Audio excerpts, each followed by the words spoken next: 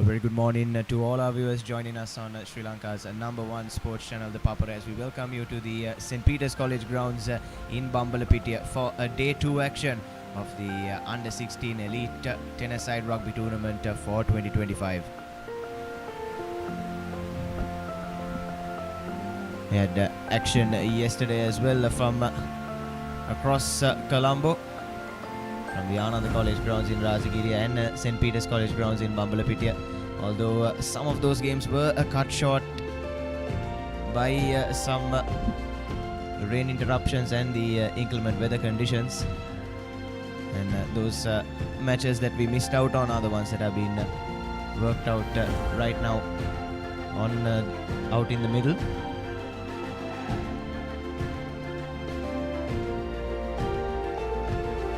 And today we'll see all 32 teams participating, been separated into the three segments: the cup, shield and the bowl.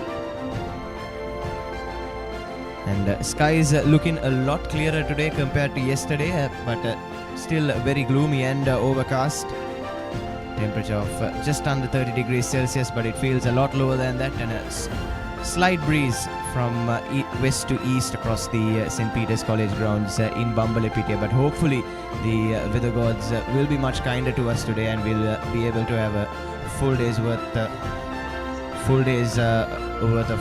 of play. And as I said, folks, matches that we did miss out on yesterday due to the inclement weather are the ones that have been worked out at the moment, and we're waiting for confirmation on exactly who has taken up their places in the cup, shield and the bowl.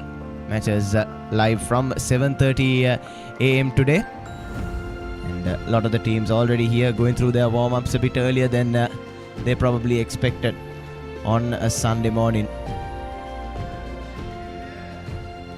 You see some of the teams watching on as well.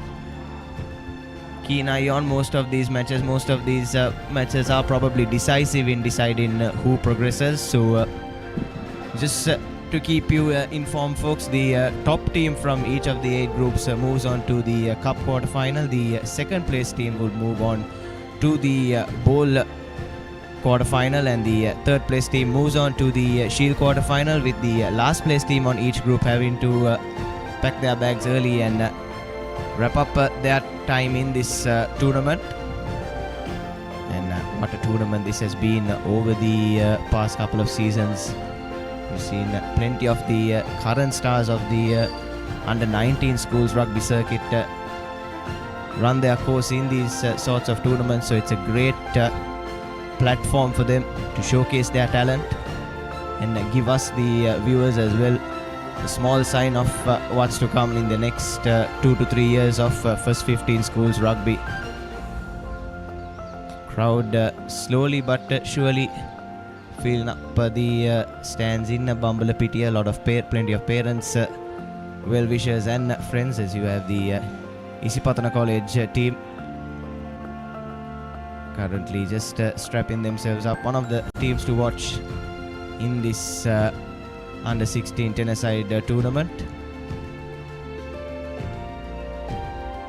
More teams all just going through their motions before we can have the day 2's play underway. As I was saying a few moments ago, currently it is still the day 1's play that is being worked out on the pitch, as we await confirmation for exactly who has taken their place in the second round.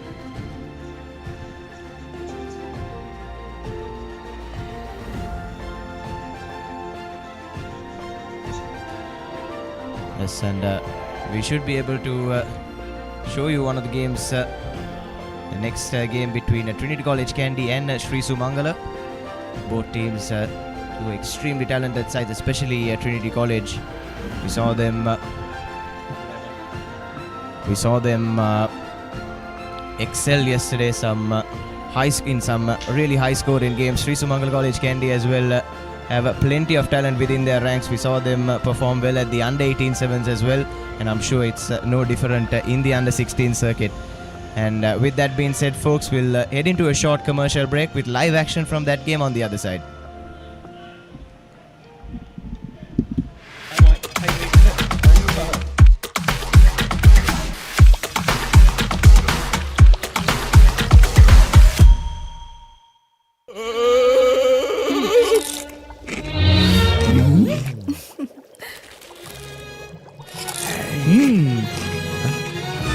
උස්වත්ත පවුලින් හඳුන්වා දෙන රසයක් බැయ్య Chirpy chips රිදෙන්න දැනෙන රස. 8 teams gather together for one epic T20 battle. The Asia Cup 2025 live from the UAE. From 9th to 28th September. Catch every thrilling moment of the action on Dialogue Television's Sony Sports 10.1, 10 Cricket and Sony Sports 10.5 HD.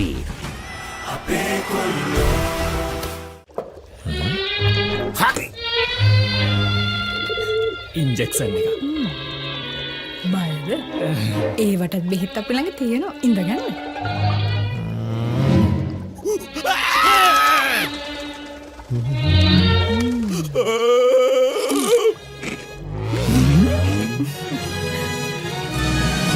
උස්වත්ත පවුලින් හඳුන්වා දෙන රසයක් බැయ్య Chirpy chips රිදෙන්න දැනෙන රස. තව injection එකක් ගහමුද? Been over this all before.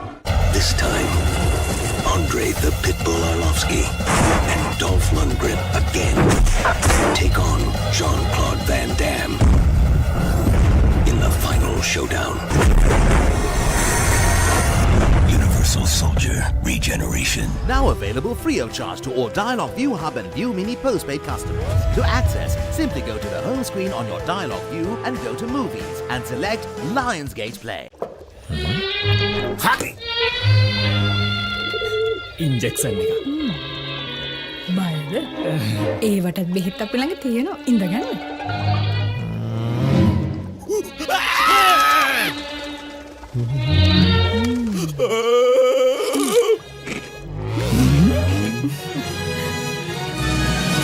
උස්වත්ත පවුලින් හඳුන්වා දෙන රසයක් බැయ్య Chirpy chips රිදෙන්න දැනෙන රස.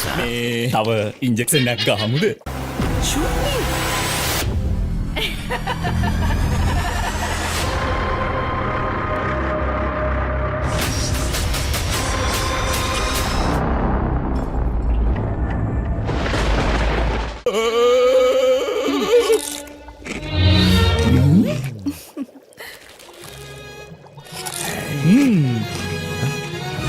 උස්වත්ත පවුලින් හඳුන්වා දෙන රසයක් බැయ్య Chirpy chips රිදෙන්න දැනෙන රස.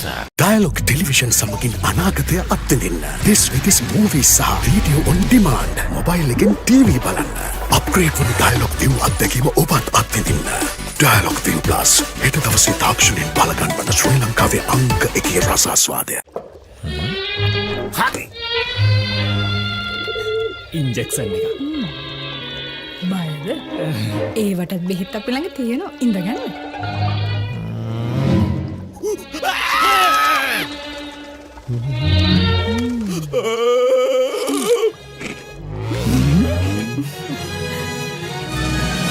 උස්වත්ත පවුලින් හඳුන්වා දෙන රසයක් බැయ్య Chirpy chips රිදෙන්න දැනෙන රස.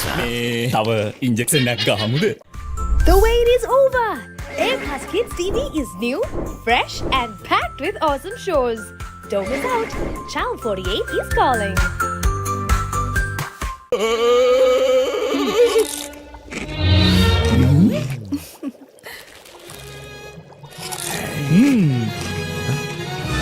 උස්වත්ත පවුලින් හඳුන්වා දෙන රසයක් බැయ్య Chirpy chips රිදෙන්න දැනෙන රස. Rex, let's go. Rex is back with new cases, We're tracking a serial killer. new chases, Rex found a body and a murder weapon. That is a good nose you got. Rex! and a new partner. I'm Mark, Special Investigations. Job partner. You are quite the officer, Rex. Hudson and Rex, season premiere August 25th on AXN.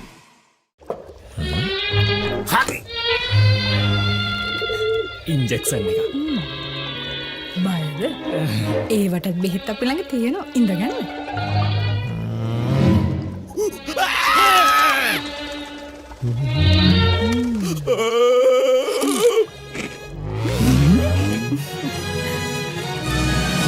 උස්වත්ත පවුලින් හඳුන්වා දෙන රස ඇබ්බැහිය Chirpy chips රිදෙන්න දැනෙන රස. තව injection එකක් ගහමුද? Dialogue television එක reload එකෙන් පවුලටම හිතේ හැටියට ටීවී බලන්න රුපියල් 798කට අලුත්ම සුපිරි රීලෝඩ් ප්ලෑන් එකක්. දෙස් විදේශ channel රසක් සමග channel 80කටත් වඩා. ඇක්ටිවේට් කිරීම රීලෝඩ් සහ My Dialog app මගින් ශ්‍රී ලංකාවේ අංක 1 ටෙලිවිෂන් රසාස්වාදය. Dialog Television.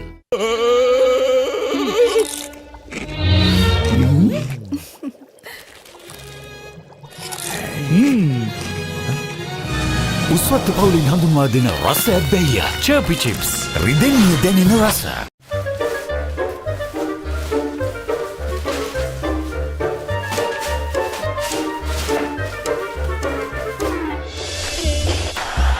Just a little bit of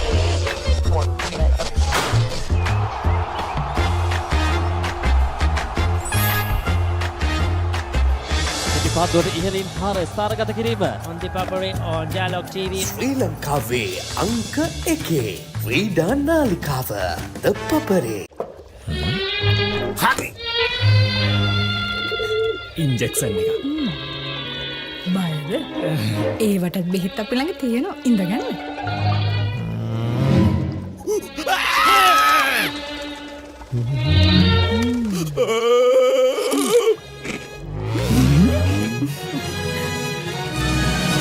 උස්වත්ත පවුලින් හඳුන්වා දෙන රස ඇබ්බැහිය Chirpy chips රිදෙන්න දැනෙන රස. තව ඉන්ජෙක්ෂන් එකක් ගහමුද?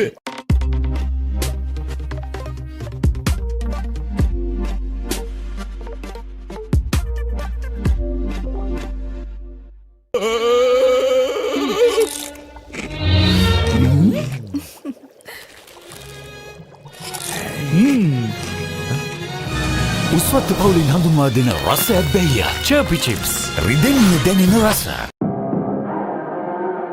As the 2025 Euro Formula season unfolds across Europe's legendary circuits, Yvonne David is not just racing, he's chasing a dream, carrying the Sri Lankan flag. Catch all the live action from the Euro Formula Open on Sri Lanka's #1 sports channel, the Papare 1 HD, Dialog TV channel number 126, Dialog View app and thepapare.com. හරි. Injection එක. බයද? ඒවටත් බෙහෙත් අපි ළඟ තියෙනවා ඉඳගන්න.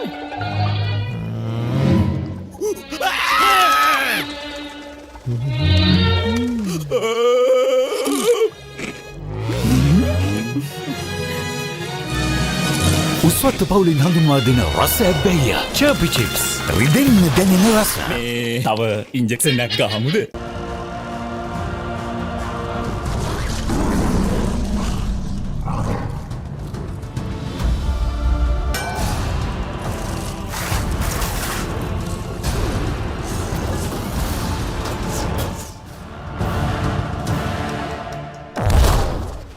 Now available free of charge to all Dialog View Hub and View Mini postpaid customers. To access, simply go to the home screen on your Dialog View and go to Movies and select Lionsgate Play.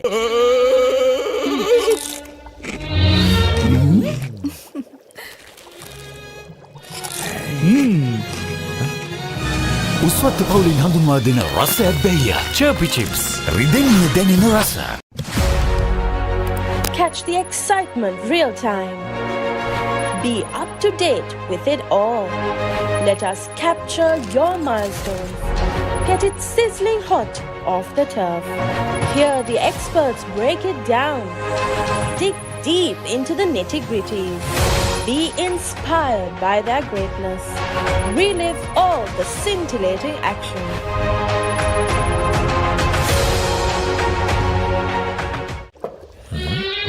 හරි.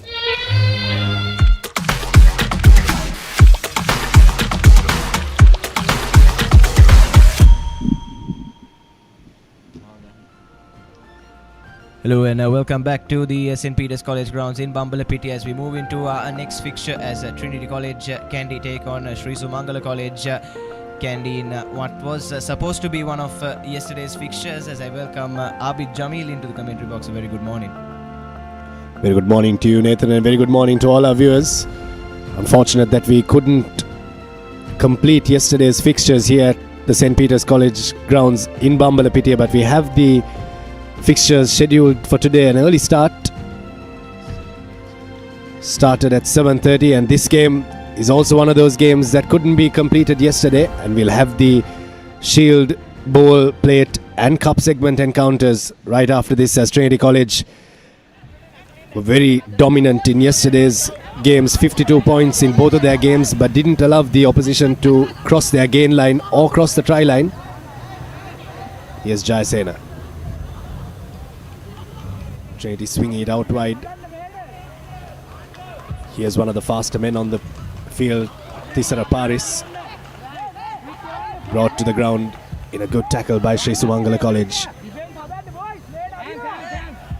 Swung out wide, draw and pass. Here's some space opening up out wide for Trinity College. Pass goes into Rajanayake. Scored a couple of tries yesterday, Rajanayake. The Sri Sumangala College line is definitely offside there. Advantage should be coming their way, but no arm from the referee, as Trinity College offload it into the hands of Paris, who will get the first try of the day for Trinity College Candy. Nothing fancy there, Nathan, just slick hands down the line and using the gap out wide.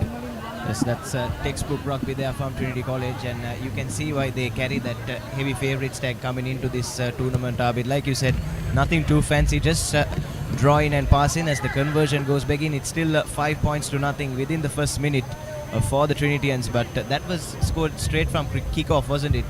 Managed to keep ball at hand as well, which is crucial, especially in these shorter games of rugby.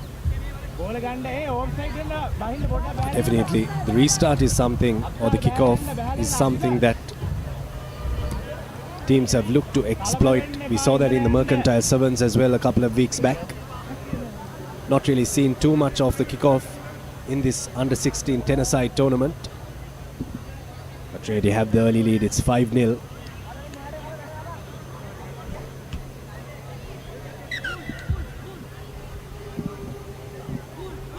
Abdul Malik restarts proceedings. A good kick, very contestable, and Trinity have knocked it back towards their side, but there is a knock-on from Sri Sumangala College. Not too sure why advantage was not played there, but Trinity have the put into the scrum. Yes, you were talking about exploiting the restarts, weren't you, Abhi? Then that's exactly what Trinity have done, albeit through a Sri Sumangala error. So you see there, just losing it forward, trying to contest for the ball, and first set piece in favour of Trinity College. Yes, Malik cuts it out. Has a support on the outside. Does the number 8, doesn't need it. Runs round the Sri Sumangala defence. Does Punchiheva, who touches down right under the sticks for Trinity College's second try, and they're making it look all too easy, aren't they, Abid? Well, a gaping hole there in the defence of the Sri Sumangala College players. Conversion is successful. 12-0 early dose for Trinity College, and they look like they're set to score another half century. Scoring at a rapid rate, but have a look at that try. Nothing fancy there, but there was a huge gap there between the centre and the wing three-quarter. There were men out wide for Punchiheva as well, so it put a doubt in the mind of the defenders as Trinity scored their second try, with just 3.5 minutes gone on our clock. Yes, and yet again a good restart from Abdul Malik. Managed to bring the gain line up to about 5 or 6 meters out of the Sri Sumangala red zone. It's Sri Sumangala with the feed into the line out.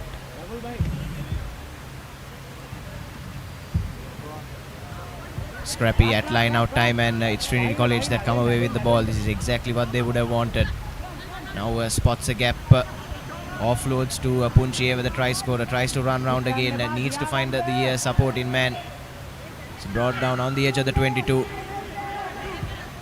and Trinity College come away with the penalty as well. Takes it quickly out to Malik. Spots that gap in the defense once again. This time looks for his options. Does Punchiheva, but has the ball knocked right out of his hand. And Trinity College are pushed back a few meters. Here they come again through Evin Jayasena. In Jayasena pumping his legs. Brings Trinity into the red zone. Have a space and the numbers out wide. Do Trinity College need to find them? steps inside, needs to get that offload in. Lovely offload to Jehan Bandaranaike, and Jehan Bandaranaike will go over for the third try for Trinity College. That's another try of beauty, isn't it, Abid? And a good cutout pass there from Abdul Malik. Fox the defense for a second there, but that was a fantastic offload coming in into the hands of Jehan Bandaranaike. Conversion doesn't go through. 17 points to nil now. As we have a look at the replay of that try, very good offload coming in from Gangul Vikramasinghe. Was held up for a second there, Bandaranaike, but did well enough to roll over and score the third try for Trinity College. Now changing the point of attack in the kickoff. 17 points to nil now. Here's Trinity now through Malik. Good spot tackle coming in there from Sri Sumangala College. Vidyartha. Now Trinity through the try scorer. Getting closer to the 22-meter mark now, Trinity. Jayasena comes off the back door and gives it to Punjiheva. Swung out wide to Gunaratna, who steps past the first tackle, has support but doesn't really need the support.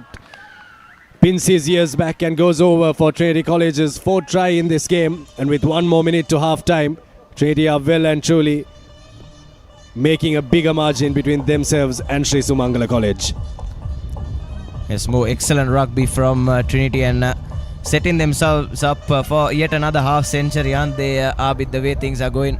Already 22 points on the board, still about a minute left to play in this first half and the entire second half to come. But Sri Sumangala really need to fix up their defense, don't they? There's some gaping holes, especially on that left-hand side flank for them. And what's worrying is it's been nearly an entire half of rugby and they haven't seen any sort of possession of the ball. And there once again spills it cold straight from kickoff. So it'll be Trinity College with a scrum just outside 5 meters. And a chance to potentially add a fifth try before the first 7 minutes. Fantastic restart there once again from Abdul Malik. Changing tactics, which always puts the doubt in the mind of the opposition.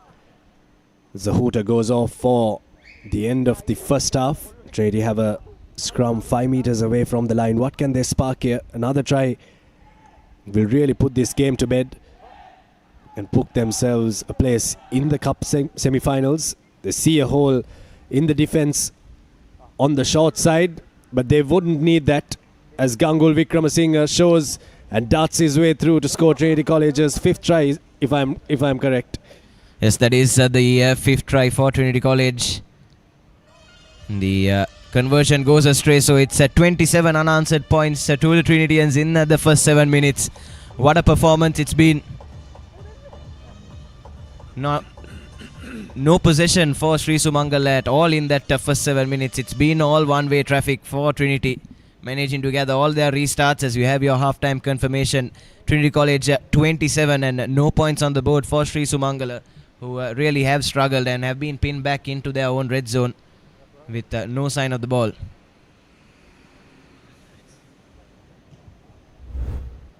So we take a look at the first half highlights. That was straight from kickoff as Paris ran round the left-hand side for the first try for Trinity College, and then this try as well. More textbook rugby from Trinity, helped out by some gaping holes in the defense of Sri Sumangala.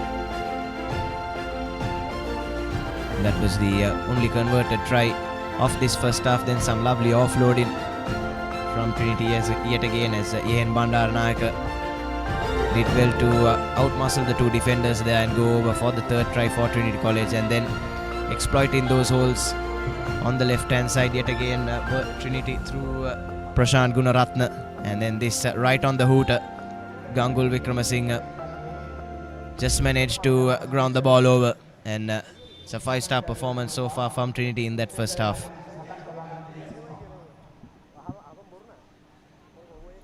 Substitutions coming in for Trinity College. It's going to be a long day, Nathan. Generally the second day of these tournaments, if you are a lucky team and you have performed well, you'll probably have 4 games. But if Trinity do perform well enough, they'll have 5 games because they're playing this one extra game. So it's important that substitutions come in. I'm pretty sure for all those teams that are to play 5 games or 4 games, it'll be important to get fresh legs in and keep the engine rolling for their teams as Saven Vijayakon kicks it off. Yes, certainly, Abid. We've seen many good teams sort of crumble towards the latter stages of some tournaments due to a lack of strength off the bench, but I don't think that would be too much of a problem for these teams, considering most of the traditional under-16 fixtures are played with 15 aside, so they do have 5 first-choice players, if I may say so, on their benches. But just like you said, conserving your best talent for the more important games is something that the think tanks need to put their thinking caps on and do. And there was a chip into absolutely no man's land from Sri Sumangala. And now Trinity College have an extra man out on the left-hand side. That's Tevin Alutgedara is bundled into touch there. It's a brilliant effort from Akila Sirivardhana for Sri Sumangala. Looked like it was going to be the 6th try for Trinity, but Sri Sumangala pulling up their socks in defence. Real nothing kick there from Sri Sumangala College. Living on the edge there with that clearance kick.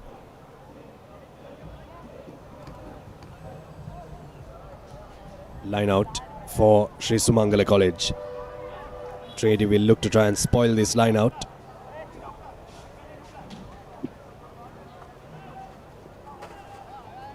Mudita Piris to throw it into the line out. It's important that Sri Sumangala College exit cleanly from this position. Line out secured, but the throw is crooked. Trinity have the option of the line out or the scrum. And unfortunate for Sri Sumangala College there.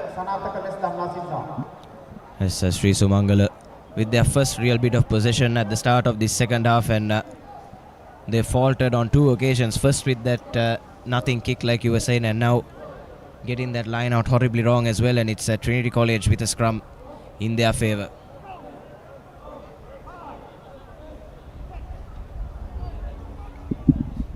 Here's Vijayakon. Set move play from Trinity College. Oh, that was a thing of beauty, but the pass was marginally forward.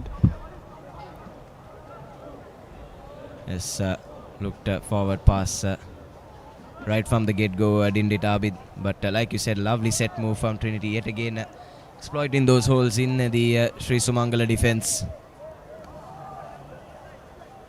And another opportunity for Sri Sumangala to exit and try and get into Trinity's half for the first time this game.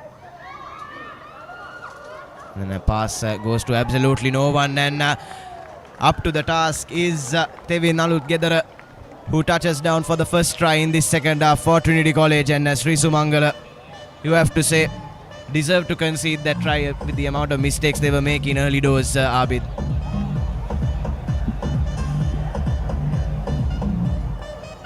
Conversion from Trinity College not successful, so it will remain 32 points to nil.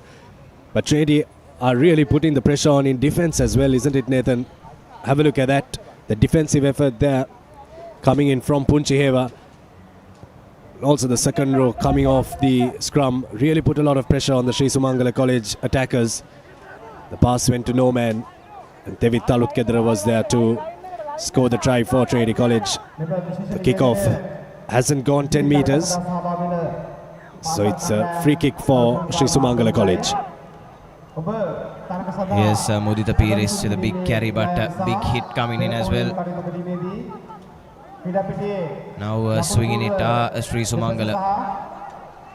Lovely backhanded offload there by Kodituwakku.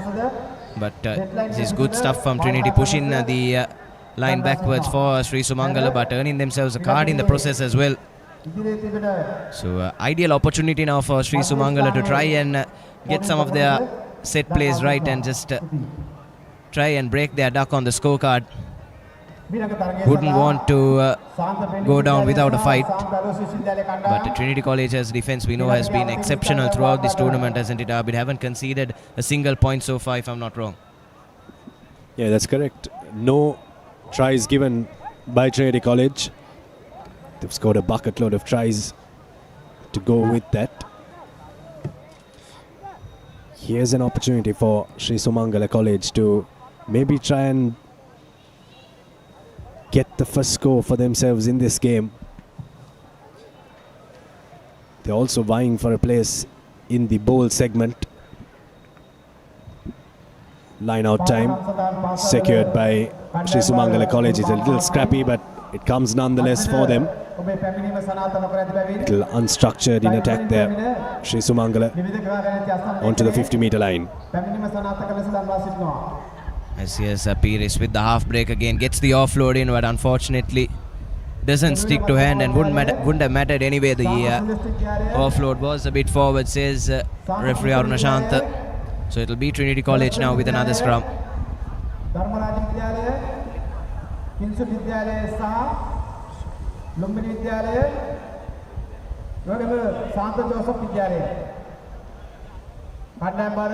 So Trinity College now, a minute or so left on the clock. An opportunity for them if they score now to try and get close to a third half century.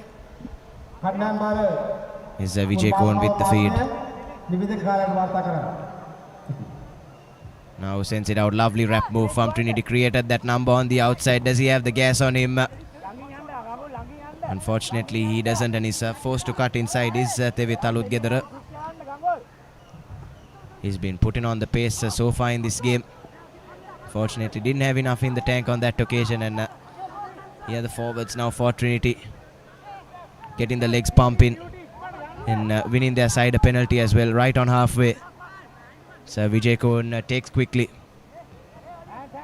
gives it out to Gangul. Spots a half space, but unfortunately has the ball knocked straight out of his hand by Shakit Vaidyasekara. That's a good tackle from Sri Sumangala. But yet again another promising phase of play for Trinity College, and they've looked really threatening whenever they've had ball at hand in these 14 minutes.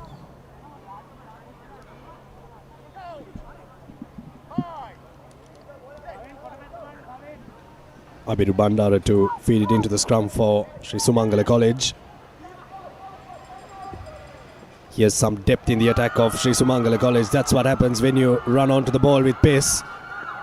Akila Sirivardhana needs to find support, but gets the offload in to the hands of a Trinity, and that was a fantastic run rather from Sirivardhana. Now Trinity running against what Sri Sumangala College had. Vijay Kohn leaves it for Gunaratna, the try scorer. Now here's Trinity with ball in hand. Jamil sends it out wide.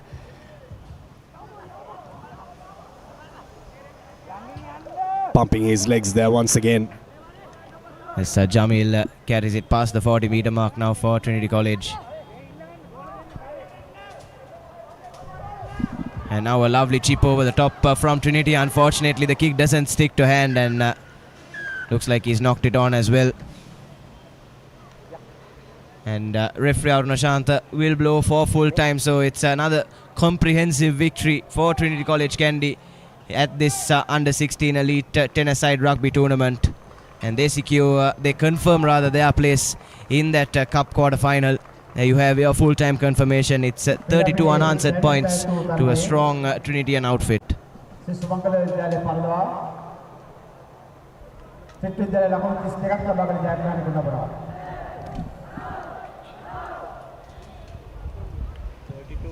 And we'll move on to our next fixture. So we take a look at the second half highlights. That was the try for Alok Gedara. Was aware to the lapses from Sri Sumangala. And that was the solitary try in that second half for the Trinitians.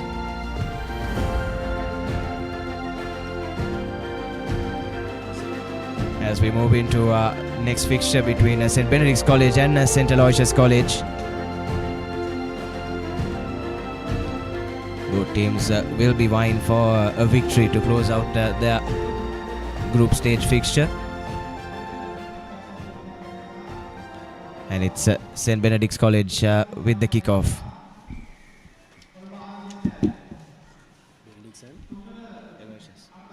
Kickoff is collected cleanly there, and straight away has options, but trying to go by himself is Binuka for St. Aloysius. Finally get the ball out of that ruck, and now St. Aloysius going from right to left.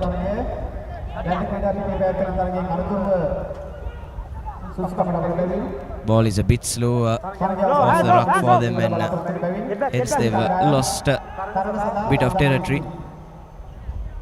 St. Benedict's rushing up in defense and just pinning back St. Aloysius in their own 22 now. This is good effort in defense from the Benedictines.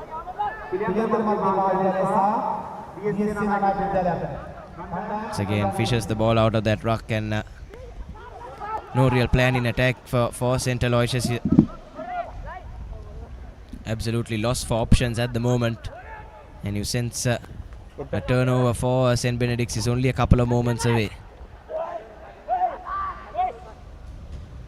Here's another big carry though, managing to keep ball at hand for this first couple of minutes. Now swinging it from left to right. They have it in them to put the foot on the gas. Has a bit of space there, but that's a brilliant defensive effort coming in from St. Benedict's.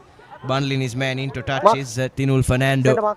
And like I was saying, you sensed it was only a few moments away before St. Benedict's managed that turnover and managed to win back the ball and have their chance to launch an attack. 10 back. 10 back. Okay, 10 back, 10 back. 10 back. 10 back. 10 back. Okay. St. Benedict's College losing both their games yesterday, 12 points to nil against Sri Sumangala College and 52 points to nil against Trinity College. St. Aloysius as well suffered a 52-0 defeat against Trinity College and a loss against Sri Sumangala College. So both these teams 10 back, 10 back. Not 10 meter. will not want to finish last on their table, and they're playing for some bragging rights here. Here's St. Benedict's College. They go on the short side, and that's a try for Kavisha Ranwalage. Gets the first score of this game for St. Benedict's College. They were camped in on this side of the pitch, Nathan, and they deserve that try. Yes, certainly Abid. St. Aloysius seems to have lost the plot in attack and in defense as well. And St. Benedict's College there to capitalize. And the first try coming through Kavisha Ranwal again. Like you were saying, both these teams fighting to keep their place in the tournament, isn't it? The fourth place team from each of the groups will have to make an early exit from this tournament. So fighting for their place in the Shield segment are St. Benedict's and St. Aloysius, and it's advantage St. Benedict's in the first 3 minutes. You have a replay of the try. Just some patient rugby from the Benedictines. Force the turnover and working the ball around inside St. Aloysius's 22. And you sense that that try was coming, and it finally did in the form of Ranwalage. Here's a restart from St. Benedict's. Let bounce by St. Aloysius College, and there's a slight knock on there. St. Benedict's have snatched the ball up, so they can continue and their play advantage. No, hands off, hands off, hands off. Going into the 22 now. Roll away. No, no, hands off. Being patient with attack there. And going off his feet, there was a player from St. Aloysius College, a try scorer Ranwalage. Seems to be the real live wire in this St. Benedict's College team. Here's a barging run coming through, and that's going to be another try for St. Benedict's College coming through Galapatti. 10 points to nil now. And St. Aloysius College will only have themselves to blame for the mistakes. Yes, continue to falter in defense. Do St. Aloysius, and St. Benedict's there to pounce on the second occasion. through Senanayake Patti. The barge-in run through as the conversion goes astray. It's 10 points to nothing in favour of St. Benedict's College. Just under 5 minutes on our clocks in this first half. Take a look at the replay there. Just bumping off 3 defenders before going through was Galapatti. Behind the kicker. He's a burly lad. He's making full use of his physical advantage. This time the restart collected well by St. Aloysius. Looking to get out of their own half, but a good spot tackle coming in there from the try scorer, Galapatti once again. Yes, St. Aloysius with ball in hand, taking it to contact there. Tesandu spreading the ball out in their own 22 there. St. Aloysius College, no real depth in their attack, but now they spot a slight gap on the short side through Mahadura. Now they go out of the 22. The hooter has sounded for the end of the first half. Can St. Aloysius College spark something for themselves and maybe get a try before going into lemons? Good defense coming in from St. Benedict's.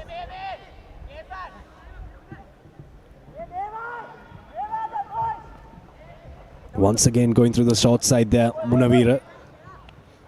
Another good tackle coming in from Galapatti.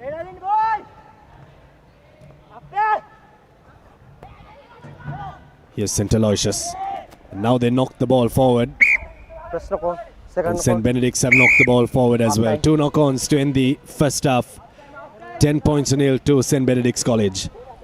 Yes, has been a good performance from St. Benedict's, but a lot of that has to do with the fact that St. Aloysius have looked a bit out of depth in this first half, both in attack and in defense. As you have your half-time confirmation, it's 2 scores to St. Benedict's, and St. Aloysius have really failed to come out of their own 22. So we have a look at the replays. Tries coming through Ranvalage and Galapatti. There was Ranvalage. Spotted the gap, and Galapatti didn't need a gap. Had enough power in him to barge through the last men in defense for St. Aloysius.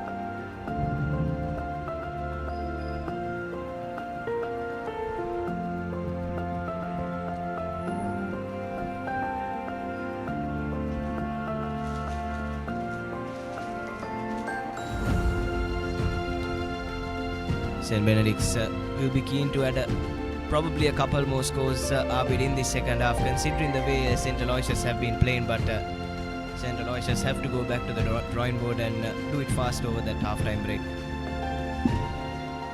Well, it's all or nothing for St. Aloysius. If they lose this game, they'll be knocked out of the tournament.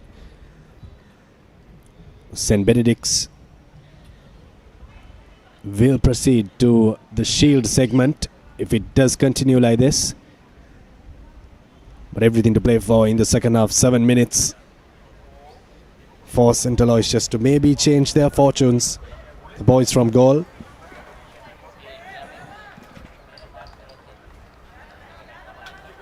Yes, they'll certainly be hoping so. Hands, ball in the hands of Tusula Mahadura. And they'll need a good kick-off.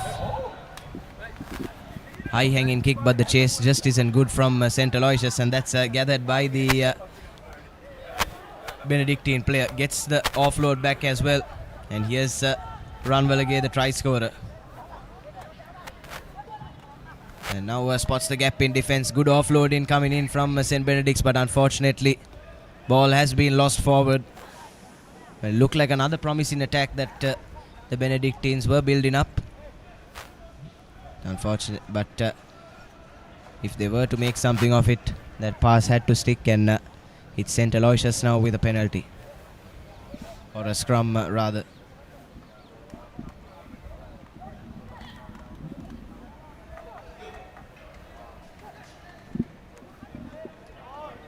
Mahadura to feed it into the scrum. What do St. Aloysius have in their armory in this second half? Not much by the looks of things. That's a knock-on. Good defense coming in from St. Benedict's College. Now the try scorer swings it out wide to the new man on the park. Good defense coming in from St. Aloysius as well. The defense has been holding up pretty well, Nathan, but with ball in hand, they haven't had the depth and they haven't been able to penetrate the Benedictine defense. Yes, certainly RB. They've faltered in attack. They've just looked a bit one-dimensional, haven't they? And they've made it all too easy for St. Benedict's College to defend them.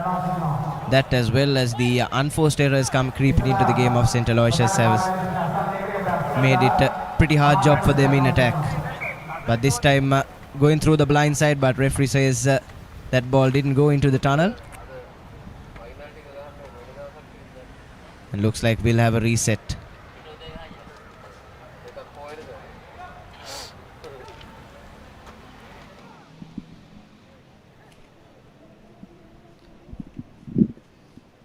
Scrum for St. Aloysius, running across the field there. Someone needs to straighten up for St. Aloysius. Advantage coming their way as well. So an opportunity now with still 4 minutes left on the clock for St. Aloysius to try and pull one back, but that's a good spot tackle coming in from Ranvalage. Like you said, he looks like one of the key pillars in this St. Benedict's College outfit, doesn't he?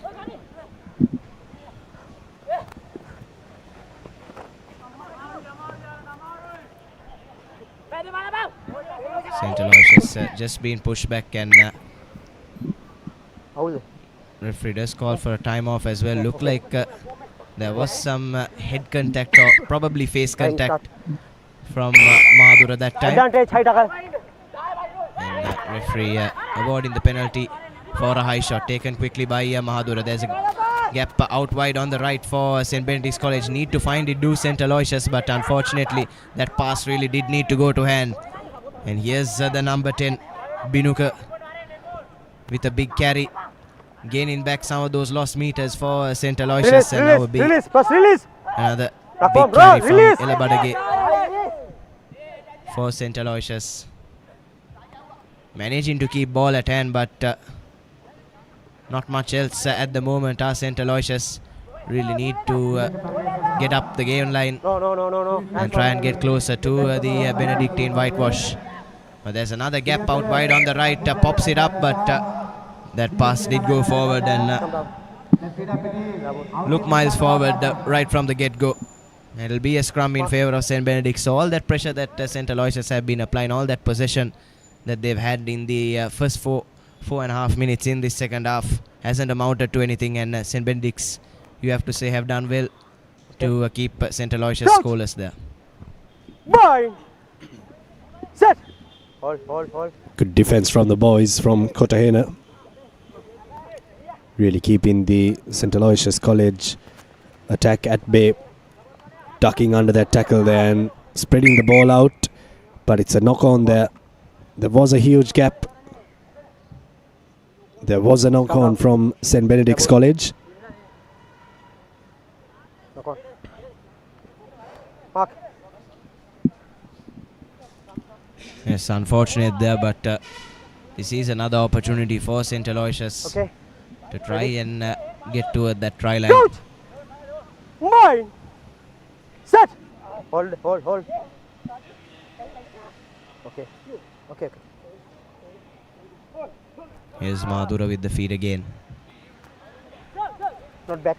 Has dropped that ball, but backwards says the referee, and now puts a step on, but he's running laterally. The number 9 for St. Aloysius.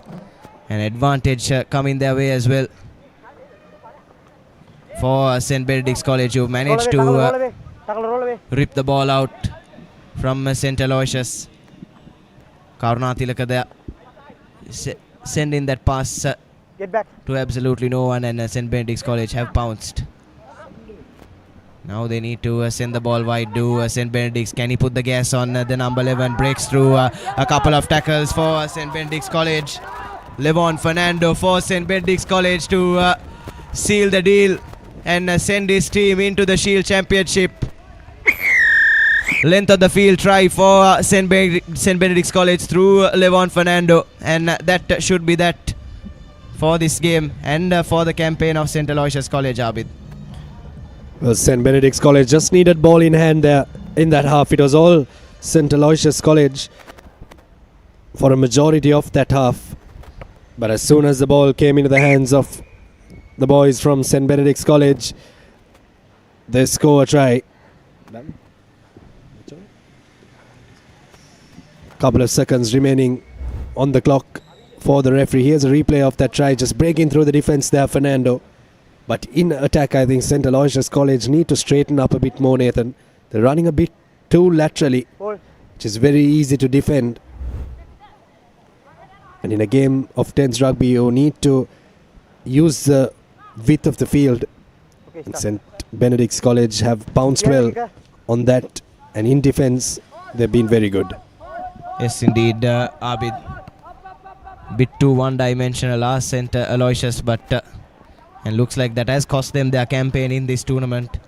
3 defeats means that they'll see an early exit. St. Benedict's College, though, have sealed their place in the Shield segment in this group, which is topped by Trinity College, and Trinity College joined by Sri Sumangala in the bowl segment. Again, some sloppy stuff from St. Aloysius, and the referee blows for full time. So St. Benedict's College with a 17-0 victory over St. Aloysius, and they seal their place in the Shield Championship.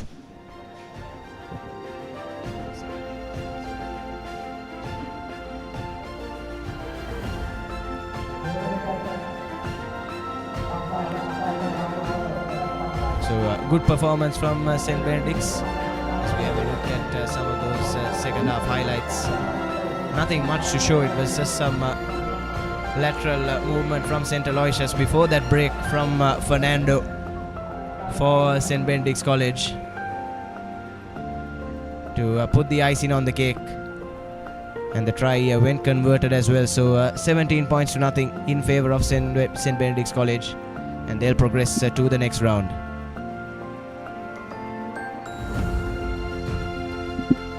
Next game coming your way, Piliyandala Central College taking on DS Senanayake College. Important game for both teams in the context of this tournament.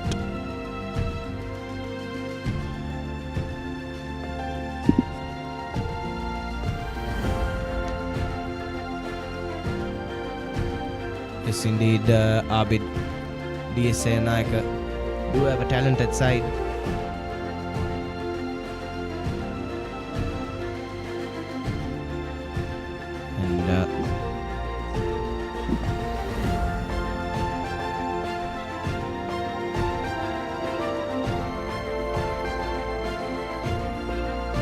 Shield quarterfinal action coming your way. This is the first one of those 4 quarterfinals. DS Senanayake College in their gold and black strip, Piliyandala Central in their yellow, red and blue strip. Yes, so technically our first game of the day, isn't it, Abid? All the games we've had so far have been the remaining fixtures from yesterday. And we move into the knockout segment of this tournament. Day 2 action, finals day action, as Piliyandala Central take on DS Senanayake College.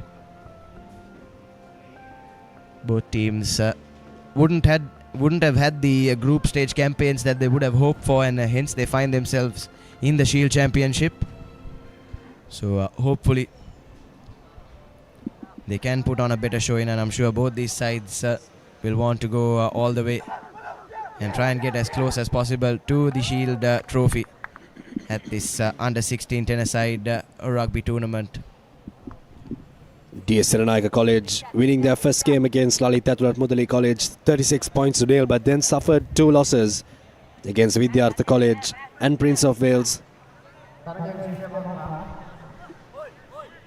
As for Piliyandala Central, they suffered a loss against Science College 43-0 and a victory against Richmond College 12 points to 5, securing them a place in this Shield segment. to be a tightly contested one. This is where the teams from both the grounds from yesterday will play each other. These two teams played here at the St. Peter's College grounds in Bambalapitiya. And this is second day action coming your way on the Papare. Here at the under-16 tennis-side tournament, it's the Shield quarterfinals. As Kaushika Denuwan kicks things off for DS, and that's a deep kick-off and a good kick-off, you have to say, from DS Senanayake College to kick-start things. And coming back to that topic of the grounds as well, Abid, I feel that too has a role to play, because if you played your matches yesterday at Ananda College grounds, coming to a new venue today might pose a new challenge and might be a bit different for these sides, and they might have some difficulty in adapting to the conditions here at Bambalapitiya. As that line out is slightly overthrown, but it's gathered by a DS, and now looking to draw and pass, have an extra man on the outside, but that's a brilliant spot tackle coming in from Piliyandala Central College. Still looking to go blindside. RDS has a man on the outside, has options, needs to find them, but defense is holding strong at the moment for Piliyandala Central. And now looking to go from left to right.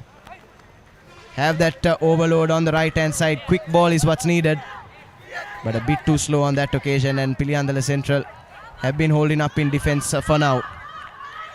But now through the left hand side once again, DS shows and goes, does the number 5, and he goes over for the first try. Mindia Silva for DS Senanayake College, and this is exactly the start that they would have wanted, Abid.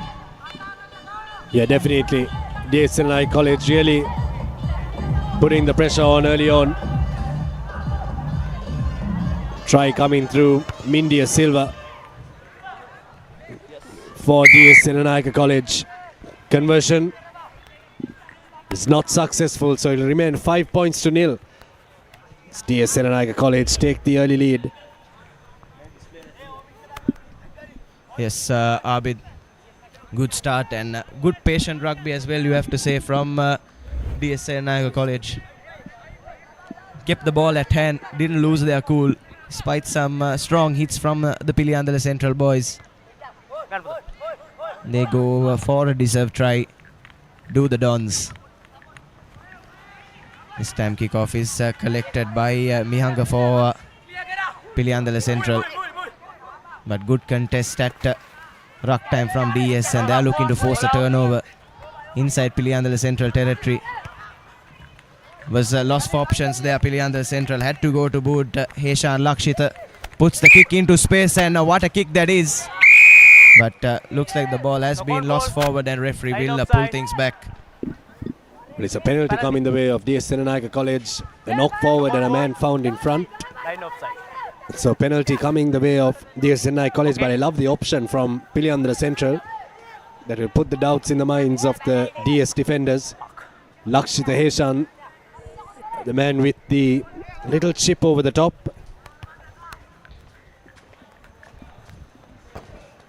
Yes, and DS have opted for touch of the penalty. And yes, Abid, the Piliyandala Central do have quite a good side. They were competing in the cup segment in Division 1 segment B of the Dialogue Schools Rugby League last season. So definitely have the potential to knock on the door of the big boys, but it's DS that have won it at line out time and won the penalty as well. Get back, 10 meters. Not 10 meters.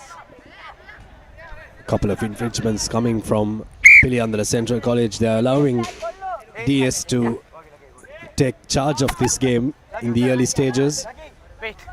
Remember, this is knockout rugby, so if either one of these teams lose this game, they'll be knocked out of the competition. The winner will proceed to the Shield semi-finals. That's the spot that they want to be in, but they have to overcome their oppositions before that. Piliyandala Central are really putting it on a platter here for DS with all the penalties, but they can make a comeback. But first, they need to defend this scrum. Wait, it's come, wait.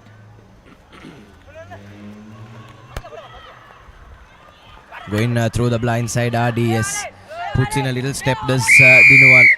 On the ball, good. And it's Piliyandala Central that have defended that well and come away with the penalty. That's good work after all the infringements they've made. It's finally a sigh of relief probably for the think tank for Piliyandala Central College. They need to exit properly here. They've opted for the scrum, interestingly. Maybe they trust their attack a bit more than their line out. They need to exit properly, or they need to at least get themselves out of the 22 here. They're skating on thin ice. Here's Piliyandala Central. Has tried to go for that wraparound move, but the DS player was there. He read that absolutely perfectly. And now holding the man up, not allowing him to get a knee to the ground, but eventually does. This is the ball carrier for Piliyandala Central College. And still trying to exit their own 5 meter. And the DS defense is caught offside, so it's an opportunity yet again for Piliyandala Central to try and launch an exit. And try and get up the other end of the field.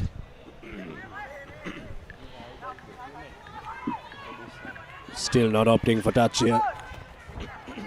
Piliyandala Central. No, okay. No con ball advantage.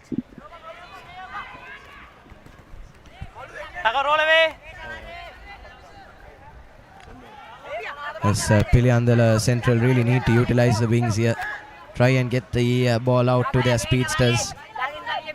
This is all that the style of rugby that they're playing right now is just running the clock down and reducing the opportunity that they have to try and pull a score back. But it's another penalty coming their way and they've taken it quickly and puts on the gas. Does Isuka Indusara for Piliyandala Central. And this is much better from them. Brings the gain line up to halfway. Now quick ball is what's needed, but just running it laterally. Not too sure what he was trying to do there. Abid ran backwards, in fact, the ball carrier for Piliyandala Central. But to spare his blushes, he has won his side the penalty eventually. Another scrum called by Piliyandala Central. This definitely has to be something from the coaching staff to not go to touch. But here's an opportunity just before Lemons. The hooter has gone off. Piliyandala Central need a try. Good defense coming in from TS Senanayake College, and they've kicked possession away here, Piliyandala. Now DS pumping their legs. Now there's space out wide. They need to run onto the ball with pace. Here's an opportunity for DS Senanayake College to get their second score. And that is the second score for DS Senanayake College. Piliyandala Central kicked away possession very cheaply there in that scrum. DS have done well to turn defense into attack. They've gone over for their second try. That will make them breathe a little easier going into the halftime break. Yes, certainly Abid. Has been a pretty poor show from Piliyandala Central so far. They've looked lost for options really in that first half. And it's DS that take a 12-0 cushion into Lemons. And looks like they already have 1 foot in the Shield semi-final. There you have your halftime confirmation. No points for Piliyandala Central and DS managing to put up 12 points on the board.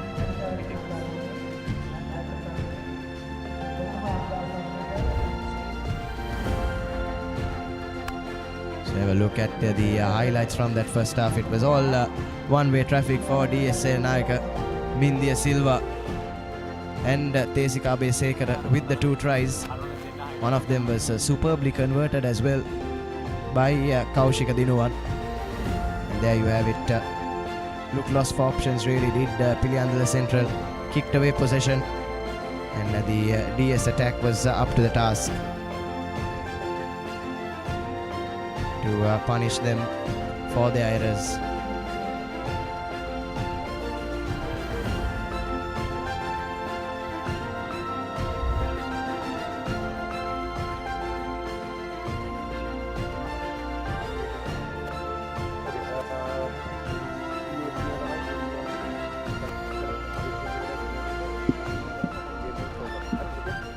12-point gap to bridge for Piliyandala Central. They need to go bang bang.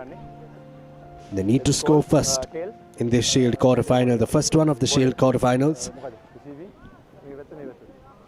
If you're in and around Colombo, do make your way to the St. Peter's College grounds in Bambalapitiya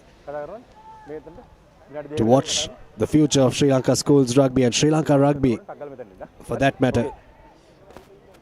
The under-16 10-a-side tournament being worked off here. Amazing opportunity for these youngsters as we restart the second half. Important second half for both these teams. Shield quarterfinals, Shield semi-final spot is what at stake. Yes, and it's DS that managed to collect the kickoff and now trying to work the ball out of their own 22. Opting to go by himself, has a couple of extra men out wide. And now that's given enough time for Piliyandala Central to get up in defense. But quick offload coming in, needs to put on a step. Goes straight into contact and manages to keep the ball as well. DS asking all the questions to start off this second half. Have an extra man, cuts right through the defense for DS, and it looks like Kaushika Dinuwan will go over for the third try for DS Senanayake College. And that's textbook rugby really from the Dons. Nothing too fancy, just keeping ball at hand, going for the spacers, and it's Dinuwan that goes over rather easily and converts his own try as well. So it's 19 points to nothing here to start out this second half. Fantastic start to the second half from DS Senanayake right off the kickoff. Like you said, nothing fancy from DS Senanayake College. As soon as they get the ball in hand, they look very fluent. And they know where the try line is. They've gotten 3 scores now. Put a bit of daylight between themselves and Piliyandala Central. Speaking of daylight, I really do hope the showers stay away today. So we have a lot of rugby action coming our way. We were fighting for our lives yesterday here at the St. Peter's College grounds, and of course yourself at the Ananda College grounds. Yes, the inclement weather making it difficult for all of us. Not just the boys out in the middle, but us up in the media rooms as well, Abid. As Piliyandala Central have won themselves a scrum. And if something's going to happen for them, it needs to happen now really. After this game, we'll be working off the remaining Shield quarterfinals. Those will be between Nugawela Central and Ananda College, St. Sylvester's College and Zahira College. So all 4 teams in action in the next 2 quarterfinals played their games yesterday at Rajgiriya. And Piliyandala Central going blindside off that scrum.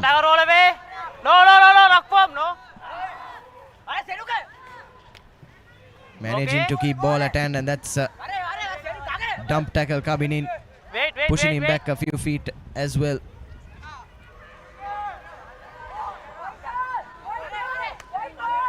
And still scrappy stuff. Ball is really loose at ruck time for Piliyandala Central. Puts in a chip kick over the top. The chase needed to be a lot better than that, and DS have come away with the ball.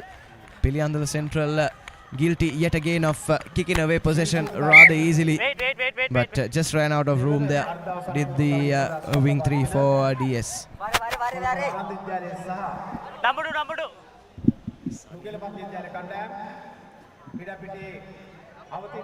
Changes coming in for DS.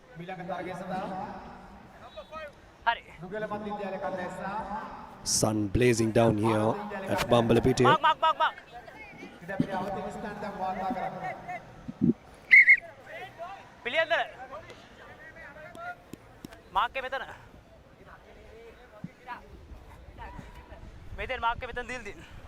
Yes, and this is much more like it, isn't it, Abid? You thought the way things were looking maybe an hour or so ago, we were set for another day of rain, but thankfully, at least for now, the weather gods have been kind. As Piliyandala Central have managed to win the ball at line out time. But still this is good pressure being applied by DS.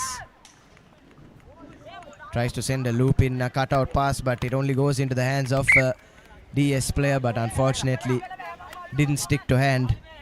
And he's knocked that ball on. But Piliyandala Central really putting it on a platter for DS at the moment. Number 9, change. 9 change. Hurry. Yes.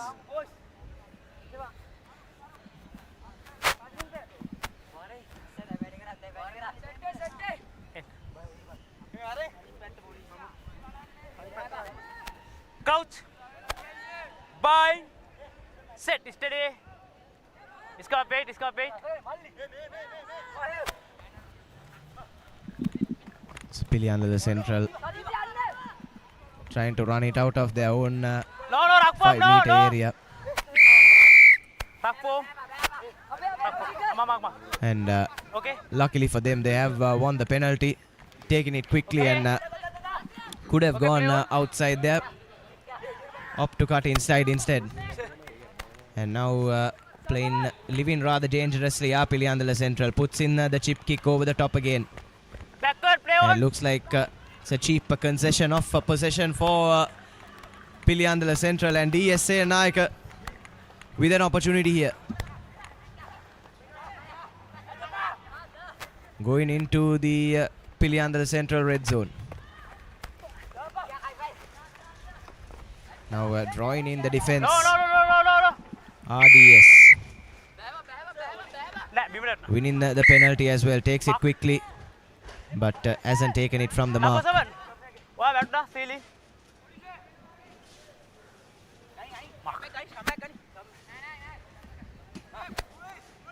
And an opportunity for DS to get a deserved fourth score, you have to say.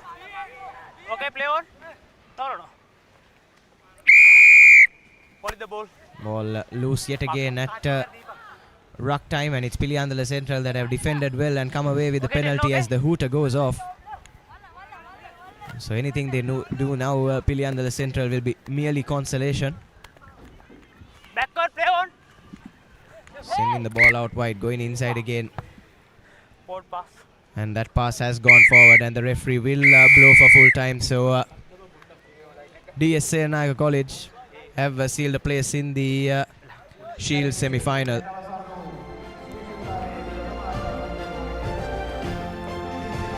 And there you have your full-time confirmation. 19 unanswered points in favor of the Dons. And their campaign lives to see another day.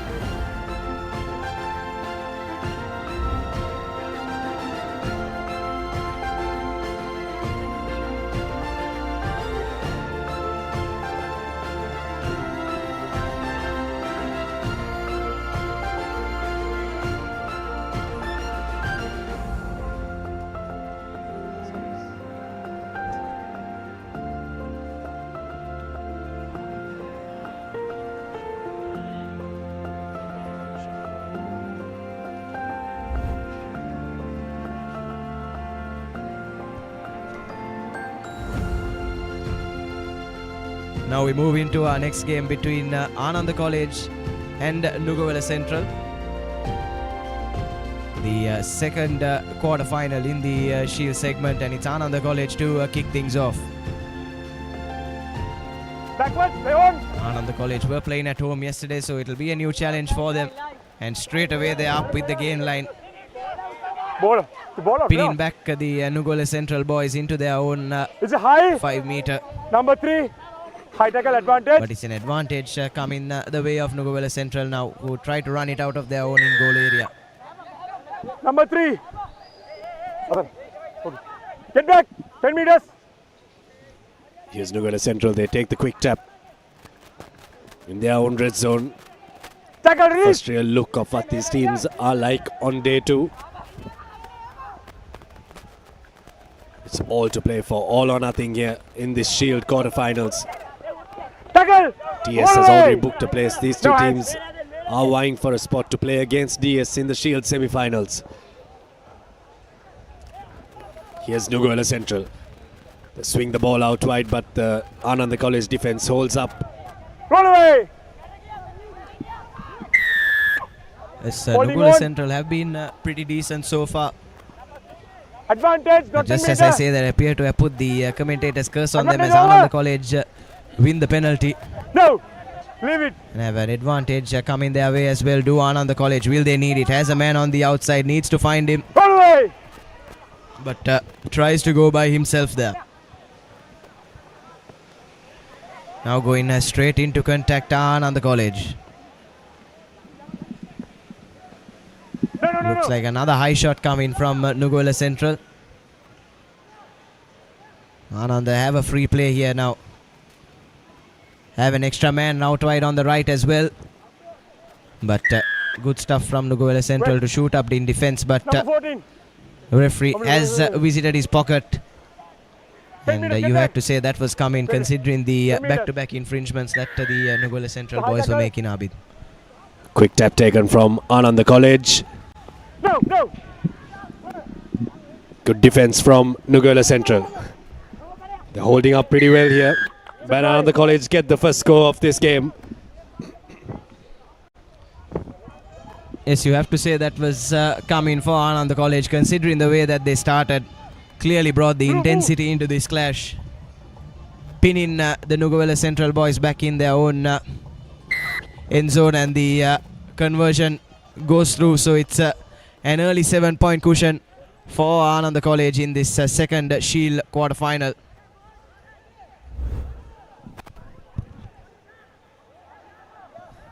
So have a look at replay of that try.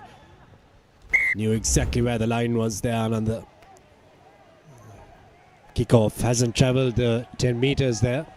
So free kick to Nugawela Central, and they seem very adamant to try and get a score. 7-0 now.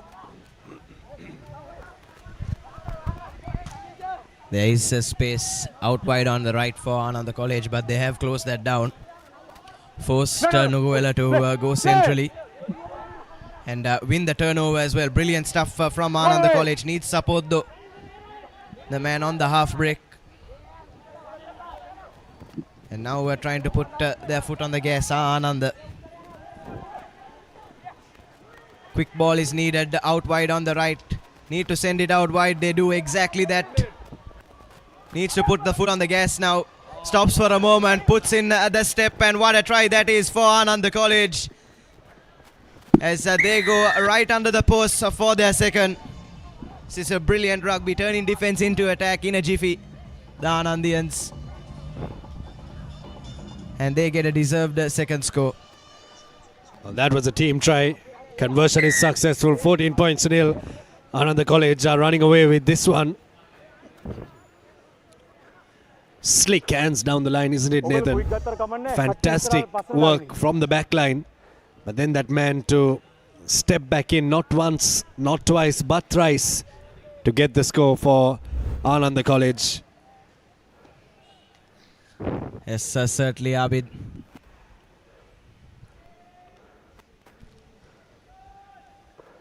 And I'm sure that DSA Senanayake team is keeping a keen eye on this quarterfinal as well. And by the looks of things, in the first 5 minutes, Ananda will give them a real run for their money when they do eventually meet in the Shield semi-final.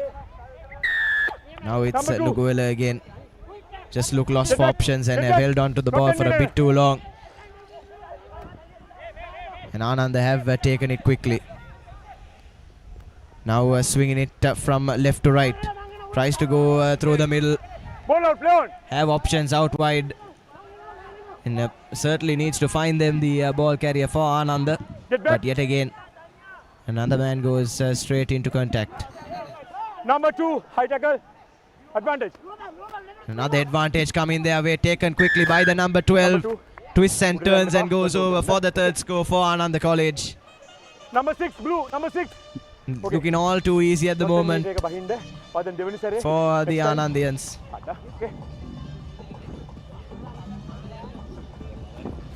Back-to-back infringements coming yet again from Nugawela Central, and the conversion is through from a tight angle. 21 points to nothing with still a minute or so left to play in the first half. But discipline letting down Nugawela Central on this occasion. Ananda College winning back-to-back penalties. It was only a matter of time before they went over for that third score. Running away with this one here, Ananda College. 3 scores already. It's the intensity at which they're playing, isn't it, Nathan? Very quick to the ruck. Very quick to pounce on loose ball. There you go once again. Off the restart, no one really put their name on it from Nugawela Central, and Ananda College now hot on attack. Yes, certainly Abid, Nugawela Central making the cardinal error of letting that restart bounce. And Ananda need to send this one wide. Drawing and passing now, spots a slight gap. Advantage. A good spot tackle from Nugawela Central. An advantage coming away as well, that Nugawela tackler needed to roll away. Now trying to pull his man out of touch. And referee will play advantage now. Get back. 10 meters. Get back. He's gone to his pocket once, Nathan. The Nugawela Central lads are inviting him to go into his pocket once again. Here's Anand, the slick hands down the line.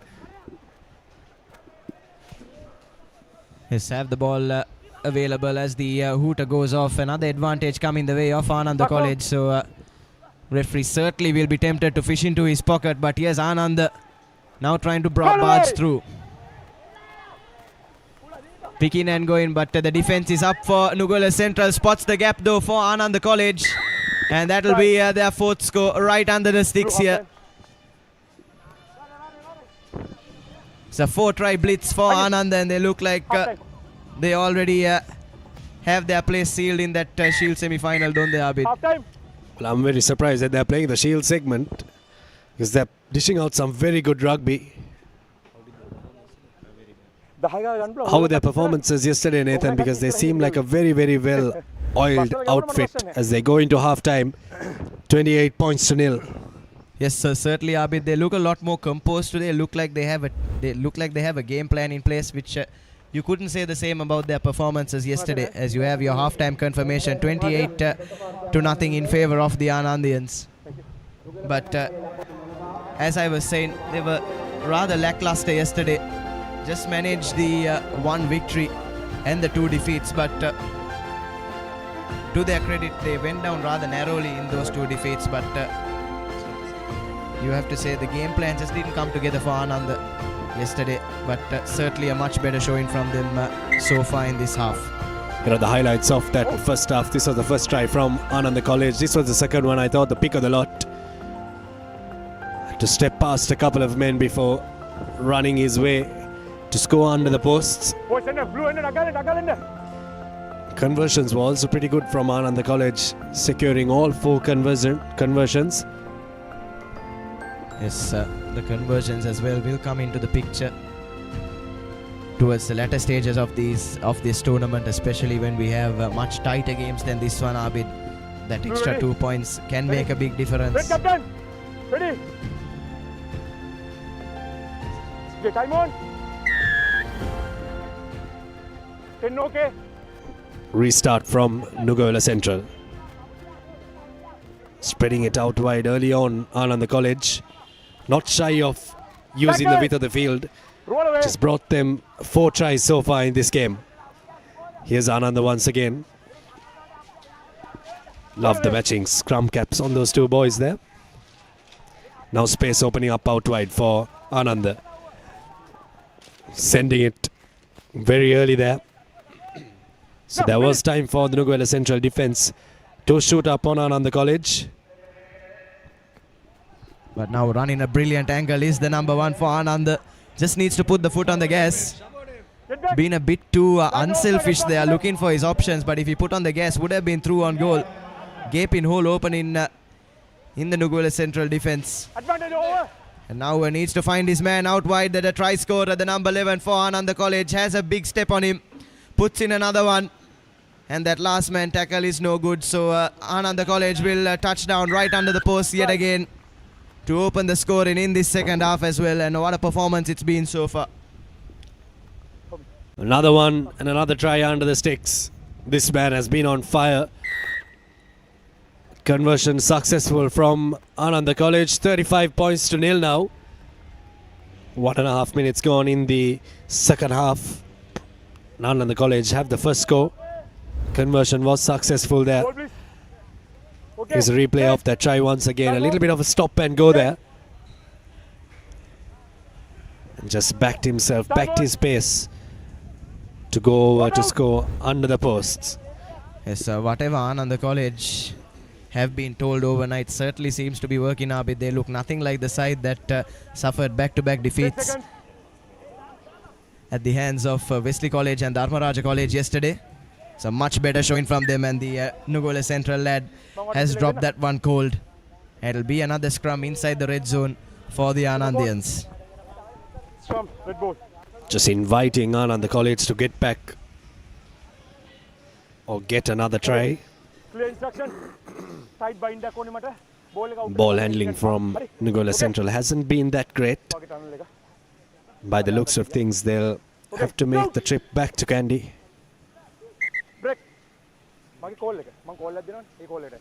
Okay. Close. Bang. Send. Hold. Blue hold. Wait. Scrum for Ananda College. Looks like a set move play. Players running angles, but they don't seem to need them because Nugawela Central are just letting the attackers go. No good defense from Nugawela Central. Here's Ananda College. They knock the ball forward. Number 7. Unfortunate there for Ananda. And a yellow card has been shown for backchat. Yes, Ananda College. Rather unfortunate there. Looked like it was a good attack that was coming together, but just lost the ball forward while trying to fish it out of that ruck. The halfback for Ananda. And they'll spend the next couple of minutes with just the 9 men on the park. And they shoot up in defense. Impressive line speed there from Ananda. Trying to win the penalty as well, and he has won the penalty. So excellent work from that man in the orange scrum cap in that number 2 jump. And can he finish off his efforts with a try? Tries to twist through, but just short, says the referee. And now sending it to the line, Ananda College. And as easy as you like it. Simple rugby from Ananda, working for them, and they go over for their 6th try. Just easy rugby for Ananda College. 40 points to nil now.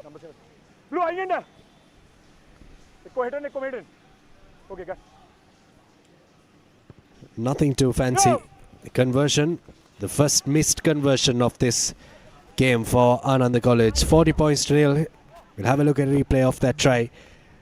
Let's have a look at the draw and pass, taking the ball right up to the defense before sending it out wide to the men who had the overlap.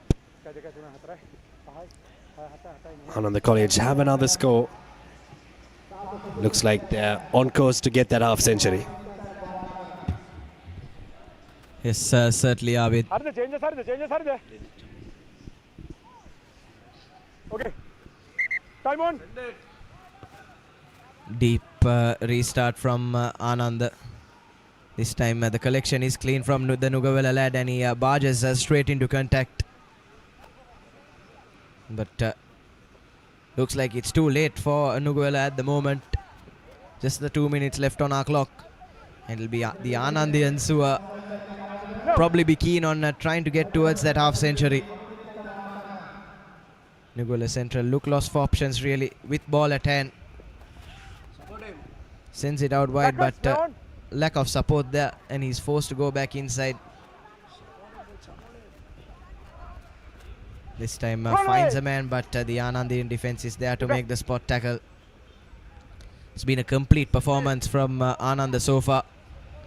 Not allowed Nugawela Central to break the first line of defense at all, and they've in fact ripped the ball on that occasion. And now here's the Anandians. Will have the Nugawela whitewash firmly in their sights. Tries to run through traffic, just the number 12.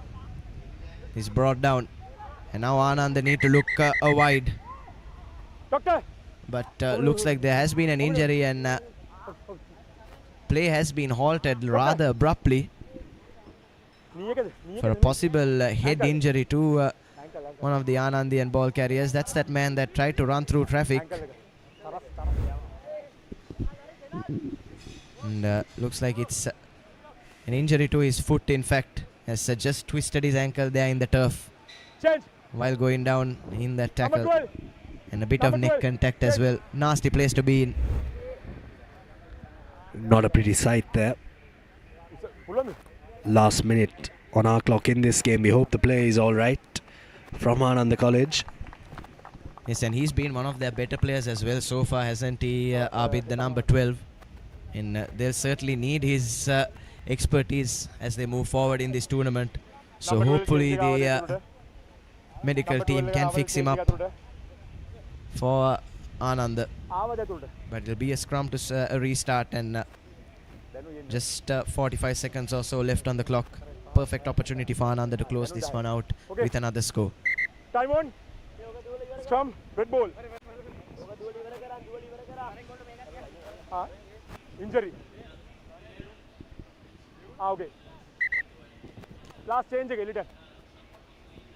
Rolling sub give it. Little. Last change kauda.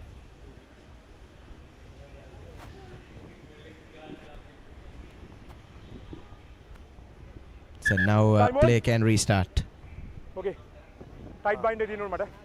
Out. Bind. Set. Hold. Ananda with the put into the scrum.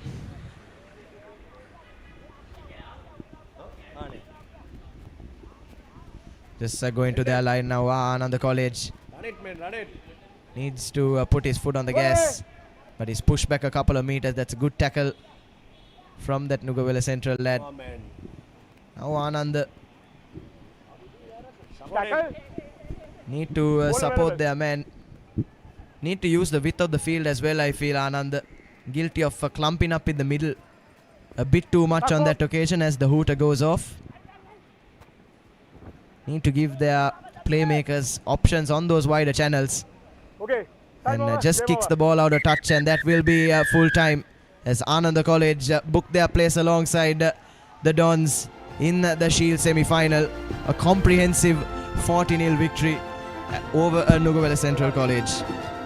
As you have your full-time confirmation, 40 unanswered points to the Anandians. And as we move into our next game between Zahira College and St. Sylvester's College, we'll have a change of voice up in the commentary box.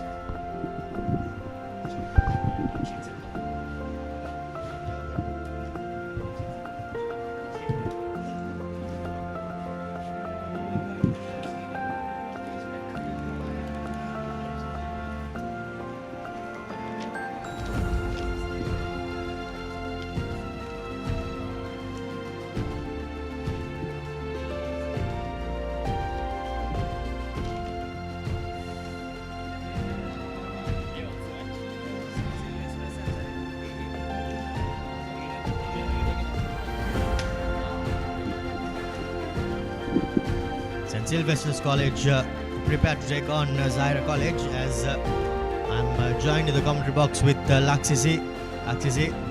Hopefully the weather will hold as the sun is beating down on us here at the St. Peter's College grounds. Good morning, Romario. Good morning to all of our viewers. Yeah, exactly. I mean, yesterday from the morning the weather was not that good. It was overcast from the morning itself, but today a lot better.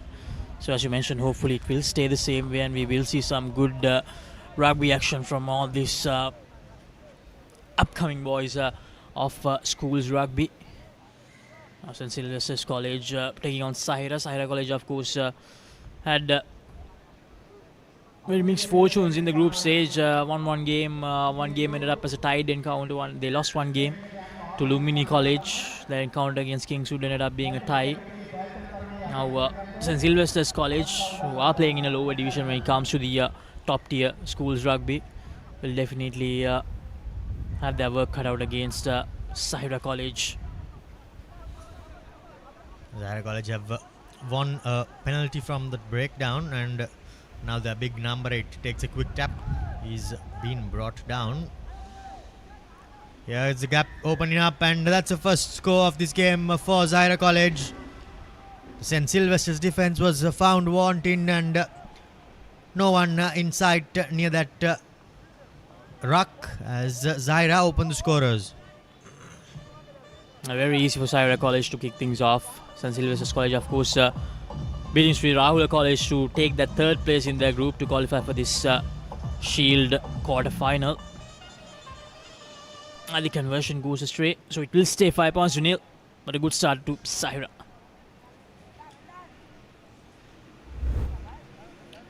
As a replay, you can see there, just close to that ruck, the defense was non-existent for St. Sylvester's, and the Zahira College player too good to miss out on that opportunity.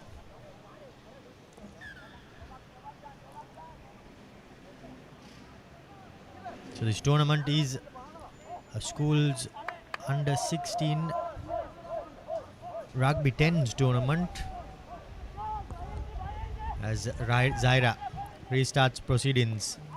Kick let bounce, and the Sylvester youngster has put his foot in touch. And these are the little mistakes that teams like St. Sylvester's do make against teams like Zahira College. Even yesterday, we saw these sort of mistakes quite a lot from the teams from the lower tiers. Now, all of this is part of the learning curve for these teams like St. Sylvester's College when they play against the big boys. It's a great experience for them.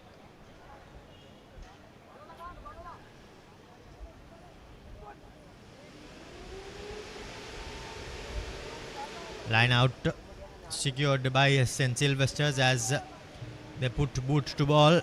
Crossfield kick. Ball just bouncing out into touch, beats everyone. So still they are not out of danger completely, are St. Sylvester's. As referee Jivaka Fonseca puts his flag up.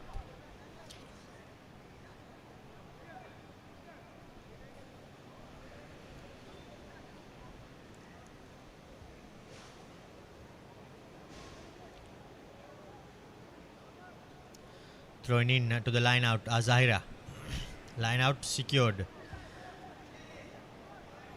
However, the referee deems that throw was not straight, and all that hard work by Zahira College players go in vain.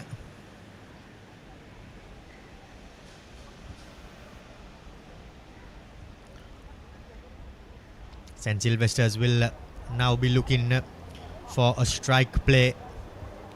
They are still just 5 points behind on the scorers, the scoreboard rather.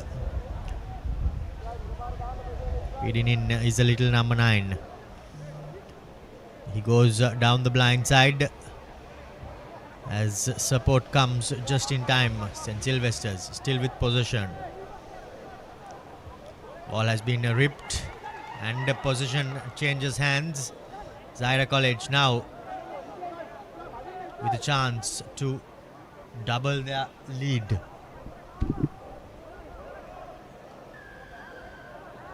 Entry, says the referee. And they call for a scrum, does the Zahira College players. So pressure being piled on St. Sylvester's, and they are unable to hold on to a position due to that pressure. And now it's Zahira College with an opportunity. All 4 backline players are formed on the right side, but the little number 9 goes on his way on the blind side. He will go all the way to touchdown, rounds it off under the posts as well. And what a lovely play there by that little number 9. He spotted the opportunity, spotted the gap, and he was too quick to be stopped, Laksisi. Zahira College going their second try. Great piece of work from the number 9 for Zahira College. Exactly what he was doing, spotted the gap to perfection, and there was no stopping him from there onwards. Should be a regulation conversion here. Yes, it is. 12 points to nil. Zahira College, so far so good for them. St. Sylvester's College just not being able to keep the ball with them. That has been the issue for them in this encounter. Brilliant, absolutely brilliant from the number 9. Managed to evade, step away from the Sylvester's number 10 quite easily and finish the job to perfection. 12 points to nil. Zahira College. You can see they are showing a lot of confidence, and it looks like St. Sylvester's College won't be able to stop them from qualifying for the Shield semi-finals. Indeed, St. Sylvester's have been unable to get out of their own half because Zahira has put them under immense pressure. Now another cross-field kick, but fumbled. However, cleaned things up, did the fullback. The referee deems that the St. Sylvester's player was not supporting his body weight.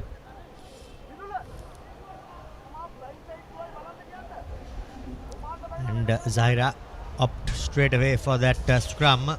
The strike play has been off that scrum.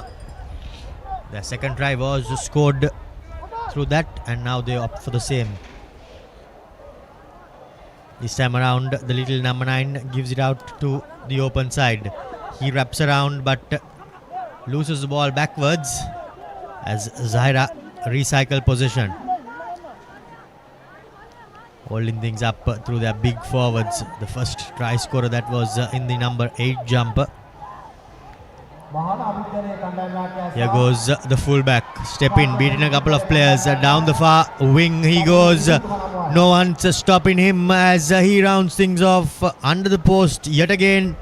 Third try as the clock time has been completed in this first half.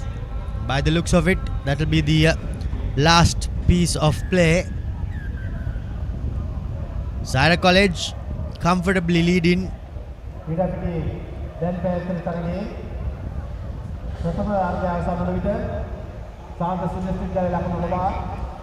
19 points to nil against St. Sylvester's.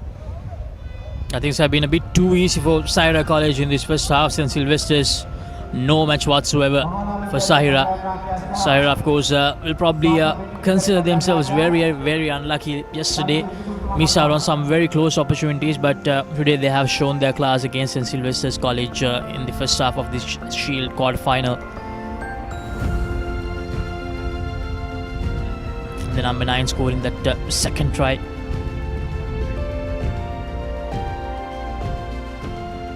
And then the number 15 managed to evade 2 tacklers on his way towards that try.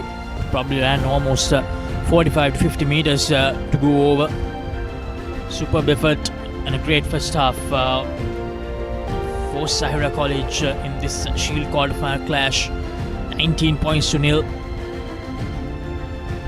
St. Sylvester's College, they need to do some serious regrouping in the second half, just before the second half, to make a case in this encounter.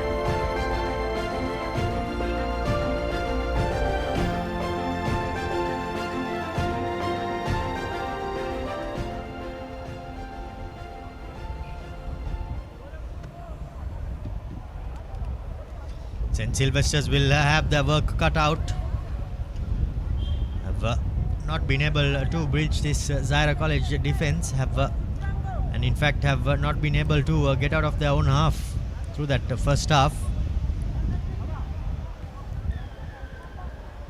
Kicking things off in the second half are St. Sylvester's.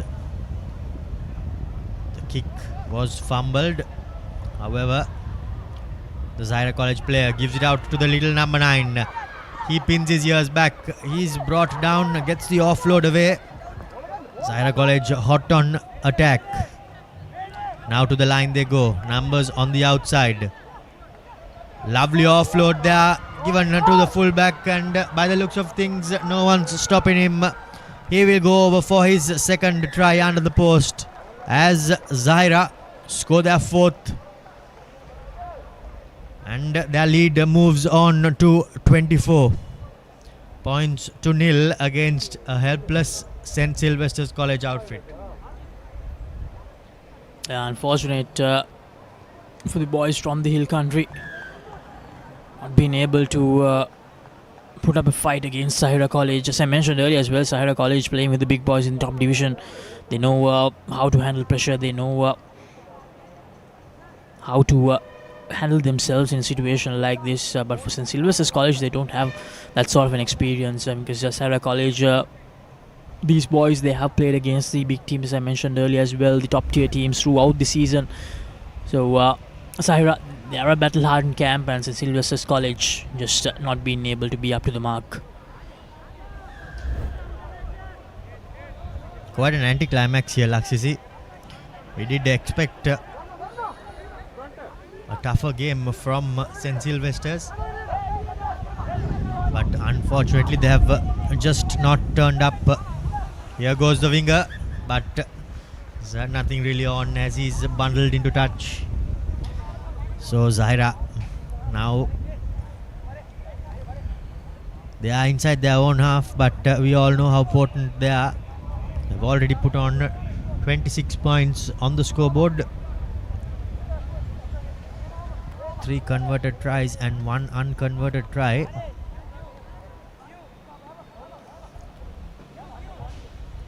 The Zahira hooker throwing in to the line out. Hits his target as St. Sylvester's though fumble. Here goes the big number 12, beating a couple of players, but he's brought down by his opposite number, and the ball has been just knocked forward as he tried to get that offload away. Good piece of defensive play there by St. Sylvester's, Laksisi, but they have a mountain to climb. St. Sylvester's getting something in their way for the first time in this game, and hopefully they can pounce on this and probably maybe try and get that first points on the board in this third Shield quarter-final. Coming up next, it's Mahanama College taking on St. Benedict's College in the fourth and final Shield quarter-final. Mahanama College, of course, had a very disappointing first day. They want to turn their fortunes around. Earlier in the day, they did manage to beat Vidyartha College, but that also by just a margin of 5 points to nil, Romario. So Mahanama College, they'll want to improve their performance quite a lot in that encounter, because St. Benedict's College, they have had some good moments throughout this tournament yesterday, so it won't be an easy ride for Mahanama.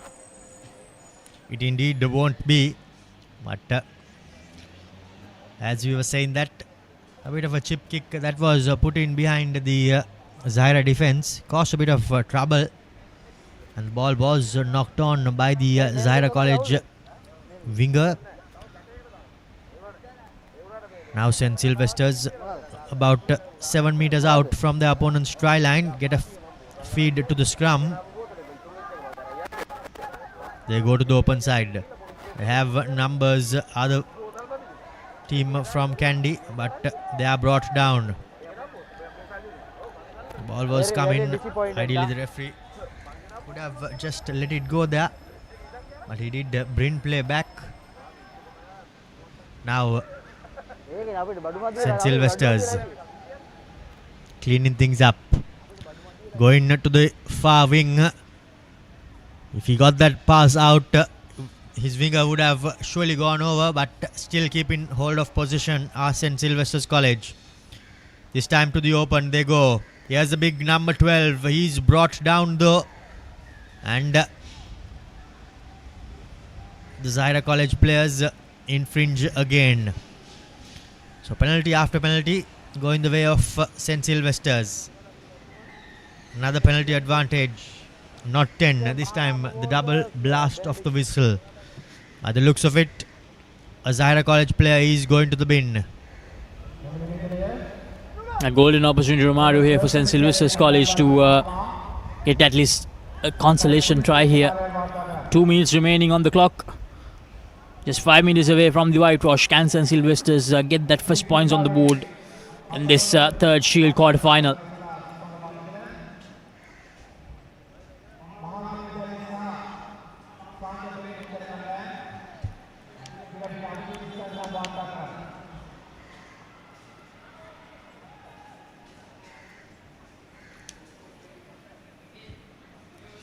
Zahira College somehow managed to clean things up and turn over possession, and they win a penalty. Well, this is no doubt a pressure relieving penalty, but they opt for the quick tap, still inside their own 22 though. The winger trying to pin his ears back, however he's brought down. Ball has been knocked forward by Zahira, so it will be a scrum in favour of St. Sylvester's with a bit over 30 seconds left on our clock, Laksisi. Sylvester's had the opportunity earlier, but unfortunately missed out. But here's another chance for them just before the clock runs out. Can St. Sylvester's College get some points on the board to close this encounter with a bit of respect in this encounter?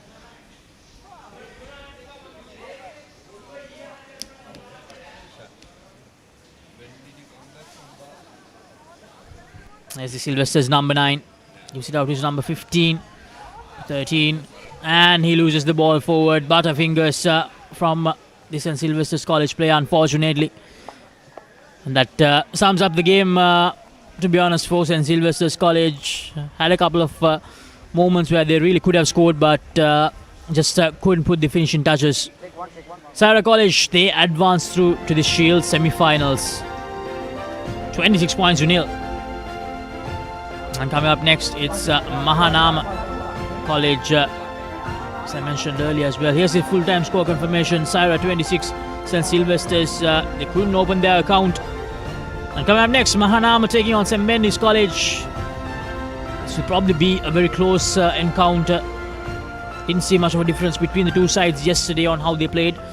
But Mahanama College, of course, we know they're a classy side. Here are the highlights from the second half of this Shield quarter final. Just one try in the second half for Zahira College.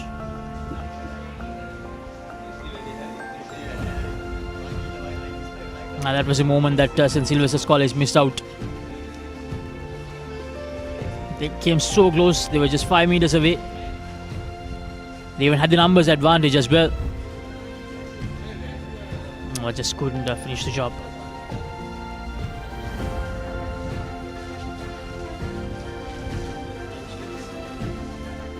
Next up, it's Mahanama College taking on St. Benedict's.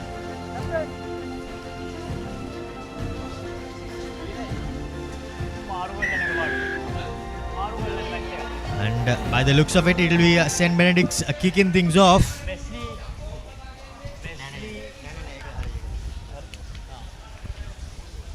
St. Sylvester's went down.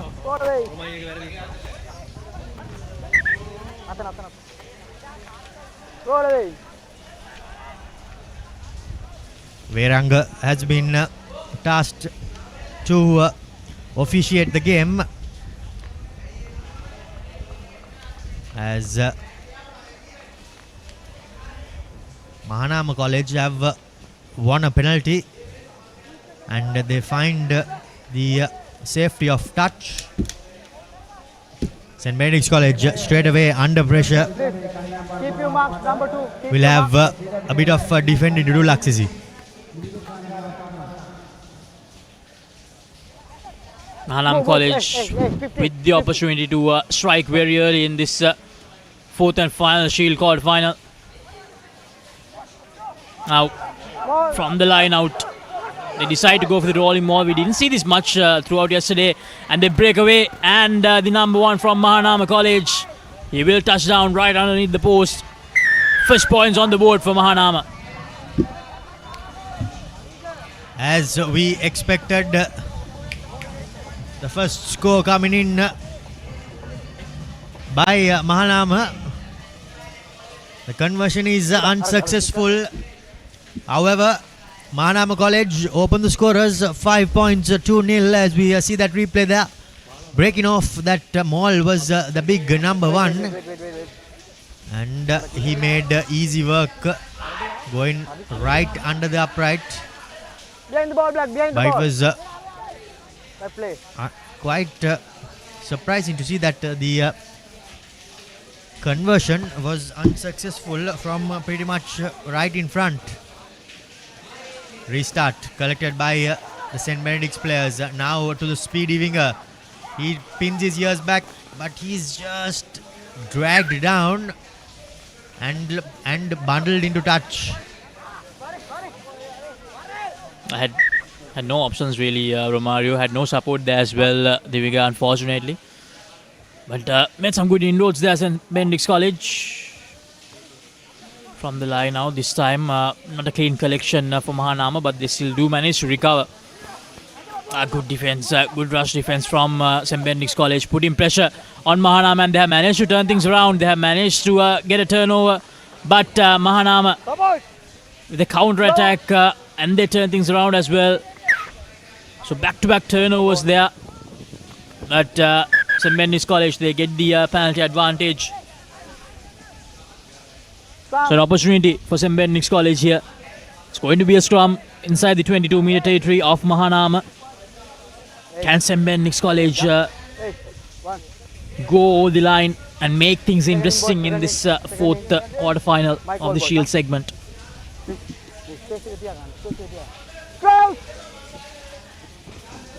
St. Benedict's will be looking to strike back. They are trailing by 5 points. A scrum has been asked to reset by the referee. Second in. Early end. St. Benedict's in their traditional green and white strip. Mahanama in their black and yellow. Set.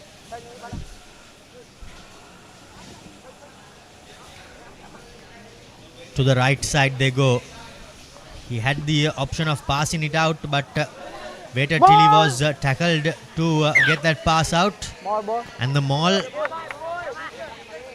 which was formed did not end, as it was held up rather, as the ball goes in favor of Mahanama College. So they are striking in attack and holding firm in defense. Now it's about clearing their lines for Mahanama College inside their own 22. What sort of play will they have up their sleeve? Running around, has support and now uses it, does the big number 8. First tackle broken, second tackle broken, through he goes, does the player in the number 9 jumper, gets the offload away. Unfortunately, the player in the number 10 jumper tried to change his hands and lost possession. That was a break, a sublime break there by the Mahanama College backline. Unfortunately though, hands letting them down at the last moment. What a beautiful piece of play there, Laksisi. Second in. Yeah, this is very, very good from them. Now St. Benedict's College still 5 points to nil. Just one score away, St. Benedict's College, from making a comeback in this encounter. They shift directions this time.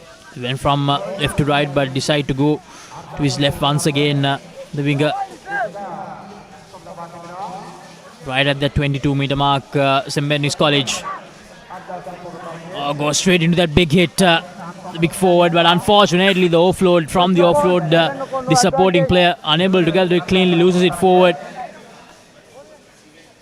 Mahanama with an opportunity to attack. St. Benedict's College have not been able to rather string an attack together. Scrum. First no cone, second no cone, no advantage.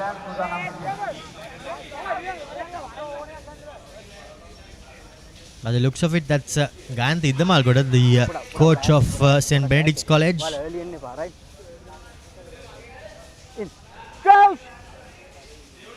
The Air Force stalwart, played for Sri Lanka as well in the sevens. Mahanama Now gets the ball out. Through the hands it goes to the number 10. Gives it out to the winger, and by the looks of it, this will be the second try.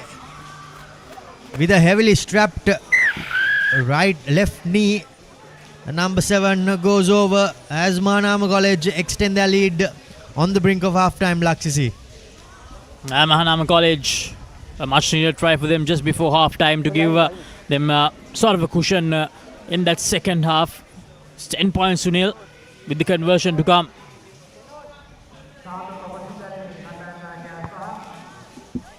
The conversion is unsuccessful, but the scores remain 10 points to nil in favour of Mahanama College. As we have a look at that replay there, this was the try.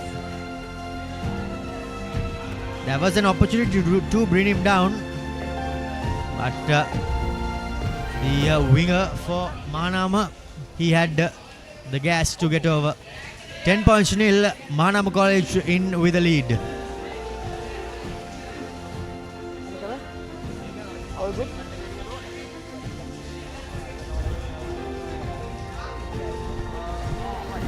These are a few highlights of that first half. The first try scored early on. Then this was a sublime break.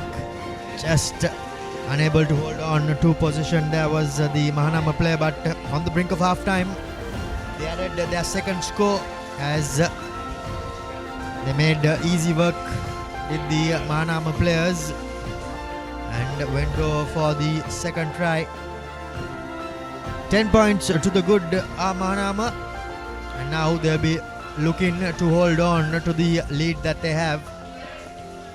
St. Benedict, on the other hand, will have to make things happen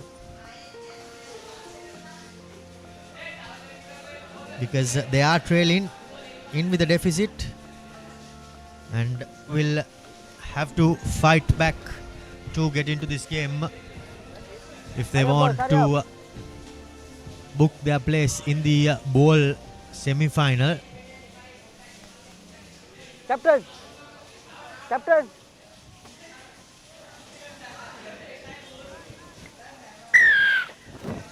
Mahanama College kicking things off, does not go 10 meters, and the referee will come back for a short arm penalty, a free kick rather.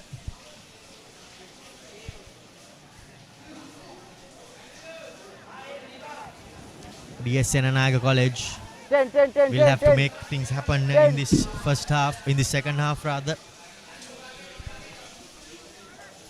Takes a quick tap, drops it off short. No, rush.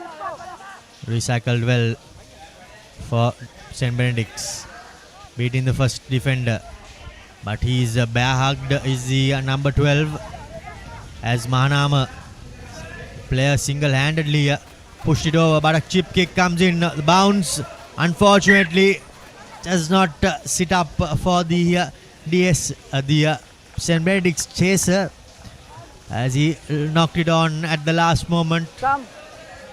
Mahanama player though, the fullback, will be breathing a sigh of relief because had that ball sat up there, it would have been quite a task to stop the onrushing attacker rather. But now position changes hands again, Laksisi. St. Benedict's College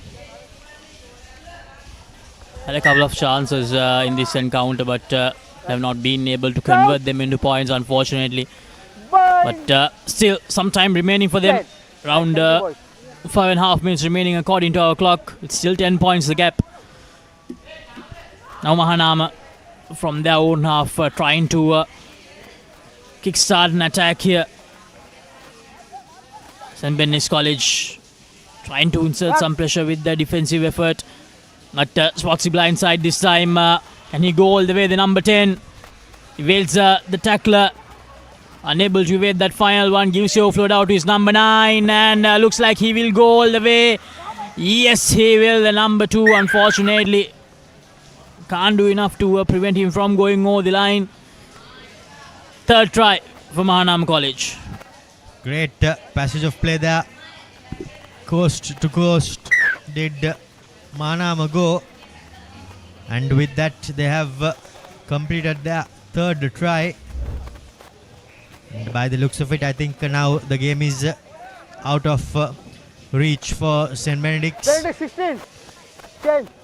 Vinusha was the defender in the number 2 jump for Time St. out. Benedict's, who tried extremely hard Number 16. to stop his opposite number, but he was unable to do so. 3 tries, all 3 goes unconverted for Mahanama College.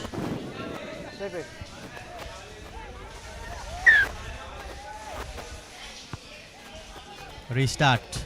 This time around goes to hand. It did travel 10 meters as well, but unfortunately unable to hang on was the Mahanama kick chaser on the wing.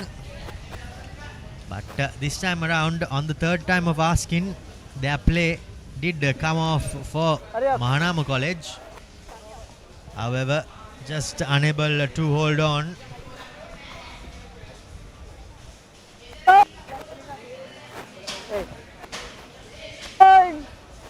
St. Benedict's College feeding the scrum.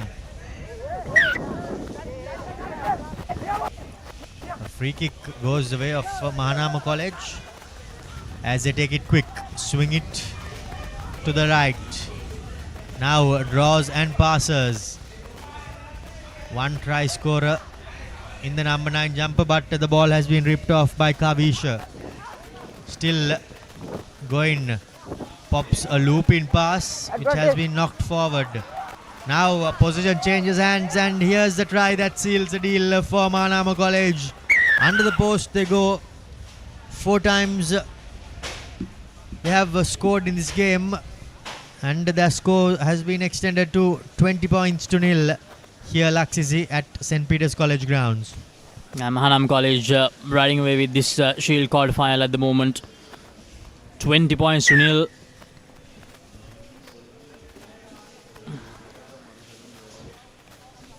I believe the conversion did go 22 points to nil now. Hey, number 2. Number 2.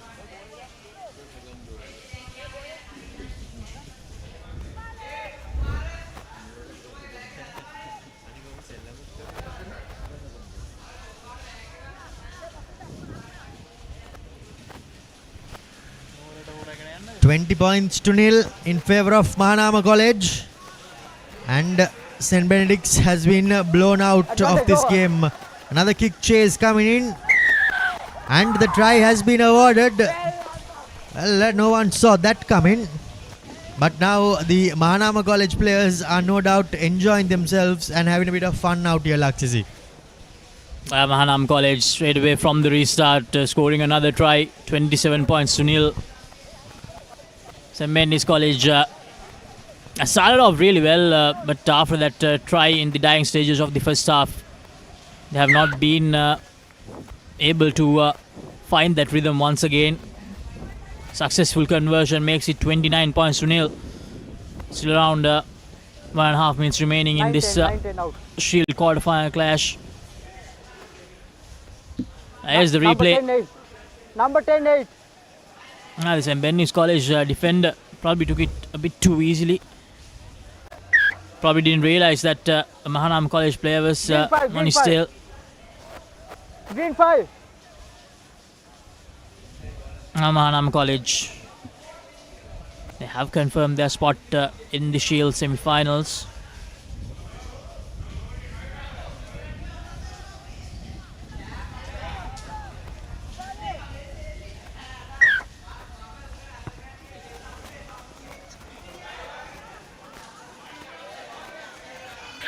It's 29 points to nil. Mahanama College leading against St. Benedict's College in the final minute of this game. Mahanama College, believe they'll be facing DS Senanayake in the Shield semi-final. Last move. Big match rivals DS Senanayake and Mahanama College will clash it off in the Shield semis later in the day. Set. This scrum probably the last move of this game. Can St. Mary's College find a consolation try from here, or will Mahanama College increase this tally of 29 points? The number 9 from Mahanama, he will find the whitewash again to seal things for Mahanama. Exceptionally done from him. Mahanama College didn't have the best of first days, as I mentioned earlier. Against Vidyartha College, struggled big time to get the result in their favour earlier in the day. But in this game, after that second try, they didn't look back at all.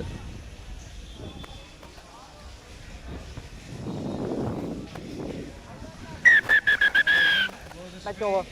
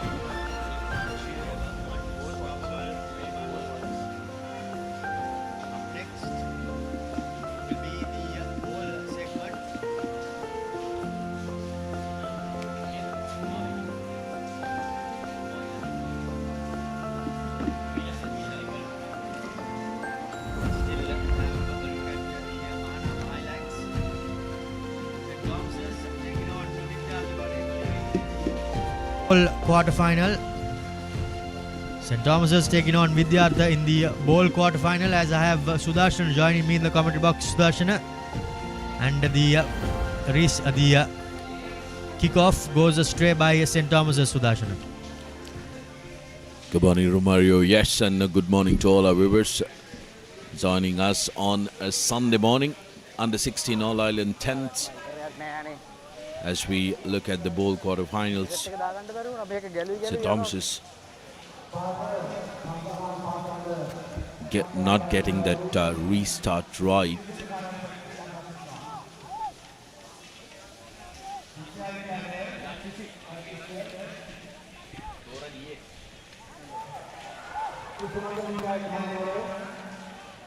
Vidyartha College down the far wing goes the play in the number 29 jumper. Now through the hands. Here goes Vidyartha. They have numbers on the outside. The big number 8 taking the ball into contact. He's held up and he somehow manages to wriggle his way out. Places the ball back. Now scoring is St. Thomas's College. Yes, in fact, they are in the black outfit and Vidyartha are in the blue. He did catch us all off guard, Sudarshan. St. Thomas is making use of that botched restart by Vidyartha. Have opted to go in their black livery. Going to be an interesting one, this Romario. Both teams would have been disappointed end of yesterday that they find themselves in the bowl segment and not in the top segment, where they can compete for cup and plate. But they will want to make sure that they finish the tournament with some silverware. Domians taking the first step towards it, getting that opening score. Also, incidentally, Sudarshan, St. Thomas's are the defending champions from last year. They'll not be too happy with being relegated into the bowl segment, but here they find themselves in with the lead. Vidyartha, first use of possession for them. Gets a terrible offload away. Ball has been turned over. Now St. Thomas's through their big forwards. But in fact, the play in the number 11 jumper, Kulatunga that is, sets things up. Good counter-ruck coming. Ball has been cleaned up though by Binupa. St. Thomas's still holding on to position. Through the hands they go. Number 13, that is Tehan, tried to beat his opposite number, but he was brought down. Big number 8 for St. Thomas's, Aiden, still on his feet. Takes about 2 or 3 defenders to bring him down as Nalin Lasantha blows for the penalty. The tackler did not roll out there. Through the hands he goes. Here goes St. Thomas's. Trying to get that offload away was Tehan. However, he was ragdolled to the floor. St. Thomas's about 7 meters out. Someone needs to straighten their line. It's hammered. Does the play in the on the wing, and he has lost it forward there. Promising attack comes to an end. Sudarshana. Interesting format this, isn't it? 10s, it gives you a little bit more structure than 7s, but fast paced than 15s. So teams need to be mindful that they can use their forwards to good effect to try and straighten that line up and create space on the either side for their backs to run. While being the shorter format, not necessarily do you want to swing the ball from end to end. Indeed, a horrendous clearance kick comes in as the Thomian player gives it out to his winger rather. Beating a couple of players. Does the winger go all the way? No, he doesn't. He was just pushed out and his trailing foot caught the touchline. Vidyartha flirting with danger. They've been botched up in this area of the field for the entirety of the game. That's 4.5 minutes on our clock. They'll want to try and get to the other end, but when your exits, like the one that we saw just moments before, aren't great, you're going to struggle, and St. Thomas is looking to pile pressure. Gomez was the winger who did extremely well. But now it's Vidyartha College to the big number 3. And they win a penalty to Vidyartha College. Now an opportunity to clear their lines, but instead they take a quick tap. Arosha gave it out to his winger. Vidyartha College still somehow recycling possession. Through the hands they go. The big forwards playing extremely well. Placing the ball well is the number 3. Now Vidyartha have a number on the outside. Gets the better out of Gomez. However, just bundled into touch was Ayesh. Through a good defensive tackle there by Tehan of St. Thomas's College. The Thomians still holding on to that slender 5-point lead as the line out has been secured. Now through the hands they go. Here goes Gomez. Tried to get the offload away, but just propelled forward. Vidyartha College from inside their own half, they have somehow made their way up into the Thomian territory, and now are getting a scrum from right in front of the upright centre field scrum. Sudhira is the player preparing to feed the scrum for Vidyartha College. It'll be interesting to see what they have up their sleeve. They do have one player on the, well, in fact, 2 players on the blind side, 2 players on the open side for Vidyartha College.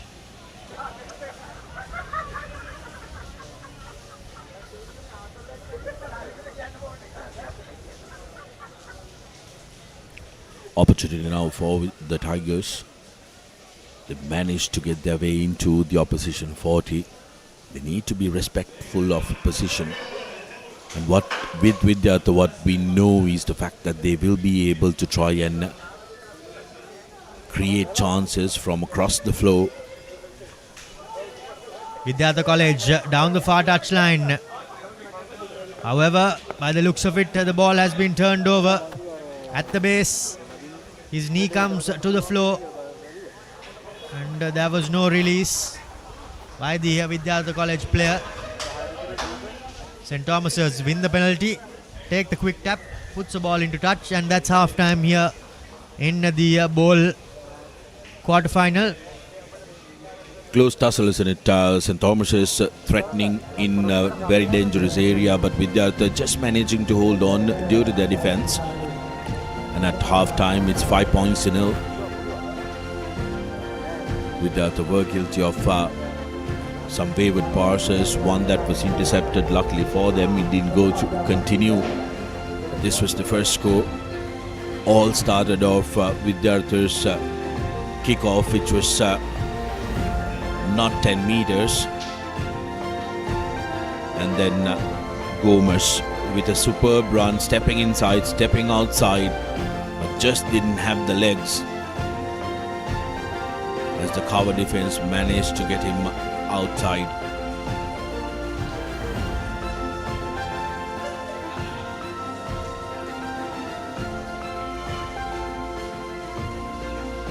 Half time, and Anuruddha Virvara very vocal in that huddle. The man in charge of Vidyartha College.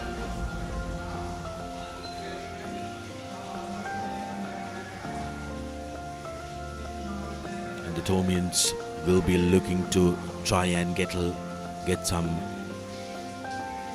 calmness in. Vidyartha will be doing the chasing in the second half, Romario.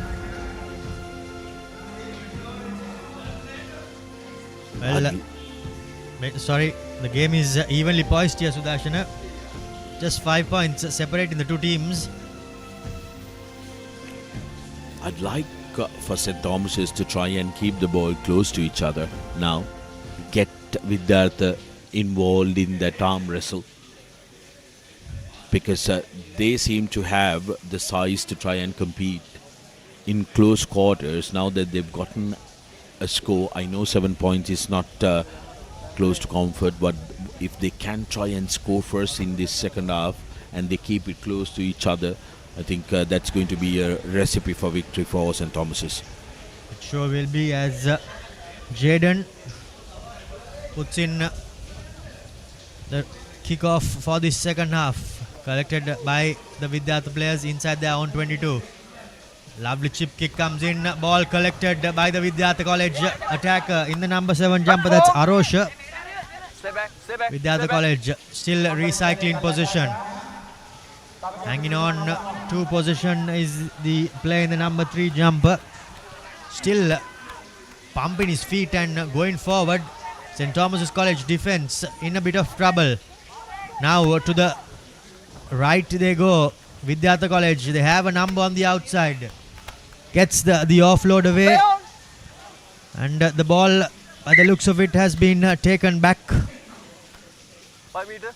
And it will be a 5-meter scrum in favor of Vidyartha College. And what a start they are having in this second half for Sudarshana. Formula for Vidyartha was very, very simple. They always needed to make sure that they create opportunities, and Vidyartha can create opportunities at any part of the field. They love running with the ball, and when they are in full motion, it's almost poetry. So Vidyartha will look to try and spread this out wide, take away from close contact. Through the hands they go. Little bit of a play coming in. Here's the number 2. He will go over for their first try. Number 3, in fact, for Vidyartha College. That is the big man.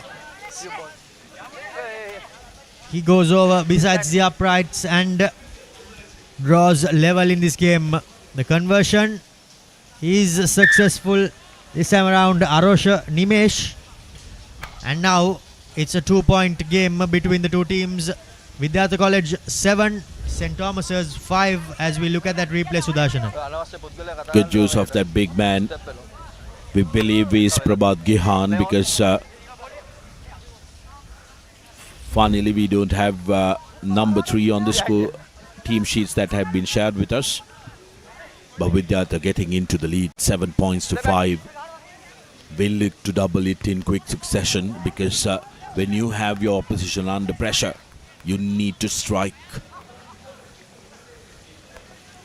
Now St. Thomas's College, they will have their work cut out. Trying to get the offload away, but it has been bundled backwards by Vidyartha. And they have sent it to the try scorer.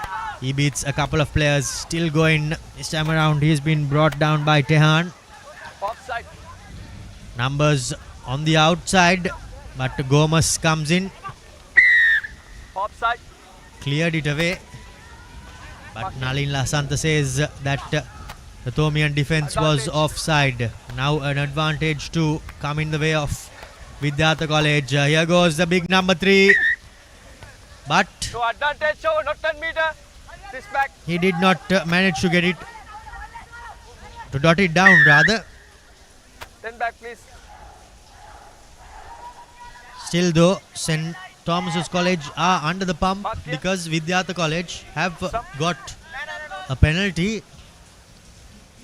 Captain Katan, Lesi Mata. Plenty of defending now, Sudarshana, for the Thomians. I'm 100% certain Romario, the number 3 for Vidyartha College, has had some experience in the older setup because you could see that he knows exactly how to straighten the line as Vidyartha goes to the outside. One man in the corner could have reached out. Roll away. Stay back. Stay back. Time off.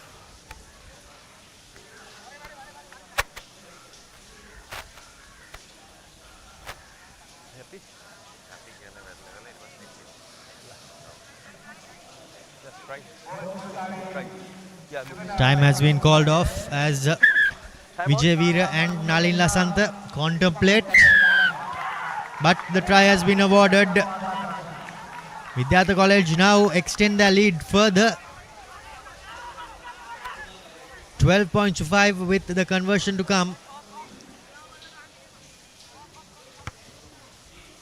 This time around the conversion does not have the legs. But still Vidyartha have their lead. 7 points to the good as we see that replay there from the next phase. The Vidyartha attacker reaches out and dots it down. Behind ball.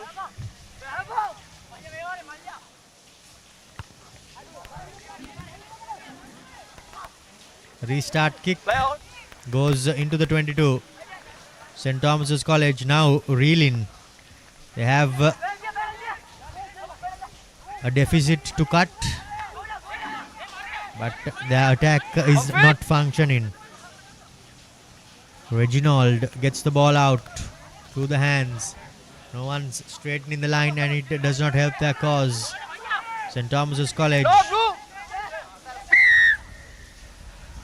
wins the penalty, takes a quick tap, does the nippy scrum half in the number 30 jumper. He's somehow managed to find himself on the floor, recycling things. St. Thomas's through their big number 8, Aiden. But the ball has been ripped by the Vidyartha College players. Roll away, Blacks. Roll away. Roll away. In fact, that's Senanayake who did the dirty work. We all thought that there would have been a legal intercept, but the referee says that the defender was offside, or rather he did not, never got back onside. Was Jordan Fernando. Offside.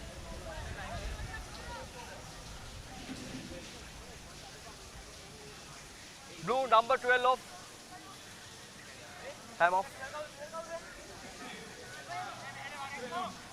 By the looks of it, Vidyartha have opted for a scrum from that penalty that they received.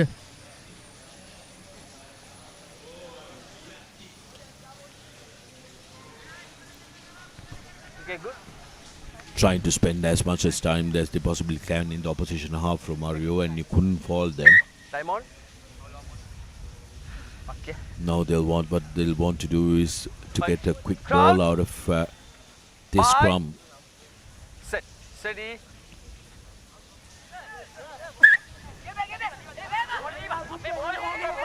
Free kick for Vidyartha College. They send it out to their three quarters. Here's that try scorer in the number 3 jumper. Step back. The first try was scored by him. The ball has been kicked out into touch, and that's full time. Vidyartha College come back to secure a 12-5 victory over St. Thomas's in a fighting game between the two teams. Both teams fought hard, extremely hard.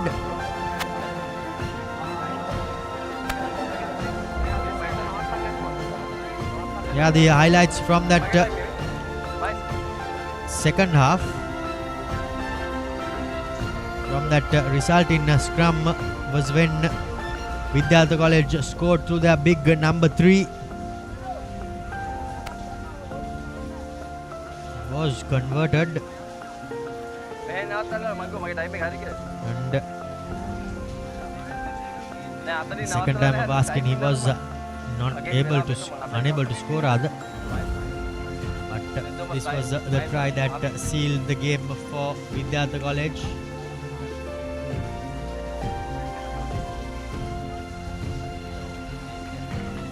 The second try went unconverted, as now we move our attention to the second quarter final. St. Anthony's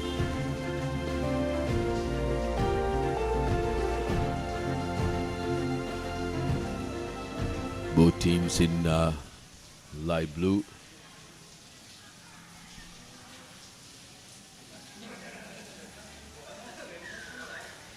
Antonians with possession.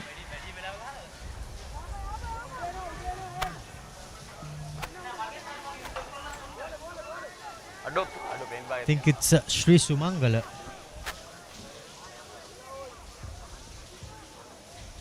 Anyways, St. Anthony's College in with possession rather, and now they have been bundled into touch. St. Anthony's in the light blue strip without the hoops, and Sri Sumangala with the hoops. So it's Sri Sumangala who will be throwing in to the line out. Both teams in double blue. The only difference you'd say is the fact that there's maroon on the Antonians, a tiny collar, which is a little difficult to spot, but like Romari said, the hoops.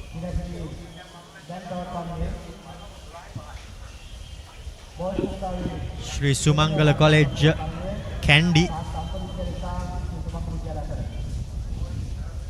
will have to defend their line now. St. Anthony's dropping it short to their number 15.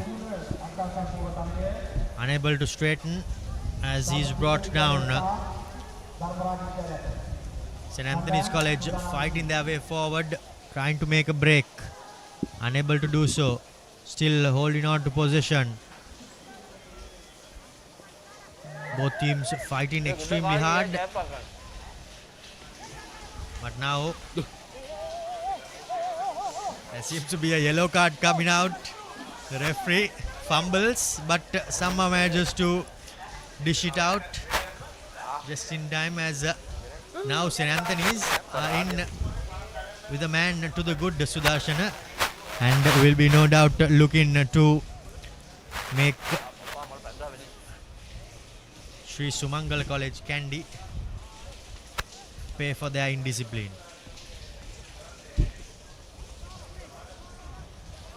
Referee Arunashanta might have been involved in a game of cards, because latter part of the day yesterday it was raining very heavily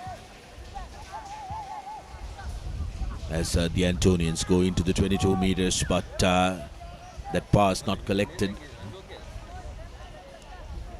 Opportunity goes begging for the Antonians.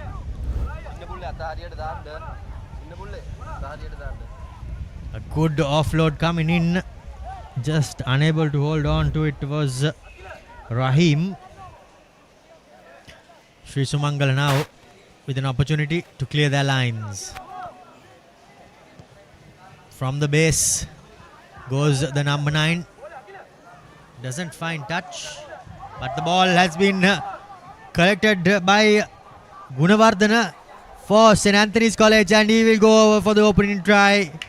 That's the first score for St. Anthony's College as they hit back and they strike first.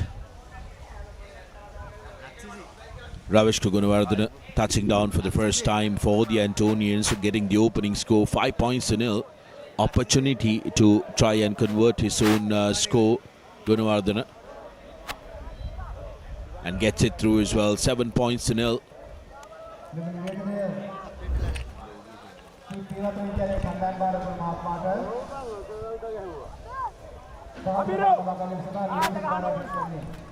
There you see that bouncing ball collected by Gunawardena. Ravishka as he went over for their first try.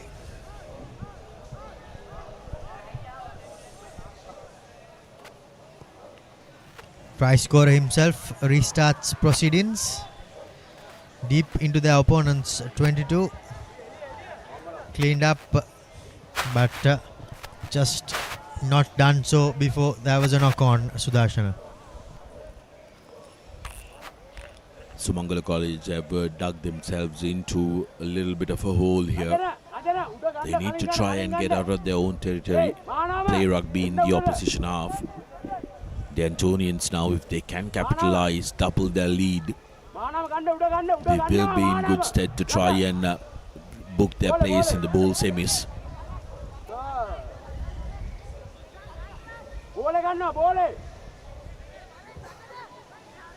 Rahim takes it up into contact. St. Anthony's College through the hands. They are trying to go. Bimsat, before he managed to get the offload away, he was brought down in contact. St. Anthony's College still inside their opponent's half. Wobbly old pass there. Here's the try scorer. Pumping his feet was Abdul Rahim rather. Dropping it short to the number 2. It's a lovely short ball there. St. Anthony's College down the wing goes the number 22. Vibhuti Rajapaksha somehow finds his way to the try line, and that's the second try for St. Anthony's College, Darshana. Again, it was created through that short ball that happened a couple of passes earlier. Romario with that short ball and that running line. Defense cramping up a little bit. And on the outside, Vibhuti Rajapaksha finding space like all good wingers do to touch down. St. Anthony's going 12-0 up with the conversion to come. The contact is not good, so the score will remain as 12-0. And that's lemons. The Antonians will be the happier lot here. Sumangala College didn't really get that get going, Romario. They were bogged down in their own half. Didn't see them with the ball in hand in good areas, which is why they haven't been able to affect the game. Antonians, on the other hand, have been asking questions, and when opportunities presented itself, they took it with both hands. First try was scored through Ravish Gunawardena, bounced up on a loose ball, converting his own try, gets 7-0, and just before half time, running around was Vibhuti Rajapaksha, getting the second try for the Antonians. 12-0, end of half time. Work to do for Sumangala College. Plenty of work to do for Sri Sumangala College, taking on their rivals from Kandy.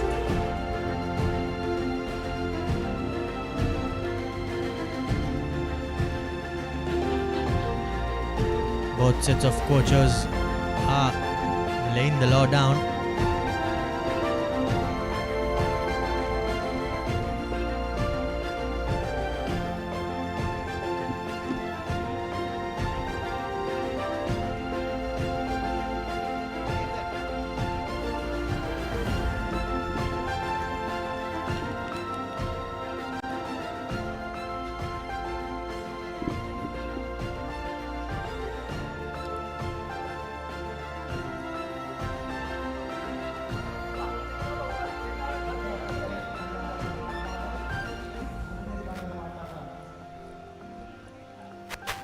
Antonians with their huddle energized, 12 points in L. They've created a good pedestal for them to secure the spot in the bowl semis.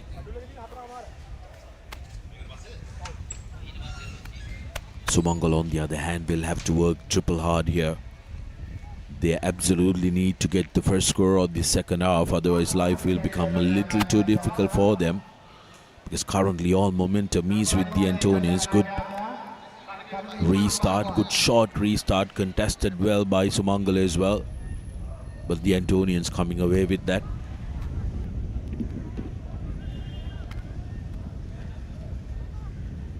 Possession has largely been with only St. Anthony's in the first half, who made very good use of it in the ideal area.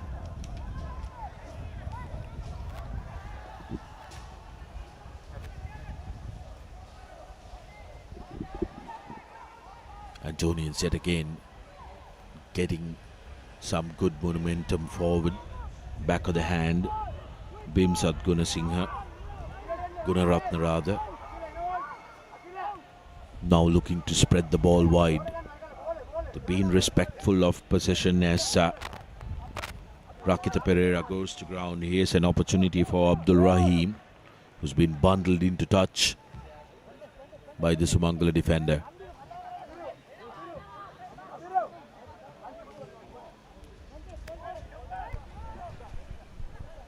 This looked like another promising attack that the Antonians were building up, but Sri Sumangala defense has done well there. He's been one of the men making all the tackles for Sri Sumangala, Akila Siriwardana, and now their work off the line out is neat. Sumangala need to try and get into the opposition half, which they have failed to do in the entirety of the first half.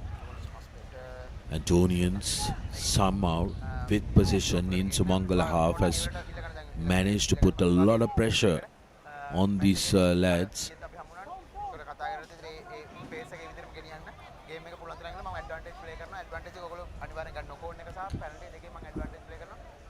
Now St. Anthony's with the line out, almost on halfway.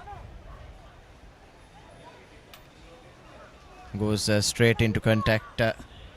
Does Netsara Premaratna. And now puts in the chip kick.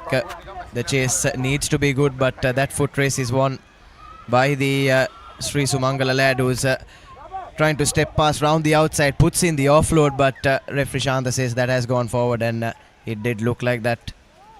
But not the most intelligent of kicks from St. Anthony's, considering how far behind his chaser was. But a net gain for them nonetheless, with a scrum just on the edge of the Sumangala 22.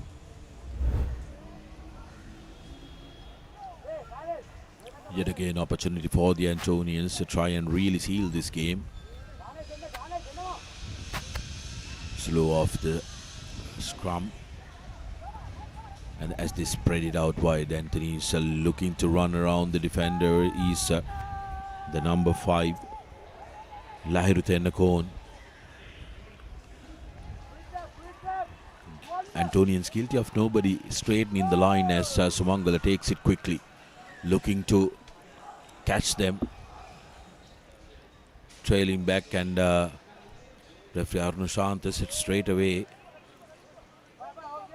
a yellow card to Bimsat Gunaratna from Anthony's, who will be reduced to 9 men here. Has taken a look at the replay there. Yes, that was rather cynical. Straight into the neck. And rightfully penalized. And it looks like the Sri Sumangala lad has done himself a bit of damage as well. Hopefully he's alright. Currently being attended to by the medical team. And if you're just joining us, folks, we're live from day 2 action of the under 16 10-a-side rugby tournament for 2025. We're in the bowl quarter-final between St. Anthony's College Kandy and Sri Sumangala College Kandy. It's currently the Antonians with the 12-0 advantage, and Sri Sumangala hasn't been the start that they would have wanted in this second half. Played more than 3 minutes now and still haven't really shown anything of promise in attack.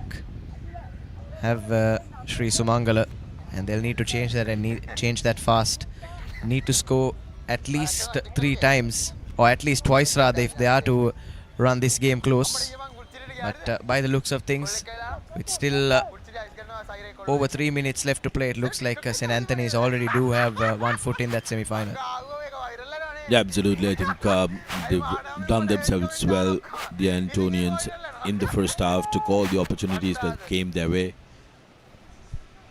Sumangala haven't been able to get going, get that continuity that they were after. Now he has another opportunity off the line out. Keeps that up for Kodituakku. And drawing the penalty as well. Sri Sumangala taking that quickly. Here's Kodituakku looking for space to step into. Gets the offload in to his teammate Mudita Piris, and looks like they've lost the ball there. Just not working for Sri Sumangala at the moment.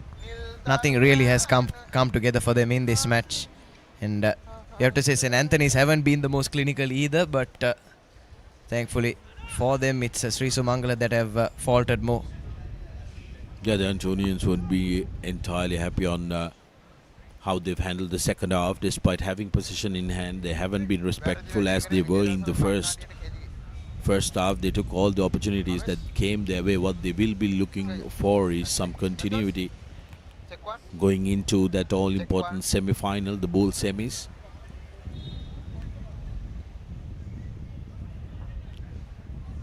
For the losers of Shield Quarters, it will be end of the road, while the rest of the teams will continue to play for something or the other.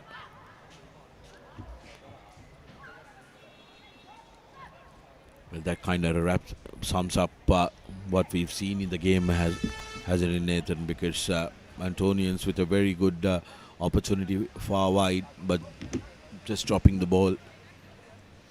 Yes, just hasn't come together for them, has it, Sudarshana?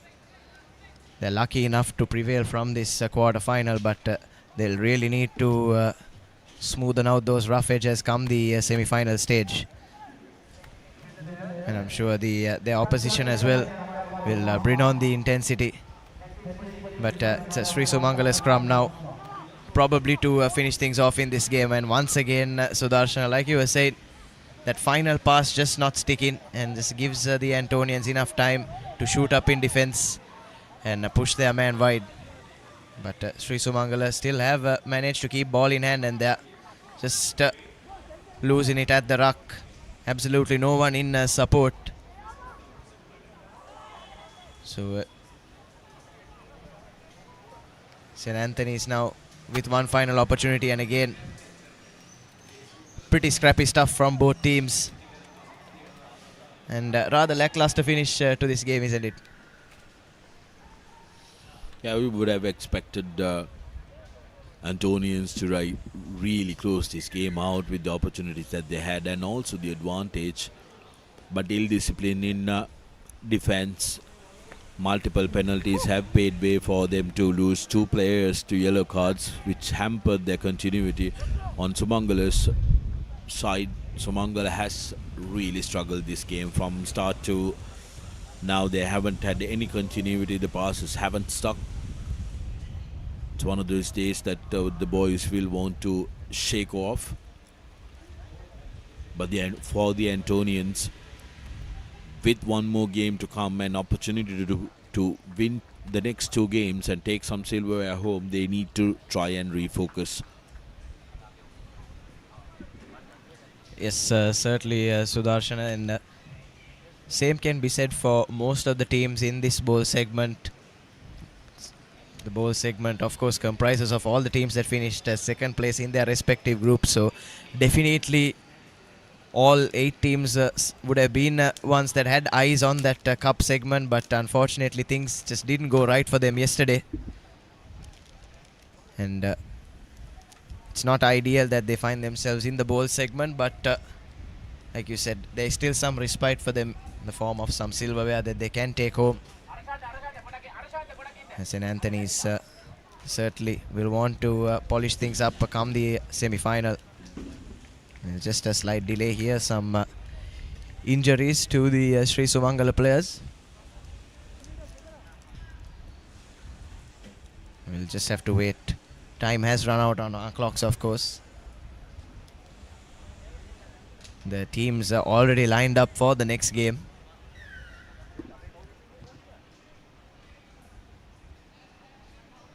Goes for touch. Maybe the Antonian player.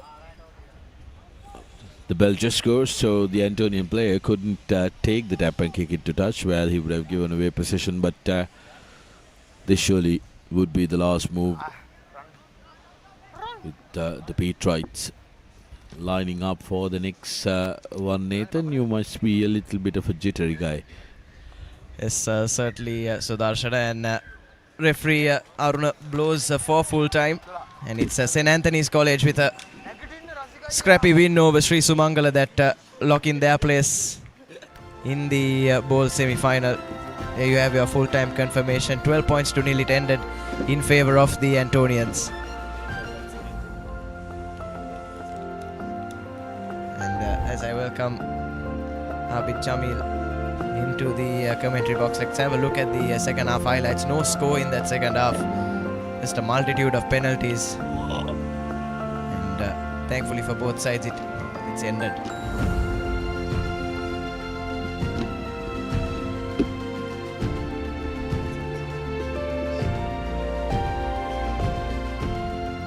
Now we move into our next game in the bowl segment. It's St. Peter's College taking on Dharmaraja College. Both sides had some mixed fortunes yesterday. Dharmaraja College managed to get a surprise win over Ananda in their first group game, but nothing really went right for them after that. St. Peter's College put up 45 points in both of their opening 2 fixtures before conceding a last gasp try at the hand of the Josephians to concede their place in the cup segment. It's Dharmaraja College that kicked things off, collected by Ferreira.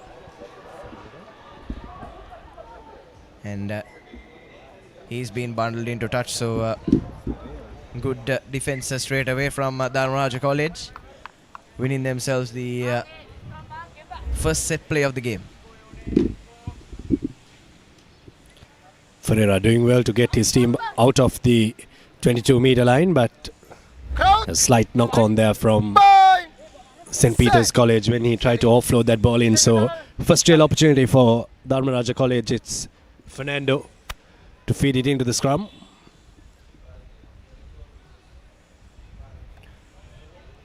Attacking the line now, Dharmaraja College hits one up through one of their centres. Looking to suck the Peterite defence in, but they fold pretty well there, St. Peter's. Holding up well in defence here. Nonis takes it forward for Dharmaraja College.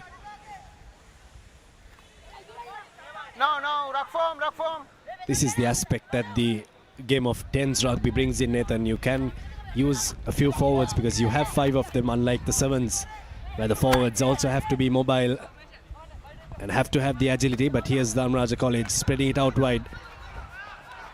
Good defense coming in from St. Peter's College. Yes, a good tackle there from Rajit Gion, but it's still the Dharmaraja that have done really well here to keep ball at hand in this first 1.5 minutes. Just going through the phases now. Waiting for that space to open up. Cuts inside and another good spot tackle coming in this time from Sahabandhu for St. Peter's.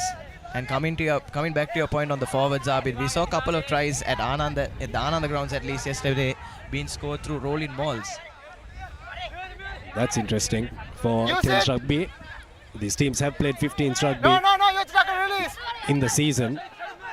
So just losing 5 players, 3 of them in the pack. So they still have the opportunity to use those forward heavy players.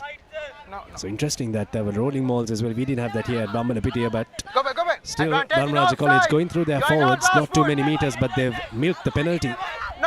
So here's a good opportunity for Dharmaraja College with the penalty coming.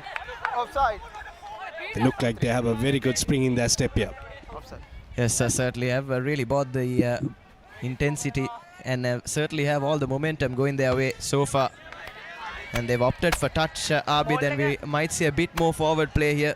They've got themselves a 5-meter line out, have Dharmaraja. But like we were saying, all the momentum swinging their way at the moment.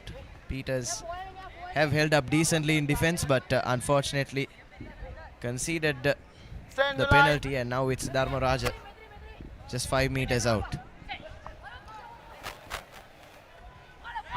Here's a rolling maul from St. Peter's College.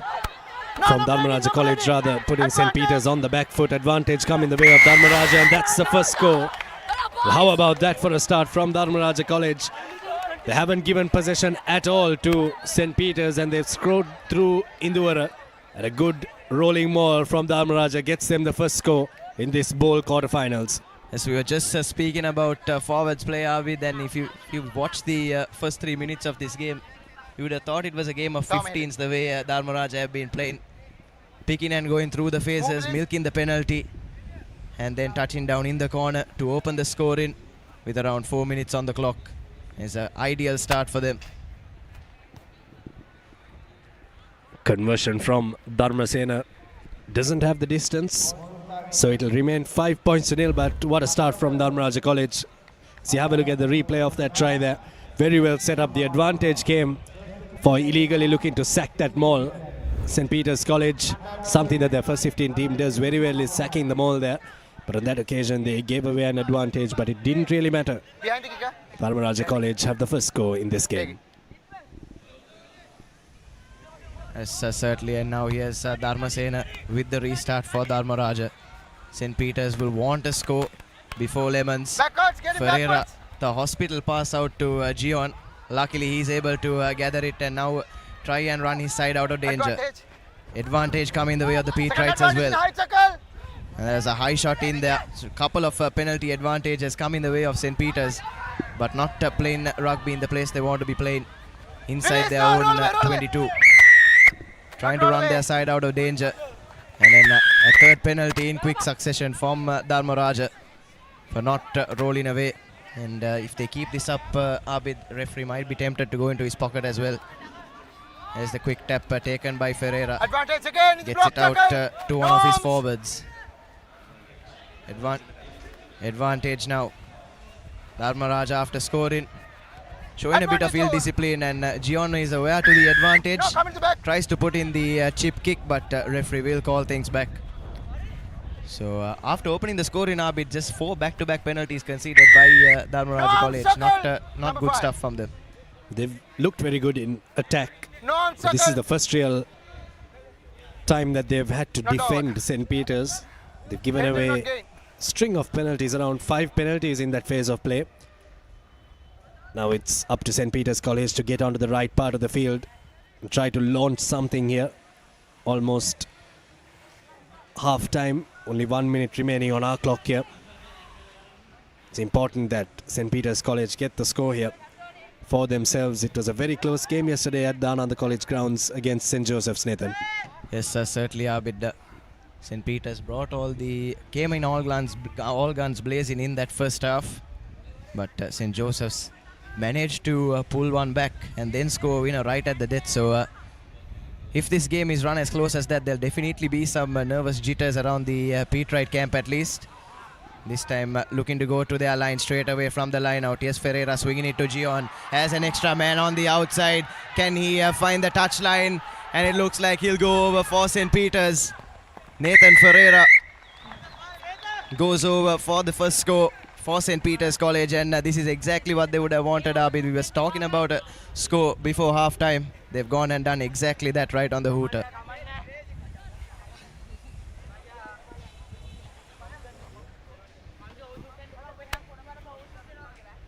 Take it.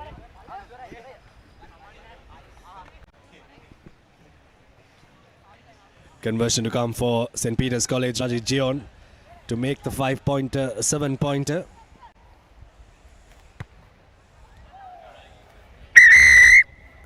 The kick is away from the post, so it'll remain 5 points all. As we go into half-time, St. Peter's College will breathe a little easier with that try, but they've only bridged the gap, and it's all square here. 5 all, St. Peter's College and Dharmaraja College in this bowl's quarterfinals. Yes, it's run really close in this first half, hasn't it, Abid? But I feel Dharmaraja will be the more disappointed side. They were doing really well in attack.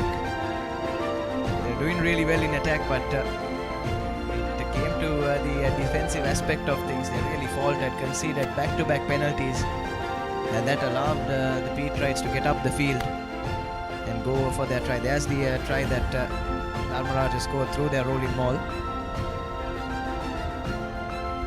This is a try from St. Peter's College, an absolute blowout there from Nathan Ferreira. Going around the outside to score an important score in the context of this game. Yes, certainly, Abid. You don't want to be behind the 8 ball at half time. And St. Peter's, a timely score for them, and they'll be hoping to start this second half off much better than they did in the first half. Try and get a score in early and really see off the opposition. As for Dharmaraja, they'd want to try and replicate more of what they did in attack, or at least what they did in the first 3 to 4 minutes of that first half, and try and find a win of their own. Well, they just have to make sure that they keep hold of the ball, isn't it? Whichever team that has had hold of the ball in this game has really been calling the shots so far. St. Peter's had possession in the last couple of stages of that first half, and Dharmaraja, of course, had possession of the ball for the first 3 to 4 minutes, and they got a score. So it's important that this restart in the second half is secured clearly by Dharmaraja College, and they get their exit strategies right. Exit coming in from Dharmaraja College. A little box kick, but the chase is up there. Little kick forward from Nathan Ferreira, and it will trickle into touch. Yes, wouldn't say that's the most intelligent of kicks there, but should have done better to keep ball at hand. Especially considering it's this early in the second half. It's now Dharmaraja that will have the feed into the line out. Unless they'll certainly be hoping that the Peterites can spoil this one. And Dharmaraja tried to set that roll in maul once again.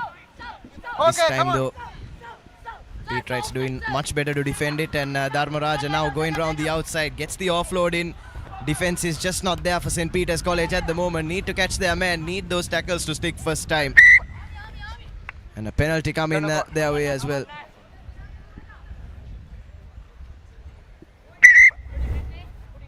Interesting there. If we could have a replay, this is a replay of that. Little offload coming in there.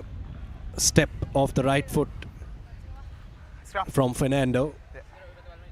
He was on the ground when he played that ball. It was a loose ball, so it's called a knock-on by referee Jivaka. Yes, St. Peter's though in defense really need those tackles to stick first time. They are couple of missed tackles allowed Dharmaraja to get the gain line back onto the edge of their 22. Last warning for you. Looks like this scrum will be reset. Didn't go down the tunnel from Sajad. Crouch. Bind. Set. Yes, Sajad to feed in on the second attempt. St. Peter's now from their own 22. little bit of a dummy scissor there. Offload coming into the hands of Nathan. Looks to take it up to the 50 meter, but is cut short. Here's St. Peter's now, sending it through the hands. Still all square here in this game. This game is getting closer by the minute. Hands off. Zamzo on the ground there. The Rajans player. Oh, he's just tripped on his feet there. Unfortunate for him. This was taken quickly by Sajad. The idea was right from him, unfortunately, like you said, Dabit just tripping over himself. And that's an opportunity conceded, and now Dharmaraja with the penalty will look for touch. That's a good touch finder from Dharmasena. He's brought his side right onto the edge of the Pete Wright 22, and if you remember, this is exactly how St. Peter's College scored their first strike. I make a decision. On the same end of the park. 4 minutes remaining on our clock. This game is going down to the wire. It's all square here. We haven't gone into sudden death yet. We did a couple of times in that under 18 sevens. Now Dharmaraja College set the rolling ball up. And now the Rajans break from it. Advantage. Sajad does well to bring his man down. Advantage coming their way though for Dharmaraja. Pete Wrights really need to do a lot better in defense. And now picking and going through their forwards. This seems to be their game plan for Dharmaraja. And ball wasn't playable, and referee will pull things back for that advantage. High shot from Sajad. Important passage of play here in the context of the game. Dharmaraja going to touch once again.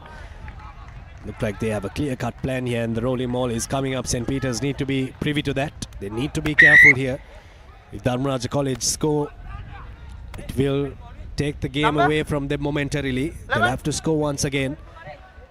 Number 11. Yes, Abi, then if it came as a surprise the first couple of times, St. Peter's really need to be a bit more prepared for the Dharmaraja rolling ball. Like you said, sacking it has been one of their strengths over the past few seasons. And that's exactly what Dharmaraja gave them. And this time he breaks from the back. Can he ground it? Just short of the line, but surely just a couple of phases away for the Rajans. Need to get the ball out of that ruck though. Desperate defense from the Pete Wrights. Just a few inches away and Dharmaraja score. Try coming through their forwards yet again, Abid. And this is an interesting approach to tennis-side rugby from the Rajans. But it seems to be working, and for St. Peter's College, pretty worrying signs. Well, I thought the variation of the maul was very good there from Dharmaraja College. St. Peter's were all in there to stop the rolling maul. The conversion, oh, that's off the upright. But off the rolling maul to break off the back of it. There you go. That's where I thought the variation was very good, because all the Peter Wright players were very focused on that rolling maul there. But just a couple of phases later, I thought maybe they would have scored in this phase. But then the very next phase, they find a gap and they dot it down. Try time for Dharmaraja College. 5 points to 10. St. Peter's need to hit back. They need to hit back right now. Yes, just under 2 minutes on the clock for St. Peter's. They find themselves playing from behind yet again. This restart is absolutely crucial in the context of this game. Let's it bounce. And Dharmaraja shooting up with defense. That's a brilliant line speed from them. For Dharmaraja, it's just about managing the game from here. If they can confine the Pete Wrights to their own half, that should seal the deal for them. And that offload has gone straight into the hands of a Rajan player. And thankfully, to spare the blushes for the Pete Wrights, he's dropped it cold. Dharmaraja wouldn't mind this too much. They're biting time off the clock here. For this come quick. No. 1 minute more. So replay of that once again. Maybe should have given it there. That would have been the ideal place to give that ball out. But just gave it when he had a Dharmaraja player right in his face. Important passage of play here. We're down to the last minute of this game. St. Peter's College need a converted try to win this game, and they need a try to at least draw this game. Dharmaraja College just need to close this one out, but they've given an advantage. Yes, there was a Gio on a step in as the hooter goes off as well. Here's Amindika, has a man on the outside, needs to find him, ball is loose. And referee will call things back for that advantage. So it really is now or never for St. Peter's College. Hooter has already gone off. And that's taken quickly by Gion. Gion to one of his forwards now goes into the half space. Space opening up on the blind side for St. Peter's. But the Rajans have shot up in defense. Looks like their line has been caught offside as well. Here the Petrites are swinging it now. Here's a Gion. Can he hold it up for Ferreira? He does exactly that. Gets the offload into Mindika. Mindika needs to pass. The Rajans do well to hold up their men. Good counter-rucking from Dharmaraja, but that's picked up by Rajit Gion, and Rajit Gion is motoring towards the try line. Gets that offload in, and St. Peter's College get the equalizer. Lovely passage of play from the Petrites. Did well to keep ball at hand. And it's that man in the number 14 jumper that goes over. No, try is good. There's a little smirk on your face, Nathan, but there's a kick to come here. 10 points all square here. Important conversion. Clock is in the red. Time is up. If this goes through, St. Peter's are through to the bowl semi-finals. If not, we are going through to sudden death. Here's the conversion. Good connection, but no distance. That's that at the end of 14 minutes, and we're going to sudden death. It's 10 all. Same team. And now the teams will huddle up for sudden death, and the first team to score will win this one. Yes, going right down to the wire there. You have your full-time confirmation. It's 10 apiece for St. Peter's and for Dharmaraja. Yes, and it should be 3 minutes of sudden death to see off this game. And whoever scores first will prevail and make their way into that bowl semi-final. But here's the highlights from that second half. Dharmaraja really used that rolling maul, and their forwards play to their advantage. Didn't go right for them on that occasion, but that's some excellent variation with their forwards, who dotted down for their second try. And that's when the ball was grounded, and the Petrites now had a couple of chances to run, but just didn't send those passes out in time. The Petrites tried to keep the ball rather central and probably conceded a couple of opportunities due to that, and then it was Gion leading from the front, managed to make the break and get the offload in and take this game into sudden death. One of the better games of this tournament so far. In terms of thrill and excitement, this game has been right up there.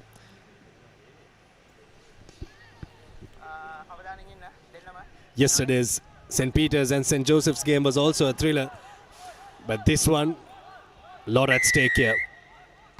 Bowl semi-finals berth is at stake. Here's St. Peter's with the kickoff. It's a deep kickoff from Gion, and straight away shooting up in defense are the Petrites. That first tackle needed to stick though. Now Dharmaraja trying to milk the penalty. Doesn't come their way, so they'll kick from base. Landed straight in the hands of the Petrites. And now here's Gion now stepping. Loses his footing ever so slightly. Now out to the try scorer. Has that extra man on the outside. Needs to put a step in. Does Mindika. Gets that offload in as well, but it's off the boot of the try scorer, and tries to pull the Dharmaraja man into touch. But luckily for him, support is there. Now Dharmaraja, with just 3 minutes of sudden death, still looking to manufacture an exit and go through their forwards, but that's a good tackle coming in from the Petrites through Dian Silva. Dharmaraja continuing to try and gain some meters and manufacture an entrance into the Petrite territory. Picking and going are the Rajans. Really has resembled a game of 15s rugby, hasn't it, Abid? Dharmaraja continuing to persist with the pick and go. But I think that's why this game has been all that more interesting, isn't it? There's been forwards play, but it hasn't been any sort of backs play as well. Oh, that's a yellow card. Probably for back chat. Yes, it was clear, and yes, Jeffrey Jivaka says that was for back chat. It was clear when Dharmaraja were trying to pick and go out of their own 22 that they were trying to milk that penalty a bit, but instead they've the frustration has got to them and they've conceded a penalty of their own. And now Pete Wrights with an advantage right on the edge of the 22. Takes it quickly. Gets the offload into Gion. Gion holds it up for his man on the outside. Can he touch down for his brace? But he's bundled into touch. Right on the touchline. And that's an opportunity that's gone begging for St. Peter's, isn't it, Abid? Well, I thought there was a knock-on when he took the tap as well from the penalty.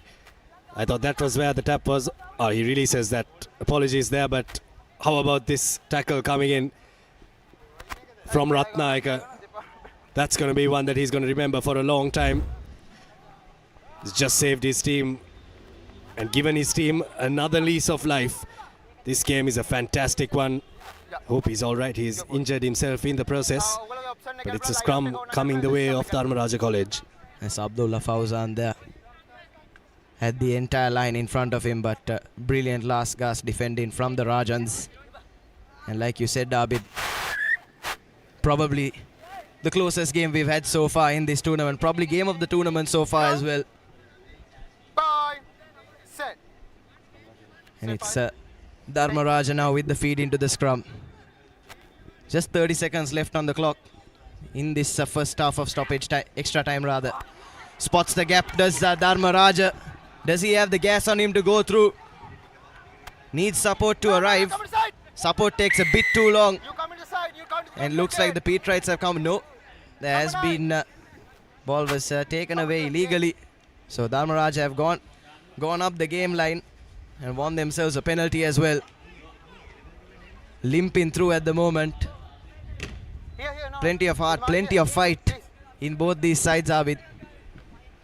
Playing through the pain at the moment. Very hearty performance from both these teams. Kick to touch. Dharmaraja College. Will they go back to their trusty rolling maul that has given them not one but 2 tries? That's where he needed to support his body weight there and come through the gate. Here's a line out coming the way of Dharmaraja College. Set it up. And they've got a march on, but it's sacked well by St. Peter's College.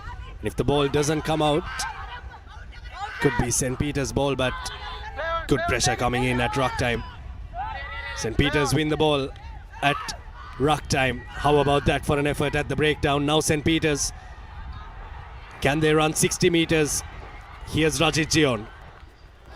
Rajit Gion gets the offload into Mindika. Mindika stepping through, needs support to arrive. Yes, Fawzan. Gion is there as well, and a penalty advantage coming the way of the Pete Wrights, but that was brilliant stuff in defense to sack that maul and win the turnover. Now here's the Pete Wrights holding it up for their speedsters. But another good tackle coming in from the Rajans. They are desperate to try and get a result here. Ball pops out of that ruck. Here they come again, Rakit De Silva. And now coming through one of the forwards. This is Zimal. Zimal for the line. And St. Peter's College have gone and won it. Right at the death. Right at the end of stoppage time. The Pete Wrights get the result that they wanted. And ironically, it's come through one of their forwards, Abid. Well, I thought that was fantastic work at the breakdown from St. Peter's College. This game was going to be a physical battle the way it started off. And it was going to be won on the ground. St. Peter's winning that ball right from the breakdown. And they've won this one 15 points to 10. But you cannot take anything away from the hearty performance that Dharmaraja put through. Yes, a lot of credit has to go to this Dharmaraja outfit. A breath of fresh air really in this tournament, isn't it? We haven't seen other teams use their forwards. Their brilliant work at ruck time, not once but twice to win the ball from the Pete Wrights. And they're just going past the last man was Zimal. And he went down right under the post. And you can see what it means to the young Pete Wright outfit. As as they seal their place in the bowl semi-final. Now we'll move on to our next bowl semi-final. Thurstan College lock horns with Kingswood College. What promises to be another game that goes right down to the wire. Two evenly matched sides, Abid. Saw both of them in action yesterday at the Ananda College grounds. Thought Kingswood in particular were rather impressive, but Thurstan College as well do have a couple of excellent runners in their ranks. Anything can happen in this game. Another 14 minutes coming your way. Slowly but steadily, this under-16 tennis-side tournament is bringing the excitement. That last game really got us at the edge of our seats. Here's Kingswood College. Pass to no man there. Looking to run from their own half. Through De Silva there. Kingswood College come out of their 22. Here's their fly off, Karavita. Played in the first 15s as well. Roja Karavita. Penalty coming the way of Thurstan College. Important moment in this game. It's always important that you get that first score, Nathan.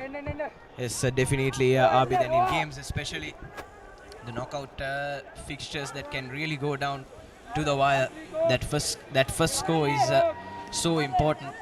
Not just in the context of the game, but psychologically as well. Really puts you at ease, gets rid of those jitters. It's Thurstan that have gone to touch through Saleh.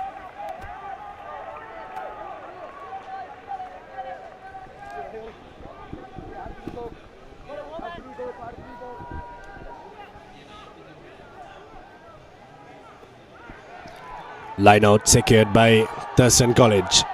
Looked a bit crooked to the naked eye, but let go by the referee. Here's another rolling ball coming up. Side entry, an illegal collapse from Kingswood College. Here's Thurstan sending it through the hands. There's space out wide. Here's probably the first score, but good defense coming in from De Silva there from Kingswood College. But he's dragged him right up to the line. Not rolling away. Penalty advantage coming for Thurstan College. Yes, but that's a good desperate defense there coming in from Kingswood. Try could have been scored a lot sooner. Takes it quickly, does the number 8 for Thurstan, but again just managed to get that tackle in. Now here's Saleh trying to look for his options. Ball falls out of his hand but falls the way of his winger. But again, that's excellent work from Kingswood. Wouldn't have mattered anyway because the ball went forward off the hands of Saleh. But enterprise in attack from Thurstan, but an equally astute defense from Kingswood College. Bye. Set. Steady. Here's where Kingswood need to be careful. They need to exit, and they need to exit smart. Sending it through the line. They've got some runners, and here's one of them. Here's space on the out for Kingswood College. Gets them out of the 22 and almost to the 50-meter line. Penalty coming the way of Kingswood College. Now that's one way you have to exit, Nathan. Either kick it and get your chasers up, or send it out to one of your speedsters and get yourself onto the 50. Yes, and Kingswood College on that occasion went with the latter option. And here's Ranavira now trying to find a good touch from that halfway penalty. Takes his side up about 10 meters or so. And it's Kingswood College now that have a chance to run at the Thurstan fringes.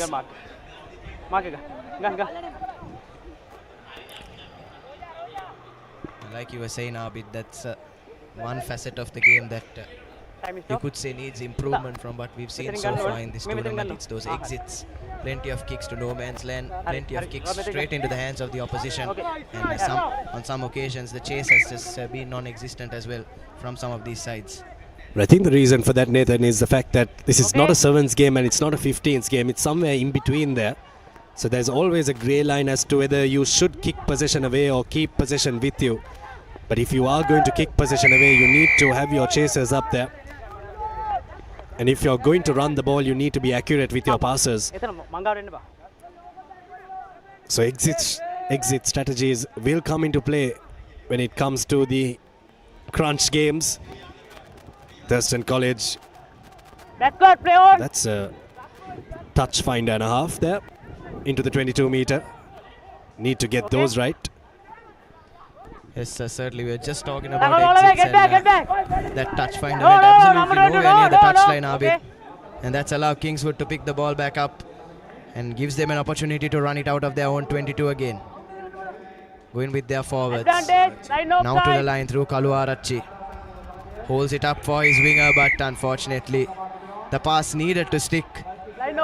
And luckily for Kingswood, there was a penalty advantage for offside coming their way as well. So a net gain for them, and they've taken it quickly.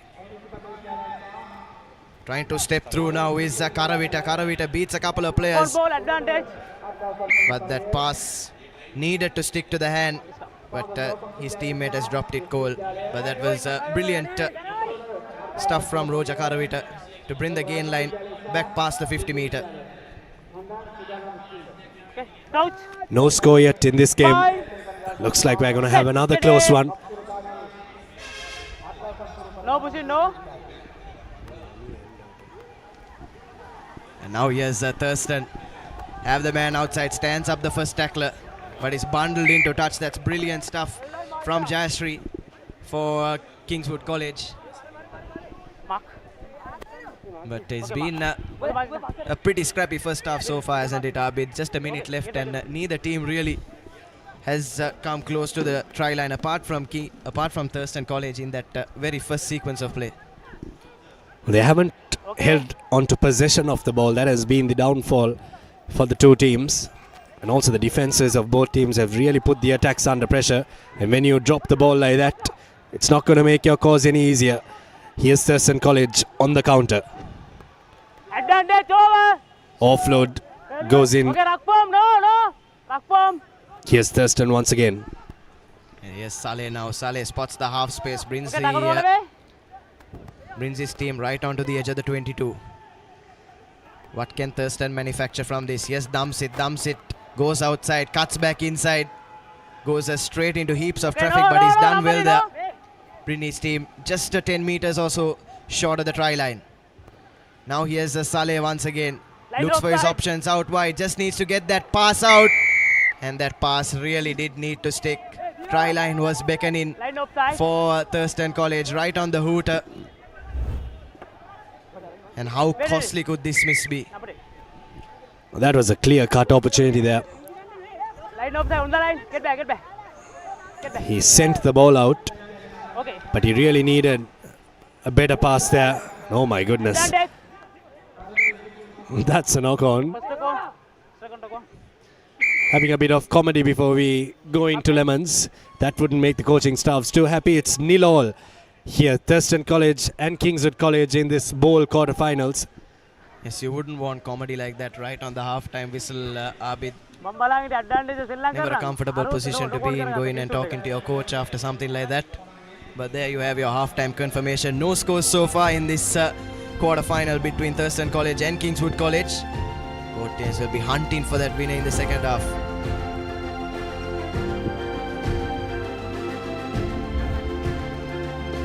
Highlights of the first half there. Not too many highlights that involve tries there, but if you want to have a highlight reel of handling errors, this would be the game that you want to watch. Hope both teams can change their fortunes. Here's one of them. Clear-cut opportunity here. But just cramped up for room there. The pass needed to be a little bit softer.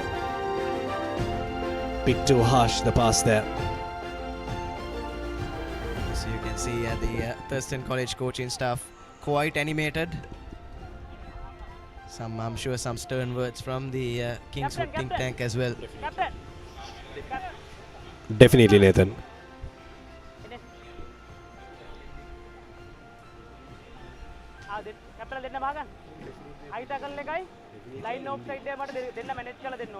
Yes, and the crowds slowly setting into Bambalapitiya. If you're just joining us, folks, we are live on Sri Lanka's #1 sports channel from the under-16 10-a-side schools rugby tournament for 2025. It's a lovely Sunday morning at the moment. Weather gods have been rather kind, and if you are free, do head on down to the St. Peter's College ground in Bambalapitiya and you can watch the budding stars of Sri Lanka schools rugby. set the stage. Make sure that you bring yourself an umbrella as well, because if you're going to go by what it was yesterday, there could be showers. Here's restart from Kingswood College once again. Not cleanly collected. Now exit, not the best. Here's acres of space out wide for Kingswood College. They need to exploit that. Here's space, and here's a chance for Kingswood College through Ranavira. That kick was not the greatest, and as soon as it left the boot, I thought it would have opened the gap out wide, and it certainly did. Ranavira gets the score. It's 5-0 Kingswood College, and the conversion is successful. 7-0 Kingswood have the first score, and that would help their cause a bit more. Yes, we were just speaking about how important the exits can be in the first half, Abid, and Thurstan College have faltered massively there. Ball went straight into the hands of Ranavira, and from there he had acres of space to run into, put on a right-footed step as well. And absolutely no hassle going towards the try line to open the scoring in this bowl quarter-final. And it's advantage Kingswood right at the start of this second half. Chance for Thurstan to make it deuce by scoring, but they need to score fast. Release. First release. Second release. Yes, and the contest needed to be a lot better from Kingswood there. Unfortunately, just getting ahead of themselves, and now handing Thurstan the opportunity to try and go up to the end of the pitch with a touch finder. Yes, Saleh. Number 6. Gains his side a few meters, and it will be Thurstan to feed into the line out. 22. Change. Thurstan need to score next year. Number 2 attend. Number 6. Third number good. First release. Referee Tarindu on your screen there. Tarindu Pereira. 23. Wait. 23. Changes coming in for both teams. Wait. Getting the substitutes in. Number 2. Kingswood College. And Thurstan, of course, wanted to stick with their first choice until they maybe get a score. Before that, line out, not secured. Yes, spoiled well there by Kingswood, and now trying to wriggle through the defense is a Bandara. Ball is available. Was loose for a moment there, and here's Jasiri. And taking the ball right into contact are Kingswood, and strategy is clear, but that's a good contest at ruck time, but illegal from Thurstan College. Number 8. Now it's Kingswood with a penalty of their own, and it's strategy is clear now for Kingswood, isn't it? Are we just looking to eat up as much time as possible, really run the clock down. Even just before earning that penalty, you saw they were just moving the ball around with their forwards. And just 4 minutes or so left on the clock. They wouldn't want to let Thurstan College get up the pitch. Things going their way right now for Kingswood College. Quick ball.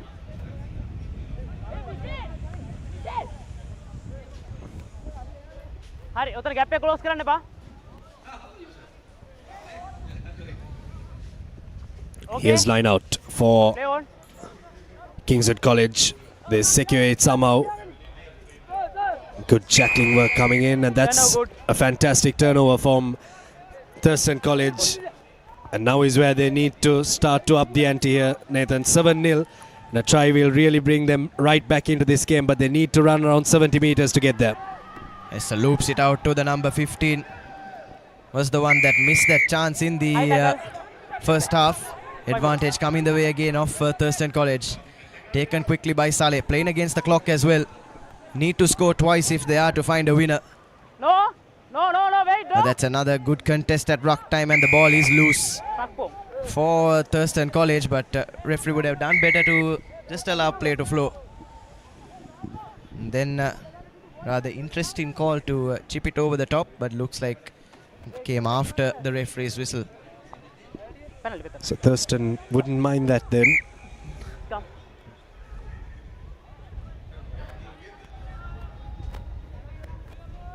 And looks like they've called for a scrum there. Captain. Out of pull.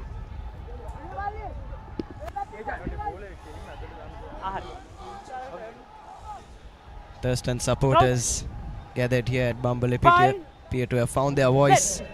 Really need to push their team on. Wait, okay. Go towards a winner. Goes a blind side to Thurstan College. Okay, play on. Pick that ball back up. And it's Kingswood that have come away with the penalty. So all that attack, all that pressure, all that momentum has amounted to nothing for Thurstan College, and it's now Kingswood who can try and find a score to really seal the deal through Karunathilaka. Sends the ball out. Here's Ranavira, the try scorer, but he's dropped that one. And picked up by Thurstan. Play was allowed to continue momentarily, but comedy of errors at the moment. Both teams exchange in possession of the ball. And it's not really the intensity we would have expected from a quarter-final, isn't it, Abid? High class rugby, the previous one. Captain. This one not that great. Hand drop in terms of handling. Penalty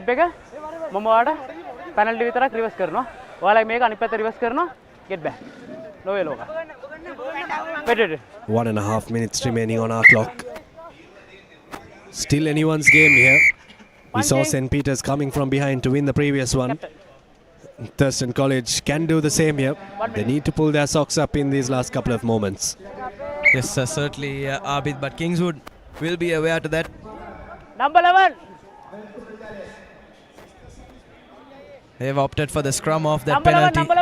Try and run the clock down even further. Just the 1.5 minutes or so left on our clock. It's all about managing the game from here for Kingswood, but can't let the errors creep in as they have done so far in this game. Couch. Bye. Set. Steady. No, wait. And fishes out at the back of the scrum.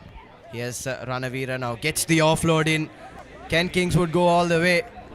Brilliant offload in game from Kingswood. Needed to go around the outside, but cuts inside instead, and the Thurstan defense is just not there as De Silva touches down, and looks like he has sealed the deal in this game. And Kingswood College have booked their place in the bowl semi-final.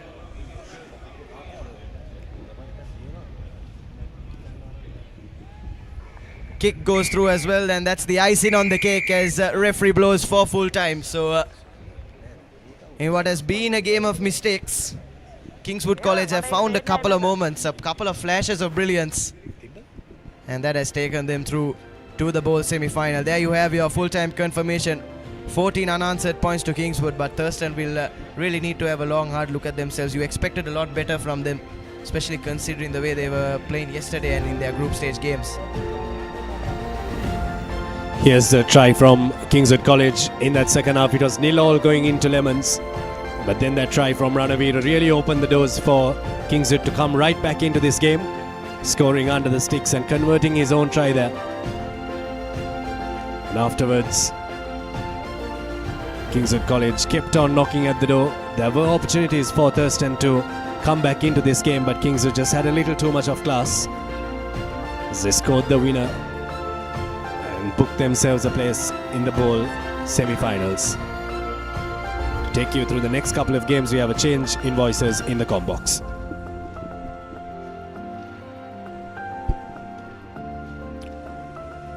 It's time for the first cup quarter-final. Science College taking on Prince of Wales College in this clash.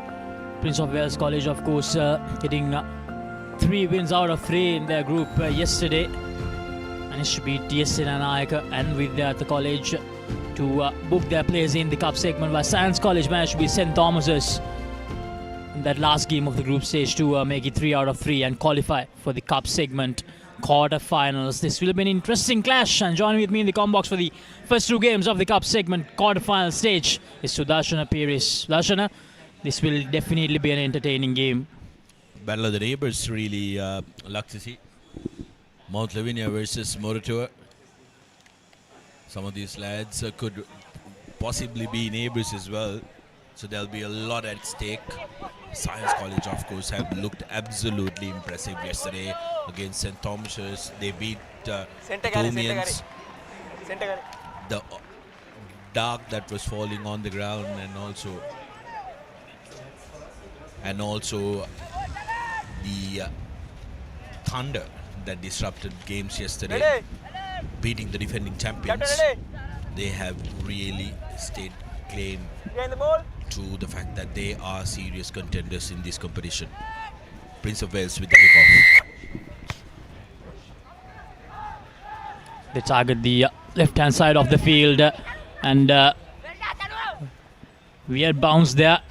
Science College, they do manage to recover, but he unfortunately loses the ball forward. Just thought that Science College managed to get it under control, but they lost it forward. Scrum to Prince of Wales. Maladu Himash losing control of that ball that time. A little bit of a juggle. The two second rowers, that's Himash and Prathishwar, has been very influential in open play for the lads from Mount Lavinia. Here are the Cambrians. Prince of Wales trying to attack straight away. Got a hand to its Science College player and looks like it's going to be a card. Yes, it will be a yellow card. Idle hand obstructing free play, so referees are going to be very, very strict on that. Intentional knock forward. Referee Alexander, the man in the middle, taking care of this first quarter final of the game. Come off. Made in. Crouch. Bind. Set. Steady. They managed to beat Vidyartha 15.7, and in the next game they managed to beat DS Senanayake as well 5-0. So two very close games. So they actually know a bit more about winning close games in this tournament than Science College, except for that St. Thomas's encounter. Science had two very easy games yesterday. Now Prince of Wales from the scrum trying to work their line. Breaks away the number 10 from Prince of Wales College. That's Senra Fonseca. Prince of Wales trying to enter the Science College territory here. The Science College half. Roll away first. Trolling away says the referee. Prince of Wales, they get another penalty right at the halfway mark. Scrum boy. First take roll away.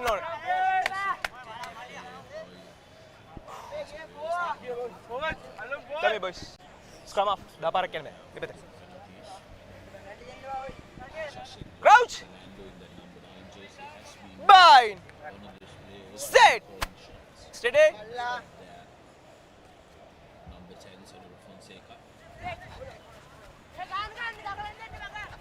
Prince of Wales on the move here. This is brilliant, but Science College, the defensive effort is top-notch there to stop that attack from Prince of Wales.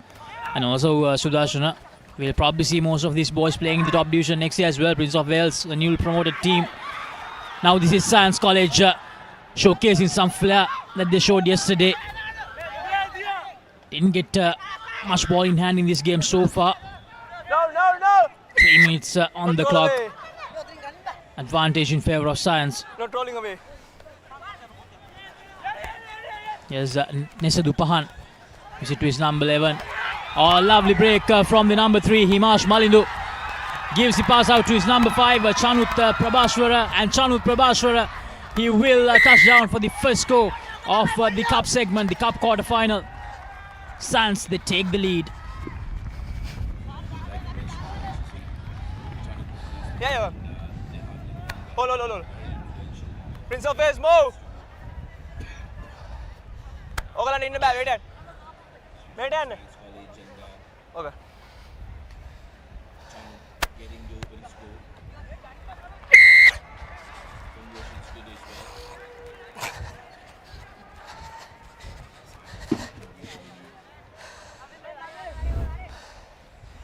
Play gun, a lovely work there Malindu Pimasha and Chanut Pratishwara combining there to get that first try for Science College. Science, they have managed to draw first blood in the first quarter-final of the cup segment of the restart kit. Good collection from Dinut Nisulita for Prince of Wales. Gives it out Shashendra to his number 11 Anuas Tikshana. Get all away! Again, at the halfway mark, need to make sure that they keep the ball. Tries to find space, unable to do so. Good defense coming in from Science. Not letting Prince of Wales off the hook that easily. Nidusha tries to use his power to break that defensive line, but still unable to do that. Prince of Wales College. And offside? Advantage, offside says the referee. Another penalty in favour of Prince of Wales. Shashendra. Think they will try to gain some territory here.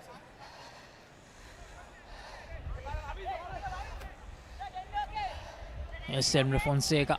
Thank you. That's a poor kick from Senra Fonseca. Quite unfortunate. Now, Science trying to knock back. Mount an attack from their own 22.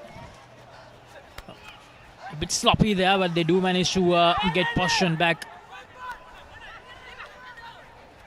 Oh, yes, Science. Slight juggle, but still manages to recover, and that's a knock forward. Prince of Wales.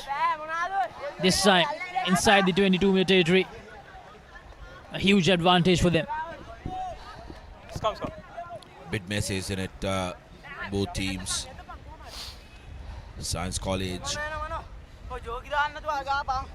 wanting to put on the gas. Needed to calm down and get their controls going. Opportunity now for Prince of Wales to try and get an equalizer. Avoiding a penalty. This time Prince of Wales taking it quickly now to the corner. Cuts back inside Fonseca, who could have gone to the corner flag. You can't. Science looking to put pressure on the fringe. Release it. Get back. Now Prince of Wales need to get some composure here. Settle it down. Get a couple of forwards to attack from an angle. But they opt to go for a pick and go. Dangerously close to the touch line and will be bundled into touch. Half-time. It's half-time. 7 minutes done. And Science College go into Lemons with 7 points in all.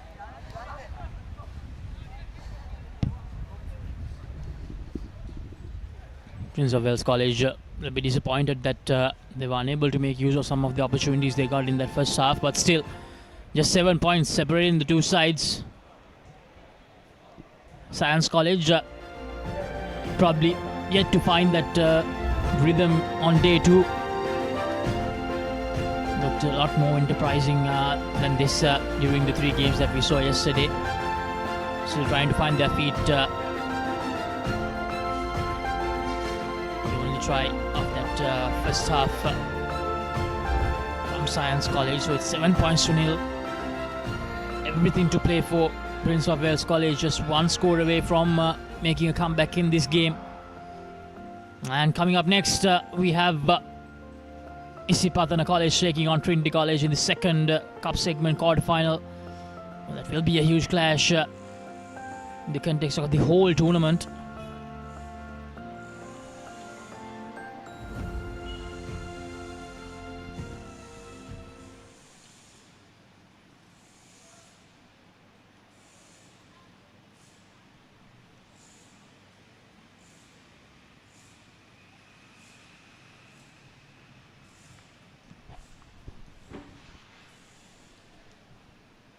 Very hearty team models, and both teams will want to make sure that they close this one out.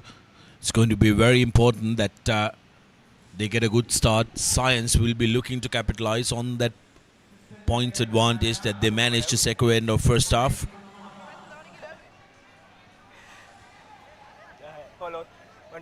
Prince of Wales have catching up to do. They need a converted try to equalize.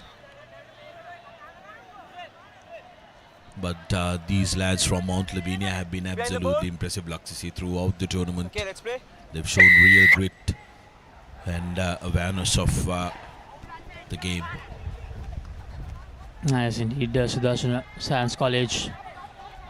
They'll definitely be very, very disappointed if they do miss out on a semi-final spot after playing so well. But Prince of Wales College, now that's what we were talking about. Science College, very, very good. Not only in attack, but in defense as well.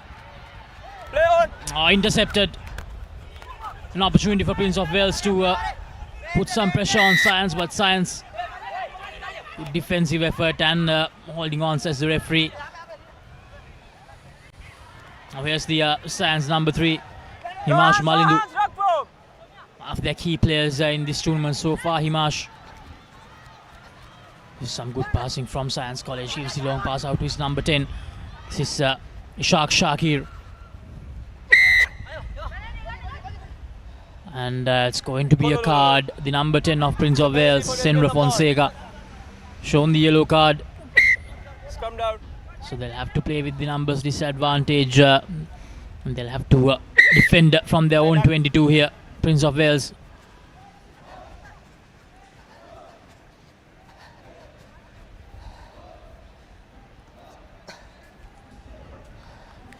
Number 10 in yellow card.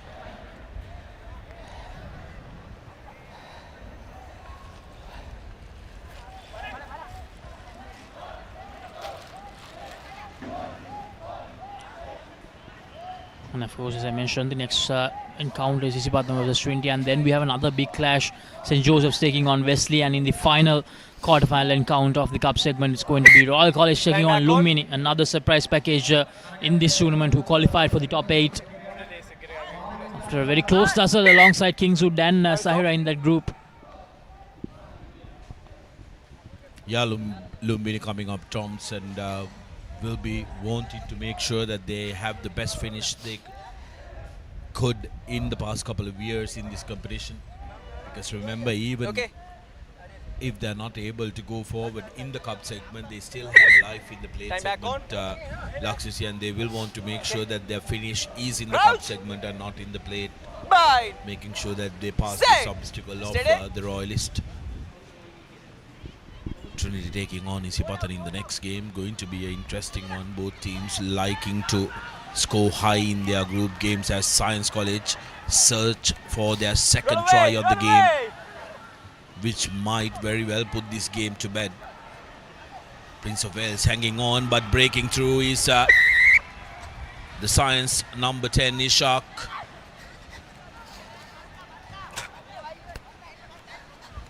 This could very well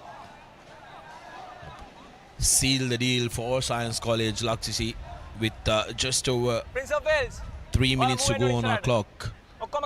It's difficult to see Prince of Wales, despite all their efforts, turning around a 12-point score. Exactly, Prince of Wales College. They'll need something very, very special from here onwards to make a difference here. At Science College, a successful conversion as well. 14 points to nil. As the replay, Shakir, Prince of Wales College player, tried really hard, tried desperately hard to stop him, but Shakir just too powerful at that moment to go all the way. So we talk about Lumbini College, and Lumbini College, just like Prince of Wales, they'll be playing in the top division next year. So both the teams will be really happy that the under-16 boys have managed to qualify for the top 8. That shows that there is a good set of players coming in the future for both these teams in that top division next year. It's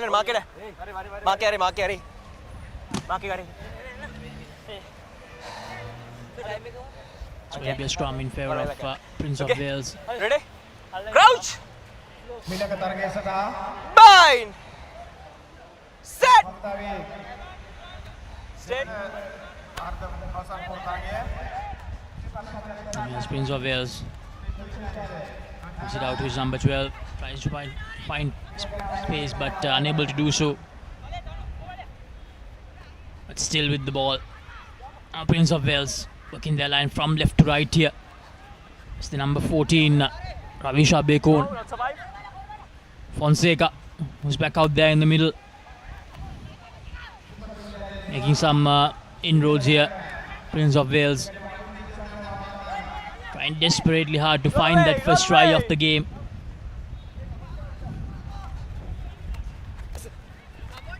They can find a converted try here. No, the referee goes for his whistle. Will be a scrum for Prince of Wales. The Cambridge player carrying the ball to the referee, who was in the middle. Like you mentioned, the Cambrians not being able to get their opening score has put them under a lot of pressure, because if they did manage to get another score before Science went to 14, Laksisi, they would have believed that there was still life in this game. Now it's becoming increasingly difficult to try and get 2 scores in these 2 minutes.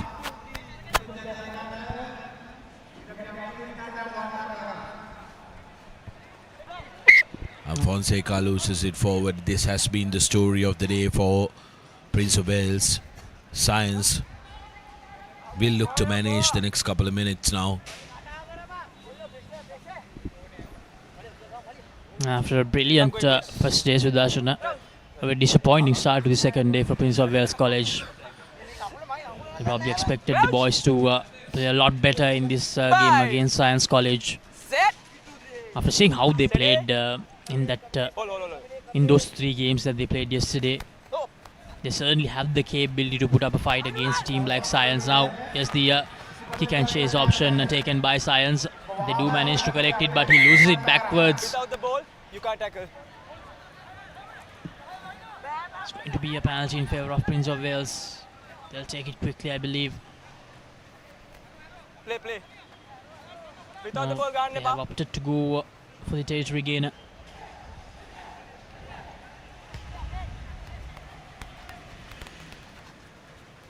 Just fine touch.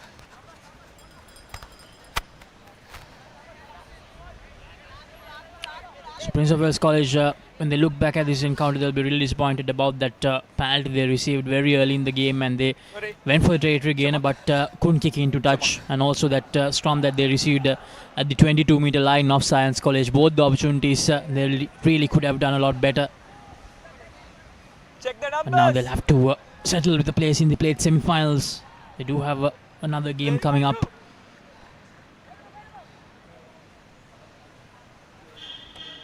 And I believe they'll be playing against whoever loses in the next encounter between Isipatana and Trinity. Extra numbers 4. So it will be another test for them.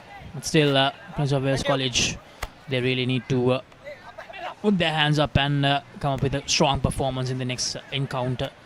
But for Science, they have booked their place in the top 4 of this Under-16 Tennis-side tournament 2025. Penalty, high tackle. Stay back. Yes, Fonseca with a little show and go at the 22-meter mark. Prince of Wales trying desperately hard here to get a consolation try. More advantage coming towards Prince of Wales. And the Cambrians close this out with a try to give them some sort of confidence, some sort of momentum going into that plate semi-final encounter. Stay. Oh, he loses the ball forward. As Sudarshan mentioned earlier as well, it has been that kind of a day for Prince of Wales College. Very, very unfortunate. After a solid first day, a very disappointing start to their second day. And Science College, they are through to the top 5, to the top 4 of the Under-16 Elite Schools Rugby Tournament 2025. And coming up next, we have Trinity College taking on Isipatana College in the second cup quarter-final. Science College booked their place in the final with some good work. The second half has been scoreless except for this one, the number 10 for Science, Shakir Ishak, touching down, and they managed to get the conversion right as well. But since then it has been so close yet so far for both the teams, who haven't been able to capitalize on the opportunities that came their way. Science will book their place in the Cup semi, while Prince of Wales will battle it out in the plate semi-final. Isipatana College taking on Trinity College in this second quarter final of Chirpy Chips Under 16 Rugby 10s organised by Sri Lanka Schools Rugby Association. Going to be an interesting one, Laxisi. Both these teams like scoring big in their opening day. Trinity having their third game today in the morning has decided to include Abdul Malik in their lineup. Good collection of the kickoff for Isipatana. The little man gives it out to his number 6, Sajid Sumri, and that's a turnover. Very well done. Now Trinity with an opportunity to attack. Gives it out, and looks like it's going to be the first try. Yes, it will be the first try for Trinity College. Go. That's Netum Rajanayak scoring the first try for Trinity. All came through the good work of Akila Fernando, who went in and ripped that ball for Trinity College, and quickly turning defense into attack. Malik's inclusion would have given a lot of confidence to these lads. Played a big part in Trinity's league winning run in the first 15s. Quick ball out, good distribution, and Rajanayaka.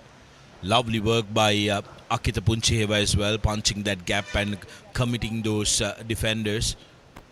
And Rajanayaka putting in the finishing touches. Here's Malik again with the restart kick.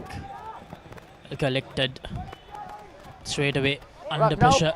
This time Isipatana do make sure that they retain possession. Here's Ubaid. Okay. Again, a lot of pressure inserted on Isipatana, and Trinity College, they get the ball back. It's going to be a scrum. Good physicality shown around the rucks, Laxisi, like I've been mentioning from yesterday itself.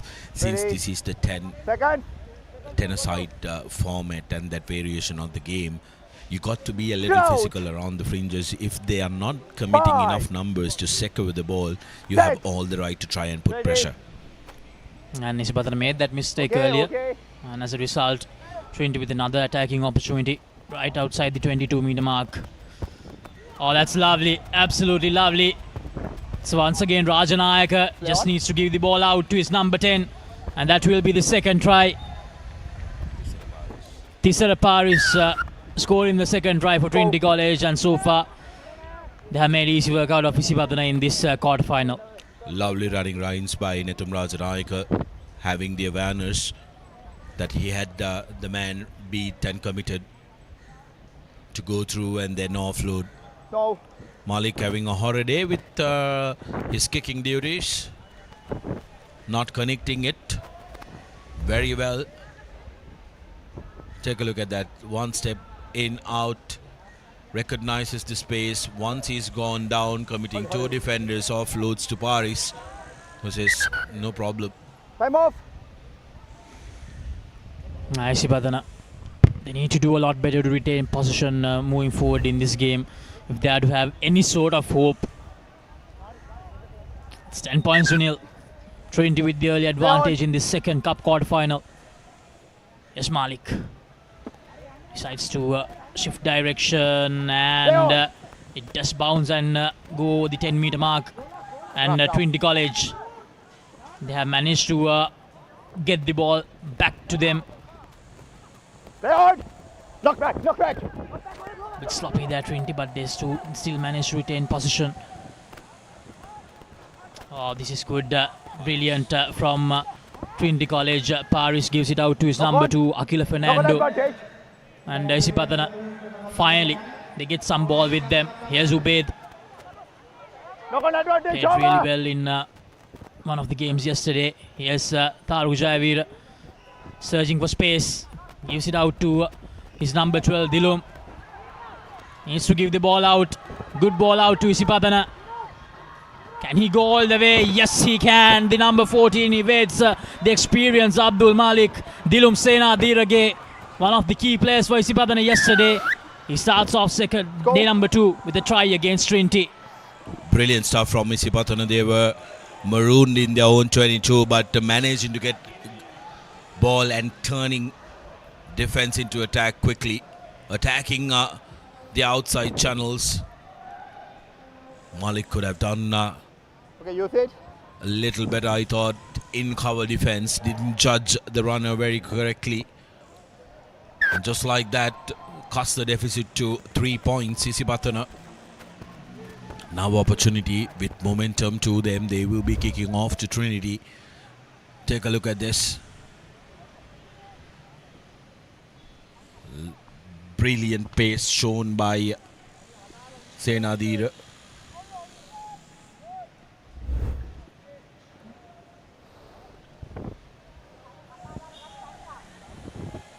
Five and a half minutes on our clock, and Isipatana College with their first score will want to get going here. Here's Ansari with the restart kick. Target the right hand side of the field, and Isipatana probably thought that they got it under control, but Trinity do really well. Now, Trinity, what will they do?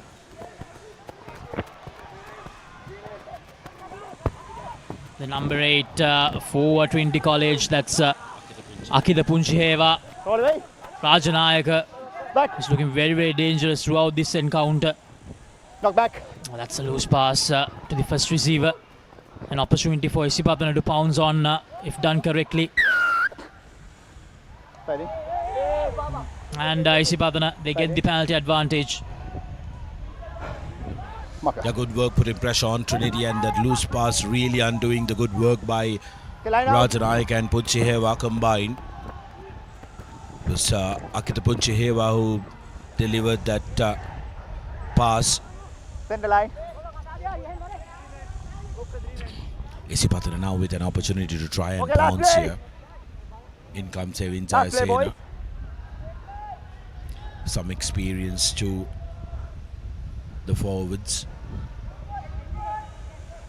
Now this will be an important moment in this game, Sudarshana. Right before the end of the first half, Isipatana with the opportunity to get the lead. Here's Ubaid Branuddin. Very well done by Trinity College. Penalty for holding on right outside the 22-meter line.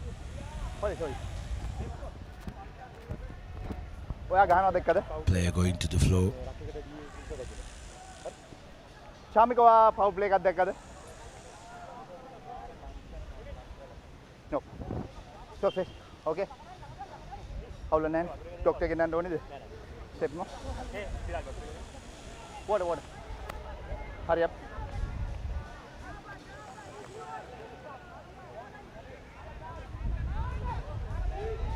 A little stoppage and words of wisdom from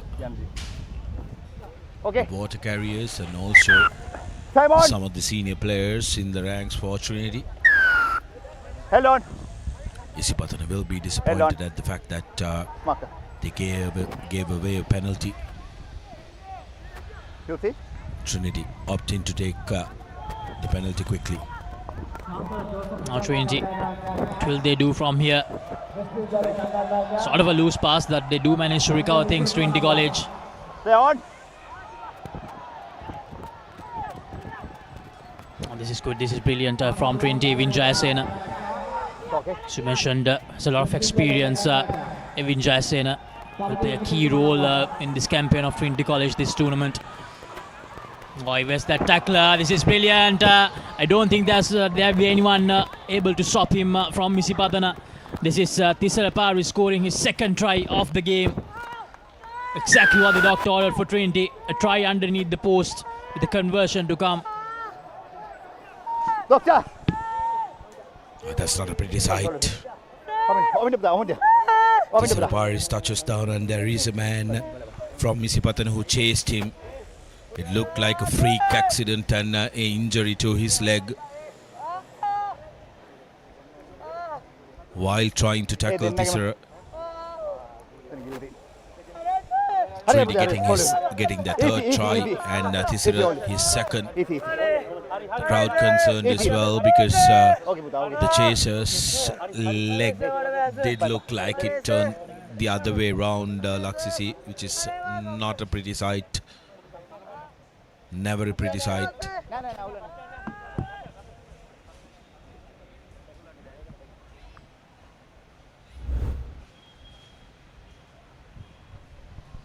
Brilliant work from Paris here to get away from two defenders who came head on.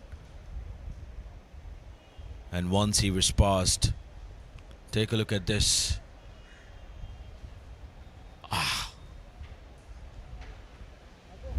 That turn really undid his leg. Really hope that it's not as bad as it looks. Isipatana being told to refocus, reclaim what the style and the pattern of play they want to play.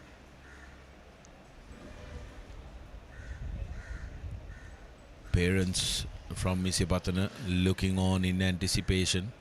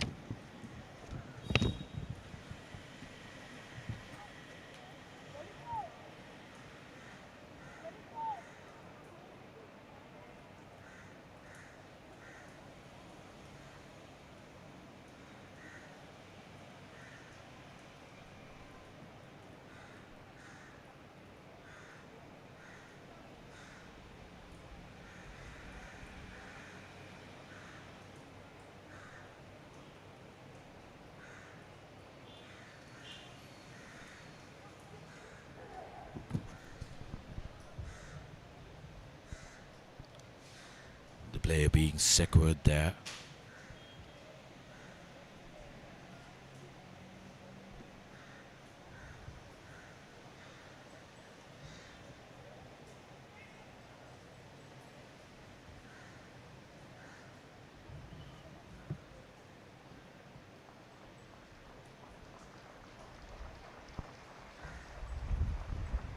We really do hope that it's not as bad as it looks, and wish him very, very speedy recovery.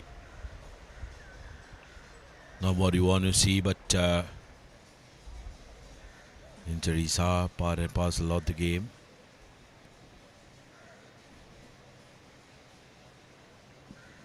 Trinity managing to get the conversion through as well, so the score will move up to 17 points to 10-point lead on Isipatana.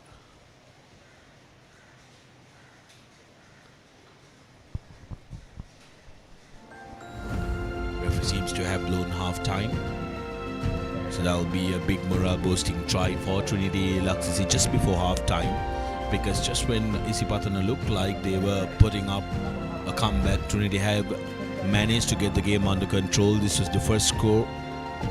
Akita Punchiheva creating that, and Rajanayaka Netum touching down in the corner for Trinity. A lovely wraparound and a good run by Akit.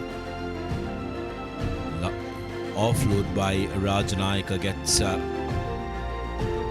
Paris his first try. And Trinity then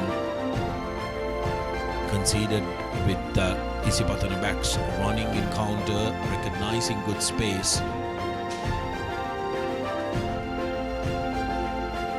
to go right underneath the post.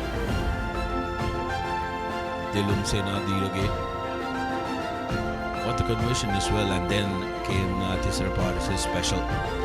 This lad has been in very good form for Trinity. Great legs on him as well. Touches down underneath the post. Malik finally gets the conversion right after the third time masking. An opportunity now for Isipatana.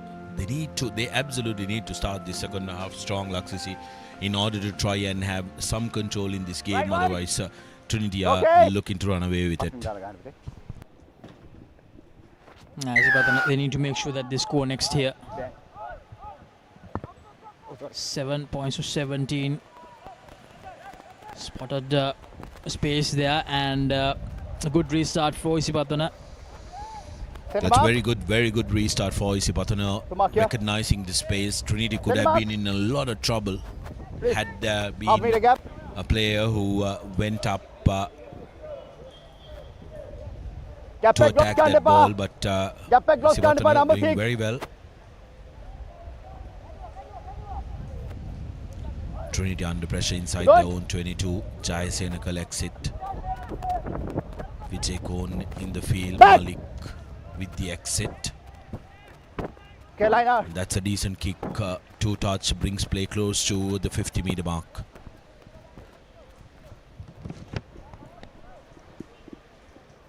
Isipatana. What can they do from here? They need to score twice. Half a meter. For Trinity, it's about making sure that Isipatana doesn't get the next try in this game. I think the Trinitians are not going to be comfortable, Laksisi. Despite the 10-point lead, what they will want to do is they will want to try and get the first score in the second half as well. Very good. To get firmer control of the game. Isipatana looking to spread it out wide, taking into contact towards Tarukakodi Pilige. Now Isipatana on the move, but the number 21 pushed back by the Trinity number 3. And Trinity College, just like that, they have managed to get possession back, and from very good plays as well. Good rush and pressure in that contact by Trinity's forwards. Sashan D'Souza in that number 3 jersey, putting pressure on the ball, has been called to the bench now. Coach Gunaratne has decided he's played his hand. How you use your bench is also going to be very, very crucial in 2-day tournaments like this, Laksisi. You play a couple of games in with very short breaks in between. Abdul Malik going down. He had a problem with his leg that he was struggling with. That doesn't look too good for Trinity. Time up. Prashant Gunaratne going into contact. Why? It seems like it's that ankle again for Malik. Seems to be in quite a bit of pain.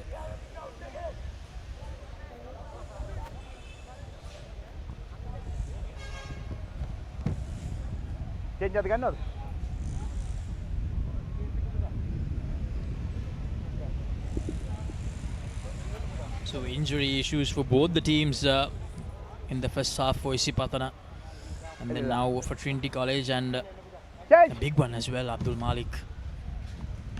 As I mentioned earlier as well, he'll play a big part in this whole campaign of Trinity College. What Trinity will take confidence from is the fact that Malik did not play majority of the games yesterday as well. Laksisi did not play any of the games yesterday, so that's something they will rub off on, and they had played decently well coming into this quarter-final. Trinity managing to keep their line uncrossed, so that's something that they will take pride on. Isipatana also similarly didn't have people scoring against them, so they will want to make sure that they get on top of this game. Still 5 minutes remaining. Sanidhu Pereira eager to get the game started, but he will need some tending to, because there is some blood visible on his face.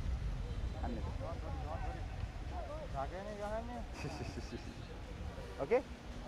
And referee Arnashanta will not let him continue until he gets that tended to.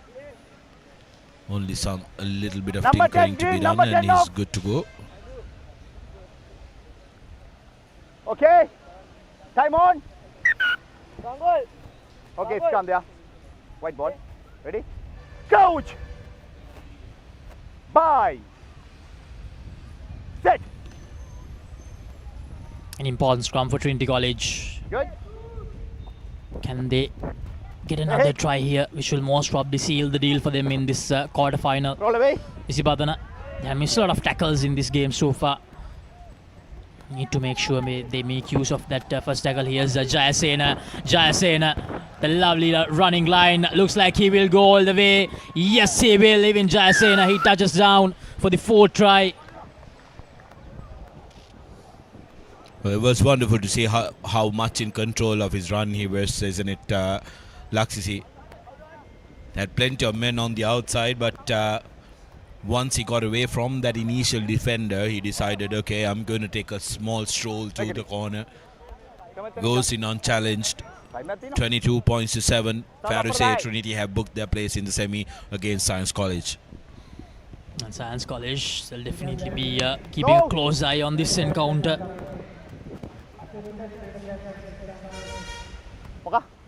Probably around 3 minutes remaining now. Here's the replay again. Evin Jayasena Number 2 green, managed to number fox 2. The number 3 of Isipatana quite easily. Number 2 green. That's Sajad Ibrahim. Sajad Sumri rather.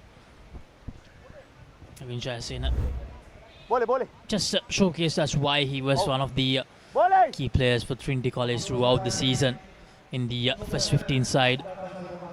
Just too good for most of these boys in this under 16 category.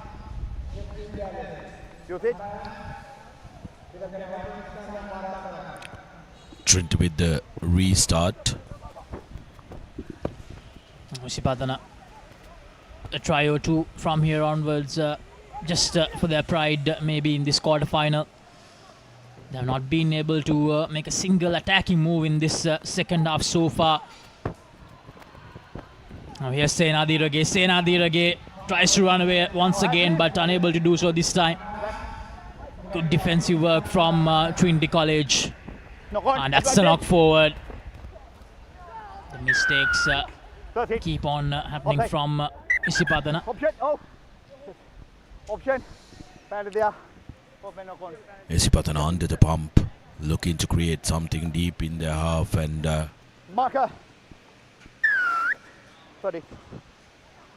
Trinity now with an opportunity to get another score on the board. Rock now.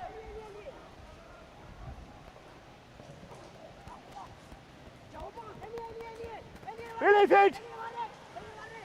Rock now. Yeah, just too good once again. Trinity College. Gangul Vikramasinghe spotted the gap to perfection.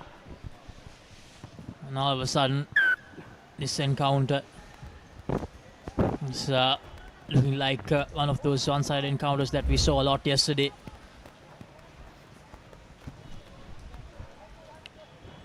Isipatana in anticipation of Trinity's backs, who've been creating a lot of trouble to them, and the forwards who join them, taking their eyes off the halfback, and taking your eyes off the halfback is never a good thing, Laksisi. That can put you under a lot of pressure.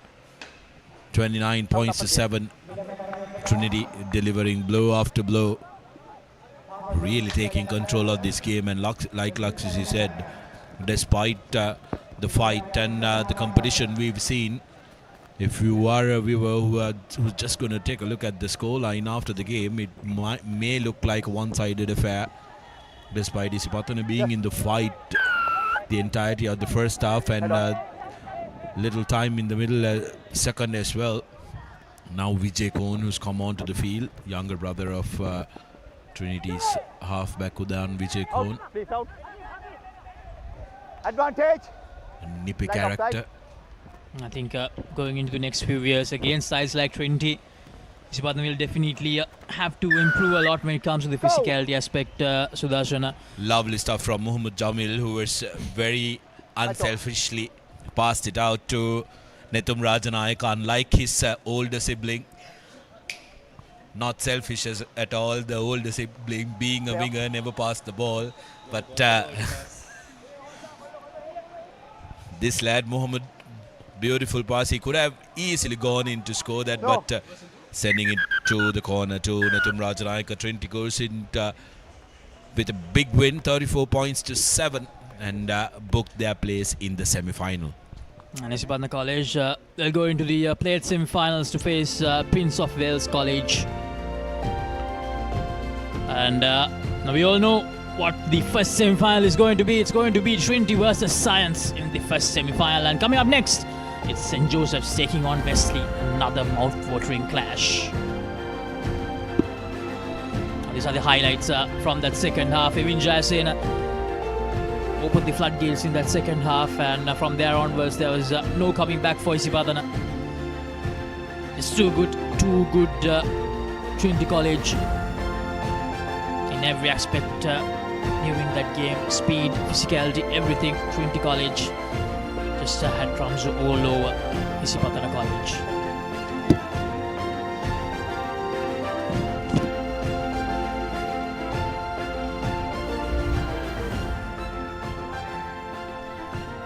Now it's time for St. Joseph's College to take on Wesley College in what promises to be yet another thrilling quarter-final. Cup quarter-final. Losers will proceed to the plate. So losing doesn't mean you're all but going home. You still have a bit to play for, but I'm sure Abit no team would want to lose at this stage. You've done so well in the group stage, you've topped your group, but this is the business end of the competition, isn't it? This is where everything needs to work for you. Trinity College and Science College have done a little bit of the job. Here's the chance for St. Joseph's or Wesley College to book their place in the Cup semi-finals. A big game coming your way. Good performance all around from both these teams in yesterday's fixtures. These teams played at the Ananda College grounds. And this game, from the performances that we saw yesterday, this one should be a thriller. St. Joseph's in their customary blue and white kits, with Wesley in blue and in the double blue as they kick things off. Kick-off collected by the Wesley players, but bundled into touch by the Josephians. Jaya Sumana that was who collected it. But St. Joseph's College somehow managed to hold on and bundle their opponents into touch. They won't be too happy with the kick-off of the game, Abit, and not being able to clean things up. First set piece of the game here. Lineouts have been one of the most important parts of this tournament so far, as we've seen in the games played so far in this tournament. Here's the first set piece of this Cup quarterfinals.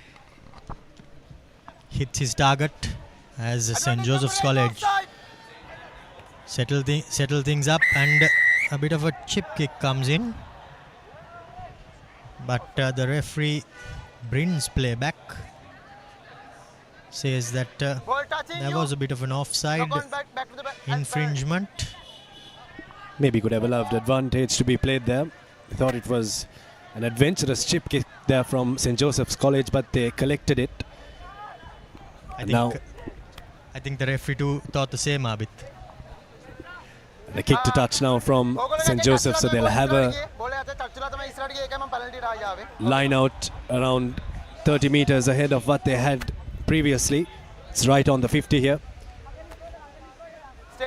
No real chances of attack for any of these teams, but now's the chance for St. Joseph's to launch something. Nikhil De Silva preparing to throw in. Hits his target as Nikhil wraps around. Now to the three quarters they go to St. Joseph's College. Still keeping hold of position, but this time around butterfingers by Cristiano, and he drops the ball forward. Good pressing defense there from Wesley College in the phase previous to the knock-on. Arkesh Ryan, that was who shot up there in the number 13 jumper, played at scrum half during the season for the Wesley College first 15ers. Now here's the first chance for Wesley to maybe launch something.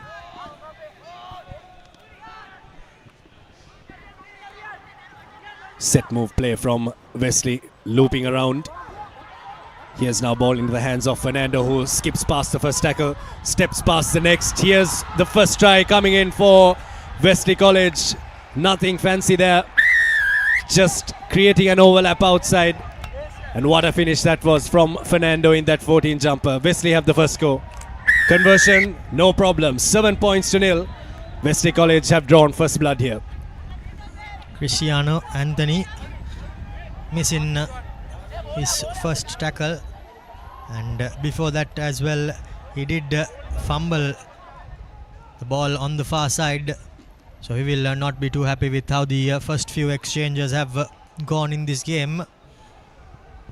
But now Wesley College, they have 7 points to their name and a lead to defend. Restart from Wesley College. A good kick with a lot of hang time there, but somehow they get the offload away. Cristiano, good offload off the turf there to his number 8, Rodrigo. Now setting it up, St. Joseph's. Going to the boot of front foot ball there. Nisit with the kick. Kicks it and maybe has overcooked it a little too much there.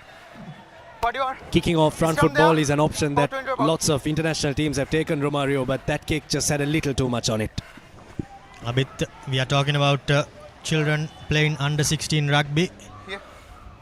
Bit of a flamboyant comparison with international teams, but I think that was a rash decision by the youngster. Should have just shipped it wide. And I think if he had done so, there would have been numbers on the outside. But having said that, error made. Now it's for St. Joseph's to rectify things. Crouch, bind, set. Wesley with a scrum. Shafran Wadud, another player who featured in the league runner-up Wesley College outfit. Crouch, bind, set. Okay, steady. 2 minutes remaining in this first half. Here's Wadud. Goes on the short side. Doesn't have too much of support there, but I thought there was a slight knock-on from St. Joseph's College, but it's deemed as a knock-on from Wesley. So it'll be a put into the scrum from St. Joseph's. Jayawardena just sticking his hand out, and luckily for him, the ball travelled backwards. It's crucial that St. Joseph's get the next score, because they would not want to let Wesley let them get out too far. Now to the line they go. Here are the Josephians with a wraparound move. Nisit was the player. Now Cristiano, what a tackle on him. Rocked him backwards. Akesh Ryan was the tackler. Now Jayawardena taking it up into contact. This time around was the big hooker Nikhil De Silva, who dropped the ball cold. He was not expecting that. Wesley College have done very well to get themselves right in the face of the ball carrier, Come close, quick. which always puts the doubt whether to look at the ball or the defender coming up. Akesh Ryan has been very good in defense so far. In the previous passage also there was a very good defensive effort from Wesley College. What can they spark from their 40? Good wraparound coming in, trying to create an overlap, but good drift defense from St. Joseph's College. Akesh Ryan takes it into contact. And now there's space out wide. Someone needs to straighten up and run hard onto the ball. Here's the number 8, Jai Sumana. Oh, Jai Sumana, the big burly lad. He's going to go under the 6 to score the second try for Wesley College. And how about that for a celebration? And boy, do they deserve that. They've been very good in defense and in attack as well. Conversion successful, 14 points to nil now. Wesley College enjoying themselves out on the field are the youngsters. And by the looks of it, it is half time here. Wesley College taking a 14-point advantage into Lemons.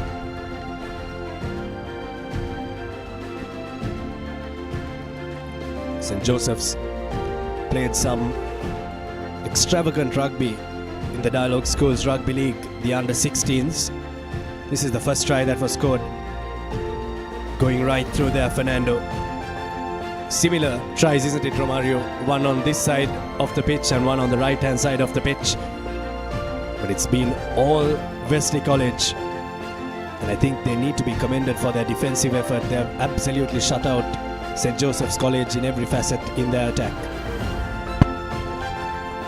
They have done extremely well both in attack and defense, and hence the score is 14 points to nil in favour of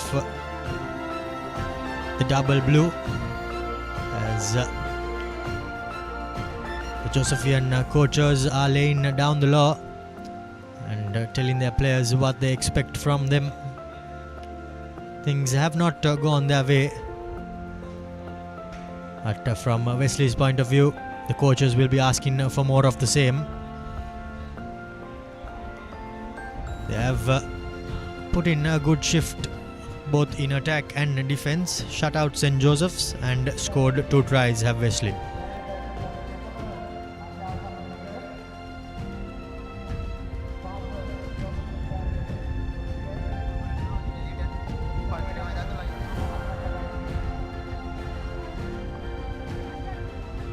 Ball. රසිකයි බෝලයක් එවන්න ඕන අතන. පිටිපස්සේ වාගේ පිටිපස්සේ. 14 points to nil. Wesley College lead as they come into this second half. දෙකෙන් මොකද හොඳ බලන්න. Okay, out කරන්න. Okay, out කරන්න number 2. Out කරන්න. Thank you. Important first couple of minutes in this second half for St. Joseph's College. They need to score, and they need to score fast. They need to regather this restart. It's a deep one from them, but it's a contestable one. Here's Ryan. Looks to show the hand to the St. Joseph's College defense, but they've spotted a little gap there through their try scorer, Fernando. And penalty now coming the way of St. Joseph's College. They'll be marched forward. Oh dear, and an unnecessary bit of brain fade there by Jayasumana, and he sees himself receiving marching orders. Yeah, you are yellow card. You want to move on in the penalty. Here's the opportunity for St. Joseph's. Yeah, blocked up. Quick tap. They need to make it count here. Just 7 minutes for them to bridge this gap and go ahead if they are to book a place in the Cup semi-finals. Looks like they're going to touch.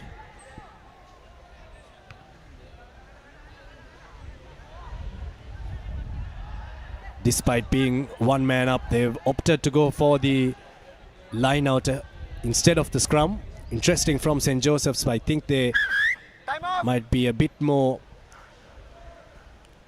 comfortable using their forwards. But we'll see how this pans out. Important line out in the context of this game. Nikhil De Silva preparing to throw in to this line out. Jayawardena will surely be one of his targets, one of his main targets, as DS are called out, told to vacate the try scoring area. Wesley are in all readiness to defend the rolling maul.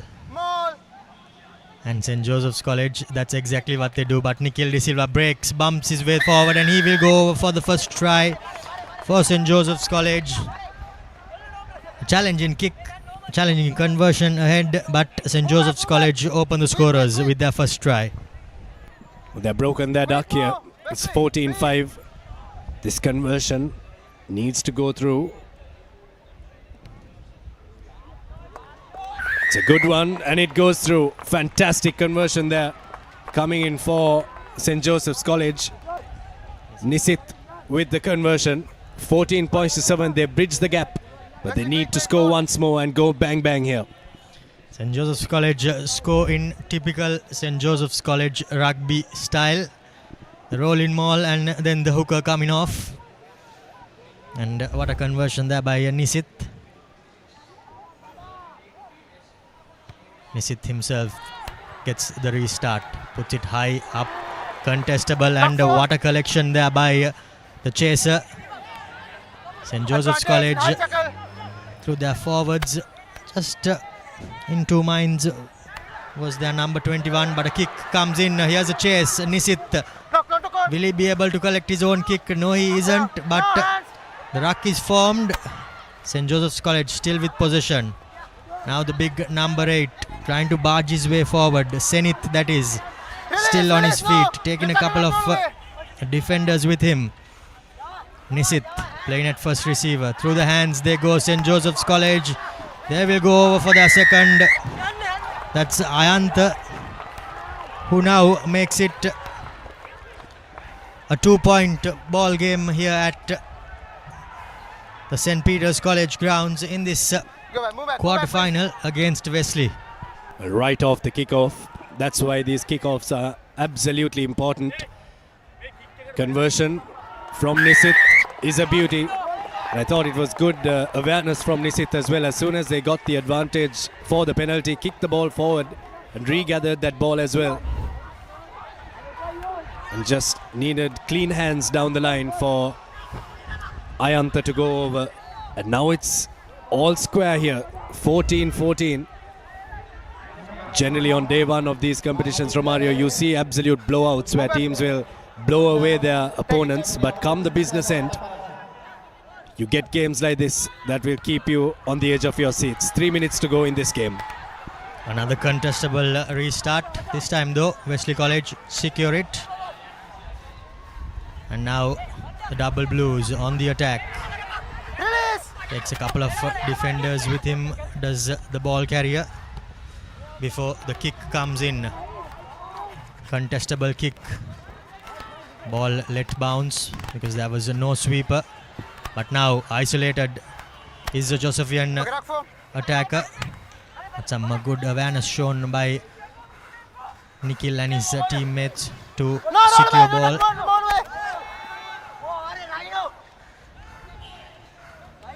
Counter ruck coming in by Wesley College. However, St. Joseph's holding on to possession and now concede a penalty.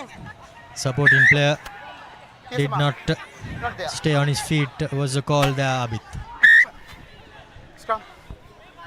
Offensive penalties are always criminal when you're on attack. Wesley have opted for the scrum off the penalty.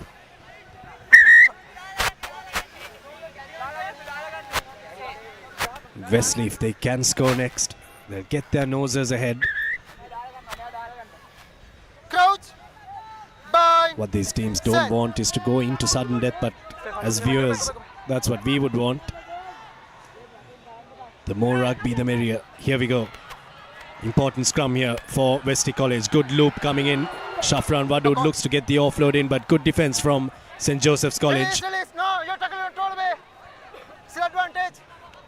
Advantage coming the way of the Josephians. The Wesleyites rather. Fahir takes it into contact. With the advantage coming, they're going to take a bit of a gamble here. And the ball bounces into no man's land, but somehow comes the way of St. Joseph's. Advantage over is the call, and that's a high shot. Indeed, it is a high shot there by the Wesley number 14, Fernando. And will he be seen yellow? Yes, he will be. The pendulum swings yet again, Abid. I thought there was an advantage coming the way of Wesley College. There's a knock-on advantage. I think he might have mistook it for a penalty advantage like I did there. But now a man down, Wesley. This is the invitation for the Josephians to come into this game. Caught a little high there. He tried every trick in the book to not get booked. But the referee was not falling for that. Nisit puts the ball into touch. As we have about 20 seconds left on our clock. And St. Joseph's College with position in their favour.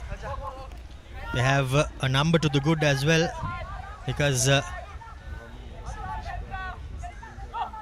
the Wesley player was sent to the bin. Now Nikhil De Silva and co. What can they make? Another high tackle coming in for St. Joseph's College. Penalty advantage. Number 2. Nisit opting to go for the boot. That was a bit of a knock on there. So the referee will go for the penalty in favour of the Josephians for yet another high shot. As the bell goes off. Time's up. Nisit De Silva. They opt for the touchline to the Josephians. What would they have on the cards? Abid, will it be a rolling maul or will they swing the ball wide? Wesley, I don't think it's going to be a rolling maul. The last time they were very privy to that. St. Joseph's need to score here. If they don't score here, or if either one of these teams don't score here, we'll go into sudden death. And they set the rolling maul up. Here's St. Joseph's. And they've been bundled into touch. That's that at the end of 14 minutes. It's 14 all. And sudden death, here we come. Sublime game of rugby. A game of two halves. Wesley Wesley scoring twice in the first half, and St. Joseph's scoring twice in the second half.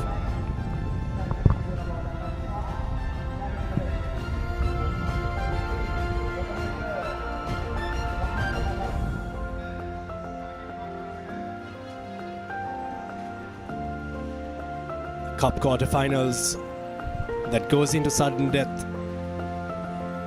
As rugby loving fans, there's nothing more that we can ask for. 14 all at the end of the 14 minutes. So sudden death will be of two halves that are 3 minutes each. The first team to score will take the game. Here's the highlights of the second half. First score from St. Joseph's. What a comeback from them, Romario. They were absolutely blown away in the first half, in attack and in defense. But they got their thinking cap on, and they've got 2 tries to level things up. Just couldn't close it out, but now an opportunity for them to win it.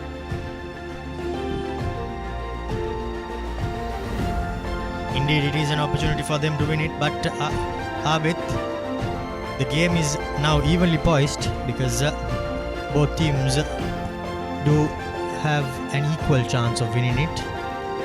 The only thing that weighs in favour of St. Joseph's is that they will be playing this first few minutes with a man to the good.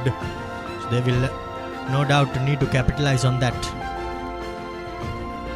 The Wesley supporters here in numbers wearing their double blue outfits want to get behind their team and see them through to this cup semi-finals.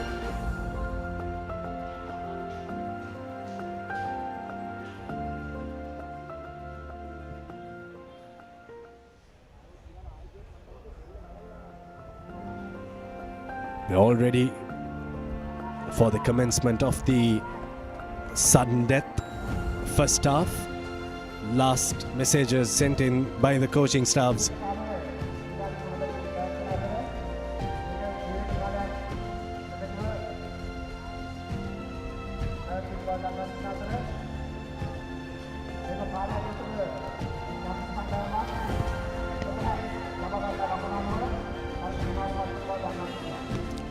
The team that scores first points rather, will be awarded the win.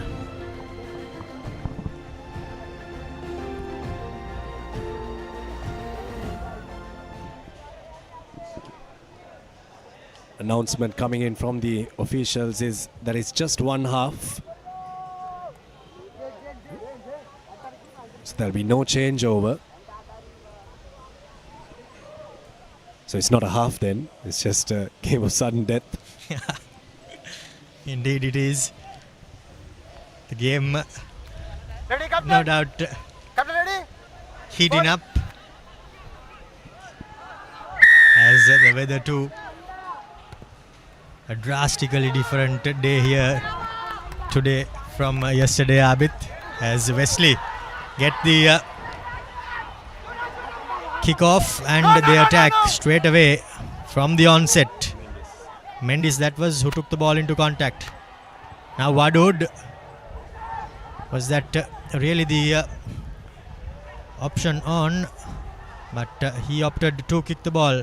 Now St. Joseph's College stuck inside their own half, deep inside their own half. The defender needs to roll out from there. He does in the nick of time.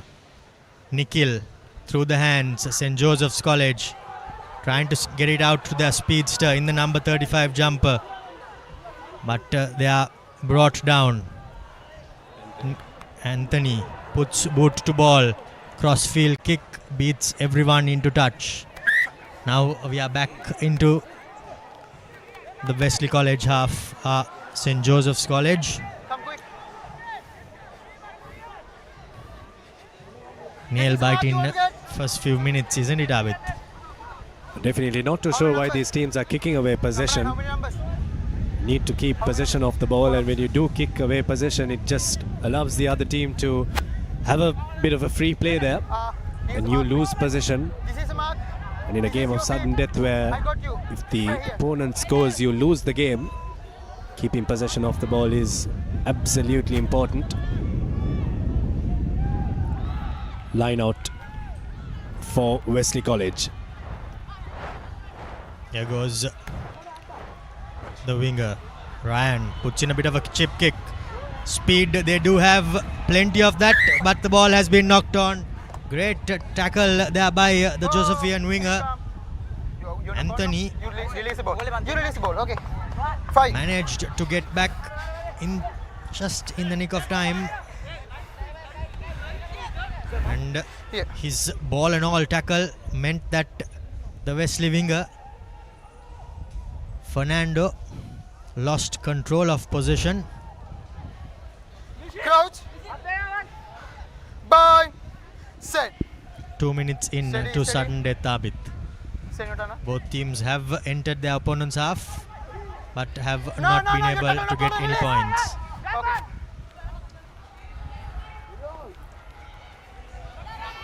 Rodrigo, the big number 8. St. Joseph's College, deep inside their own half. They are playing with fire. Ball knocked backwards.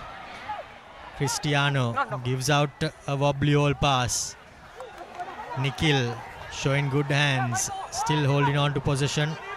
Are the Josephians. Now Rodrigo decides to go straight back into his opponent. Here's Cristiano, shows to boot the ball but hangs on to it. Nisit gets a wobbly old pass, fumbled and collected though, but now possession changes hands. The hoot all two had just rung, the bell rather, as Wesley College lose possession of the ball and should have advantage been played. Should have advantage been played there. The referee a bit too quick to the whistle, but that means that after 3 minutes of sudden death, both teams, well, there's nothing to separate the two teams. There was an announcement that there's only going to be one 3-minute chucker played, but now they definitely will have to go in for another.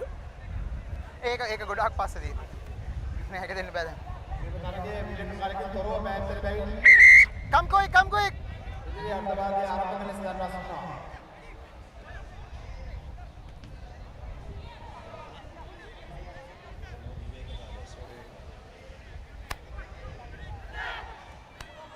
There is no half time, so we will go in straight away into the second half of sudden death.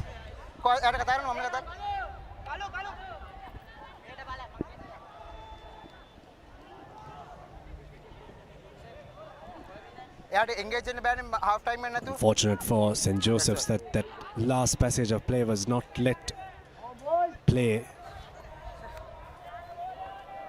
It was gone for all money. He booted it forward. Ready?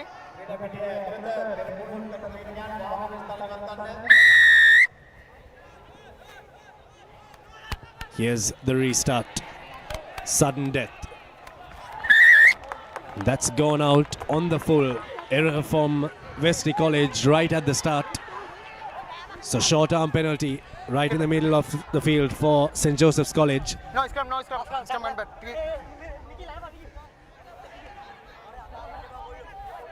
Take it. They have options left. They have options right. They go to the right. Michael De Silva takes the ball into contact.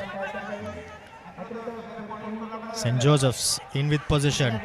Now Nisit to Cristiano. He needs to pin his ears back, step inside and go over. No, he isn't. Jumping. Try to jump over the tackle. You can't jump. And concedes the penalty, does Anthony.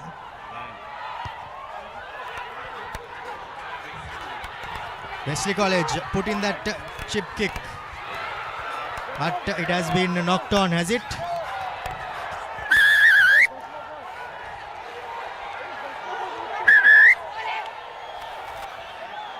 Well, this game has not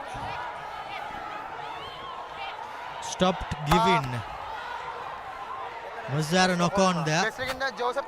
First knock on by Wesley College.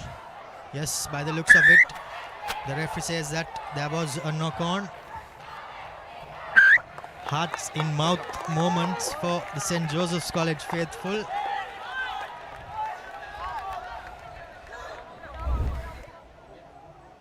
Here you see that replay there, Abid. Interesting call to take the tap and kick it off, a penalty. But we would have, easy to say in hindsight, but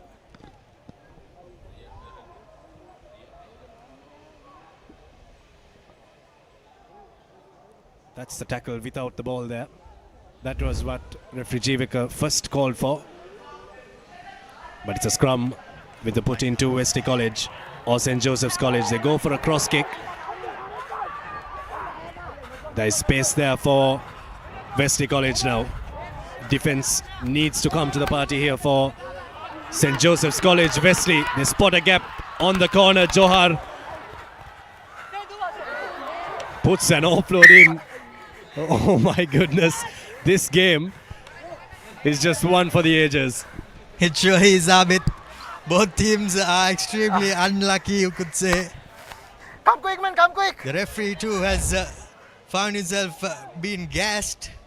Here you go. After Johor went down, all the players are on side because there was no ruck there. But the Josephian player in the number 31 jumper just unable to hang on to that dolly pass that came towards him. And he just looked him in the eye and passed it to the opposition. Early. Here's Shafran Wadud now. Steps. Oh, this is going to be the try that will seal it for Wesley College. That's that in the cup quarterfinals.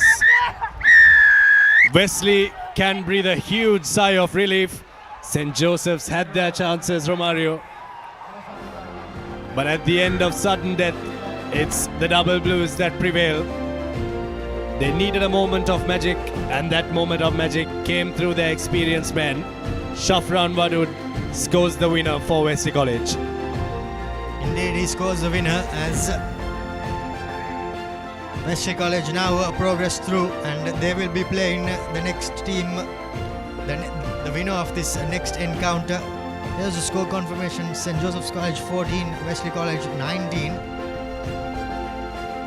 Took us quite a bit of time, but at the end of it, we did get a winner. There you go. That's how Wadud went. Took the quick tap. And he went over for that try, which sealed the deal in favour of Wesley College. And now it's time for Royal College as they play Lumbini.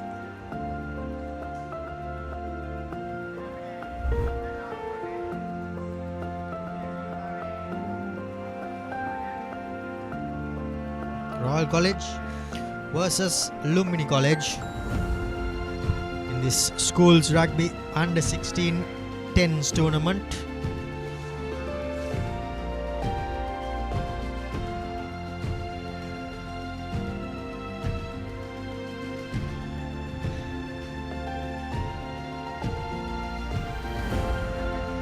Referee will be Nalin Lasanta as Royal College kick off this game with a shallow kick collected by the Lumbini number 1. As Lumbini recycle possession, and now they send it through the hands. Here's Lumbini. First real attacking opportunity. They're looking to boot it forward there.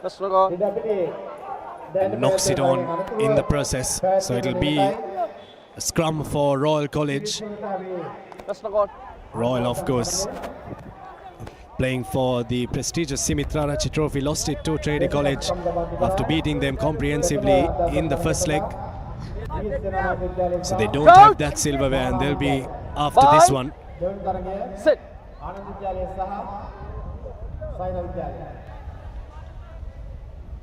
Here's Royal. Namira Pereira feeds it into the scrum. Here's their centre. Looking to bust his way through Hatim Arif there. But somehow Lumbini College have stolen the ball.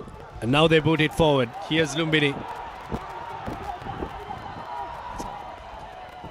Somehow Lumbini, oh my goodness, that's an offload. That will get Lumbini College the first try in this cup quarterfinals. Lakshan with the try. Lumbini College are using that boot ahead to very good advantage. It's not just the fact that they're putting it into space, Romario, but they've also got their chasers up and really foxing Royal College in the early stages of this quarterfinal. Sure is taking a bit for Royal to turn and chase. And Lumbini make Royal pay for it. Conversion isn't successful. So the scores remain 5-0 in favour of Lumbini College. As we see that replay there, good chase coming in, and it was Lakshan in the number 5 jumper who went besides the upright for the opening score in this game. 2 minutes in, Lumbini College are 5 points to the good.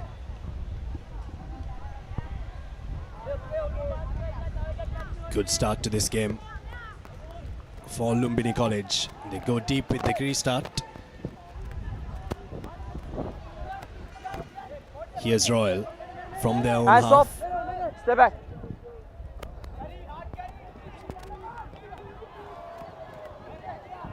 Here's Royal once again through Heva Gamage. Now Royal putting the ball to the toe here and looking to chase there. Oh, just can't collect it there, Royal. Knock on coming in there. It was a good option there from Royal College, but just couldn't hang on to it. Royal College trying to give Lumbini a taste of their own medicine, but just unable to hang on.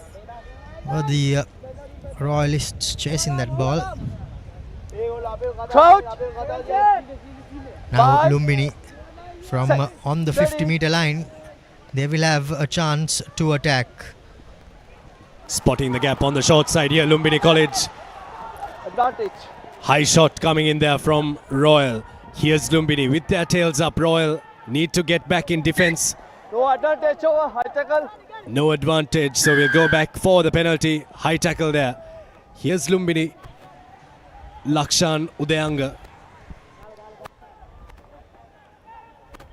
It makes our life easy. They've got their names on the back of their jerseys. Indeed, Shan, that was who put the ball into touch. Here you see that high tackle there. Number 9 was beaten, but he did well to come back. However, just not low enough on that occasion as he collected his opponent around the head area. Yellow. But now Lumbini College with a chance to attack. Line out, secured, rolling maul set up. Royal were very heavy with their rolling maul yesterday at the Ananda College grounds. Here's Lumbini.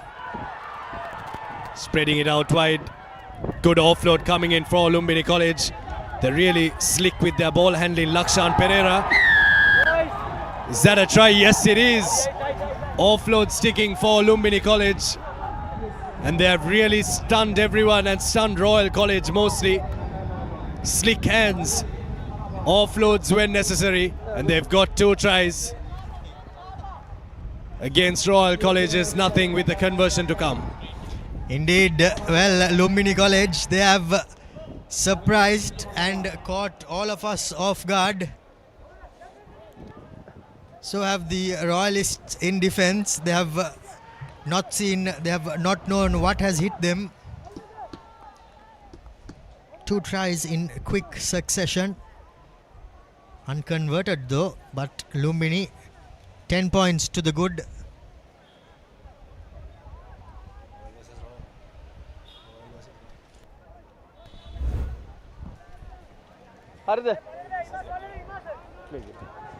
In the number 13 jumper is Lakshan. Lakshan Pereira, that is. Puts in a restart. Goes deep. Here's Royal coming out of their own half. Stay back, stay back. Looking to spread it now. Royal working through their forwards. Good defense coming in from Lumbini College. Holding up in defense. Here's a little bit of space, but cramped up for room there, Royal. Stay back, stay back. Now going through their forwards once again. Tackler needs to roll away there. Quick recycle ball for Royal. Here's space for the number 10 Royal College. Lakshan Pereira comes in and makes a very good tackle there. Stay back. De Costa there. Yes. Making the break for Royal, and now the advantage comes. Arm is out from referee Nalin Lasantha. Eshan Senaviratna takes it forward for Royal. A little unstructured in attack, but still Hansana takes it forward. Release, Taka release. No hands. Here's Lumbini. They need to be careful in defense here. They've already given away a penalty advantage. Royal just draw and pass. That's going to be the first score for Royal College, is it? Didn't look like he wanted to dot that one down, but nonetheless, Hatim Arif dots down the first score for Royal College. And now the comeback has started from the Royalists. Laboured there by Arif, but he somehow managed to dot it down.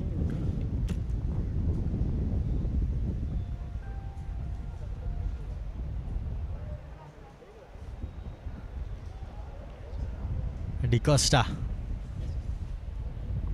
with his left foot. No. Just lacking direction there on that occasion. However, 5 points to 10, and that's half time here at St. Peter's College grounds in this under 16 elite rugby 10s. This is quarter-final number 4. What a start from Lumbini College in this game.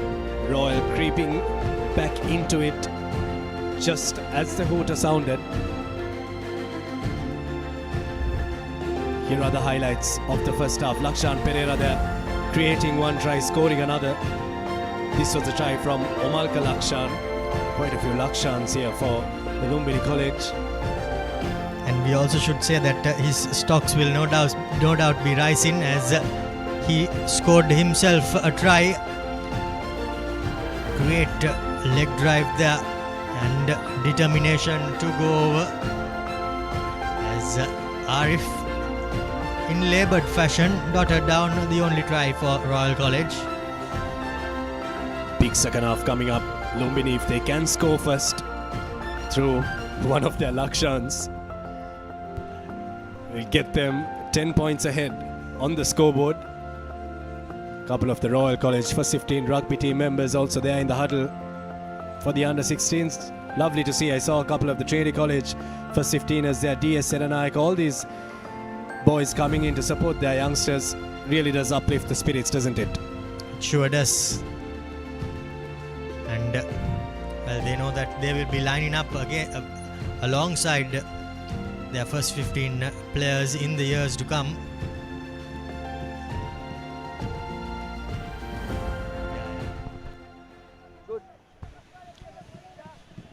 Now to kick off the second half is Lakshan in the number 13 jumper. Oh dear me. Did not make full connection. But Royal somehow managed to clean things up. Now to the blind side they go. This time around puts in a bit of a kick, does the number 10. The ball has been collected as Royal through Ekanayaka.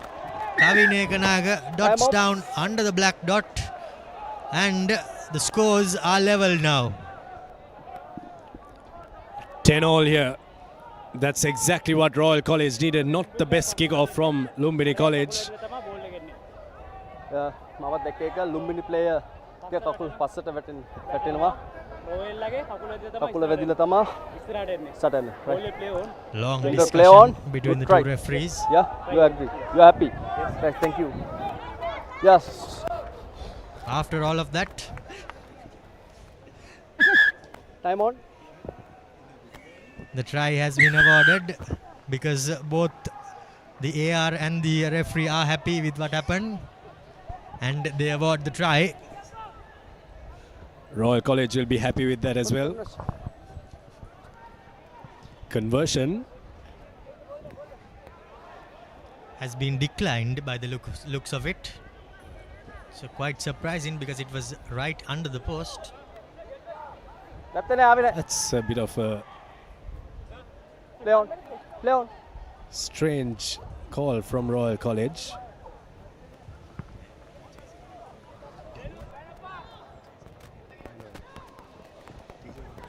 Not back. Fumbled. Advantage. As Royal knock things on. Now Lumbini College will have an opportunity deep inside their own half, however.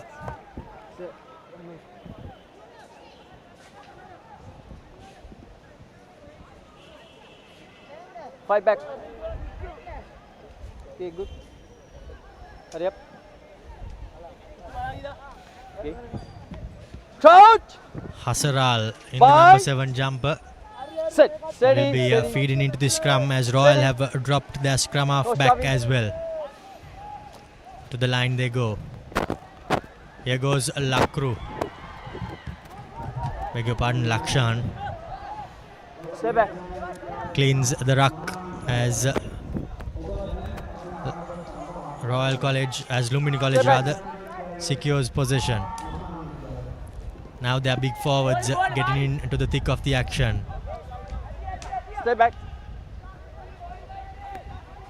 Here goes Lakshan, carves open the defense. Now step in. Has he got the gas? There's a man chasing him. Will he be able to go all the way? He does. Here goes Lakshan in the number 13 jumper, showing his skills and speed to go over for Lumbini College, and they draw back into the lead with a conversion from under the uprights.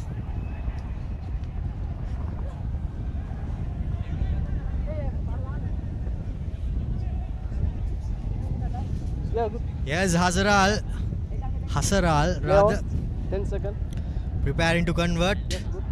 Hasaral, that is. adds the extras as he makes it a 7-point game. So now Royal College will have to score a converted try if they are to get back into this, as we see that replay there again, Abid. Well, Lakshan is doing himself quite well in this under-16 tournament. Leon. But in this match in particular, he's created 1 try, scored 2 tries. Royal College bear hug each other while trying to collect that. Massive tackle coming in there. The Royalists just unable to cope up with pressure.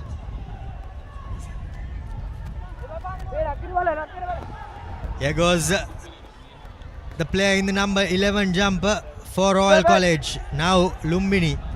The defense have somehow managed to come back onside. Here are the big Royal players sending the ball wide. Will he be able to go all the way? By the looks of it, he can. In the number 7 jumper, that is Raid Bari. He will go over, round it off besides the upright. Still though, a challenging conversion ahead, but it has to be knocked over if they are to get back into this game on level terms, Abid. Okay, my friend. Step back. This time Royal want to take the conversion. It's De Costa. 17-15. We went into sudden death in the previous quarterfinals. And in this one, the kick doesn't go, so doesn't seem like we'll go into sudden death, but Lumbini College have the lead. And you'll see these boys in the top flight in the next year as well for Lumbini College. They've just been promoted into the A division. A lot to look forward to for Lumbini College, but that's a try for Royal through Raid Bari. 15-17 now. Important restart collected cleanly by Lumbini College.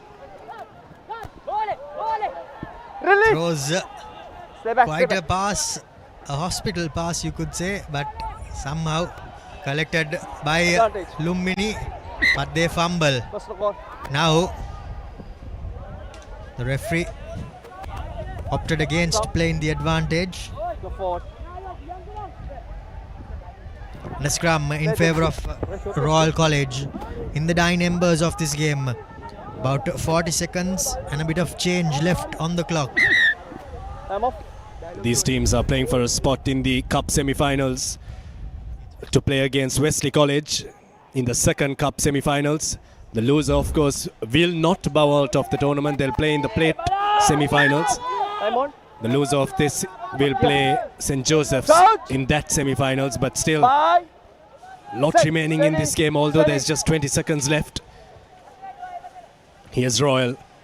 Royal need to score from here if they are to advance in the cup segment. Here's Hatim Arif, the try scorer in the first half for Royal. Lumbini defense needs to hold up here. Here's Royal in the corner through the other try scorer, Raid Bari. Lumbini defense standing tall here, but good strong carry coming there from Hansana. What do Royal have in the tank? They trail by 2. A try will snatch this game away from Lumbini College. Royal switch to the short side. Good tackle. How about that for a tackle from Lumbini? Stay back. Release. Not too sure if there were hands in that tackle though. And Royal College have knocked it on. Lumbini have kicked it out. And that's that. Lumbini College. They have surprised here at St. Peter's College grounds, and Royal bite the dust as they will now go down to play St. Joseph's in the plate segment, with Lumbini advancing to play against Wesley in the cup segment, as we see some good sportsmanship by Lakshan and co. Not too sure if Royal will go back to the drawing board and think why they didn't take that conversion. Was it taken? Was it not? Should it have been taken? Obviously, it should have been taken. It was right in front there. 15-17. And that's the end of the Cup segment quarterfinals. 15-17. The semi-finals are ready for you. And first, we'll have the Shield semi-finals. Here are the highlights of the second half. Lakshan Pereira there sniping through the gap, but had a lot of work to do after that as well. But pinned his ears back and went under the posts. This is a famous victory for Lumbini College. Something that will make their rugby grow from strength to strength. Just been promoted into the top flight. Right, Bari scored a try for Royal College, but it was just not enough as referee Nalin Lasantha blew the long whistle. And history for Lumbini College.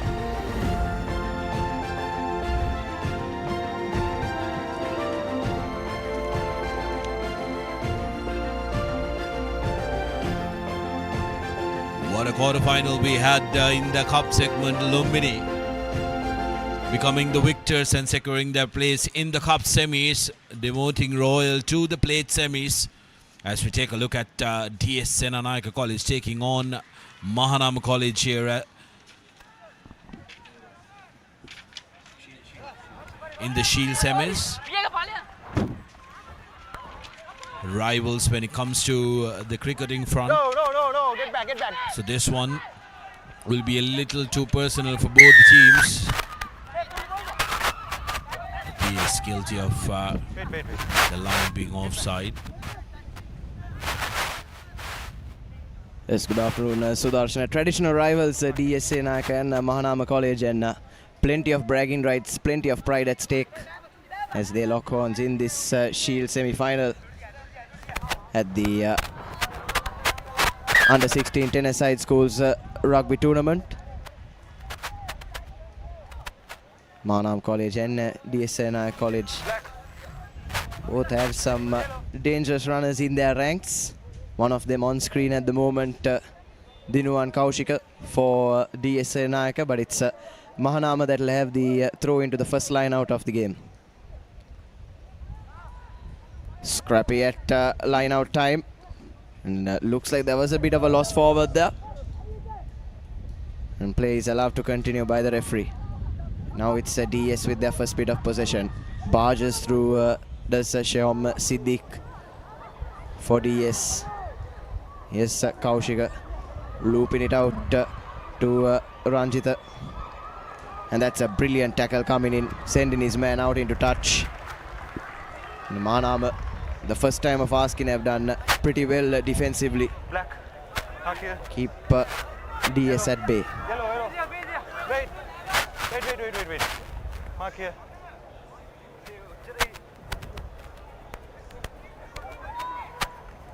Mahanama, second line out as well. Pretty scrappy, and the DS player just lost the ball forward. Need to work on their line outs, Mahanama. So far, both have been spilled by the jumper. And that's something that DS can look to exploit as this game grows. Yeah, DS Senanayake College managing to put a lot of pressure in the line out.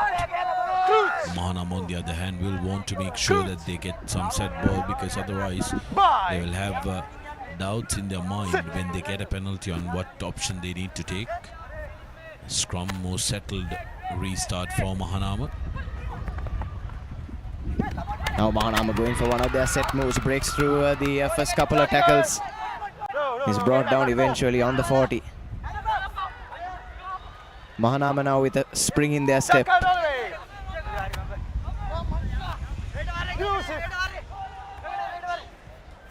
Have an extra man out wide on the left, needs to get the offload in now, but fortunately held on to that ball for just a bit too long, and that gap has closed. Mahanama will have to come again. DS though shooting up in defense, keeping Mahanama at bay for now. Spots the gap again, does the number 9 for Mahanama. Once again, DS drift in with their defense, pushing Mahanama back a few meters as well. And that's superb work at the ruck, but not enough support. And Mahanama managed to keep hold of the ball.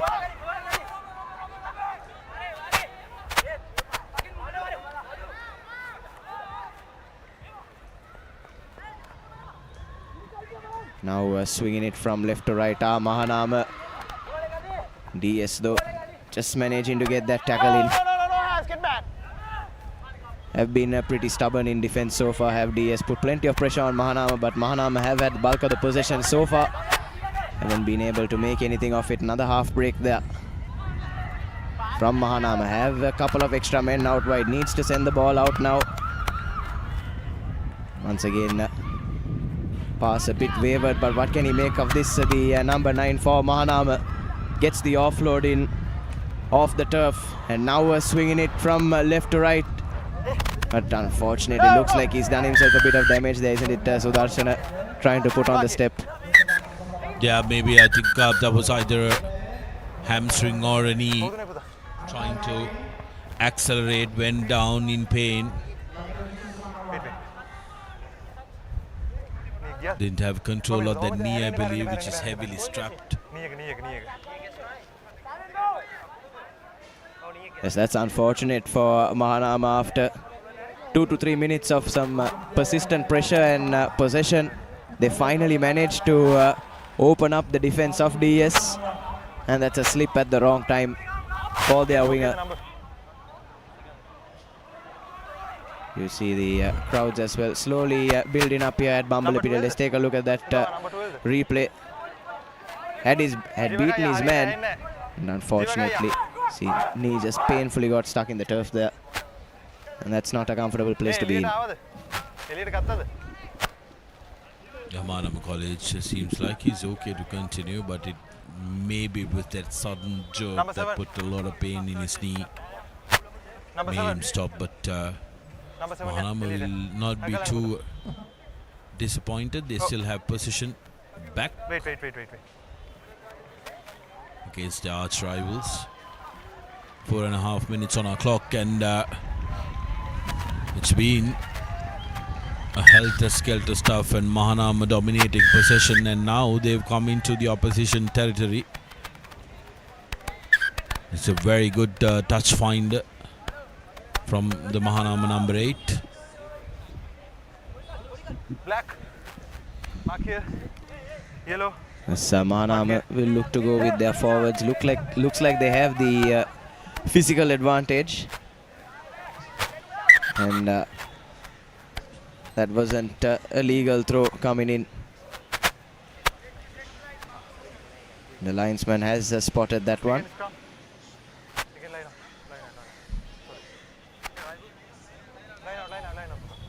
It will be a scrum, or it will be a retake rather. A retake, I believe. The coaches were, the referees rather, weren't happy with the space and the place the line out was taken. Mahanama now going to the back, setting it up at the back. Breaks from the back of that maul. Does the number 13 for Mahanama. Needs support, needs quick ball. DS defense though covering well. In position for now. Here's the number 3 for Mahanama, picking it up. Ball is loose. Fell to the hands of the number 9. This is scrappy stuff from Mahanama, but they're managing to keep the ball at hand, and it's a DS that have come away with the penalty. And you have to say, for how careless Mahanama have been with ball in hand, they didn't deserve to score there. They are not controlling possession there.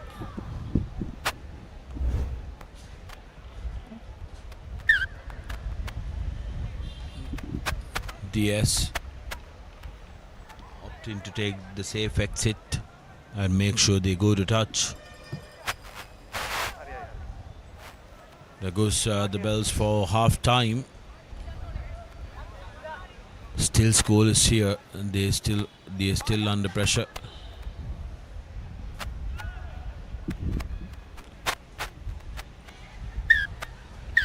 DS just putting the ball out, and that will be half time here in the first Shield semi-final.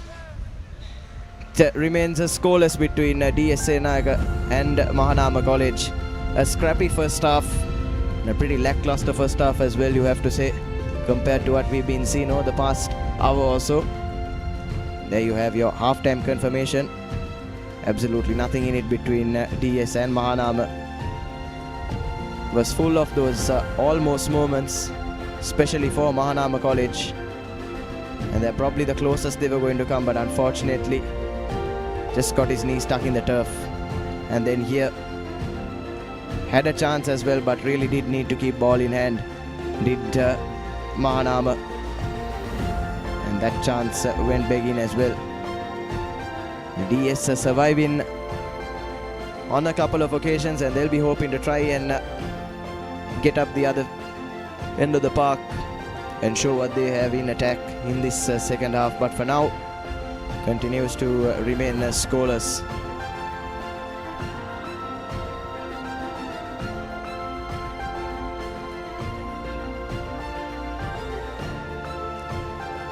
See plenty of supporters, parents, friends all gathered here in Bambalapitiya in their numbers. 32 teams competing at this 10-a-side under-16 schools rugby tournament. Now, what a tournament it has been so far. We're right in the business end into the semi-finals. Of course, the two Shield semi-finals will be followed by the bowl, plate and then the cup. Captain! It's Mahanama to kick us off in the second half.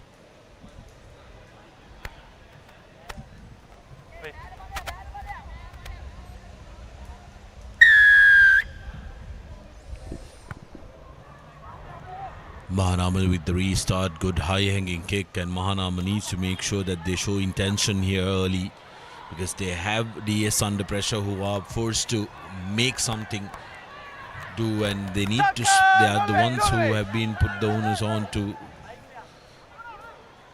capitalize and spark something. There, DS I thought was lucky not to get away with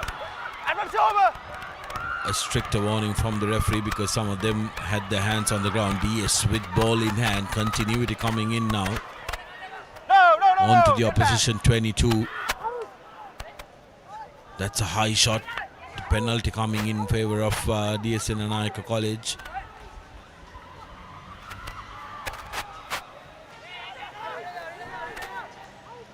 And it's DS now inside the red zone of Mahanama College.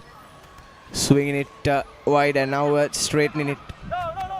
RDS, this is exactly the sort of start they would have wanted. Finally getting up into Mahanama's part of the pitch, but they would want to come back with the points. Here's Sheom Siddiq with the carry.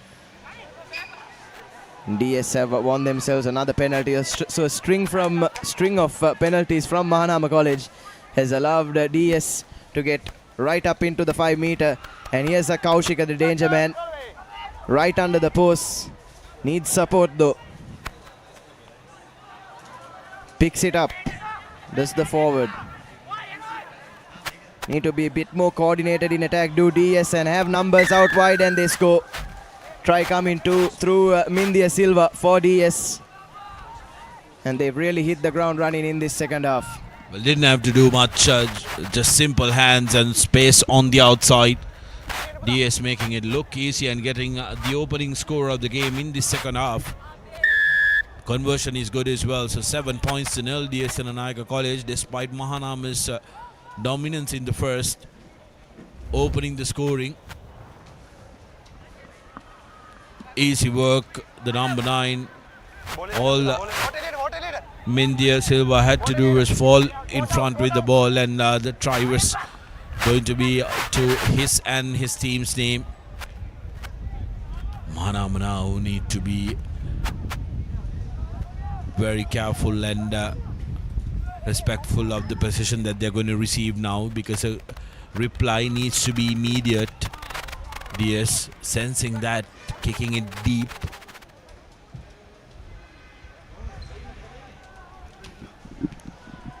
It's a deep kick, probably the best option for DS. Their rush defense has been really good so far, and you can see their line speed as well. They've shot up right into the faces of the Mahanama players, and a kick into no man's land from Mahanama to clear their lines. Picked up by DS though.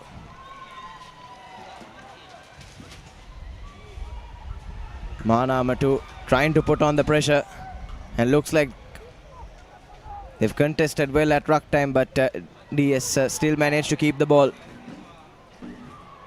Puts in the grubber, and the chase is no good, so the referee will call play back.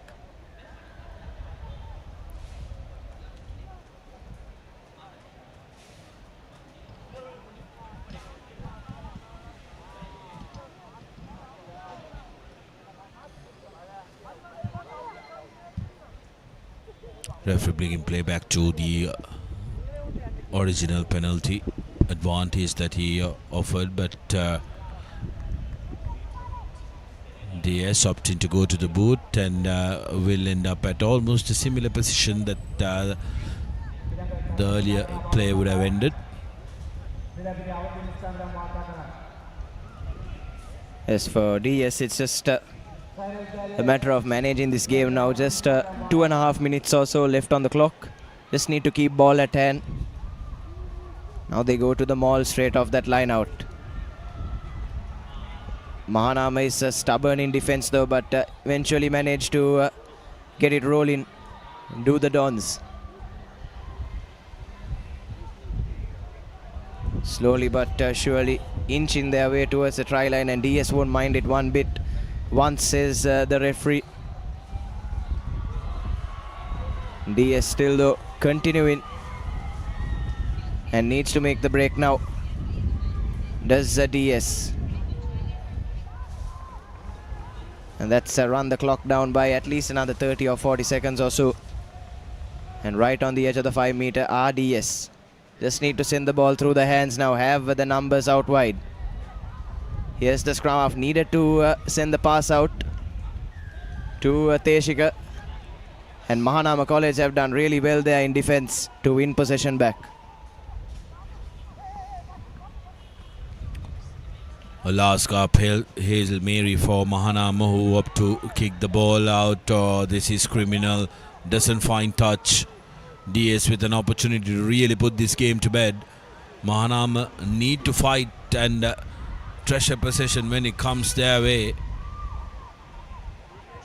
DS now will happily be camping in this part of the field.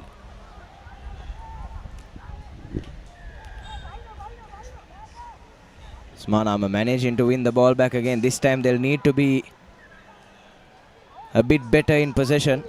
Choosing to take it quickly. Running out of their own 22 now are Mahanama. Spots a half space. Gets the offload in, but DS have their defense up. They're holding their own for the moment. All Mahanama needs is just one of those gaps to open up really, and some silly stuff at the back there. Don't know what they were thinking. Just passing it around against the clock as well at the moment. Mahanama. And that puts in the crossfield kick, and unfortunately for the runner, just bounces out of touch. And that should be that for DS if they are able to win the line out.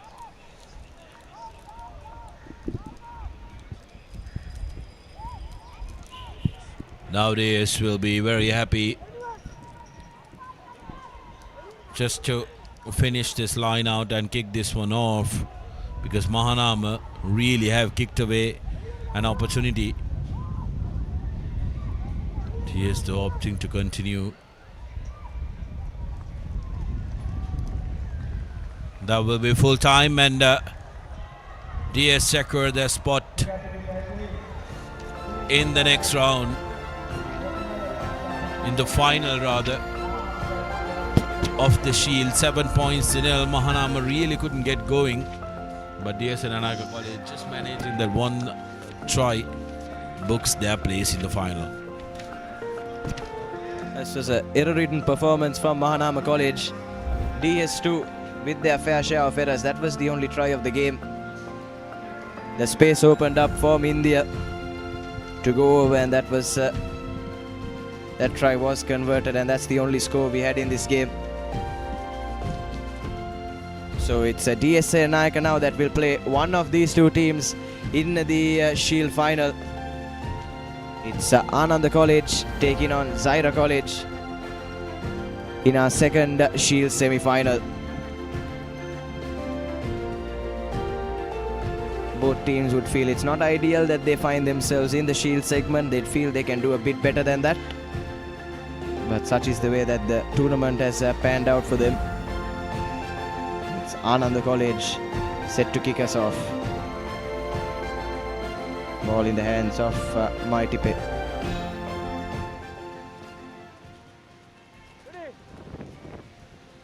Okay, get ready. Okay, time on.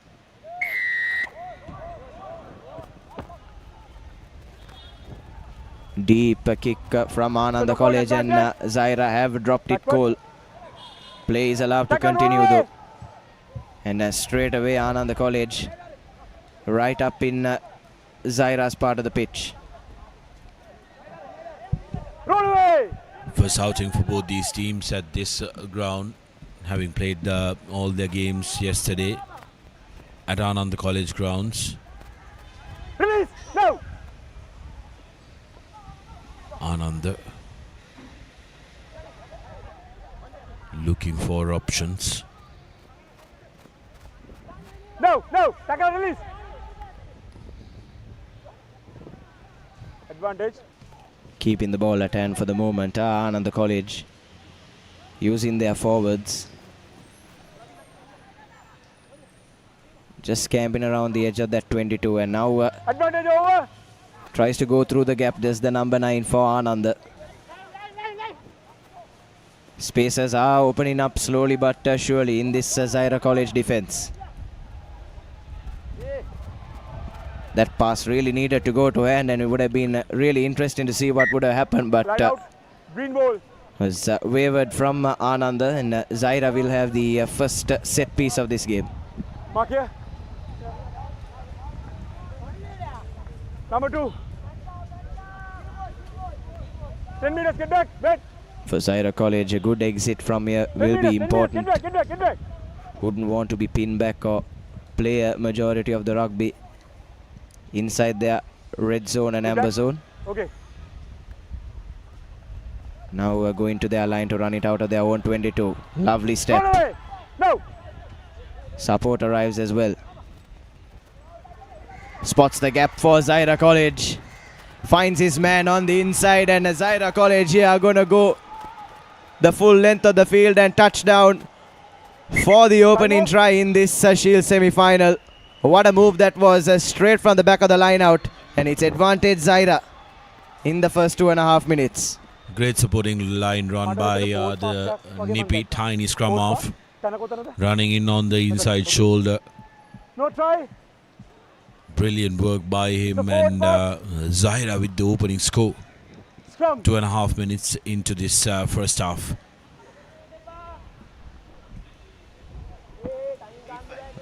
Looks like the try hasn't been awarded, Sudarshana.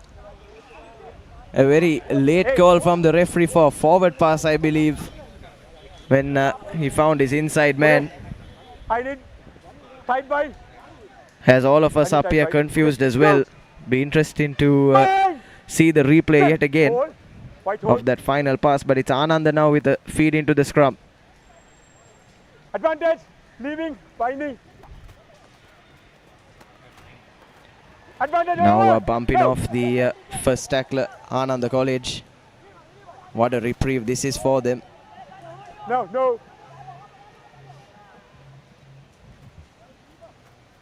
Now we're running with the ball at hand. Run away. Going down. Advantage coming their way as well, Ananda College. Order. Take it quickly. Not 10 meter advantage. Weren't 10 meters back were Zahira. So another penalty advantage coming the way of Ananda. This is a lot better. Continuity of play, picking and going are the Anandians. Now they're swinging it. Goes straight through the gap for Ananda College. Just one man to beat for the number 10, but that's a good last man tackle. Support needs to arrive quickly though. Trying to go through the blind side, and is this the try for Ananda? Try. Yes, it is. Green captain. Comes Captain. through Sudampati Green in captain. that number 11 jumper for Ananda College. Penalty, okay. And after being let off the hook just a few moments ago, they've gone up the other end of the field and have opened the score in. What a blow for the Zahirians, just when you thought you had gotten the opening score.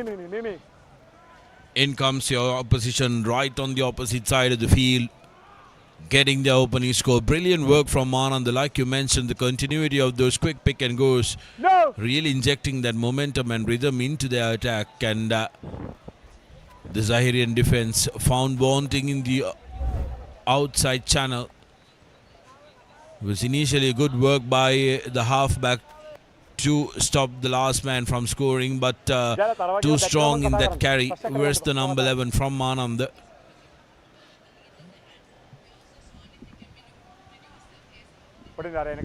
Yes, conversion hasn't gone through, but it's advantage Ananda now. And this restart will be crucial for Zahira College. Just under 2 minutes left on our clocks. They wouldn't want to go into lemons behind the 8 ball. Backwards. Knock backwards, says the referee. Trying to step out of their own 22, Zahira College. Ananda though, Backwards. not letting them have it all their way, and that ball is loose from the ruck. Advantage. And it's absolute chaos here out in the middle, and referee has pulled play back for a knock on. Advantage එක ඔයගොල්ලන්ට. But a chaotic sequence of play we had, and it's a scrum in favor of Zahira. Zahira not able to keep the ball at the breakdown, but unfortunately Ananda just losing it forward in their attempts to jackal it. Red binding, red bind, okay.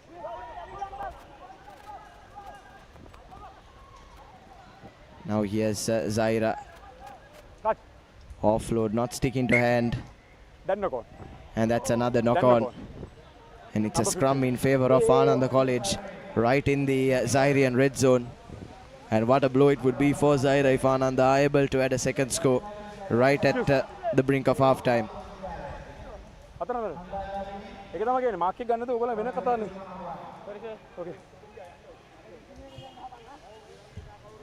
Ananda will be looking to double their lead just before half time. This could very well be the last play before lemons.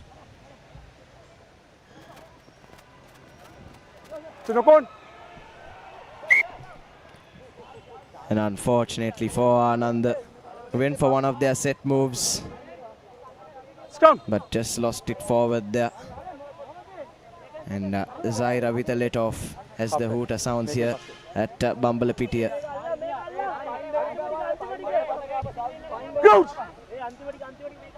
Bang! Set! Hole! Red hole! Here's Zahira now with their halfback going through the blind side. Beats a couple of players. Number 7. Zahira wouldn't want to kick this out. They'd want points Advantage here. over! Trying to pump his legs and go through is the number 8 for Zahira. Manages to gain a couple of meters for his side, and now have an extra man on the outside. Do Zahira College doesn't need him. Running right round the defense is the number 15 for Zahira College. What a moment of individual brilliance this is. Try. Touches down right under the post. And from being behind, Zahira look like they'll take a 2-point lead into lemons. Okay. How about that acceleration from the number 15 for Zahira? This they will 7-point lead, 7 points rather, with a 2-point lead just at the stroke of half time. Zahira will be the happy a lot going into half time, despite being under the pump in the mid exchanges. Early minutes, Zahira managed to have ball in hand, but then came the Ananda onslaught, which got them 5 points. Zahira though getting the lead just before half time, 7 points to 5. All to play for in the second half. Yes, Zahira certainly look good when they've had ball in hand. Just that they haven't had enough of it. Here's that try that was chalked off for a forward pass. Doesn't look forward from our replay. And Zahira should have had the lead early doors. That score was of course chalked off. And then here's the try for Ananda. Zahira failing to cover the blind side. The Ananda winger was aware to it. And then this right at the brink of lemons.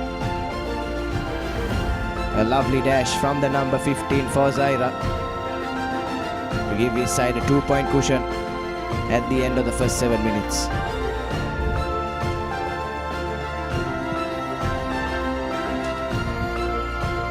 So anyone's game at the moment, and whoever scores first in this second half will breathe a lot easier, I feel.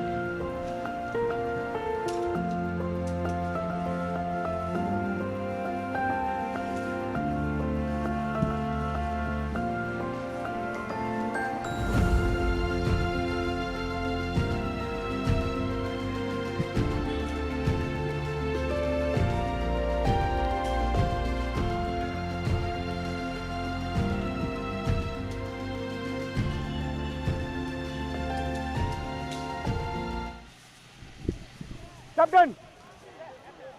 Ready? Okay, wait. Okay, time on! Zahira kicking things off in the second half. It's a deep kick once again and fails to collect it. Does the Ananda player that allows Zahira to rush up in a defense.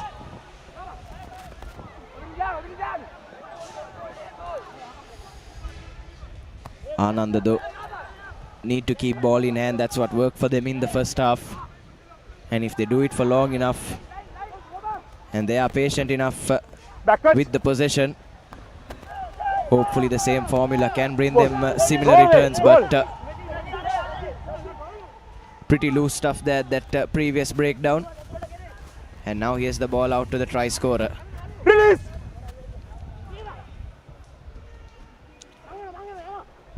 Ananda College pin back inside their own 22 for the moment. Line. And it looks like he's lost it forward. But the Zahira line was caught offside just moments prior. So 10 meters, get back. A reprieve for Ananda College. A chance to find a good touch and get up the field. Yeah, important for Ananda to try and get out of their red zone. They can play as much rugby as they possibly can in the opposition half. Ananda has the players to spark something through their backs, and their forwards are also very well drilled, Nathan, and that's something Ananda will want to play at, because they look like they have the advantage over the Zahirians when it comes to the forwards. Yes, certainly Sudarshan. Ananda winning that physical battle, and we've seen that throughout the age groups as well for Ananda College the past couple of seasons. Really have a dominant set of forwards. Time on! And by the looks of things, and seeing how the game has gone so far, they're looking to use that to their advantage here as well. But straight off the back of the line out, Ananda going to their line. Breaks past the first player.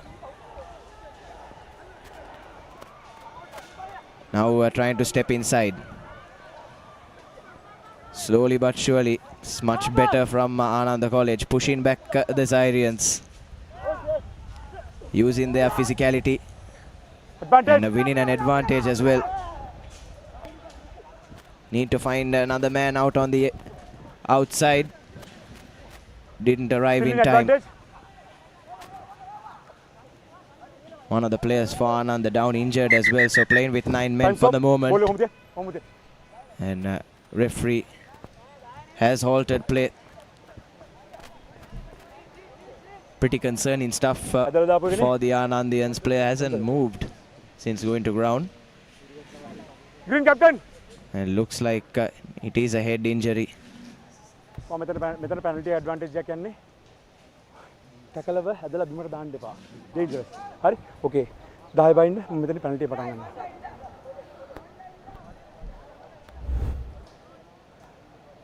There's that last sequence there.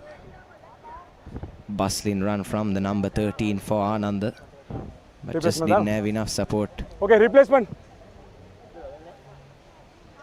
And it looks like that player for Ananda College, he's back up on his feet, but looks rather gingerly, and I think he will be replaced. Okay. But no, he's chosen to stay on. Penalty here. Penalty here. That's Time great grit and determination there shown by the Anandian player. Didn't look too comfortable when he went down, but he says he's okay to continue. It's gone through the HIA, and now it's Ananda with a penalty of taken the gain line up to halfway. Green 28 off. 28. Time off. 28.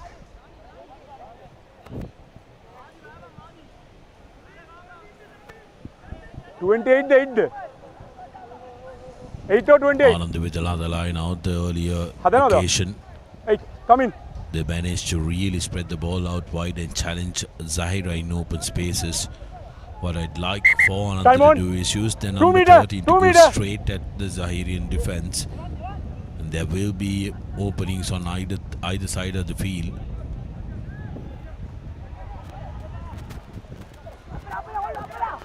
This lad, if he can, maybe square up a little bit more. There he was isolated. High tackle called by the referee, quickly taken by Ananda. Get back. Roll away. Yes, persisting with their forwards game, Ananda College. Now, release. And now the halfback looking to step. And what's concerning is Sudarshana, a bit of gloom over Bambalapitiya at the moment. Few dark clouds have gathered. Hopefully the rains do stay away, and we're allowed to continue play. Now quick hands through the line for Ananda College, winning an advantage as well. Slowly but surely making their way towards the Zahirian end zone. Advantage over. Advantage over, says the referee. Now here's Ananda trying to find that man, gets the offloading eventually. Number 13 was almost through there, and Zahira have done well. Or have they? Play. Mata penalty mum play blow karna. Okay. Violent. Penalty going the way of Ananda College, and a warning coming as well. Yes, come. White ball. I believe referee would have said that although mine, okay, don't shout every time you think you want a result to your favor. Zahira, interestingly though, have opted to go for a scrum. They're still inside their own half.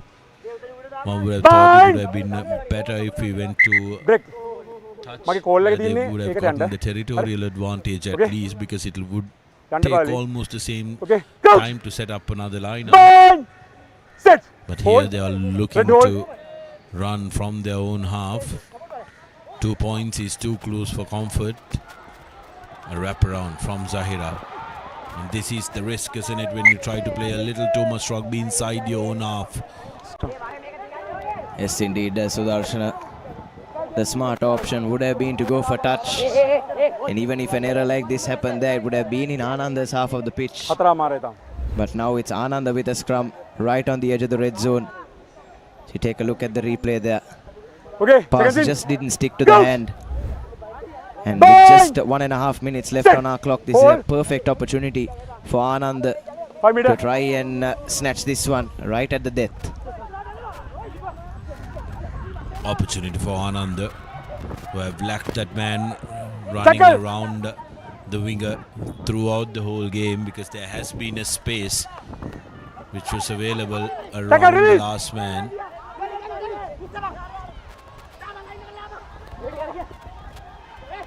Straightening up are the Anandian forwards. Advantage in favour of Ananda College. And And referee will call back for that advantage. Right in front of the post. You take a gamble. 13.5 minutes on the clock here.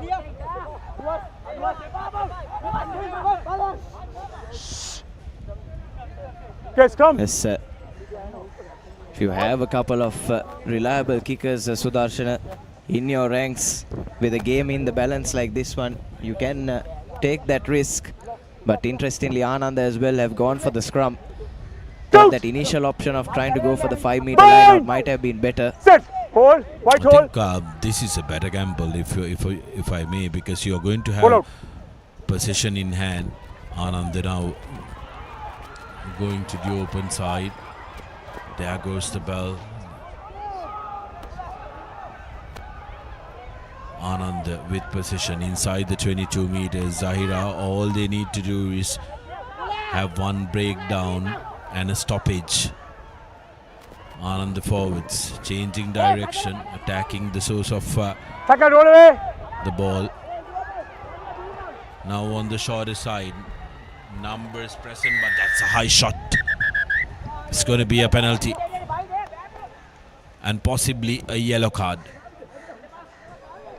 It's going to be very interesting what the call is going to be from here, from the Ananda camp. Ideally, a scrum from here, which they will the opposition will have to match up to their numbers, but no, they opt to take a quick tap. Here's Ananda forwards into the 5-meter line. Remember, there is a numerical mismatch, and all Ananda needs to do is simple hands to find the overlap. They don't have to do much. Another penalty coming their way.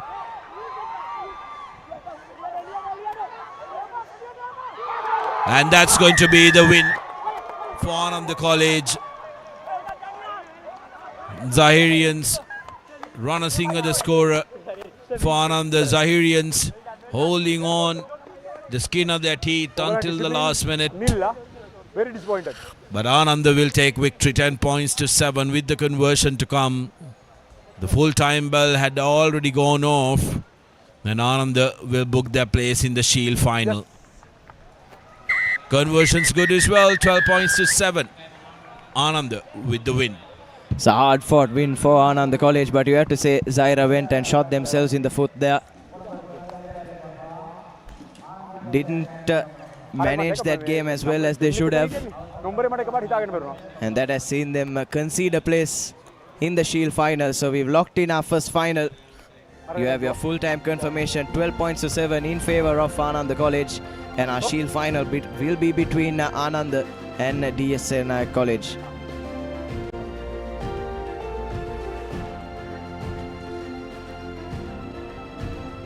So we move into take a look at the second half highlights as I welcome Romario back into the commentary box. Very good afternoon. Good afternoon, yes, as we have a look at the highlights from that game between Zahira and Ananda.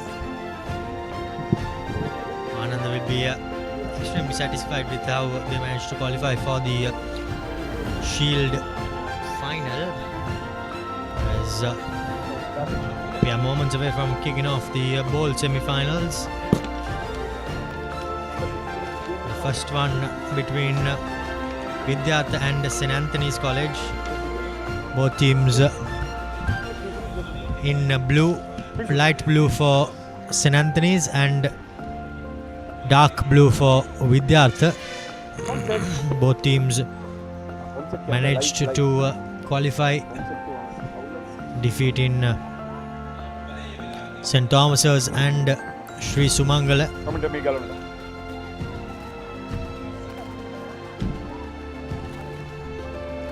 This is St. Anthony's College with the ball in hand early doors.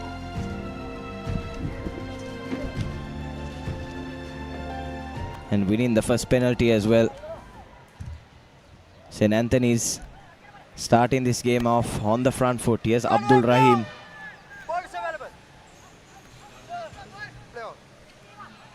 Wayward pass But still managing to keep ball at hand for the moment are St. Anthony's.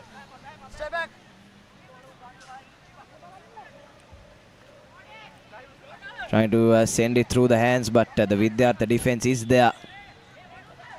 But still, slowly but surely, St. Anthony's inching closer into Vidyartha territory. That was not the smartest option from Vidyartha. Hands another penalty advantage to St. Anthony's, who take it quickly and now find themselves on the edge of the 22. Trying to go through that left-hand side with Rahim. He's doubled up on inner defense. And now trying to straighten things are the Antonians. But unfortunately for them, a promising attack has eventually amounted to nothing. That's good stuff in defense as well, you have to say, from Vidyartha. Indeed, a great defensive play there.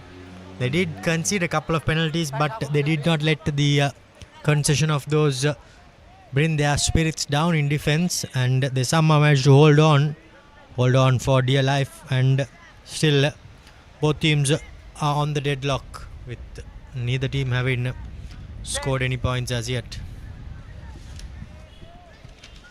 So Vidyartha with the feed into the first line out, but that's brilliant work to spoil it, but unfortunately has gone out. So it will be another line out in favor of Vidyartha College. And yet again it's been spoiled by the Antonians. But it looks like they have given away the penalty there, and Vidyartha with a free kick.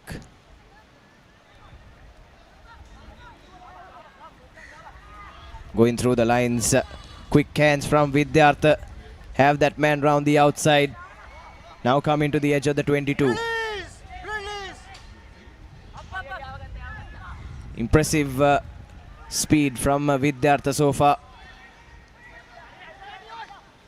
There's gaping holes opening up in the Antonian defense, but are they quick enough to find them? Needs to get that offload out. Cutting inside, probably not the right option there. And looks like they have conceded the possession, so that's a let off for St. Anthony's. Indeed, incorrect entry, says the referee. Referee Veranga, Pranit Veranga, that is.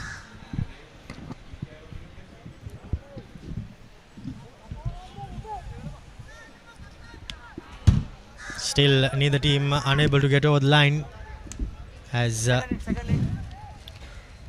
both teams have mounted up attacks of their own.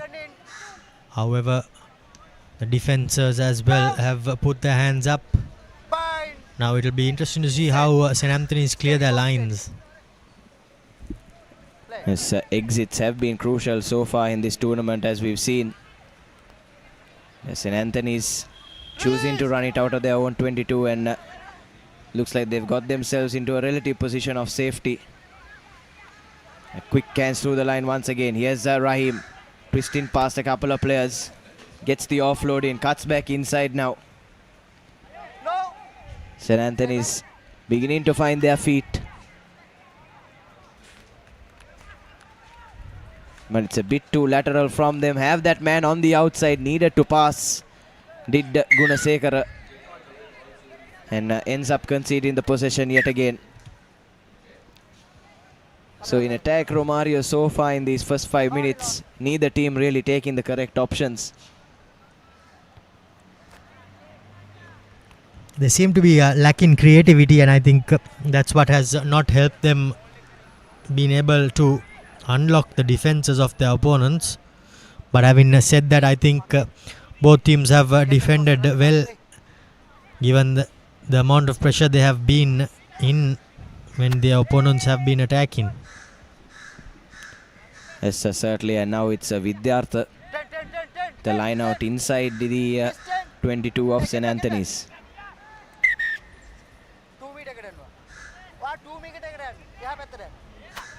The referee is not happy and asks for a retake. As we look over this game between Vidyartha and St. Anthony's, we should also mention that clouds are coming in from the right hand side of your screen, and it doesn't look too promising, does it, Nathan? Yes, hopefully the heavens don't open up, and hopefully the weather gods are a lot kinder than they were yesterday. Managed to get continuous play until 2:30, and here come Vidyartha now, right on the edge of the try line for of St. Anthony's, and win the penalty as well. Take it quickly, and the referee calls it back. Vidyartha looking a bit promising now. Yeah, they have to take that penalty from the 5-meter line, and they took it ahead of it. That's why the referee called it back. But here goes the big number 3. He will go under the post for the opening try. In the 7th minute of the game, St. Anthony's College concede the opening try as Vidyartha score through their big number 3. Yes, you have to say that was coming, wasn't it, Romario? Vidyartha clearly have a bit more X factor in their line, and that ability to create something that we were talking about, as the conversion goes astray and referee blows for half time. So it's Vidyartha with a narrow 5-0 advantage going into Lemons.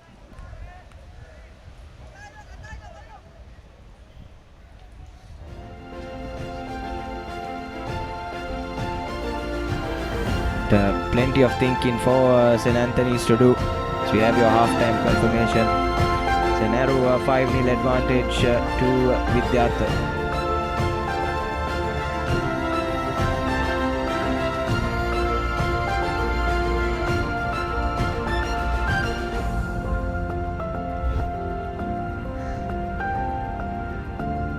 Taking a look at the first half highlights there.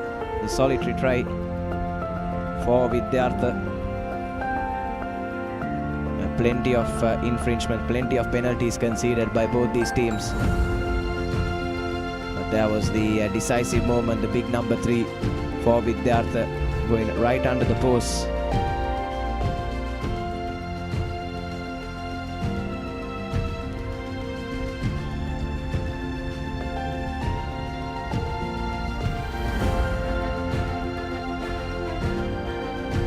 Now next game in the bowl segment, the second bowl semi-final, straight after this one. That will be between Kingswood College and St. Peter's College. But for now it's Vidyartha looking like they are inching closer to that finals berth in the bowl segment. It's St. Anthony's to kick us off, and they'll be desperate to try and score first in this second half.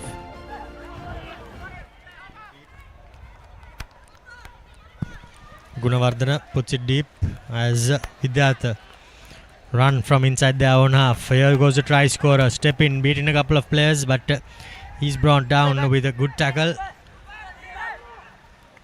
by the number 22 Rajapaksha for St. Anthony's. However, now the try scorer takes about 3 defenders to bring him down. Vidyartha College, numbers on the outside. They just need to get it through the hands. Here they go. We have the space to go down the field. No, he doesn't, but he steps back inside and he finds his space. Second try for Vidyartha College, and by the looks of it, that will seal the deal. It's exactly the start that Vidyartha would have wanted, and like you said, Romario, considering the way both these teams have been playing, it might be the deciding score in this match as well. Going straight under the post. And this time the conversion is a lot better, so it's a 12-0 advantage to Vidyartha College. Impressive speed through the hands, isn't it, Romario?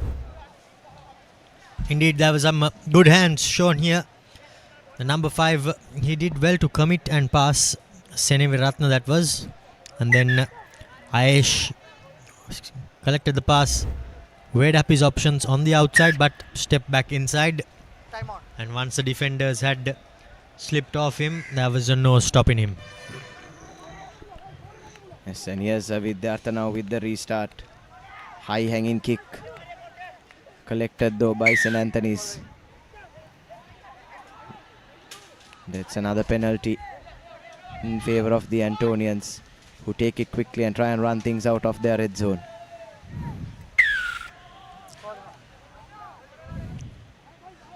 The back-to-back penalties now, this time in favor of Vidyartha, and an opportunity for them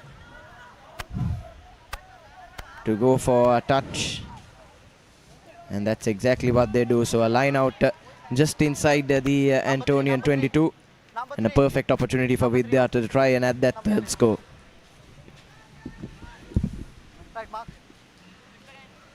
They will no doubt be looking for that third score, because if they manage to do so, I think that will be the final nail on the coffin of St. Anthony's.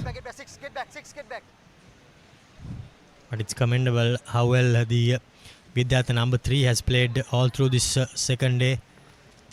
Here you go, he gets the ball again. He now just needs to change the ball in his hands.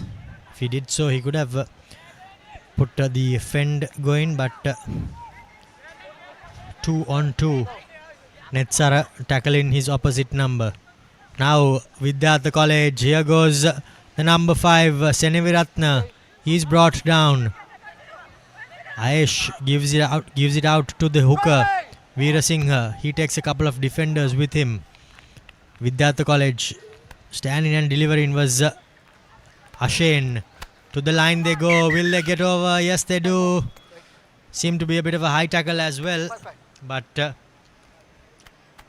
think the referee will be happy with how the try was scored. Yes, Osir Ratnayaka there, touching down for the third score for Vidyartha. And it looks like the referee will be awarding the penalty try. So all 7 points come in the way of Vidyartha, and it's a 19-0 cushion for them with just over 3 minutes left to play. Take a look at the replay there.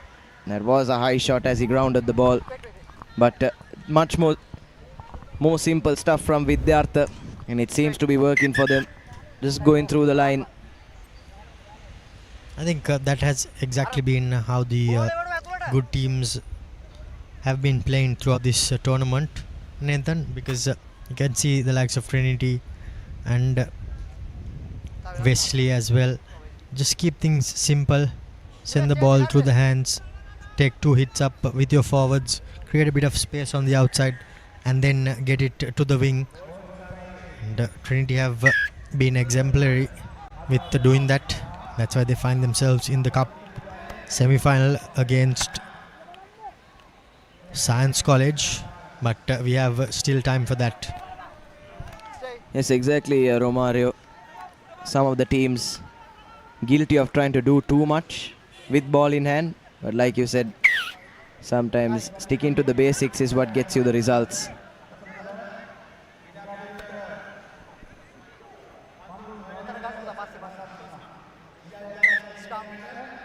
St. Anthony's winning another penalty and interestingly opting for the scrum deep inside their own territory. If Vidyartha are able to milk a penalty from here, try number 4 is certainly on the cards. Well, a comeback is completely out of the equation for St. Anthony's, but I think now Vidyartha, they should just look to settle things down and close the game out. Would not be wanting to tie their good players as well. Be hoping that they stay fresh for the final. And that kick has gone straight into the hands of the Vidyartha player. Comedy of errors there from St. Anthony's, and they've handed an opportunity right on a platter for Vidyartha. All they need to do is send it through the hands, but unfortunately ball was lost forward. And that's a let off for the Antonians.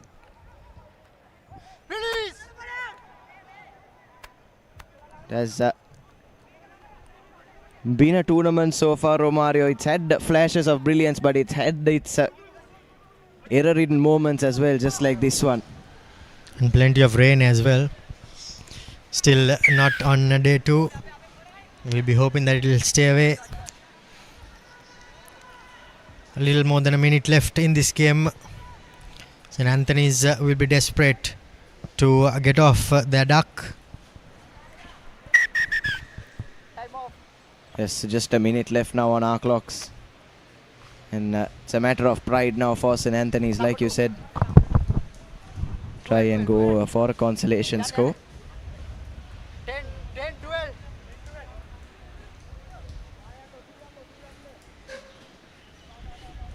A small hold up in play here. Referee just allowing for some substitutions. Or replacements rather. Mark it.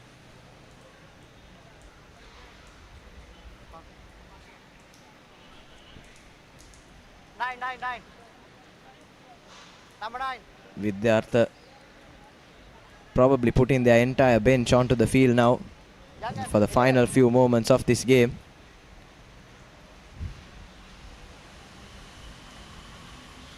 Player management as well is really crucial in tournaments such as this, isn't it, Romario? Across 2 days back to back, you probably end up playing at least around 8 to 10 games. You play 6 games if you find yourself placing in a final. But having said that, I think whatever the number of games are, the players will no doubt be gassed at the end of one game, and that will be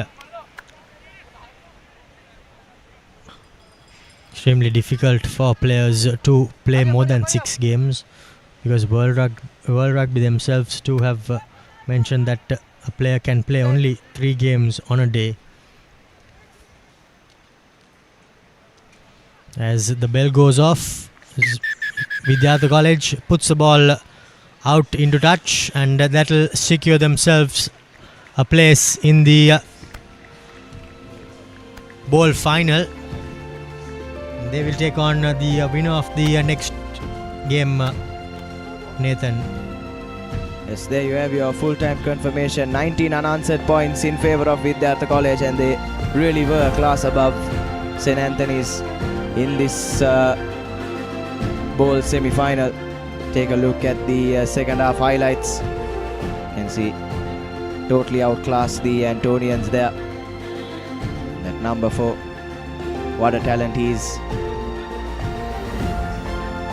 And that try was converted. This was the penalty try again. Simple rugby from Vidyartha, just going through the line. And a high shot there right before he grounded it. Ensured that that was the penalty try. It's Kingswood taking on St. Peter's College. St. Peter's playing on their home paddock. As the Peterites put the ball to the back, and a massive tackle coming in, dangerous. But the referee deems that the players are out of bounds. And this should be a really interesting matchup, isn't it, Romario? Two pretty decent outfits. St. Peter's College and Kingswood College fighting for a place in that bowl final. And the opportunity to take on Vidyartha. Is the Peterites just swinging it. Wavered pass, but eventually goes to hand. Runs out of space out wide. Goes for his inside man. The ball has been knocked on by the Peterites, and play will be allowed to continue by the referee. Get back. Both teams seem to have brought the intensity into this semi-final clash, if this first minute is anything to go by. Advantage over. Kingswood College now. Great spot tackle there by the big number 12. Knock on ball. And looks like the ball has been lost forward by Kingswood, and it's Pete Rice that will have the first scrum of the game. But yes, knock on and offside. And Rajit Gion, the skipper for this Pete Wright under 16 outfit, finds a decent touch for his team right on the edge of the Kingswood 22. Now early opportunity for St. Peter's College to attack, and attack from just inside their opponent's 22-meter line.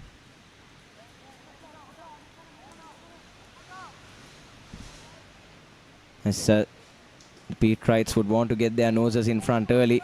Okay. It's neat work at line out time, and they try to set that maul, but was read well by Kingswood, and forces the Pete Wrights to go to their line. Loops it out for Gion. Gion finds Ferreira. Ferreira in acres of space on the outside, and that will be the first try for St. Peter's College.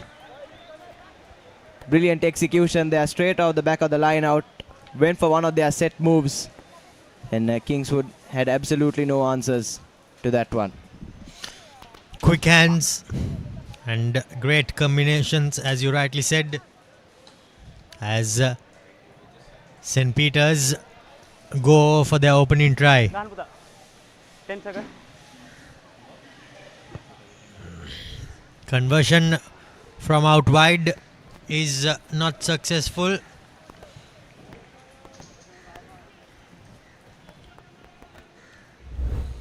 But here's the replay there.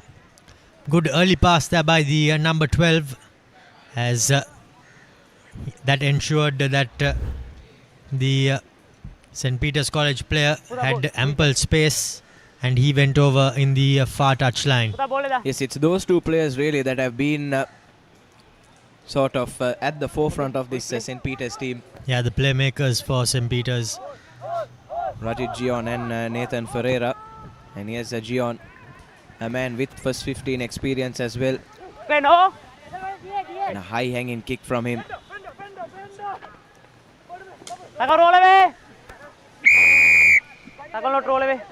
And winning the penalty as well, the Kingswood. 10 meters back were the Pete Wrights. There'll be another advantage coming their way. And a string of penalties from St. Peter's College, and now Kingswood can try and run it into the Pete Wright half. Okay, release.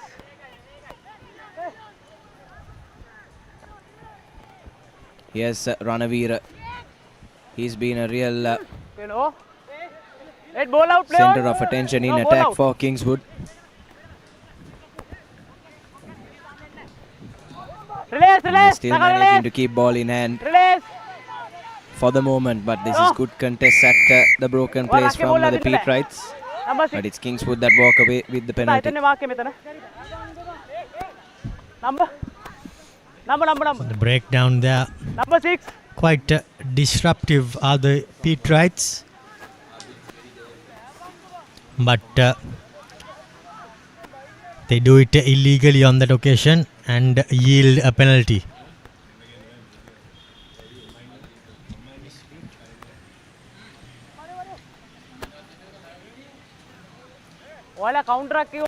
Kingswood now with their own line out on the edge of the Pete Wright 22. Probably try and return the favor from a few minutes ago.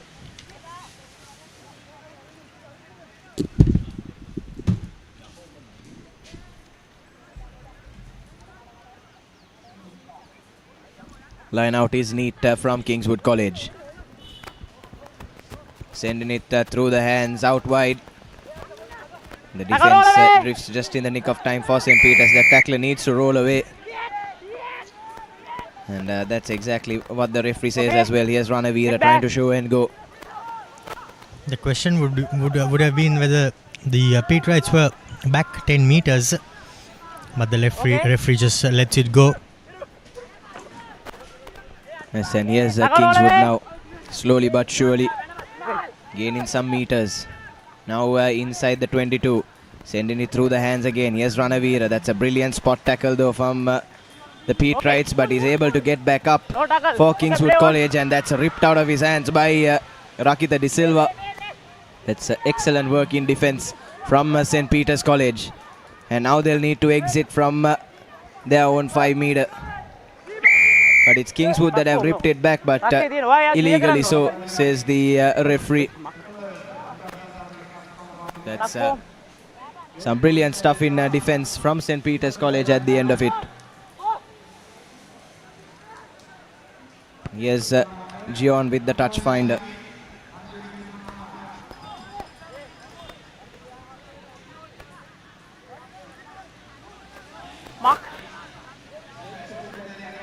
Petrites still not fully out of danger. Line out just outside their own red zone. It'll be a crucial line out as well. Hooter has gone off here at Bambalapitiya. Upon ball advantage. It's a scrappy stuff at the line out, but the Petrites managed to win it. Here's De Silva, spills it and has lost it forward, but referee says we've had enough, and that's half time here in the second bowl semi-final between St. Peter's College and Kingswood College. Been a scrappy affair so far, but it's the Petrites that have the narrow 5-0 cushion, as you have your half-time confirmation as well. One of their set moves going right for them early on in the half. And the Petrites have their noses in front. Here's that try that we were talking about, Gion and Ferreira combining yet again. And the Kingswood too had their moments, but unfortunately some of the passes haven't been the best and currently find themselves behind the 8 ball, the Kingswood lads.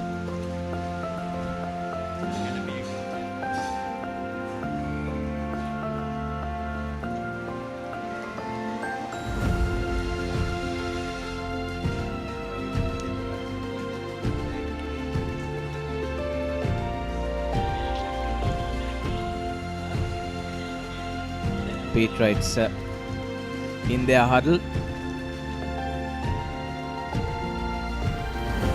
Just expect more of the same. Have been pretty astute defensively as well so far in this game, the Petrites. Kingswood have kept this Kingswood attack at bay. And Kingswood do have some dangerous runners in their ranks, as we've seen, likes of Ranavira and Roja Karavita. Ready?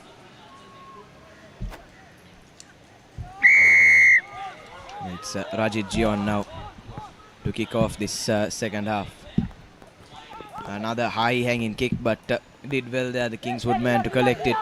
Okay, relay. Allows enough time for the Petrites to get right up in their faces. Okay, Another good spot tackle coming in from Zimal. Trying to step through is the halfback. Wait. But has been play has been halted by the referee. Player looks to be in a bit of discomfort there. Protesting though is Tenuka Jayasinghe for St. Peter's. But, referee just suspecting some head contact there. And right at the middle of that ruck. Yeah, you can, sorry, you can see that there was a bit of head contact at that breakdown there, Nathan. And I think he was knocked out for a moment. Okay, doctor. Yes, and referee doing the right thing, prioritizing the safety of his players and calling on the medical staff. But looks like Tinuka will be fit to continue. And the play will restart with a scrum in favor of Kingswood College. Crouch. Bye. Set. Steady. Okay. Wait, wait. Feeds it in. And now Kingswood going through the line. Here's Ranavira. That pass really did need to go to hand. Went absolutely nowhere. Its intended target, and the Petrites have been handed possession on a platter. And now go through the line, but again ball has been lost forward. So plenty of errors creeping into the games of all these teams, isn't it, Abid? We've seen that over the past 3 to 4 games or so. Plenty of handling errors, plenty of cynical penalties as well. Okay. Crouch. Bye. Sit. Steady. Stop, wait. Of course, Nathan, St. Peter's have just the one score so far in this game. It has been an error-ridden game. No. Looking to jackal there and win the ball back. St. Peter's. Kingswood College will go through with their forwards. And a slight knock on there on the ground from Kingswood College. They've gifted a scrum to St. Peter's. The handling errors continue in this one. 18. The heart.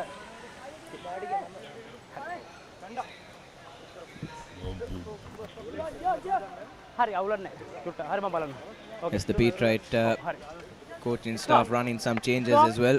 Stop, wait. Okay. Crouch.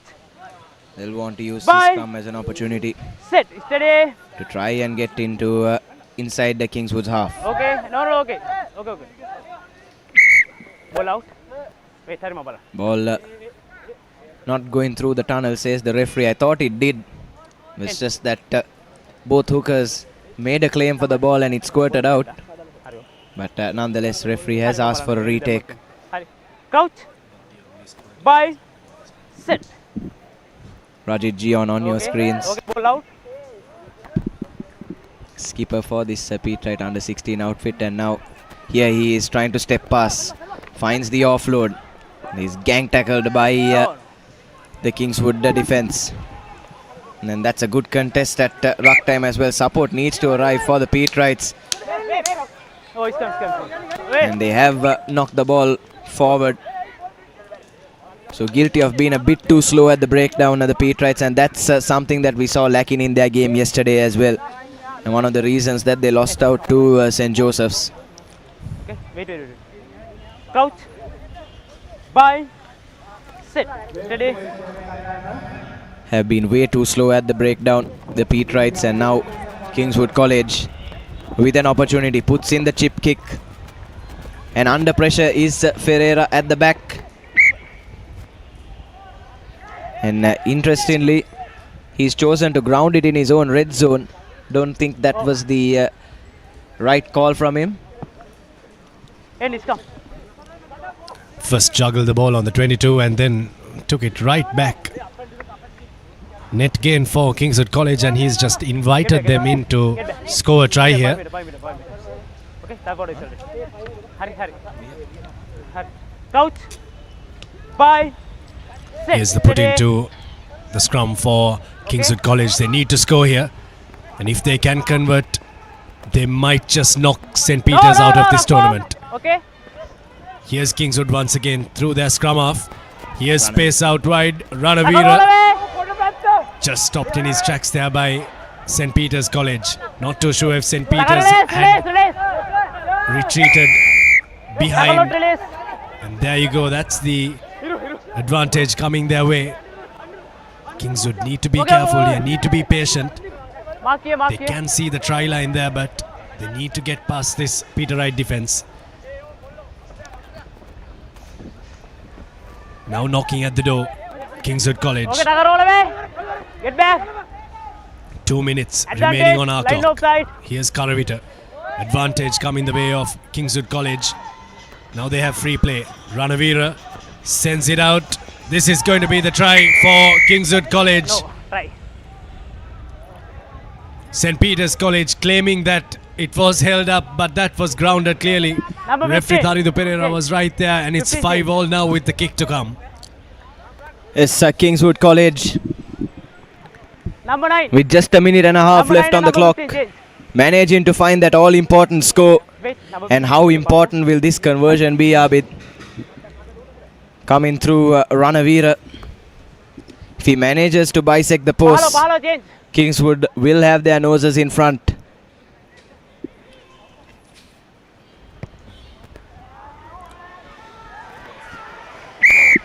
And the conversion is through from Ranavira. And Kingswood College with a narrow 2-point advantage over St. Peter's. It all started from that mistake from Nathan Ferreira, who took this ball back and went and dotted it down in his own goal area, missing the tackle there as well. He'll watch that replay and be not too happy with himself, and his team will watch that replay and wonder why he did that. Yes, after scoring that opening try, clearly has let the blood get into his head. Nathan Ferreira. Comical stuff from the Pete Wright player, and you can't be doing that at this level of rugby. And now it's Kingswood that have all the momentum swinging their way. Managed to collect the restart as well. Can they put this game to bed? The step in past the defense is the number 22 for Kingswood.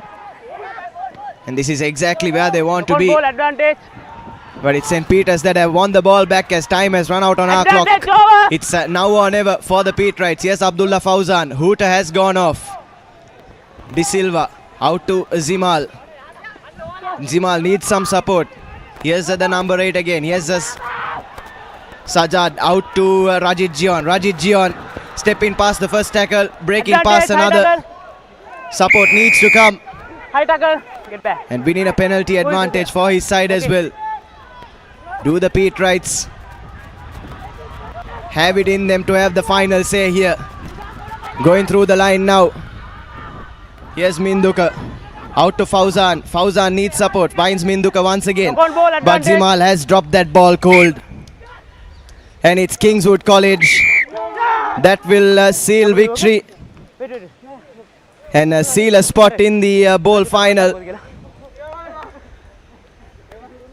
All went wrong for St. Peter's there, and you can see what it means to the Kingswood College lads. A hard-fought 7 points to 5 victory. Here you have your full-time confirmation. Pete Wrights had their moments, but it really failed to come together. And Nathan Ferreira and this entire Pete Wright team will need to have a long, hard look at themselves after that performance. Just blowing this game away, St. Peter's College. Here's the action of the second half there. Kingswood College were very clinical with ball in hand. This was the penalty that was given away. And then just working it through the hands there. Conversion, that's the moment that changed everything. Ranavira knocking it through. What a talent he has been in this tournament so far. Prince of Wales College taking on Isipatana College. This is a plate semi-final encounter. The first of them. Joining me in the commentary box for this is Aloysius De Silva. Important game for Isipatana here. Aloysius, Prince of Wales have looked very strong in the first day, not too much in the quarterfinals. This is going to be an interesting one. As indeed, Abid, the Prince of Wales College had a terrific first day, but unfortunately, in that quarterfinal, they just couldn't compete. With their opposition, and Isipatana as well against Trinity College just couldn't play up to the expectation. Now this is Taruga Jayavira. Taruga getting some good meters for the team with some lovely stepping, almost went all the way. Now here's Isipatana on the move. Ansari. Well, that was a wayward pass. Needed to do a lot better.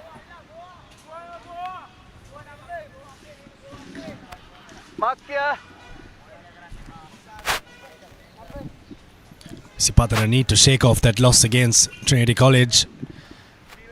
Big loss at that. Prince of Wales as well need to shake off the loss. In the plate semi-finals, it's a team that has lost the cup quarters that will be featured. So this is just a lease of life for topping their group and a chance to play for some silverware. Isipatana College have got the ball off the line out. Let's see what Isipatana College can do from here. Number 21 for Isipatana. Found wanting once again, even in that game against Trinity College. Didn't have the best of times. The number 21, Senut Vikmaratna. As Ramaf gives it to his number 2. Was Rukshan Kandagi. Tries to sell a dummy here. Unable to find the space. Here's Senut once again.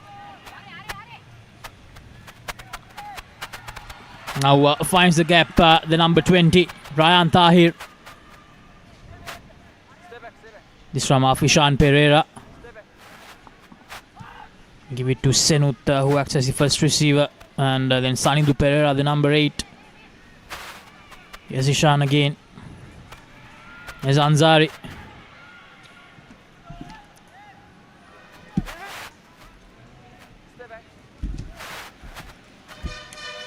Isipatana on the move, and he loses it forward.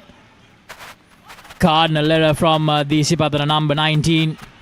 And now Prince of Wales College on the run.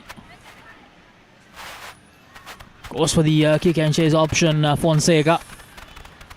And the chase is well and truly on. Prince of Wales College, he almost goes all the way for the first try. I believe that was Fonseca himself with the chase. It's going to be a penalty. Not too sure if the tackler was released there, and even if the tackler was released, there was hands in that ruck from Isipatana College. The assistant might have spotted that.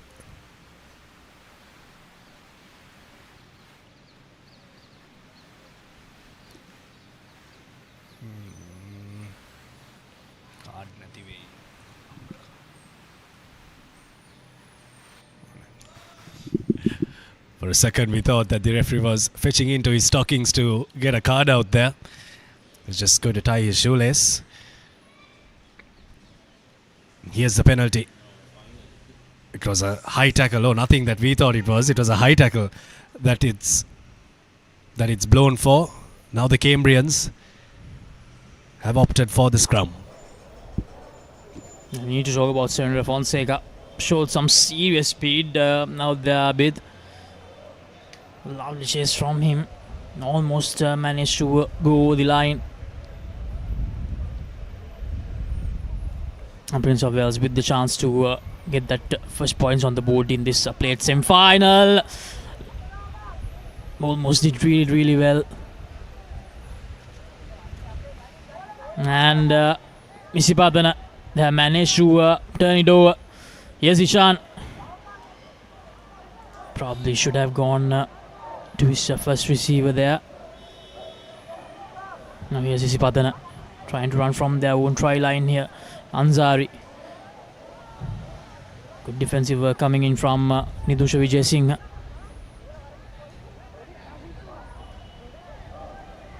The tackler needs to roll away. Here's Ishan. Staruka. Dilum. Probably Isipatana's best player of this tournament. Or in fact, that's Sajid Sumri. Oh, Sajid Sumri. Lovely piece of work from Sajid Sumri. He will go all the way. Absolutely brilliant. He will score right underneath the post. This is what Isipatana College is out on in that semi-final, the quarter-final. Sajid Sumri never had a single chance in that encounter with the Trinity College. Did so well in that game. We didn't even see Sajid Sumri with the ball in that encounter. Prince of Wales will be wondering how on earth he went through there. They stopped him momentarily, maybe twice, but brilliant strength shown there by Sajid Sumri, and also pace to gallop his way across to score the try for Isipatana College. And absolutely against the run of play, isn't it? Prince of Wales looked like they were dominating this game. It doesn't show on the score sheet. They couldn't get that try, even though they went to the other end of the pitch. 7 points to nil now. Isipatana College have the early lead. There's Ryan Tahir.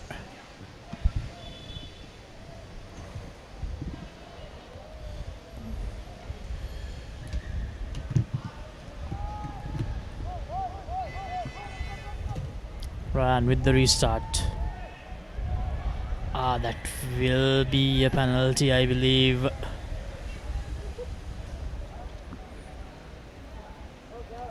He seems to be struggling, the Prince of Wales College player.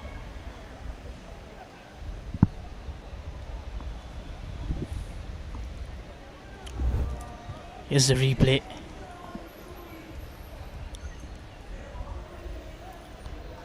Little error in misjudgment there, but the impact is always severe when you're taken out in the air.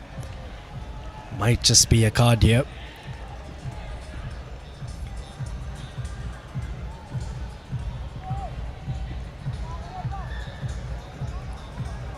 Rohana from Prince of Wales is alright. An undercut tackle from Isipatana College, and Prince of Wales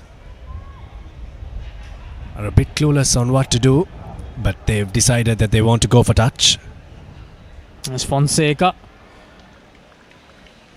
Yeah, to manage to find some good meters for his team.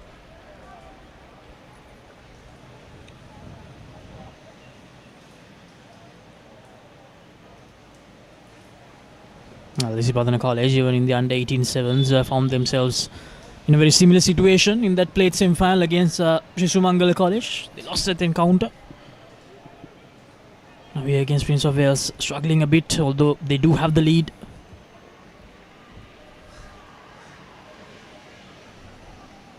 And the number 8 of Prince of Wales College trying to go through. Here's Fonseca. It's been very impressive. Fonseca, the number 10 for Prince of Wales College.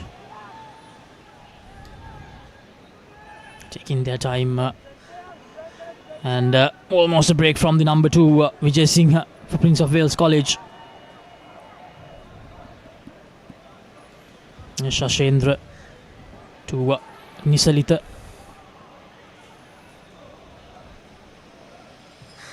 Janaka Fernando.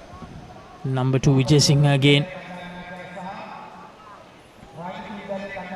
Very well done by number 11 for Isipatana.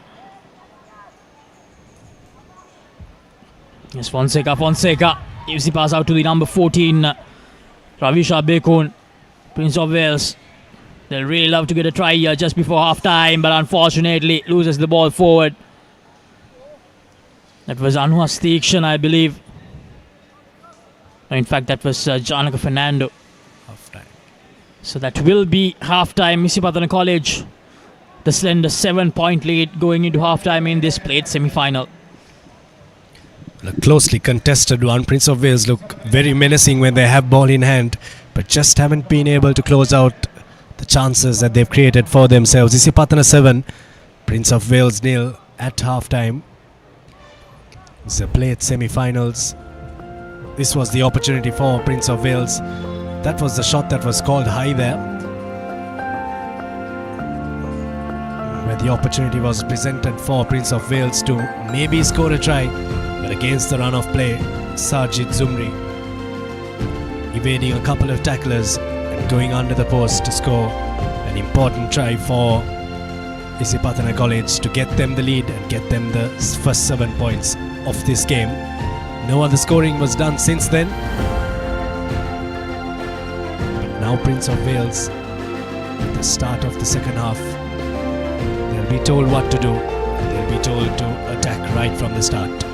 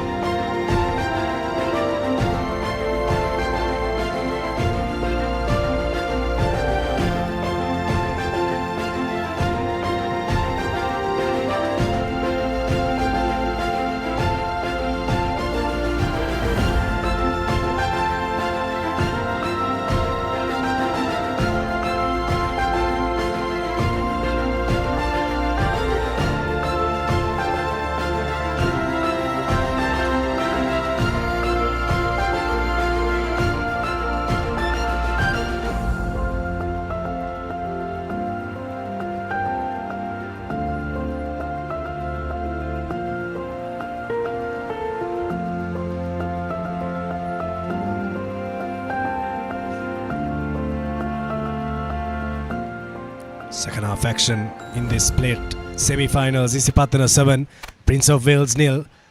Handling error right off the bat from Prince of Wales. Oh, unfortunate for them.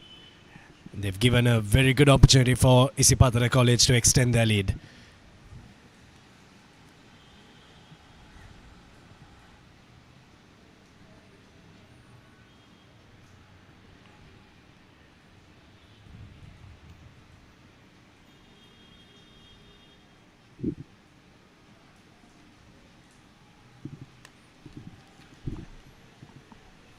Now here's Fonseca. Lovely piece of work from Fonseca once again, opting to go for that kick and chase option. Showcasing a lot of speed there.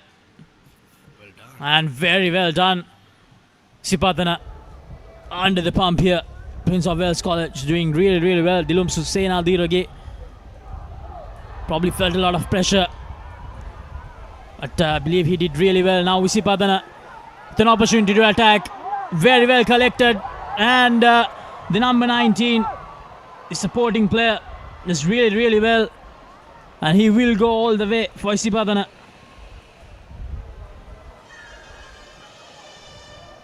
Second try in this plate semi-final.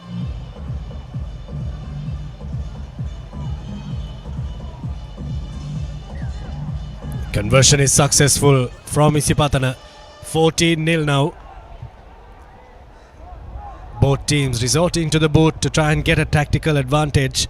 Prince of Wales, I thought, did very well to place that kick through Fonseca, but Isipatana have turned around very, very well to score a try and to put a little bit of daylight between themselves and Prince of Wales. They won't be too comfortable with this lead, but they'll be happy that they've got the first score in the second half.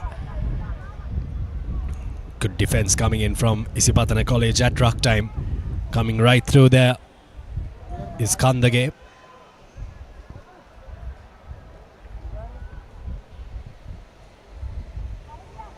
Prince of Wales need to exit from their own half here. They can't play too much of rugby on this end of the pitch.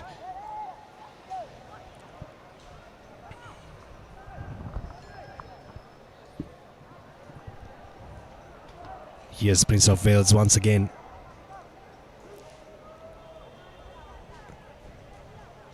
Not being able to penetrate the Patana defense. And this time good defense coming in from Isipatana College, forcing the knock on.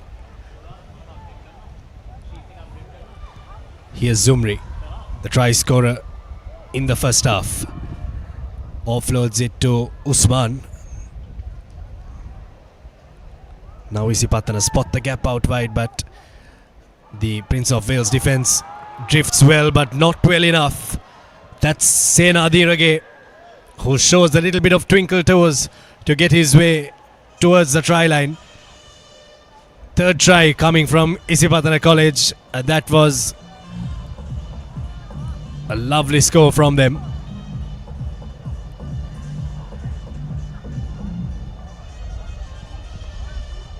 Conversion coming up. It doesn't go through, so it'll remain 19 points to nil. But a very good score there from Senanayake. He got the ball, stopped for a second, and just put the doubt in the minds of the Cambrian defenders. Stepped off his right foot and just galloped through that gap. 3 minutes left in this game. Isipatana College, it's fair to say they have booked their place in the final of the plate segment.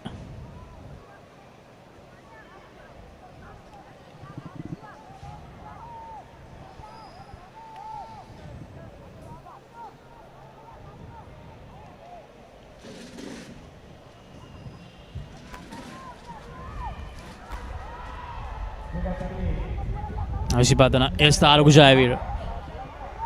The chase is on from Jayavira, and Jayavira unfortunately knocks the ball forward. Almost collected the ball himself after opting for the kick and chase option. It's Fonseca.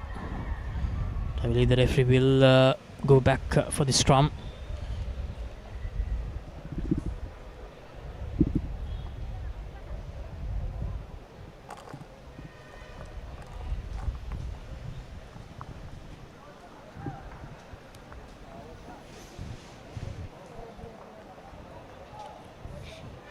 But how about the tournament that Prince of Wales have had, Laksisi, on the first day? The Giant Killers triumphed against Vidyartha College and also DS Senanayake College to book themselves a place in the cup segment. Good performance from these youngsters who will feature for Prince of Wales in the first 15s in the years to come. Yeah, I'm quite sure we will see these boys in the top division.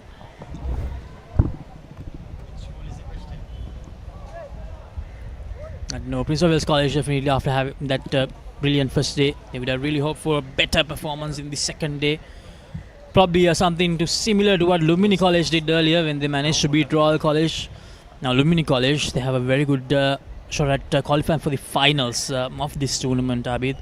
So it's really great to see the new teams who will be promoted to top division featuring in the final late of this under-16 tournament. The important thing to note is the performance of the first 15 team is what brought them there, so that means they will be in the top flight for a couple of years.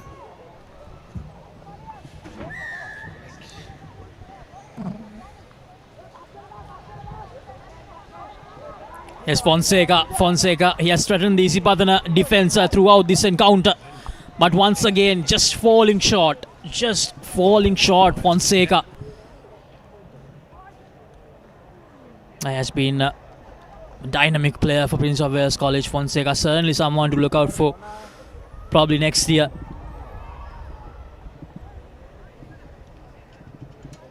For Prince of Wales.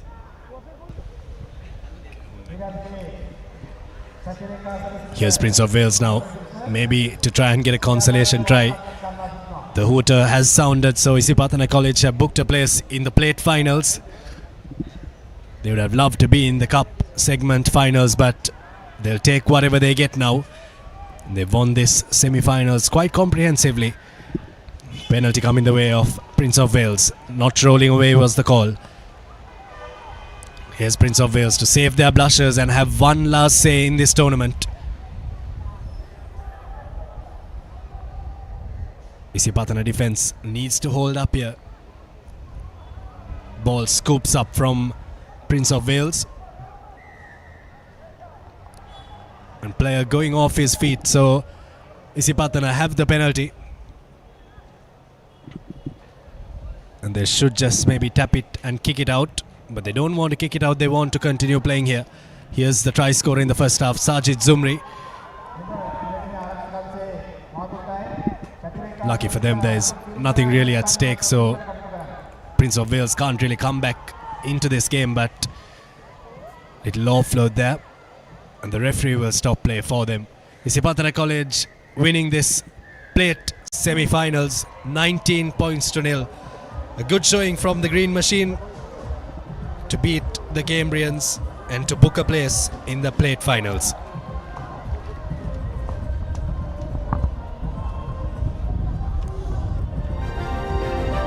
So coming up next, we have St. Joseph's College taking on Royal in the next plate semi-final. Here are the highlights. Isipatana. I'd say it was a very comprehensive performance from the Green Machine. Cambrians unfortunately just didn't have enough bears on them to score at least a single try. But nevertheless, a good performance, a good tournament for Prince of Wales College. 3 wins out of 5 games and a place in the cup segment or the top 8. They would have taken that for sure before the start of the tournament. As I mentioned earlier, St. Joseph's taking on Royal in the second semi-final of the plate segment, and joining with me in the com box is Romario De Silva. Mario, both the teams played 2 very, very close games. St. Joseph's College played their hearts out but just didn't have enough in them to win that extra time thriller. And then Royal College, they were shocked by Lumbini College in that other quarter-final. So we can expect to see a very close game for sure. I think Royal will be the two disappointed more than St. Joseph's to go down against Lumbini. But having said that, there you go. Error number 1 by the Josephians. And that's Nikhil De Silva.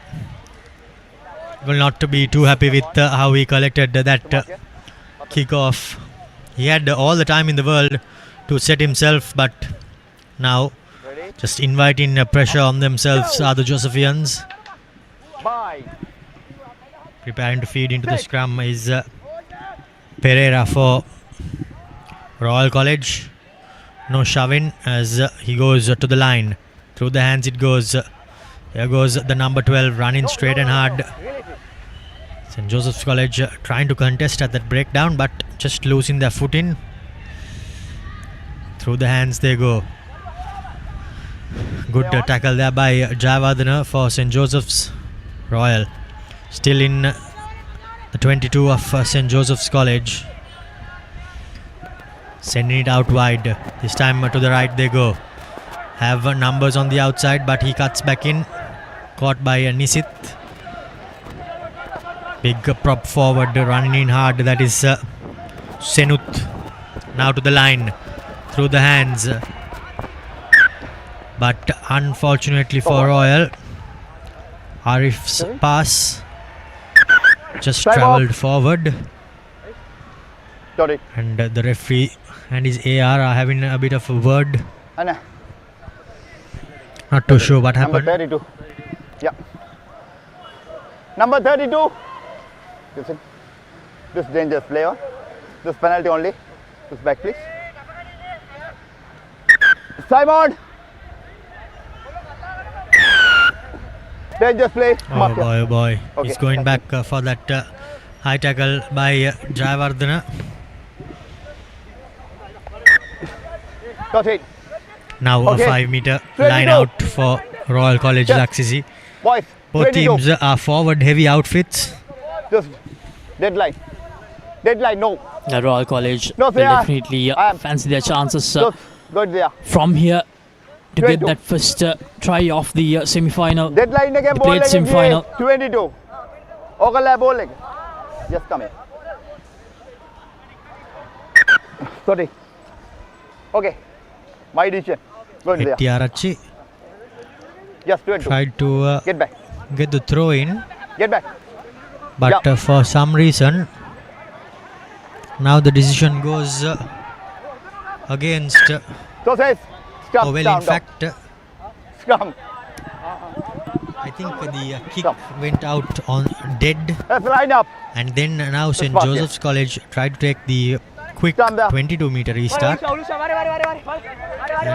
the ball has bounced outside the 22 meter line. I think now it will be a scrum in favor of Royal College. So a comedy of errors there by both teams. But now we have to restart. And not only the players, even the referees had a huge miscommunication there. Romario.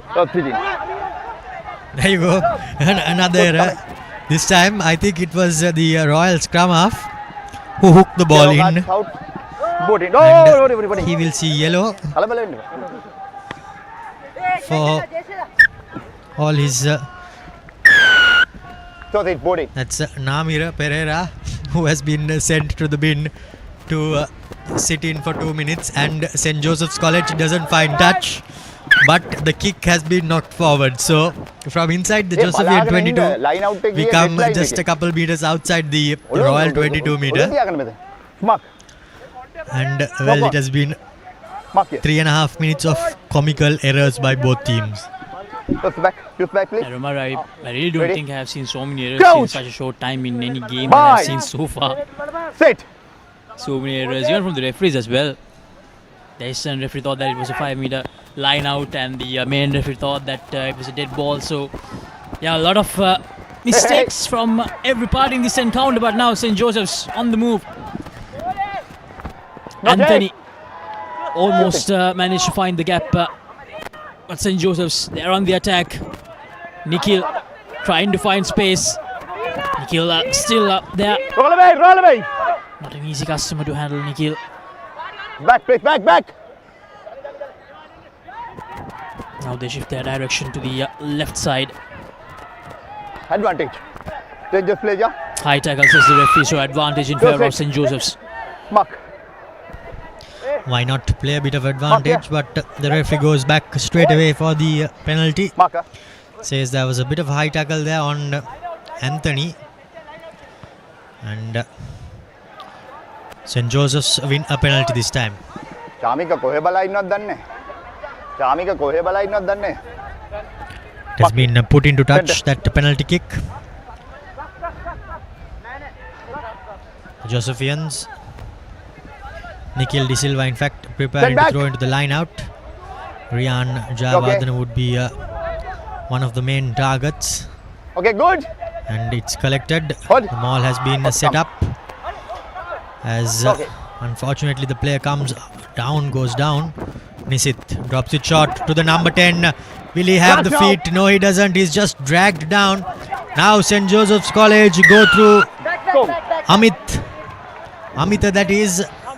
Well played there at the breakdown. He saw that, he spotted the gap and made no mistake. And grabbed his opportunity.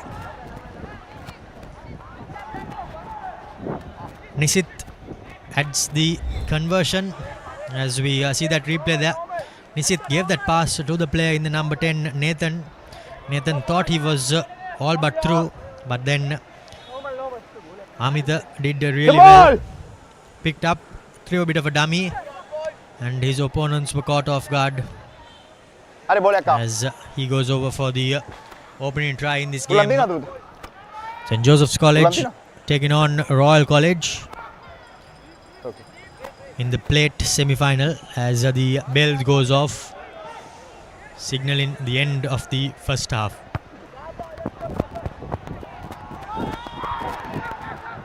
Good restart. Royal College makes no mistakes this time. Rock. Royal, we're in the last 30 seconds of this first half. Wins that fence off the first tackler. Release it, Rolver, release it. Tries to do the same to the next one, but unable to do so. Not release it. Send okay.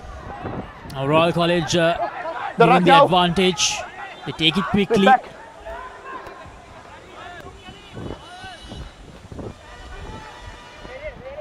Tries to go straight through the two defenders. Play on, board in. Off the foot says the referee, so not a knock forward. But St. Joseph's College, they have managed to turn possession over. Look forward. Not forward this time, but this time it's from St. Joseph's College and Royal. They get the ball back. Scrappy half of rugby comes to an end here in the first plate semi-final between Royal College and St. Joseph's College. The Josephians lead in 7 points to nil. Courtesy a try from Amita and a conversion from Nisit. As we see the replay here, there you go. That was the penalty conceded by the number 9 Pereira for Royal College. And then this, the only try coming for St. Joseph's. Nathan thought he was through, but Amita pounced on the opportunity, scored the try, which was converted by Nisit. 7 points to nil in favour of St. Joseph's College, and the game is still not over.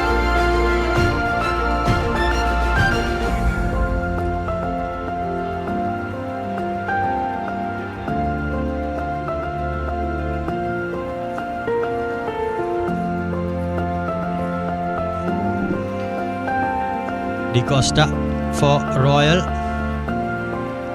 and Vihangarandeepa for St. Joseph's College, laying down the law, telling the players what they need to do in this second half. Time running out on us in this tournament as the weather too has continued to deplete. But thankfully, the heavens have not opened up as yet.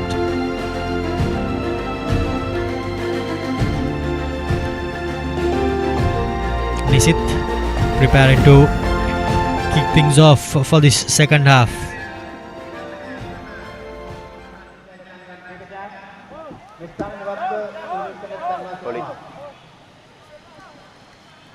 Ready?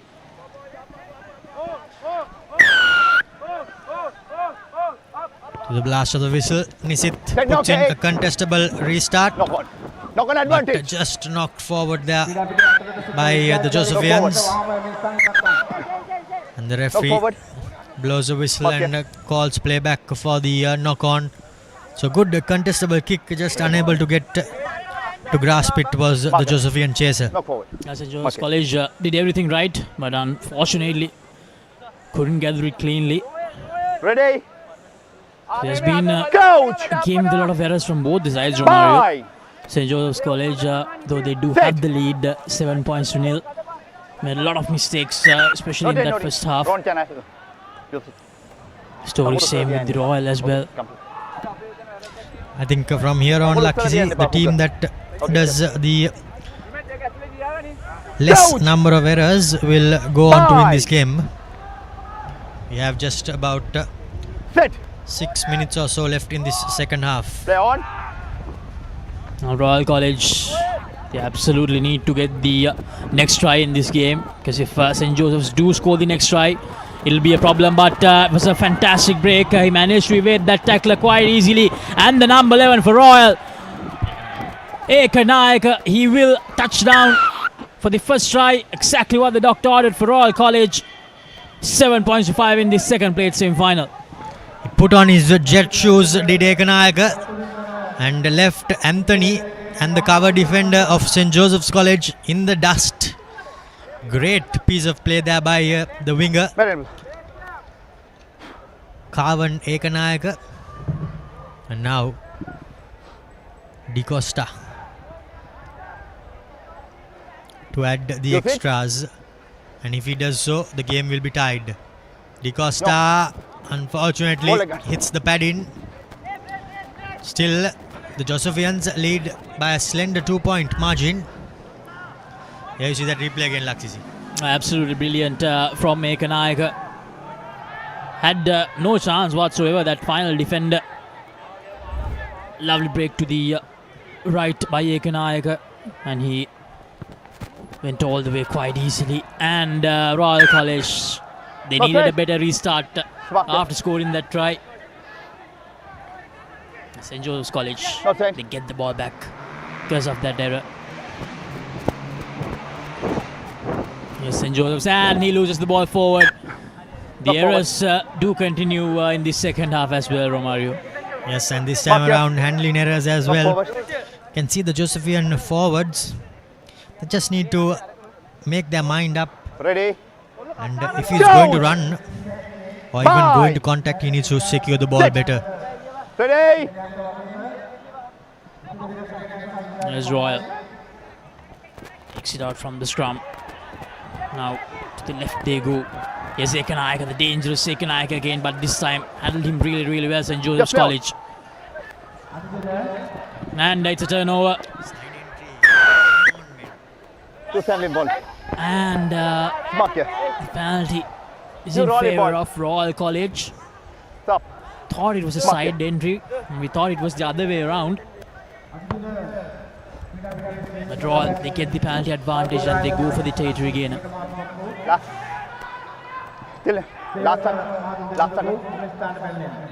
Royal College now with a bit of momentum at their back. St. Joseph's will have a lot of defending to do. They know how pacey their wingers are, but before anything, Nikhil has somehow managed to sneak the turnover at the line out. Nisit puts in a cross kick. Ekanayaka chasing, drops it cold. Now Ekanayaka has been brought down by Anthony. Chance to get the turnover, and he wins it, does win it. St. Joseph's College win the turnover. About 2.5 minutes left on our clock. As Nisit looks to go into touch, finds good touch, takes the Josephians into the 22 of Royal College. Now it's about securing the line out for St. Joseph's and then making their move. Around 2 minutes to go on our clock. 10. Can Joe seal the deal with some points here? A try here. Good. Give them a lot of advantage, but no, they don't get the line outright. An opportunity for Royal. They trail by just 2 points. Here comes the cross kick. Ekanayaka just gathered it cleanly, but unable to gain any yardage there. And now the big forward tries to go through, but St. Joseph's College defense, they hold on strong. Loose ball, but they do manage to recover Royal. Now Royal from the right corner. They try to gain some meters, try to go away from that red zone. Is that a turnover? And it's going to be a penalty in favour of St. Joseph's. Another opportunity for them to put this game to bed. Okay. Will be desperate to get this win, will the Josephians. Line out. And if they manage to get the win, that means they will be in the plate final. Marker. Oh, sorry.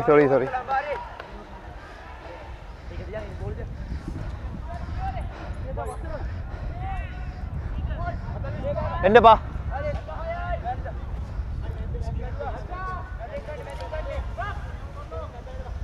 It's an important line out, Romario.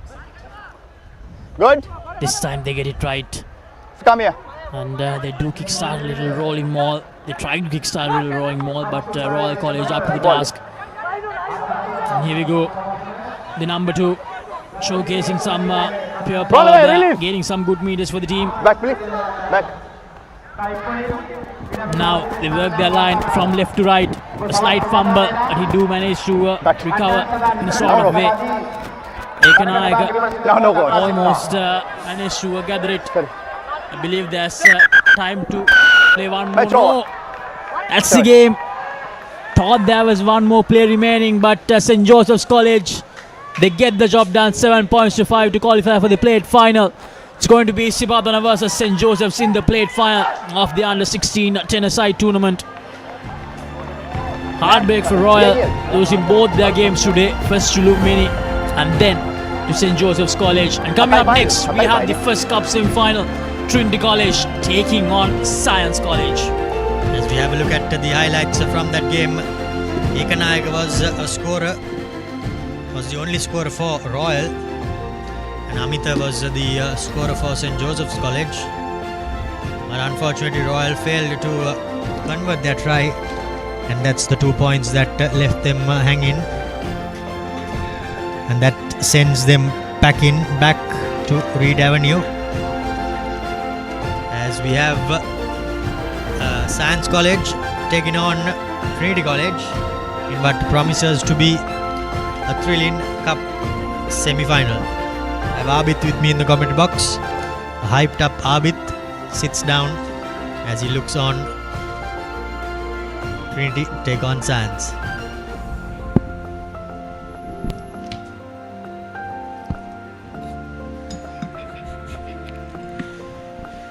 By the looks of it, it will be Trinity College with possession, rather with the kickoff. And Science College will be receiving. We all know how potent the Science College players could be.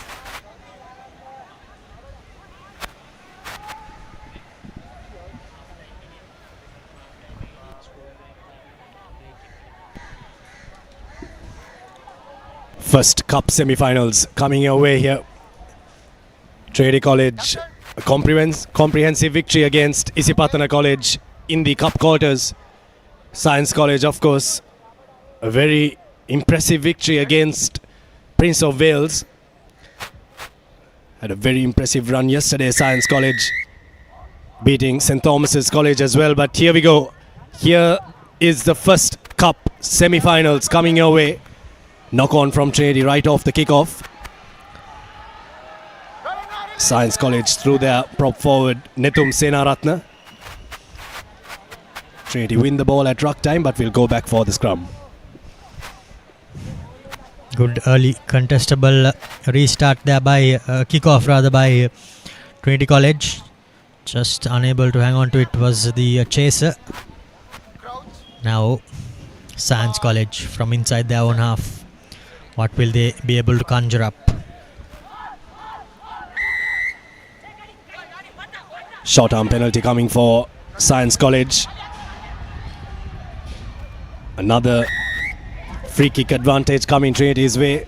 After a free kick, you can only get a free kick, you can't get a penalty. So even if Science kick this out into touch, it will be Trinity ball, so they might just tap and go here.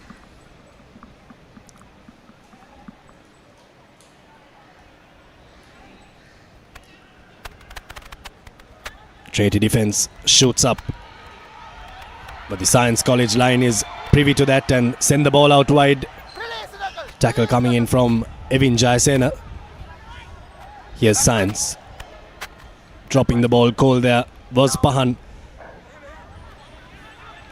But somehow Science College regather the ball here. Trinity defense shoots up, but Science College pounce on the gap. Huge tackle coming in there. Science College for a moment they were gone for all money, but now Trinity see that there is no sweeper back for Science College and put the kick in, a very contestable one at that. And he hasn't dotted it down, so Science College have exited into the hands of Trinity College. Jumping over that tackle there, that is a penalty all day long there. Penalty come in the way of Science College. Well, side to side game. First we thought Science College, the player sold the dummy and sold everyone at Trinity. But then after that, a kick chase, a good chase by Science to go back and clean things up. And they somehow managed to win a penalty. Still in this fight, both teams still trying to break that deadlock. Nilol here. Good start from both teams. When they've had possession of the ball, they've looked threatening. Good kick from Trinity College as well, a territorial one there. Kick coming in from Gangul Vikramasinghe off the base.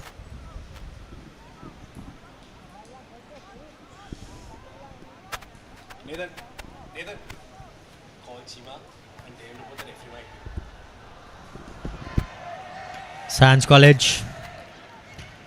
Nabil preparing to throw in. And a little bit of well, in fact that was the second rugby ball on the field.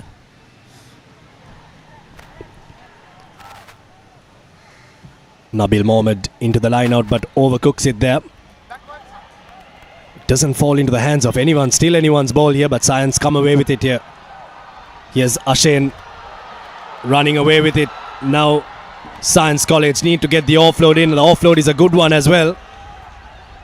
Defense holding up here for Trinity College.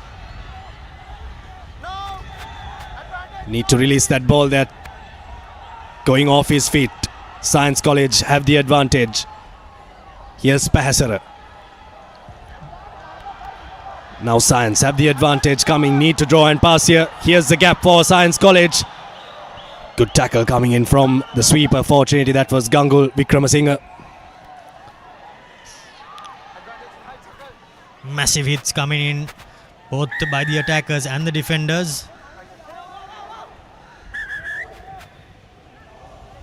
And there you can see results of one of those hits is the number 11 Niket Pahasara getting up very slowly. But early on, before that, a massive hit was made by Nusrat as well from Trinity College.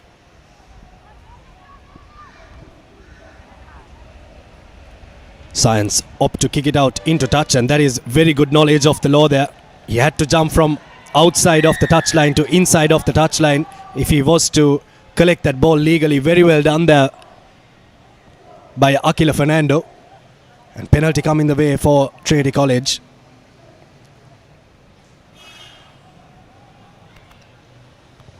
Very close cup semi-finals coming our way here. Romario, both teams looking to throw punches, but the defenses have really held up very strong so far in this game. They surely have held up, as neither attack has been able to break through. both teams just lacking that speedster on the wing. Science College had a couple of clean breaks, but were unable to make a telling score. Clean line out for Trinity College. They need to start exploiting the pace that they have out wide. Now sending the ball out to Thisara Paris, but he drops the ball. It's not the best of passes. Here's Science College going through with Chanut. Now offload coming in for Shaki Rishak. Good attack coming in here from Science College. They need to score here. They've been on this part of the field for a very long time, but the Trinity defense is right up there. Science switch sides. Here's the ball for Damsara. Need to draw and pass here. Oh, and a lazy arm goes out from Chanut Pratishwara. Science College, what have you done? You did have an opportunity to just stick both hands out and collect it and dot down.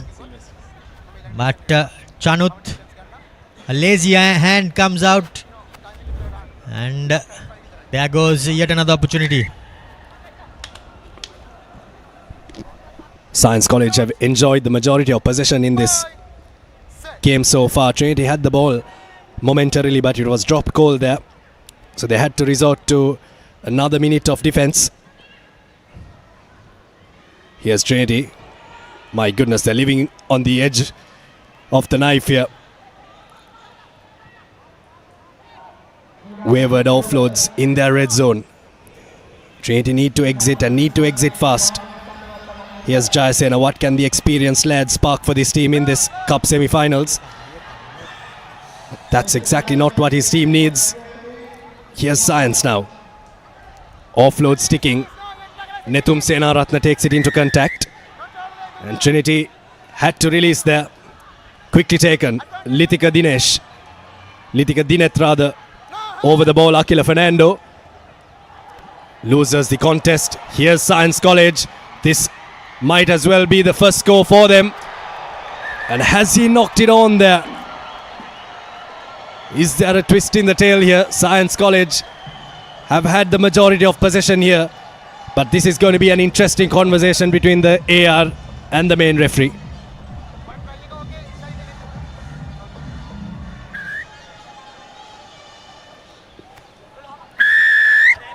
And try has been awarded.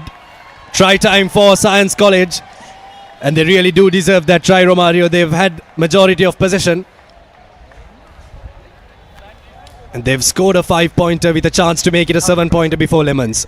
Well, everyone would have been hoping that the referees could have had a replay on that, but unfortunately we don't. But let's see what we can have a look at, because it's half-time here at in this cup semi-final. Cup semi-final number 1. Science College leading Trinity College 7 points to 0. We will go in for a quick commercial break and be back with second half action on the other side.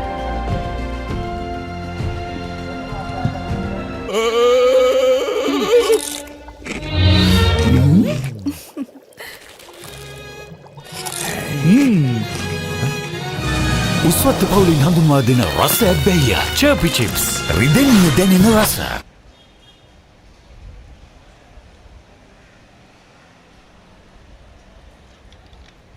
Welcome back after a brief advertisement. We are back here, and here you see the replay. Sniping right through that gap. Science College through Malindo Himash. Thought that was a fantastic break there. Trinity defense had to do a lot of work, and that would have tired the legs for the forwards and the backs, because there were waves and waves of attack coming the way of them. This is where the try came. A couple of offloads. Himash getting the offload in. Touch and go there, but I think he may have just scored the try. He dotted it down and then it rolled forward there. Thought on first viewing that it might have been knocked forward, but I think the referee's got that one right. It's 7 points to 0 now. Interestingly, Trinity College are trailing this game, and Science College have the early lead going into the second half.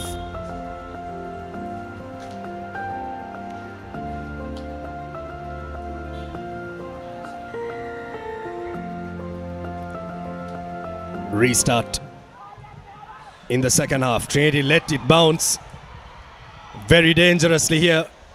Science College through Nethum Senaratna right up there.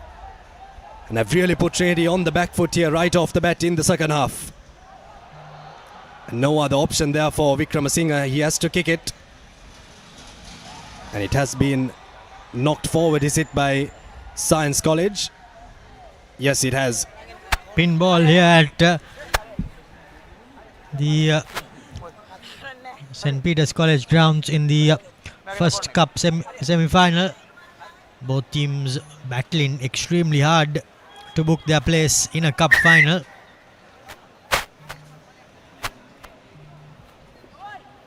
Number 9.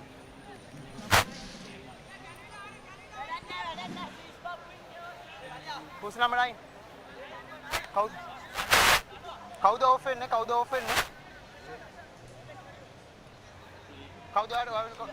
Number 1. Up next it will be Wesley College playing against Lumbini College in the second cup semi-final.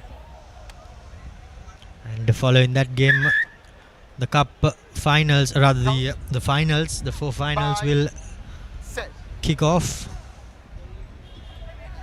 Saven Vijaykorn has been brought in, maybe to inject some pace into this Trinity attack. Here's Trinity. Jayasena has his speedster on his outside. Here's Thisara Paris. Stops and goes. He's done this multiple times so far in this tournament. Thisara Paris running away. Has he got this one for Trinity College? And that's a fantastic score. 100 meters on that dash from Thisara Paris. And boy, does he deserve to dive over like that after the performance that he has had right throughout this tournament. Scoring right under the sticks and bringing his team right back into this cup semi-finals. What a great piece of play there by the number 10, Thisara. He got away from the would-be defenders, and once he got away, there was no stopping him.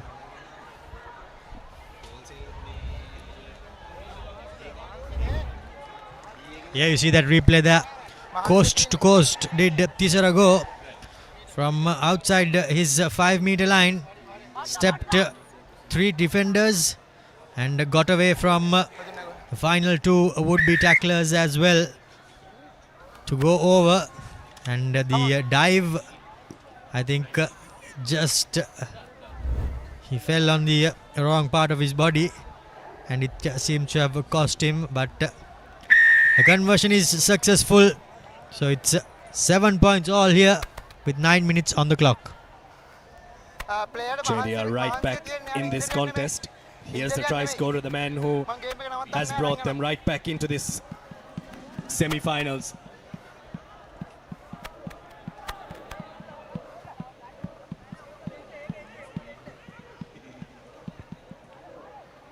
I think that was the speedster we were all missing from the first half, but now we have found one in from the likes of Thisara for Trinity College. Now it will be interesting to see what sort of a response Science will have. Gangul Vikramasinghe restarts. Science need to respond fast, and Trinity have had a man in front there. And they run up in defense, and there's another advantage coming their way. It's for a knock-on. Knock-on in contact there. A dangerous little grubber coming in there from Science College. And referee Jivaka says that in contact there has been a knock-on from Trinity College. And the team that scores next, Romario, will take the upper hand going into the rest of the half. There's not a lot of minutes remaining. 4 minutes, yes, is a lot of time. But to score the try, get the conversion, and to get back to the restart area, that should take around 2 minutes. Here's Science. They have options on either side of the pitch. Trinity look to outtook, but Science are privy to that.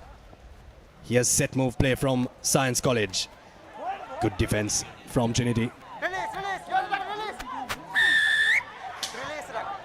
Tackler not releasing is the call. from referee Jivaka. Penalty come in the way of Science College and looks like they want to go into touch. The players are no doubt gassed here. As Ishak, in fact Litika Dineth that was, who put the ball into touch.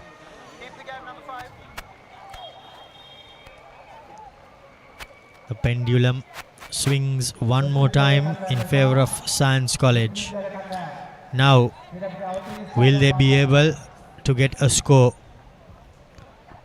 The maul has been set up. Good defense coming in by Trinity College as the number 2 breaks. That is Nabil setting things up. Science College with a new advantage. Everything going the way of Science College now. Step in is the number 6, Damsar. Here goes the number 9, Litika. But he's ragdolled to the floor. Ashen trying to make a break but is unable to do so. Through the hands they go. Massive spot tackle coming in there by Gangul.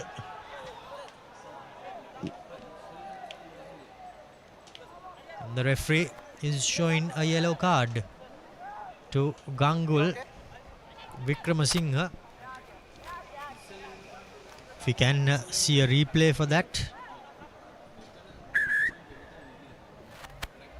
Yellow card for Gangul Vikramasinghe. Not too sure why that even needed a penalty, to be quite honest. I think if the referee was referee a bit high there. I think if the referee had a chance of doing that all over again, he will just let play go on. But now Trinity College faced with adversity. Best attacking opportunity for Science College so far in this game. They're a man up. 7-all.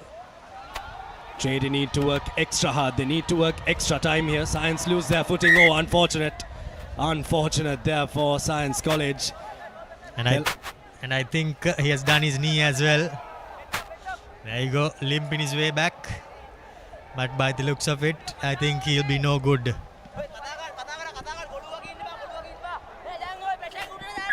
Seven all. If there ever was a cup semi-final that you wanted, this is the kind of cup semi-final that you dream of. 7-all.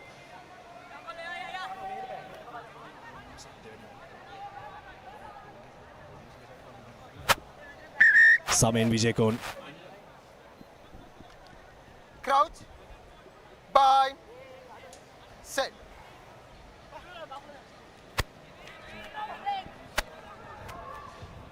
Here's Vijayakon. Trinity are one man down, remember, due to that high tackle.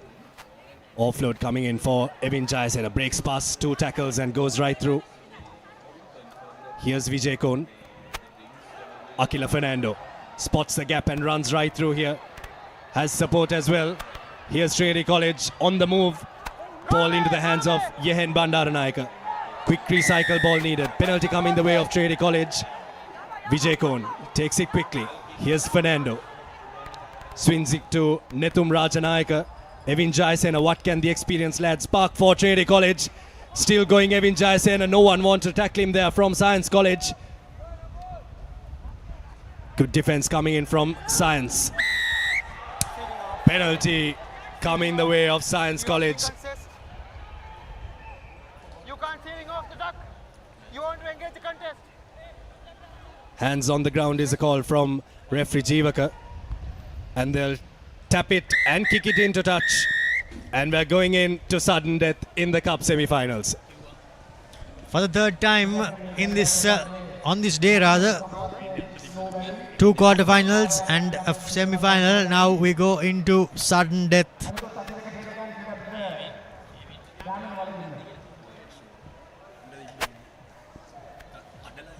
Trinity College have been under pressure, but they somehow managed to hold on. Science, I think, will be disappointed. They had more of the chances to score points in that second half, but they squandered plenty of it. Well, they had 80% of possession, Romario, in that half. Trinity College If you do recall, it was just that one try where they ran the length of the field to score. This is that try that they scored there. They needed a moment of magic to come back into this game, and that moment of magic came through that man on your screen there. Let's have a look at the pace shown there and the awareness of where the touchline was and how to maneuver around the touchline. Tisara Paris will watch that highlights reel for a long, long time. He'll only watch the entire match if Trinity can win it. Science College receive life after life, but they were unable to capitalize as not able to get one over Trinity, and given that they go into sudden death extra time, and now the first team to score will be the winners. Also, if neither team scores after the allotted time, it will be kicks at goal. But both teams will sure hope that it doesn't go into that and they can get the first score. Fantastic, isn't it, Romario, that these boys have this kind of competition at the under 16 level. Always packs a punch, this under 16 tournament. Now it's important that these teams, once they get possession, they keep it, that they don't give it away. Science College will kick things off here. It's sudden death time in the cup semi-finals here at the under 16 tennis-side tournament. Science College off the restart. Commit the error. It's going to be a free kick for Trinity College. What was he thinking? He should have just booted that as far as possible and make Trinity work from inside their own half. Here's Vijay Kohn to Akila Fernando. No. Good ruck work coming in from the little scrum off there, but Science College are one up on him and win the ball back. Now Trinity under pressure. Science College have runners that can spark something for them, and all they need is one little moment and one little Release the knuckle. act of brilliance. Here's Science. Trinity defense shoots up. Knockback, says the referee. Science College still have possession of the ball. What a game we're witnessing here. Vijay Kohn needs to get his man here. Science College running away with it. The sweeper is there for Trinity, and huge hit coming in there. Forward pass. Forward pass. No Tiger. That was a huge tackle coming in from Gangul Wickramasinghe. I thought the Science College player was gone for all money. Indeed he was. Had he just pinned his ears back, Chanut did everything right to get away from the first man, but just a little bit of a weave would have found himself getting more space. But instead he had made his mind up that he was throwing that pass inside, and I think that did not help his cause. Bind. Set. Almost 2 minutes gone on our clock. 1 more minute until half-time in sudden death. Here's Trinity. Is this the moment of magic that they need? The ball sticks there. If it didn't stick, it would have been a penalty coming Trinity's way, but now Science have their tails up. Trinity need to drift in defense. Here's the pass going out. Science College, they've knocked the ball forward and it has gone into touch as well. What a run there from Shaki Rishak, but what a defensive performance there from Trinity. I think Science College are finding ways to not win this game. They've been really sloppy with adding the finishing touches to Crouch. the number of passes, the number of chances they have got. And I think they'll be really disappointed with Science. Trinity, if they are to do anything here, will need to run 90 meters and absolutely nothing kicked there. And Science College, reply in kind, Trinity need to mark it here. They don't mark it. They want to set up the ruck and try to go from there. Trinity have speedsters, and that's one of them. Akita Punchiheva has already scored multiple tries so far in this game. Here's another kick from Trinity that bounces to no man. Now Science. The number 8 for Science College steps in. Big defensive performance there. Killer Fernando needs to release that ball.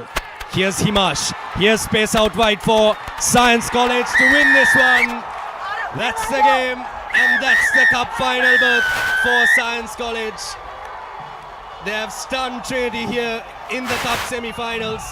And to be very fair, Romario, they were the better team in this cup semi-final. Well, I think this victory is as good as winning the whole tournament for Science College. But they do have one more game left, which is the final. However, you can see the Science faithful are delighted with this result. Science College 12, Trinity College 7. After this big performance, will Science College have enough in the grand finals? Here's the try coming in from Ashen, the one that won it for them.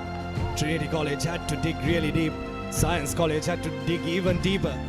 And they'll take on the winner of the next cup semi-finals. It's Wesley College taking on Lumbini College.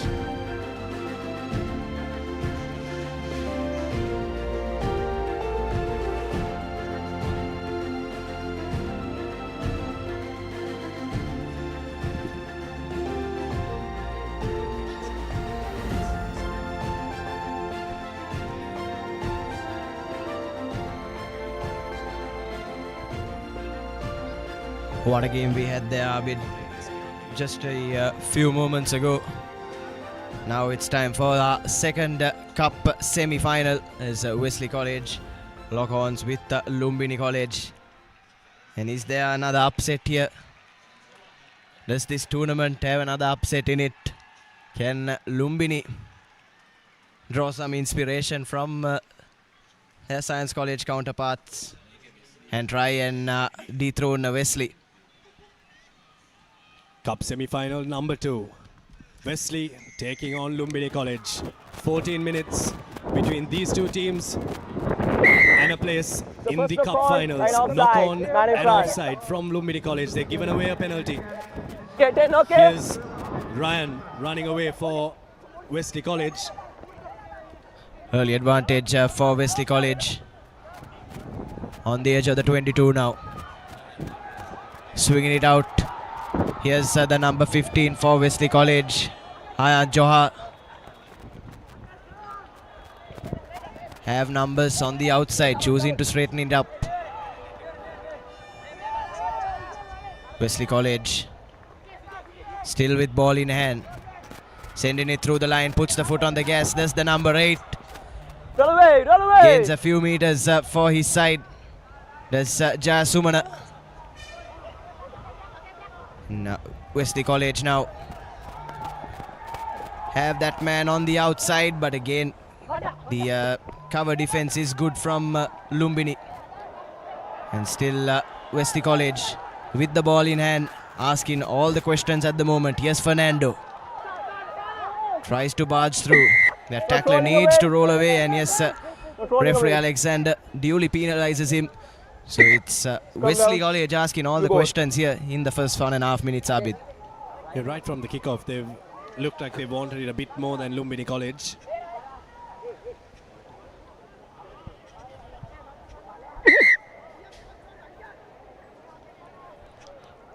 Number 4, Lumbini. Opt in for the scrum, and interestingly, an early change for Lumbini, an early substitution. Move out. This early into the game. Time back on. You don't often see that. And it's Wesley College that have opted for the scrum of that previous penalty. Set. Steady. What can they make of this Wadood with the feed? Probably the most experienced man in this Wesley lineup. Creates a lovely wraparound, and here's Shafran Wadood gets the offload in, and try time for Wesley College. We're just talking about the experienced man, and he's gone and created something, and it's Fernando that takes the credit for that try. but it was Shafran Wadood. I feel Abid that did a bulk of the heavy lifting in creating that one. Doctor. Well, it was a scrum in the middle of the field, right next to the try line, and you have options on either side.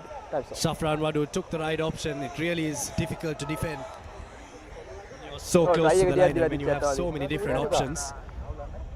Doctor has come onto the pitch to assess one of the players, but fantastic score for Wesley College early on. 5-0.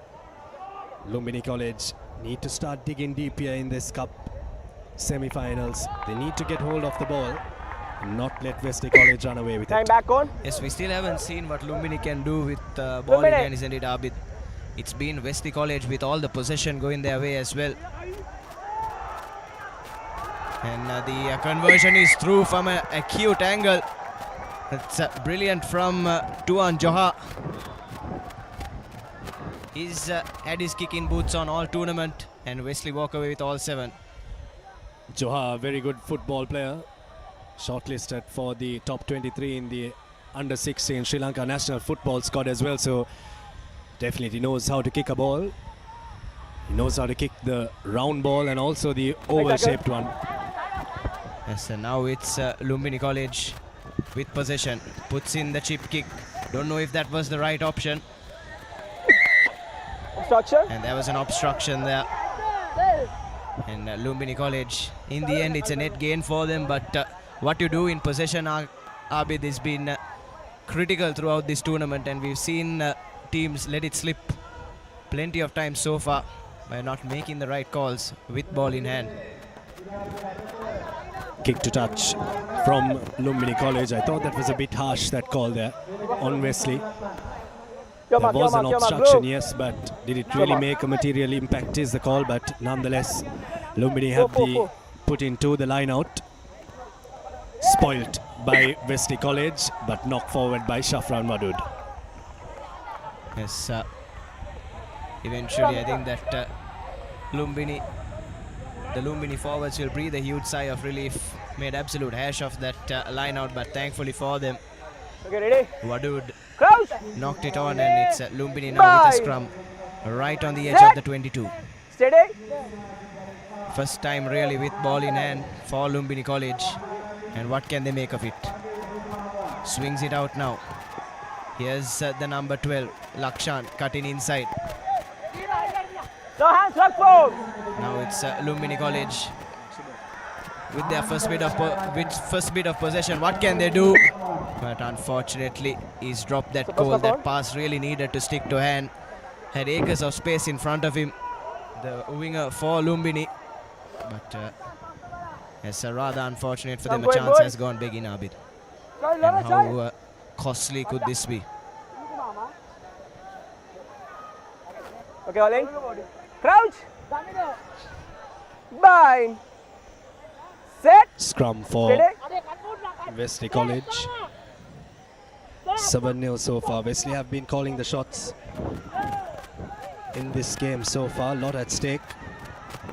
Dummy to both the centers and a very good pass out wide to the win three-quarter.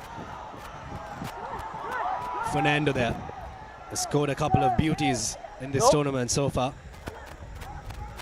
Here's Wesley once again. It's now swinging it from right to left. Wesley. Here's that burly number 8, Jaya Sumana, carrying the ball past the 40 meter. Needs 3 men to take him down in the tackle, and illegally so as well from Lumbini College. And it's another penalty coming the way of Wesley. Just over a minute left on our clocks. Wouldn't they love to go into lemons with a 2 score cushion?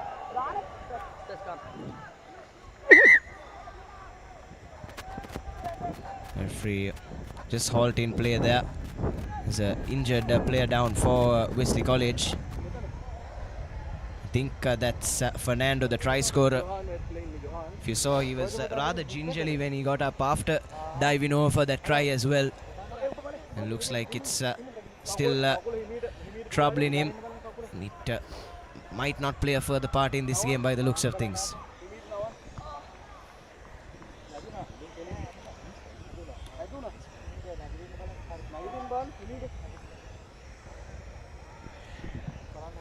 Fernando, the man who slowly comes up to his feet there in the number 14 jumper for Wesley College. Wesley will hope that he is all right.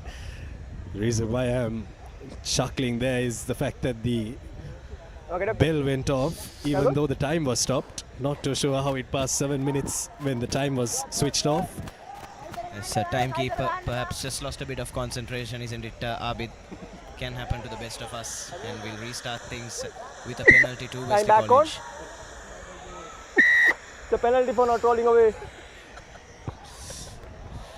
Kick to touch from Wesley College. Another try. Your mark. Will really get them a comfortable lead, but anything can happen. Lumbini College, you really saw what they could do against Royal College. 17 points to 15 rather. They just need the ball to get into their hands. Wesley College first 15 team looking on there. Secured it from the line out. Maul set up. Set move play here from Wesley College. This is a good break. Rodrigo with the break for Wesley College. What can they do here? Wesley, can they get another try? Passes it out to Fernando, and that's going to be the second score for Wesley College and second score for Fernando. And he looks like he's in a lot of trouble, but not before putting his team 2 scores ahead. Yes, have to commend this lad, isn't it, Abid? Playing through the pain, has been playing through the pain for majority of this first half, but he's the one that's made the difference for his team, going over for both of their tries. And Wesley put themselves in a position of comfort going into Lemons. 12-0 with the conversion to come.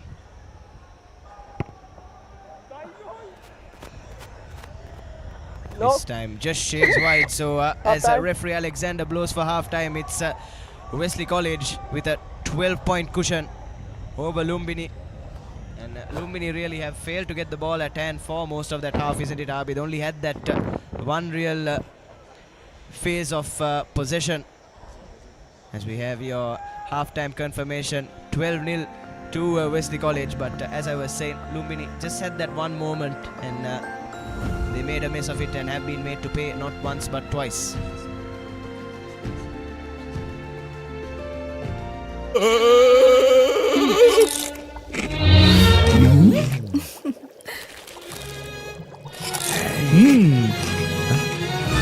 උස්වත්ත පවුලින් හඳුන්වා දෙන රසයක් බැහැය. Chirpy chips. රිදෙන්න දැනෙන රස. Welcome back to the live action here from Bambalapitiya. The highlights of the first half there for you. This was the first try. Shafran Wadud there creating that try for Fernando to score. That was his first one. Then he scored another. The conversion though, Nathan, was a beauty from Wesley College. And then this next try from Wesley. First Cup semi-finals won by Science College, beating Trinity College. Trinity College, of course, unbeaten in their Dialogue Schools Rugby League season until the first leg of the Bradby Shield, where Royal College thumped them. And they came back to win the Simitrarachi Trophy in the second leg, even though there was a 17-point deficit. But now, here's the chance for Wesley College to really take this game ahead. They've played some fantastic rugby as well during the Dialogue Schools Rugby League. Another team that has really opened the eyes. And for the future, this team looks really good. And how about Lumbini for that matter? Yes, and something that we touched on yesterday as well was Abid, that Wesley College couple of years ago in fact won the under-16 tennis-side tournament, and you saw how they performed in the Dialogue Schools Rugby League in 2024 and 2025. So it's a great platform, it's a great hallmark for to identify the future stars of the schools rugby circuit here in Sri Lanka. But yes, take nothing away from Lumbini College as well, as they've collected the loose ball straight from kickoff. Newcomers to the Dialogue Schools Rugby League for 2026. Here's a Lakshan. Can they surprise one of the big boys here, Lumbini? Still not out of it. just the 2 scores behind, but they need to score and they need to score fast. In this tournament, I would call them big boys because they've already done a lot of damage. Here's the number 8 for Lumbini College. Kalmika Imidu there. 10 meters away from the line now. Looking to step his way through there. This Sulakshana. Defense comes up strongly for Wesley College. Here's a little bit of a gap around the fringe for Veerasekara to exploit, but holding on is the call from referee Alexander. Here's Shafran Vadu, takes a tap and puts the little punt in. Not the best option there from him. Here's the number 5, Lakshan for Lumbini College. Gives away possession very cheaply there. They need to make these moments count. Already a minute passed in this second half, and there was a clear strike there by the Wesley College player while trying to ward him off. Akesh Ryan shown the yellow card. Yes, that's a complete rush of blood to the head. We've seen a few rushes of blood, haven't we, Abid, throughout this tournament, and this one is no different from Akesh Ryan. Clearly an elbow straight into Lakshan Udyanga's back. If the referees had a second viewing, perhaps the colour of the card might have even been different.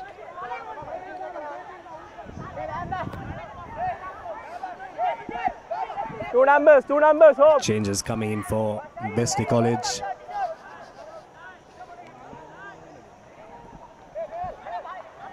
Peter Wright flag out here at Bambalapitiya.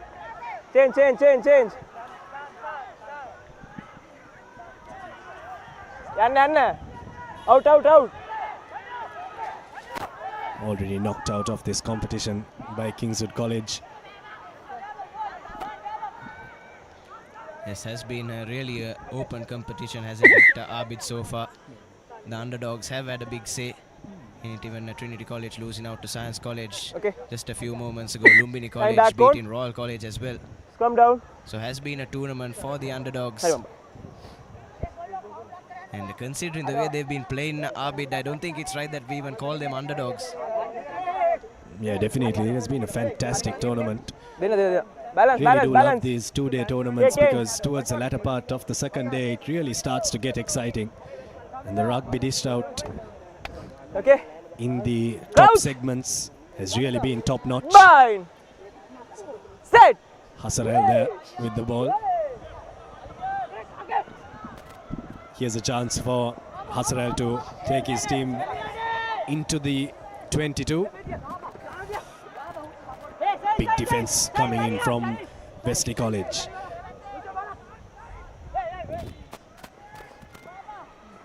Here's the number 8, Kalmika Imidu, taking it forward.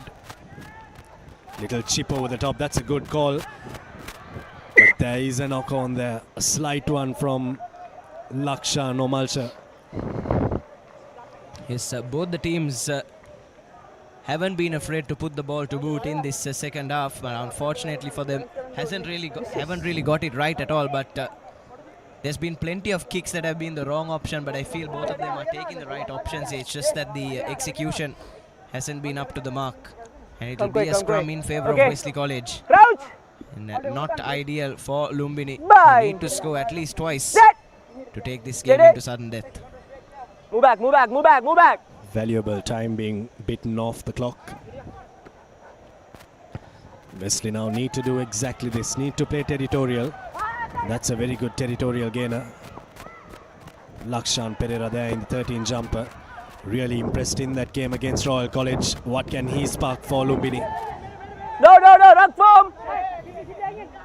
Carry that takes his team past the 50-meter mark. Good defense coming in from Wesley College. So here come Lumbini. That was defense shooting up quite quick from Wesley. And looks like there's been a loss forward as well from the Lumbini lad. And that's another attacking chance that has gone begging for Lumbini. Should be a handoff. Wesley College, if they are able to just see this one out. Just 3 minutes or so left on the clock, and an ideal opportunity for them to just play out the remaining time of this game inside Lumbini's half. and book their place alongside Science College in the cup final. How about the season they've had? Number 2. Nathan, in the Lumbini, Dialogue number 2. Schools Rugby League, the first 15 team finishing runners-up in the Under 18 back Elite on. Rugby Sevens tournament, Boys, finishing come. champions. Crouch. And by the looks of things, they'll go into the Bye. finals of the Under 16 tennis-side Say. tournament as well, and they'll finish either champions or runners-up, so they can be very proud of how Stay their 5. rugby has turned out this season. It has always gone from strength to strength. Here's another opportunity for this team to try to get a bigger Number 10, late gap charge. and put on a bigger show against Lumbini College, but penalty coming their way. Back. Number 10, late Just like you charge. said, David, Wesley have been on the rise, revamping the rugby setup over the past couple of seasons. And now another penalty coming their way, and they'll just kick this one into touch, and potentially do have a third score on the card. And what a touch finder that was from Tuan Johar. He looks to have quite the heavy boot on him, and might be a problem in the future as well in the Dialogue Schools Rugby League. A problem for the other teams, a blessing for Wesley College. All on the line. Here's Wesley College now with a 5-meter line out. Place in the final beckoning. Set the rolling ball. Lumbini read that pretty well. Now they need to break, and they do exactly that. Here's the number 2. Here's Fahir trying to twist and turn for the line. Ruck ball, ruck ball. Need to fish the ball out of that ruck. Quick ball was needed, and now they go to the line. Here's Akesh Ryan, swings it out, but that pass goes to absolutely no one. And the Lumbini defense is there to pounce. But that's good support in play from Wesley College. And here's Tuan with the chip over the top. Will the bounce be kind? No, it's swept up by Lakshan Pereira. And that was an important spot tackle there coming in from Shibli for Wesley College. Or else we might have seen another length of the field try from Lakshan. He's placing wrong side. It's Wesley College now that have managed to turn things over as well. Here's Play on, Tuan, play on. pops it up. And that is the try for Wesley College coming through. It's going backwards. Shibli. That pass did look a bit forward, and there might have been a knock-on as well, isn't it, Abid? But the referee Alexander sees it differently. Thankfully, this game is not a close one, because the Lumbini fans would have had a lot to say about that try, but thought it went forward there. Get the ball, get the ball. Nonetheless, Wesley College, you can't take anything away from their performance here in this cup semi-finals. The previous cup semi-final was a very close one, where Science College won a place in the cup finals. Captain. And here it has been one-way traffic, where the double blues have really reigned supreme here against Lumbini College. Yes, indeed, Abid. That's over anyway. Oh, that's a kick. Oh, that's a kick. Referee confirming the try with his assistance. And the conversion doesn't go through, but that doesn't matter, because Wesley College are through to the finals at the Under 16 Tennis-side Schools Rugby Tournament. And what a performance this has been. We know how dangerous Lumbini can be, but they've completely nullified that threat over the past 14 minutes. And it's Wesley College, as you see on the bottom of your screen there, 17-0 victory that booked themselves a place in the cup final. Here's the replay, or the highlights of the second half rather. That was the yellow card issued on offense. Illegal handoff. Can't hit the player like that. Oh, on second viewing, I think there was a little hand coming in there from Lumbini College. But here we go. It's time for the final 4 games, and this is the first one of them. It's the Shield Finals. DS Senanayake College taking on Ananda College. This is a big one. DS Senanayake College became runners-up in that Under 18 Elite Schools Rugby Sevens. But now an opportunity for them to get both hands on that Shield Championship here in the Under 16 Tennis-side tournament. Yes, indeed. Abid DS would be rather disappointed that they find themselves in the Shield segment, isn't it? And hopefully they are able to have some respite and lift this Shield championship. But Ananda College as well, they too will have something to say about that. You'd expect this game to go right down to the wire as well. Two pretty evenly matched sides. Both have played some decent rugby in patches as well. Hence they find themselves in the final. It's our first finals at the elite schools under 16 tennis-side rugby tournament. And here's the star man for DS Senanayake, Kaushika, to kick things off. Now, straight away it's a deep kick collected by Ananda. Trying to run it out of their own 22. Ananda have been pretty physical so far in this tournament, haven't they, Abid? Yeah, definitely. Been a very physical outfit. Looked a very adamant outfit as well. Finishing third in their group. Losing out to Prince of Wales and Vidyartha. Ananda College, of course, played at the Ananda College grounds in Rajagiriya. Yes, and Ananda have some big names in their ranks. Few players from their first 15 set up as well, but unfortunately just didn't come together for them yesterday. They've looked a lot better today in the quarters and the semi-final. And straight away, ball is being worked out wide now to the number 11, Sudampati. But it's ripped by DS Senanayake, and going through the blind side now for DS is Mindya Silva. Mindya Silva, has he gone over for the try? Referee will consult his assistant, and yes, the try has been awarded. So out of absolutely nothing, DS Senanayake in the form of Mindya Silva have gone 5 points ahead in the first 1.5 minutes here at Bambalapitiya.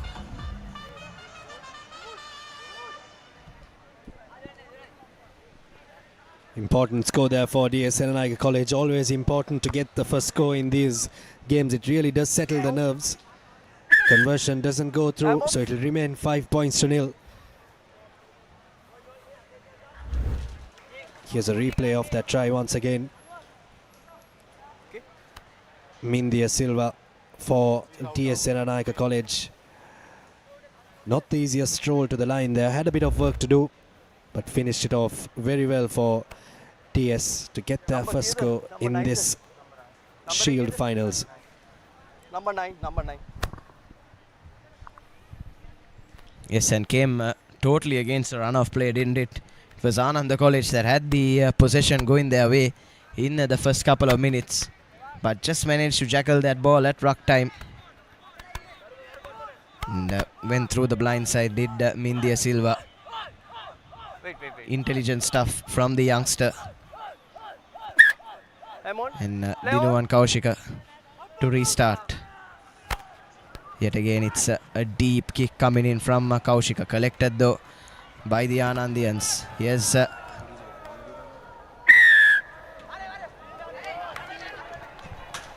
and looks like DS Senanayake won themselves a penalty as well. So Ananda College under the pump straight away, isn't it, Abid? Then touch finder as well has them just 10 meters short of the whitewash.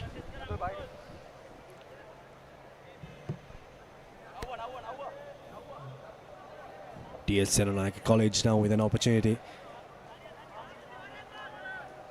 to get another score. Line out secured, good line out. Maul set up here. And the College don't have the best body position there.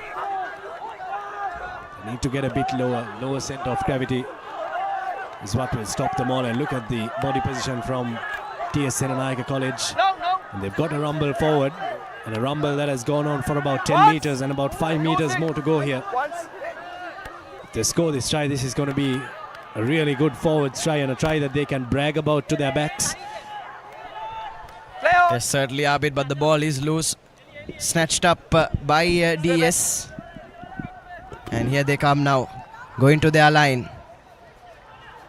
Sends it out to the number 10, Teshika Besekara. Try number 2 for DS Senanayake College.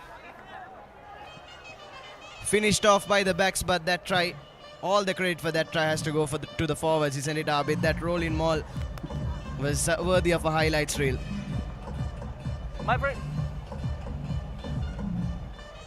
Conversion to come for DS, and it is not successful. It will remain 10 points to nil.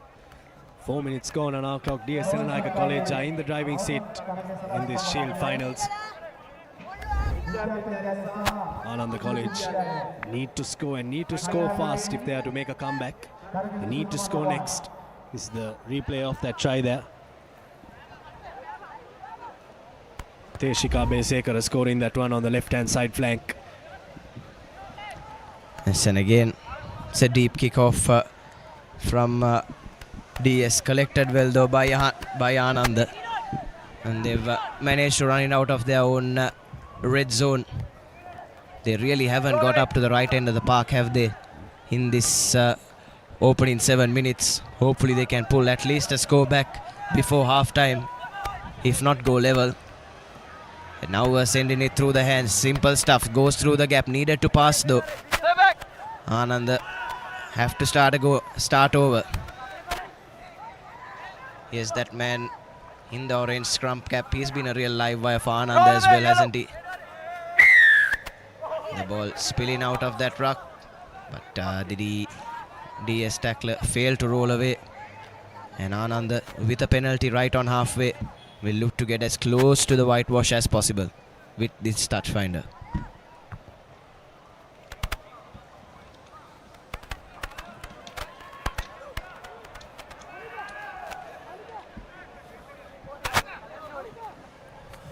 Line out coming up for Ananda College.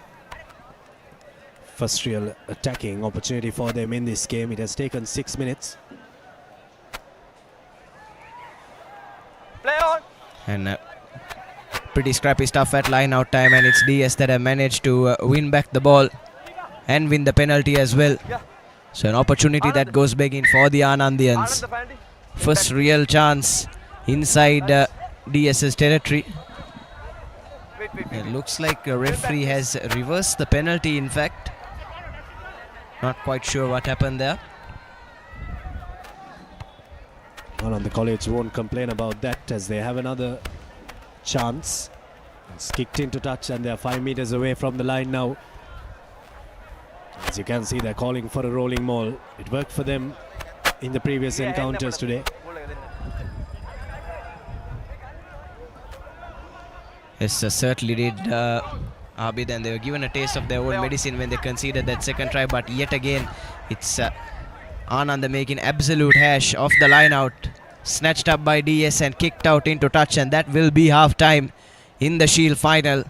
It's a DS Senanayake with 1 foot on the trophy already, or 1 hand on the trophy rather. A 10-0 cushion heading into Lemons.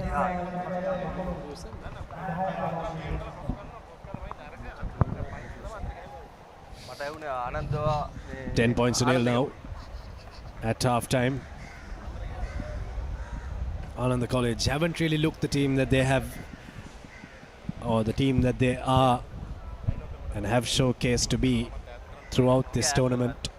In this final, it is these crunch games that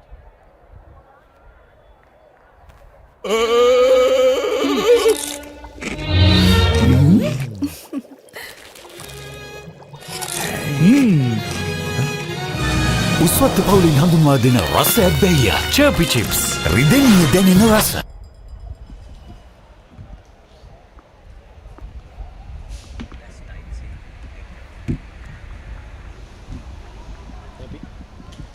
And we're back live. It's Ananda College that have all the work to do in this second half.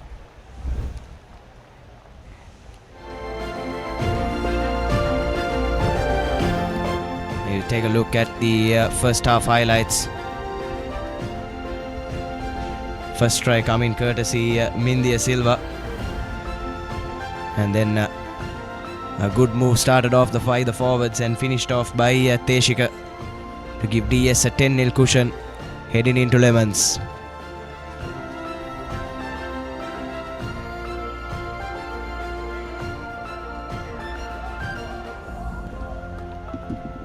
And it's Ananda that kicked things off in the second half. Defense needs to shoot up for them. Collected well though by DS.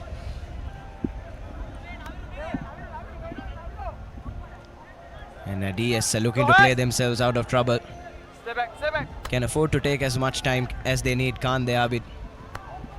Have the 10-0 cushion, and that's a lovely cross kick. Does he have the gas on him to finish it off? Teshika needs to get the offload in. Brilliant stuff from DS out of absolutely nothing yet again. Have shot up the field in lightning quick time. Tackler didn't roll away either, so DS all of a sudden playing inside the right part of the pitch. And good offloading game as well. Good continuity of play from DS. And they look all set for try number 3. Now going through the hands in the line.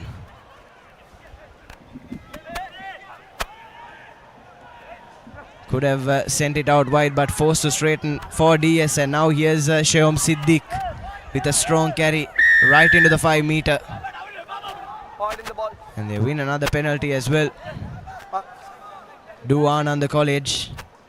They've survived a scare, but what a crossfield kick that was, Abid, to start off that move. Very ambitious there from DS Senanayake College. It's not the easiest thing to perfect. We see in international rugby it being perfected. But at under 16 level, very encouraging to see that these boys also have those skills and the ability to identify where the space is, isn't it, Nathan? Knowing where the space is and being able to attack.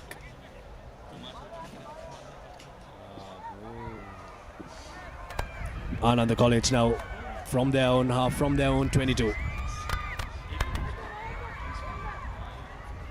Good tackle coming in there from DS Senanayake College. Ananda need to up the ante here in this final. That's not how you should do it. Snapped up there by Sanjeevan for DS Senanayake College. Now sending it through the hands. Someone needs to draw the man and pass. It was a good one, but Sandula Ranasinghe juggles it and it goes out into touch. Stop. First of all. The passes just not sticking to hand, are they, for DS Senanayake at the moment.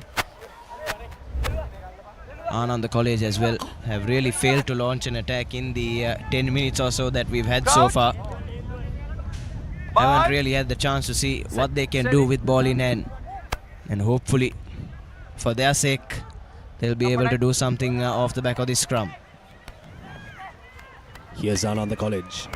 Need to run 80 meters. Good defense coming in from DS Senanayake College. Ananda haven't been able to finish out what they've started in this game, Nathan. And it has been due to the good defense that has come in from DS Senanayake. No. Advantage over, play on. Little chip kick coming in from DS Senanayake College, and it bounces very kindly and he steps out into touch. Yes, the chip kick came off that time, went to the hands of the chaser as well, but unfortunately had his foot on the line when he collected that. And Ananda College now with another set move, a set piece rather, but still camped deep inside their own territory, and with just 3 minutes left on the clock. Looks like the deal is already sealed, isn't it, Abid, for Ananda College. And DS Senanayake just a few moments away from a Shield Championship here at the Under 16 10-a-side schools rugby tournament.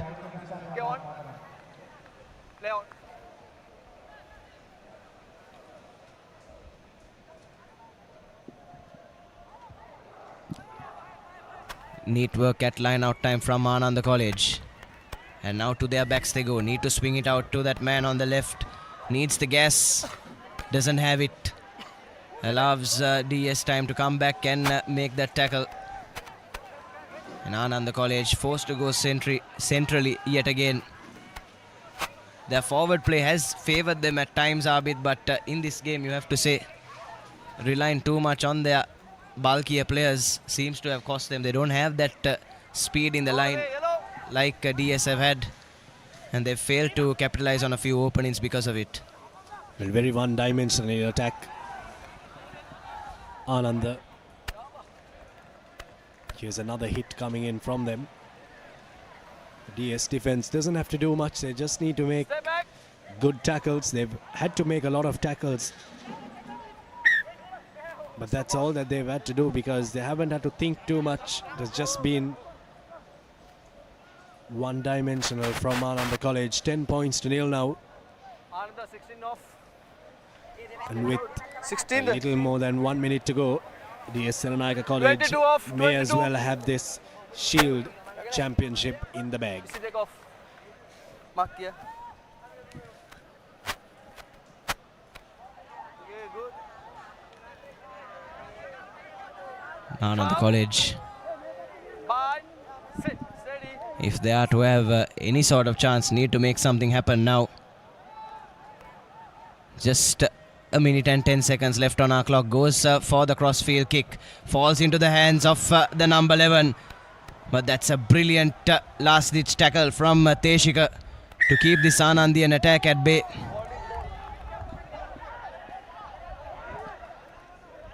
Could have made this game really interesting if Ananda College were able to go all the way there. But Teshika was there to cover up and do the job for his team in defense and win the penalty as well.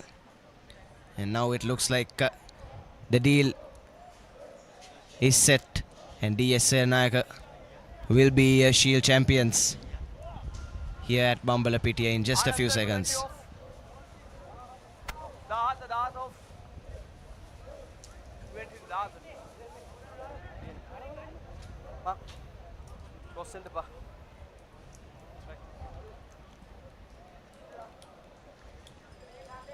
And the hooter has gone off as well. All DS need to do is just collect this line out and kick it out. They do exactly that, and DS Senanayake College, your Shield champions at the Elite Schools Under 16 10-a-side rugby tournament for 2025. An astute performance over Ananda College in the final, a 10-0 victory, a scoreless second half, an attritional second half from DS. They've managed to keep a good Ananda attack at bay, score a couple of tries of their own, and they'll win some deserved silverware here at Bambalapitiya. There you have it, your full-time confirmation, a 10-0 victory for DS Senanayake College. Highlights of the second half of the Shield finals there. Ananda had their chances, Nathan, but really couldn't make the most of it. Just weren't able to keep hold of possession. DS Senanayake College didn't do much in the second half. All the scoring happened in the first half. It was a defensive effort from them in the second half that won them that one. Next up, it's the bowl finals. Vidyartha College taking on Kingswood College. An all-hill country battle here for the bowl. And which one of these teams will take it? 14 minutes will decide.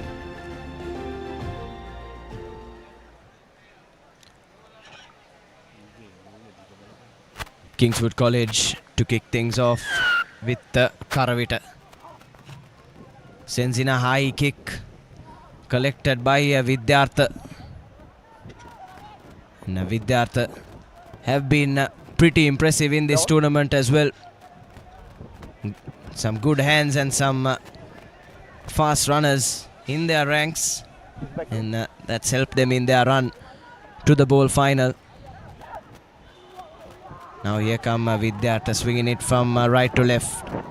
Goes through, does the burly lad in that number 3 jumper, Prabhat Gihan for Vidyartha, but just loses his foot inside the 22 and has done some damage to his knee as well. Boy, that doesn't look good for the Vidyartha lad.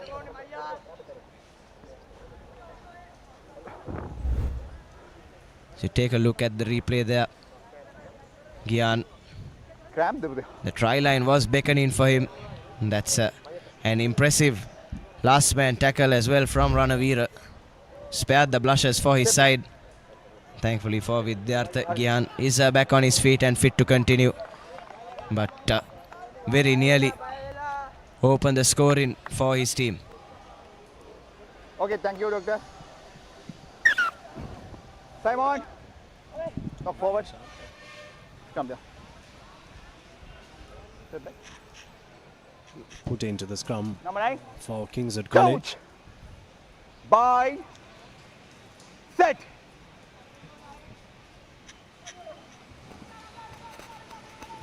Working it from their own half there. Ranavira dropping that ball.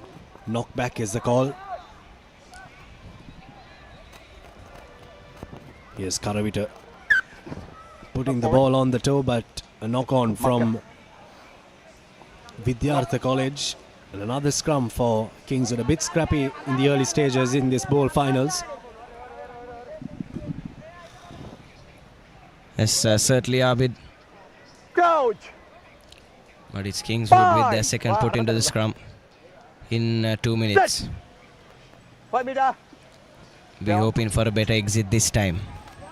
Here's Karavita to Ranavira. Tries to go through the gap, does Ranavira, but he's closed down well by the Vidyartha defense, and that's a brilliant work from Arosha Nimesh for Vidyartha to win the penalty as well. Managed to hold Ranavira up, and Vidyartha now will have themselves a 5 meter line out to try and open the scoring in this bowl final.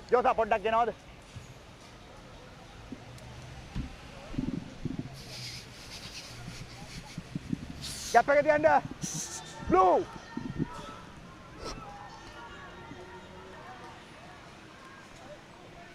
Still no score in this game. Vidyartha have been presented with a chance. Hey, you are forward. 3 man. Important line out for them. They secure it off the line out. It's a clean one. Here's Arosha Nimesh. Rock now. Vidyartha switching sides. Advantage coming their way. Pansilu Veerasinghe takes it forward for Vidyartha College. Now Galapitawatta hands it out to Alahakon, who is meters away from the line. No try, Advantage set. says referee Shanta. Line offside. Line offside penalty coming for Vidyartha. Okay, scrum. Marker. Vidyartha opting for the 5 meter scrum of that offside penalty. And you sense they might do well to utilize the blind side here. And Kingswood tried to read it and send Ranavira out, but they've left a space open on the open side. And the ball is available now for Vidyartha. Carries it straight back into the 5 meter area. And here's Gyan fishing it out of that broken play. Support needs to arrive for Vidyartha. Need to be a bit more quick at ruck time. But nonetheless, the spaces have opened up out wide, and cutting back inside now is Osir Ratnayaka for Vidyartha. Well and truly breathing down the necks here at Bambalapitiya. Here's Gihan again. Now ruck. Needs 4 men to bring him down. And now we're swinging it. Good spot tackle coming in, but managed to get rid of the ball just before that. Lovely offload off the turf as well.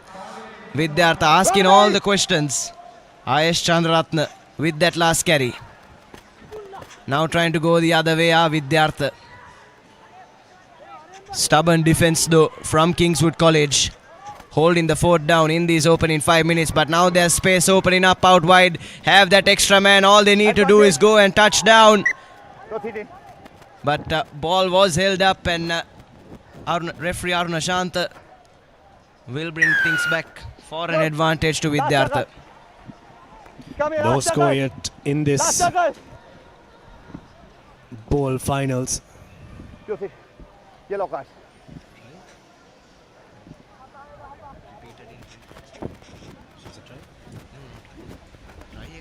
Advantage here. He's going right back. No, it looks like a try.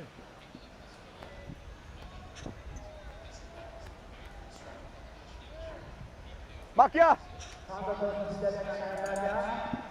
Looks like it is a try that has been awarded. It would be good if we could have a replay there to see what happened, if it was awarded or not. It is a penalty try, in fact, for Vidyartha College.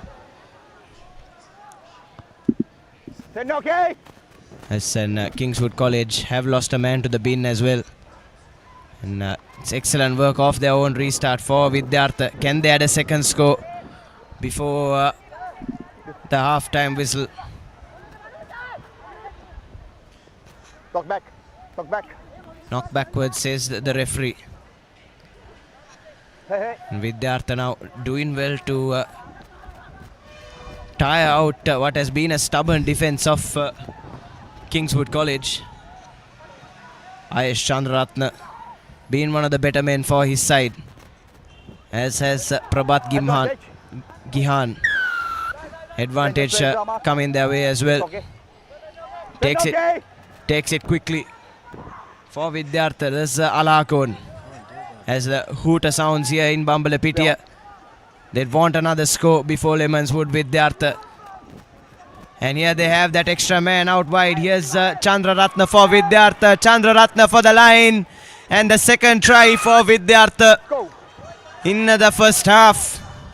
And they already have one hand on that ball, don't they, Abid? Well, slowly but surely pulling away here Vidyartha College with that try. They just have a little more composure than the Kingswoodians have. The boys from Randall's Hill look a bit rattled as the conversion is successful as well. 14 points to nil. A penalty try coming the way of Vidyartha College and a try from Ayesh Chandraratna. And going into the half-time huddle, it's 14 points to nil to Vidyartha College.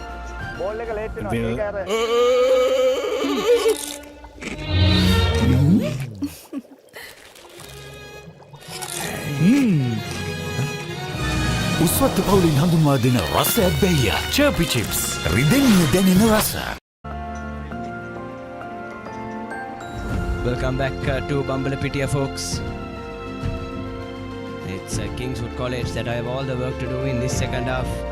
What a performance it's been from Vidyartha in that first half. Take a look at the highlights. Prabhat Gihan, unlucky to not get on the score sheet. Thought he's been brilliant for Vidyartha throughout this tournament. Did himself some damage there. And here was the penalty try. A high shot as he tried to ground that ball. And then the try from Chandraratna.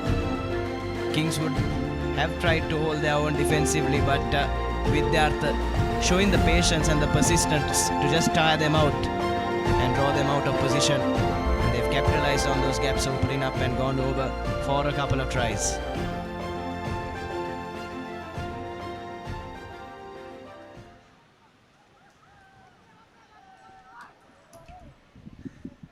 important first few minutes in the second half now coming up for Kingswood College. They need to score right off the bat to come right back into this game, and Vidyartha College have been able to put the conversions through as well.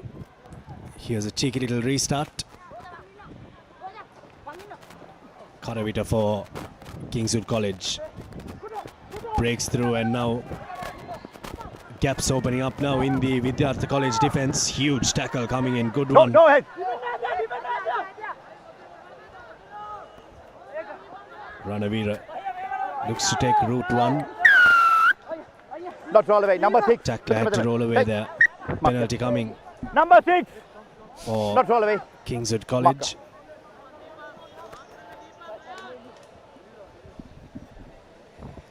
Kingswood College with an opportunity to get into the right part of the field in the first few seconds of this second half, and that's a good touch finder from Roja Karavita as well.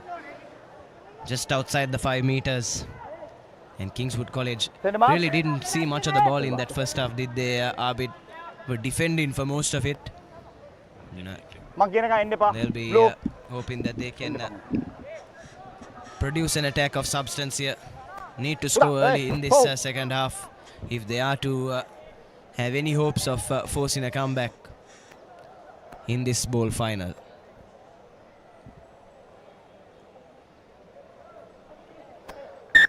Ball just slips through at line out time. And you have to say that's a big chance that goes begging for Kingswood. They need to grab the opportunities that come with both hands. Ready? Coach! Bye! Set! Vidyartha just need to see this game out and play territorial.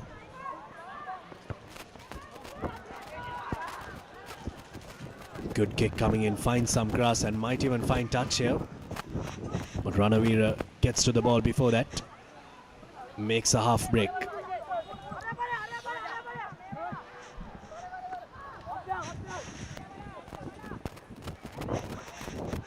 Kingswood running laterally and just manhandled to the ground there by boys from Vidyartha. The game has slowed down a tad bit here, Nathan, with errors creeping in. Ready? Crouch! Yes, but I don't think Vidyartha would mind that one bit, isn't it, Abid? Already 2 scores to the good. They'd love for this clock down to run down as much as possible. Now here they come with Alhakon.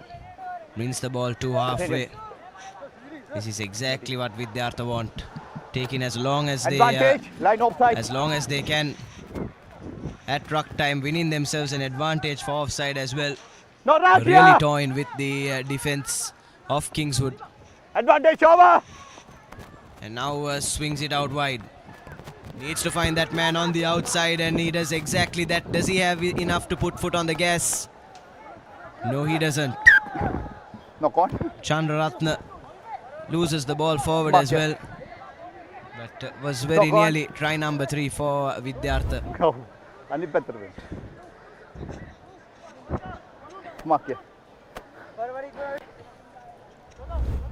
Fell very awkwardly there. Ready? Ayush Chandraratna, the try scorer for Vidyartha College. Set!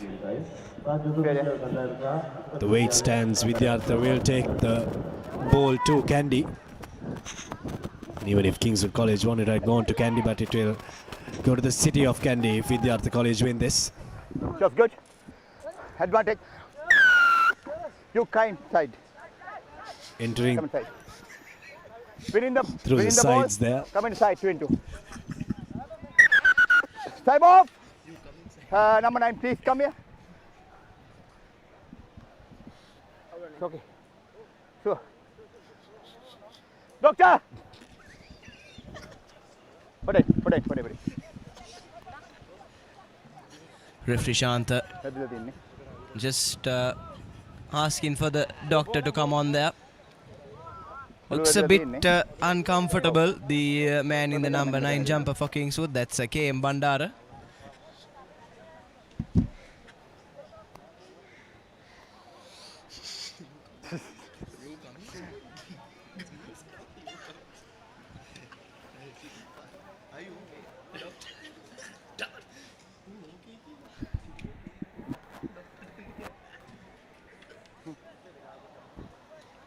හතරයි 25ක් ගිල්ද. හරි. ඩොක් thank you. Simon! Side entry. Tap taken by Vidyartha College after that little bit, after that stoppage. Good defense from Vidyartha. 2.5 minutes remaining on our clock. And if Vidyartha College see this one out, they'll be the bowl champions. Kingswood College need to score twice. Advantage. Then just fall. Then just play. Here's Kingswood now with Karavita. Well and truly against the clock. Just under 2 minutes left. And you have to say, looks like they've lost it. Ranavira with an attempted chip kick. Wasn't executed well, but eventually got the desired result. And then Vidyartha turning over the ball. Here's Gihan. Send it.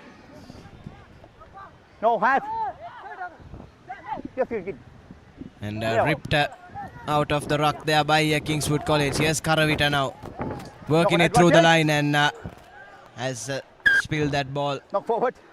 And that should seal the deal for Vidyartha, isn't it, Abid? Marker. Knock forward.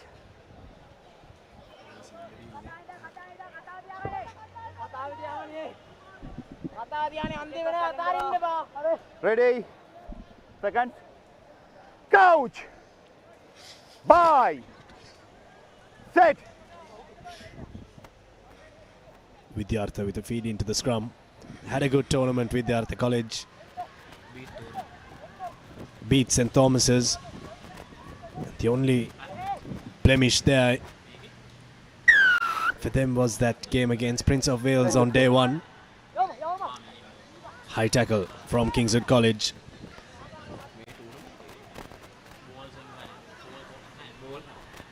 Big busting run coming in there from the man in the number 3 jumper for Vidyartha College.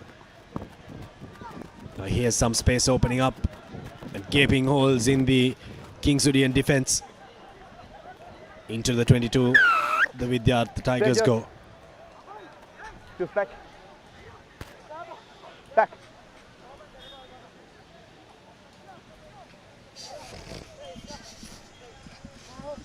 As the hooter has gone off, Vidyartha just need to take this one and kick it out into touch. And Alakon does exactly that, and Vidyartha College, your bowl champions at the Elite Schools Under 16 10-a-side rugby tournament for 2025. We said they've had an impressive campaign, Abid, and they've managed to go all the way and upset pretty good Kingswood College side, 14 points to nil. Managed to keep a good attack at bay, score a couple of tries of their own, and they are deserved victors of the bowl championship.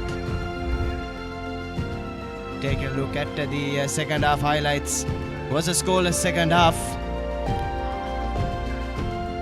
Kingswood had their moments, but their game plan not really coming together throughout the 14 minutes here at Bambalapitiya, and there was the winning moment for Vidyartha College, and they'll take a silverware back home with them to Kandy. So we move on into our next game, the plate final between Isipatana College and St. Joseph's College.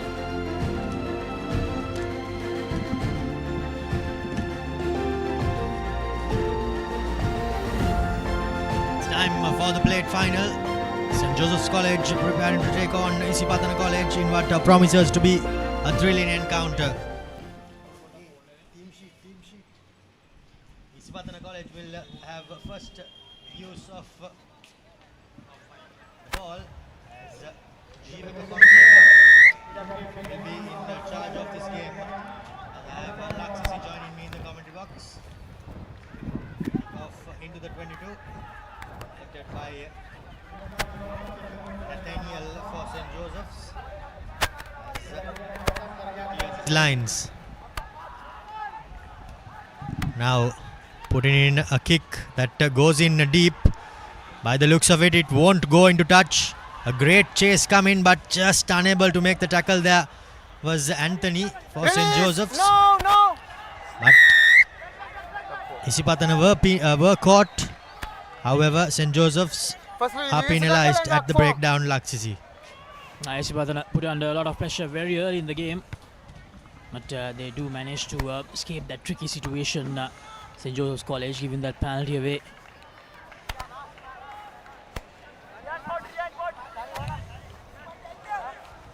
Ball kicked into touch. It'll be a line out in favour of Isipatana.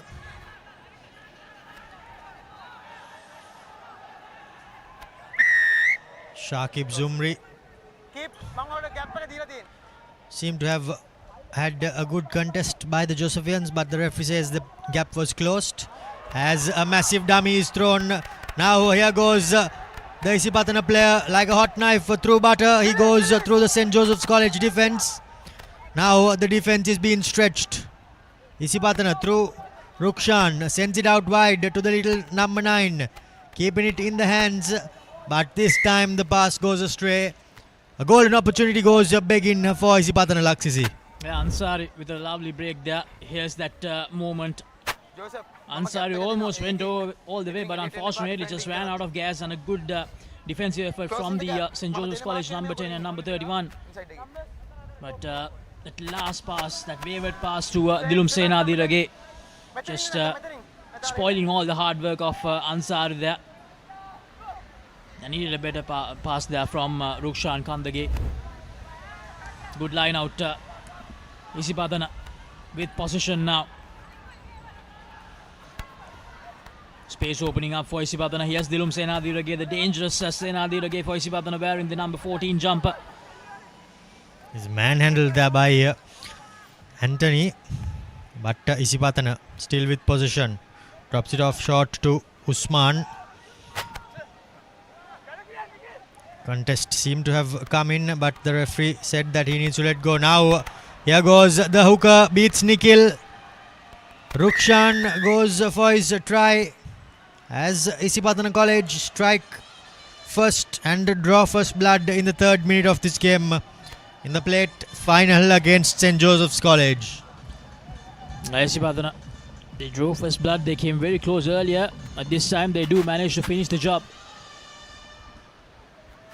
5 points to nil. Ansari, can he add the extra points here? Crucial extras by the looks of it. He just misses. The referee in goal does not raise his flag. 5 points to the good Isipatana. 4 minutes on our clock as we see that replay, Laksisi. This is Sajid Sumri, even that well-timed pass to Rukshan Kandage. Great piece of work from Dilum Senadirage earlier as well to set up that try. So 5 points to nil. Here's Ansari again at the restart. Puts it in deep. Nikhil this time collects it, but from inside the Josephian 22. They'll have to work their way out. Nisit puts in a deep kick, but well placed is Taruka for Isipatana College. He's well brought down, but still the ball is kept alive. Isipatana College fighting their way forward. They have numbers through the hands. The ball goes. Step in and weave in is their number 19. Isipatana College still somehow holding on to possession. Tackles are being made by the Josephians, and that no doubt is helping their cause. And here comes the penalty. A hand in the ruck. Now St. Joseph's, they need to build on this. An opportunity to attack for St. Joseph's College after some time in this plate final. Will they make use of this opportunity? That's a big question. Is it as well with that territory gain for St. Joseph's College? We have less than 2 minutes remaining according to our clock in the first half.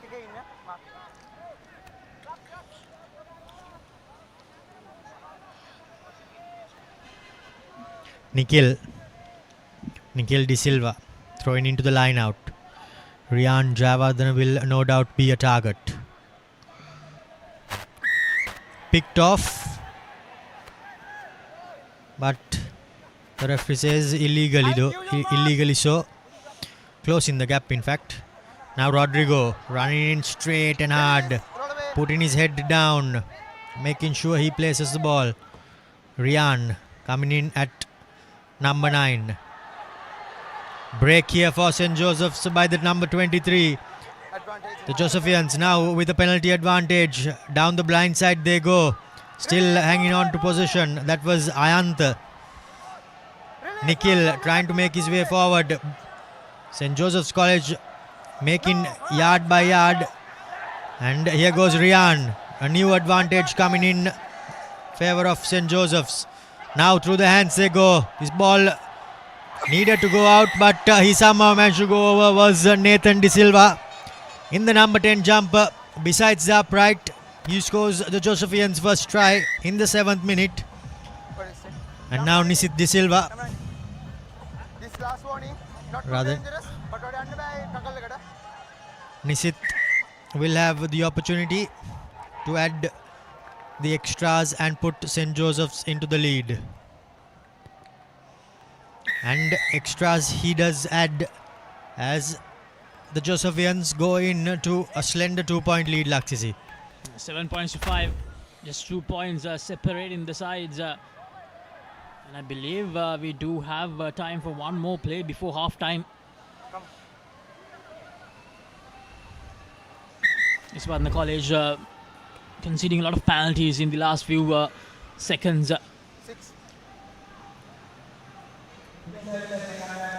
Changes coming in by the looks of it. Zumri is taken off. Sajid Zumri, that is. Nisit to kick things off. Could have added a bit of legs on it, but the ball bounces and beats everyone into touch, and half time it is in this plate final. St. Joseph's College leading Isipatana by a slender 2-point margin.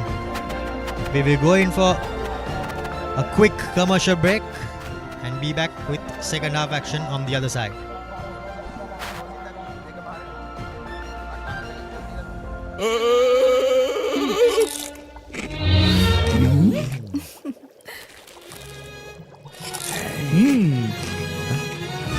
උස්වත්ත පවුලින් හඳුන්වා දෙන රසයක් බැහැය. Chirpy chips. රිදෙන්නේ දැනෙන රස. Welcome back here on to the live action from the St. Peter's College Rugby grounds at Bambalapitiya. The penultimate game of the Chirpy Chips Under 16 Elite Rugby 10s 2025. The plate final between Isipatana College and St. Joseph's College. Isipatana, they scored that first try of this plate final. Not able to convert that first try. Scored this through their number 2 Rukshan Kandage. That was that first opportunity that Isipatana missed. This is the try from Rukshan Kandage. And then just a few seconds before half time, St. Joseph's College managed to touch down for their first try of this final.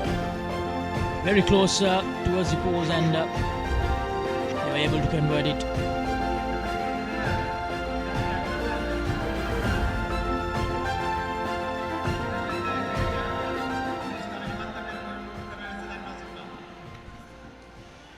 Nail biting plate final. We have at hand Nisit preparing to kick this second half off. Puts in a high contestable kick and let bounce. Here goes the St. Joseph's College. Unfortunately, that pass went forward. That was the opportunity for the Josephians to strike back straight away, but just unable to get that offload away. Will that come back to bite St. Joseph's College? Only time will tell. Probably got a bit too eager, a bit too excited, Romario, and gave that forward pass. An opportunity going begging for St. Joseph's College. Now Isipatana the chance to get out of jail here. Here's Ansari. Ansari gives the long pass out to Senanayake. Here's Senanayake. Loses the ball forward just outside the 22-meter line. This is good from St. Joseph's College. Another opportunity for them. Can clearly see St. Joseph certainly have the upper hand here. Come quick. You guys see the game time, please.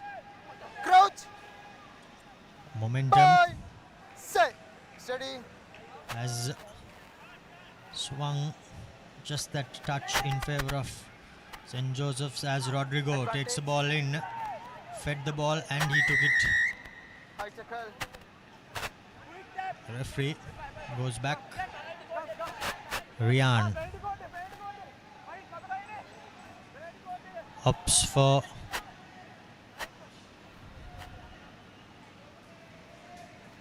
a quick tap.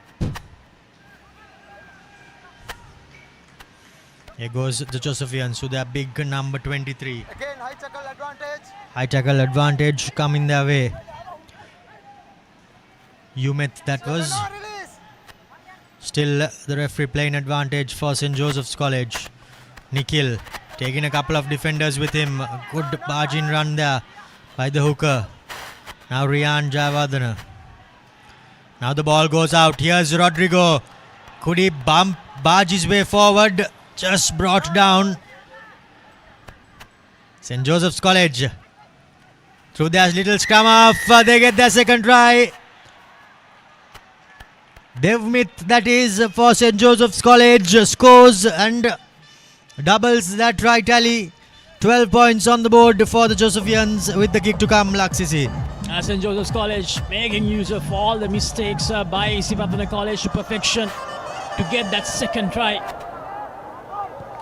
7-point advantage, and unfortunately it hits the post and he won't be able to make it a 9-point game.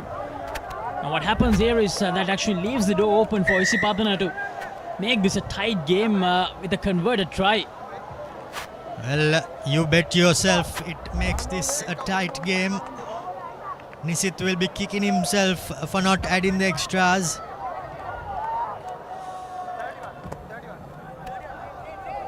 Nisit himself though will be restarting this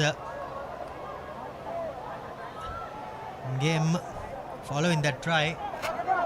Time has been switched off though. Changes been made by the looks of it.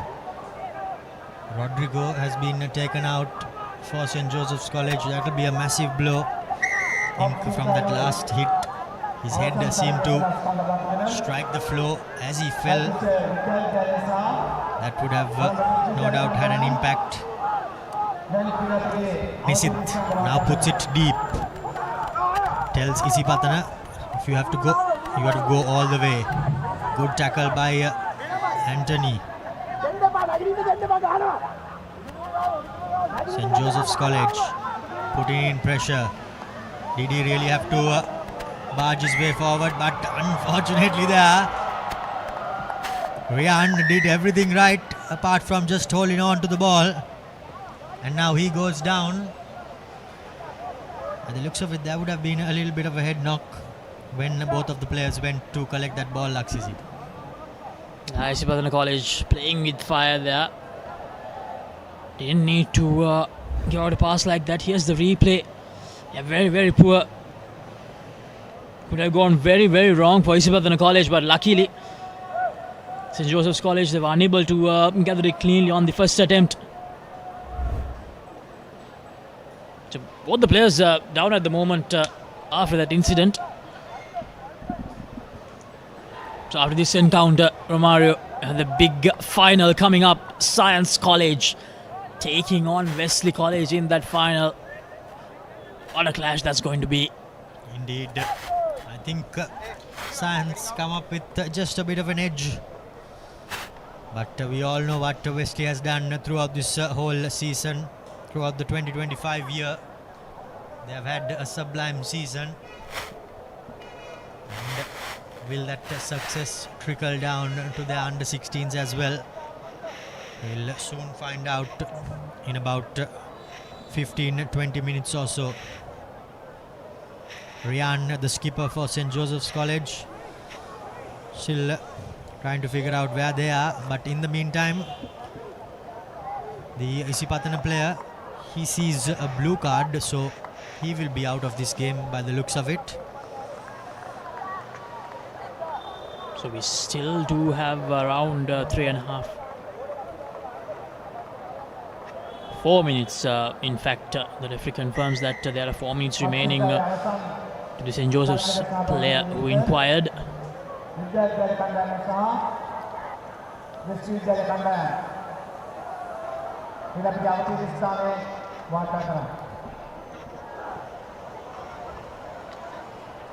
St. Joseph's College, if they can score a try here. Oh, that's going to be a yellow card. Well, what sort of implications will this have? Not too sure why though. Oh well, in fact, he says that he deemed that Nikhil kicked the ball out of that scrum. Well, the player might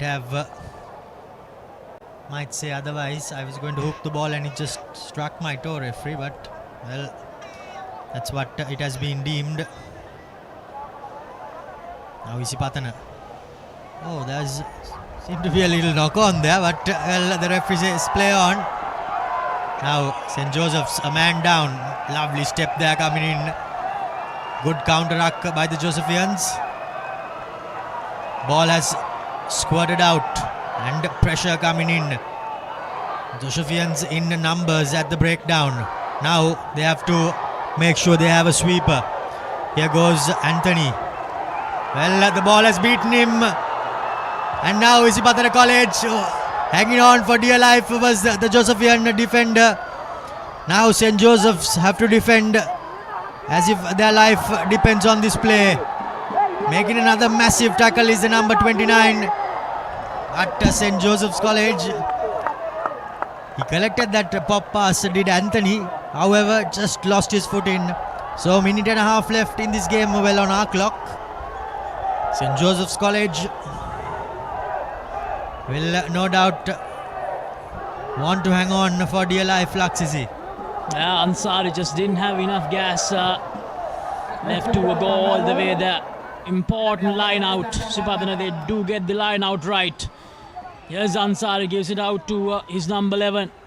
Isipatana, they need supporters here. Their supporting play has not been that good in this encounter. That has been a key issue for them. It's the number 19 and Sajid Sumri, he drops it forward. Sajid Sumri, what a cardinal error there. What a nail-biting encounter we have here in the plate final. St. Joseph's College fighting hard. 7 points separate the two teams. And about 45 seconds or so left. 40 seconds, 35 seconds on the clock for St. Joseph's College to hold on. Feeding into the scrum is the little Josephian number 9. Well, a bit of a brain fade there. There still seems to be time left.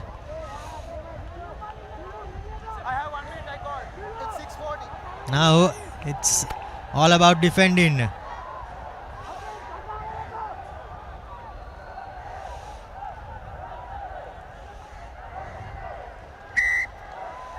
Not straight, says the referee. And the scrum has been called. Now the skipper needs to make sure that he asks the referee the time and not anyone else. So St. Joseph's College just need to get this scrum right and they will walk out as the plate champions. What a result for them.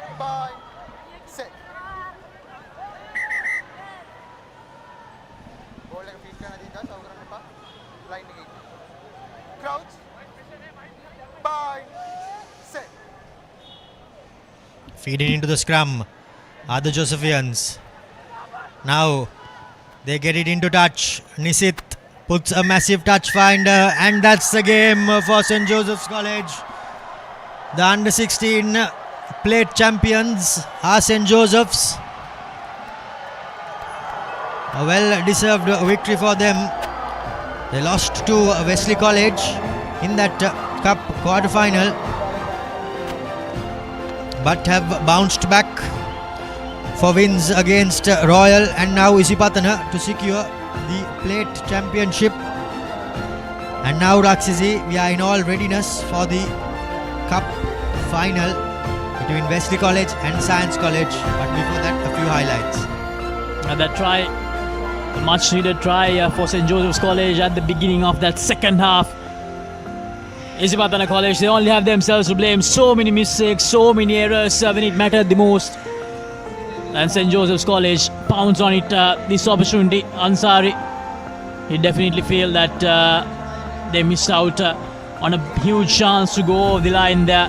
Just didn't have enough speed, and then this knock forward. St. Joseph's College, the play champions of the Under-16 Elite Schools Rugby 10s 2025. And ladies and gentlemen, coming up next, the big final, Science College taking on Wesley College. Science getting the better of Trinity in that semi-final. It was a very, very close game. Wesley, on the other hand, had a very easy semi-final game, we can say, compared to Science College against Lumbini. Lumbini, who played so well just in that semi-final, just couldn't match up to the intensity of Wesley.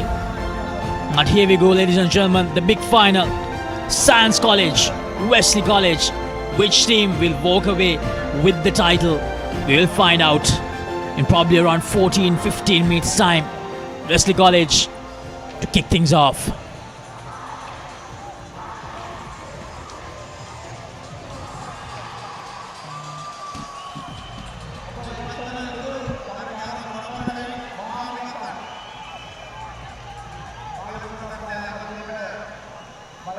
Ravin Alexander will be the man in charge of this all-important final. The cup final.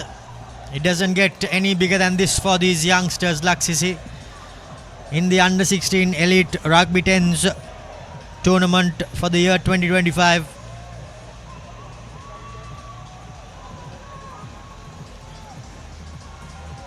Wesley College, they won the Under-18 title as well just a few weeks ago, Romario. Can they make it 2 titles this year? Just missed out on the first 15 title as well. Ended up taking the second place. What a year it's going to be for Wesley College if they can clinch this title as well. But on the other hand, what an achievement it's going to be for Science College, school that has gone a lot throughout the last few years when it comes to schools rugby.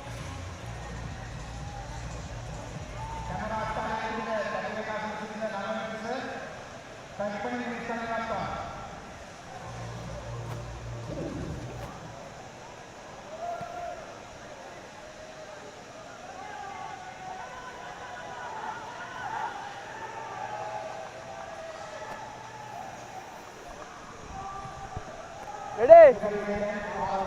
Hold behind the ball. Okay, let's play. Here we go. Kick things off in this cup final. Science straight away on the attack, but Wesley College defense up to the mark. But I believe that was a high tackle. Yes, indeed, it was a high tackle. Number 11, high tackle. Go back in. And back on. Penalty goes the way of Science College. The number 8, Pahan, puts the ball into touch. Science College have been simply phenomenal throughout this 2 days of rugby. So have Wesley. Both teams unbeaten coming into this final. Line out secured by Chanut. Now they go to their flamboyant backline. Do Science College. Step in, trying to weave his way forward, but unable to make any break. Now they have a number on the outside. Here is the number 3. Gets the ball away. Netum beating a couple of players, but he's brought down.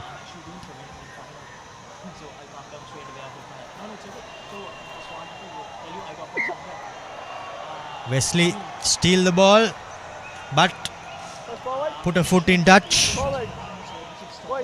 So now St. Joseph's, beg your pardon, now Science College they will have an opportunity. Oh, well, in fact, the referee has called a forward pass there.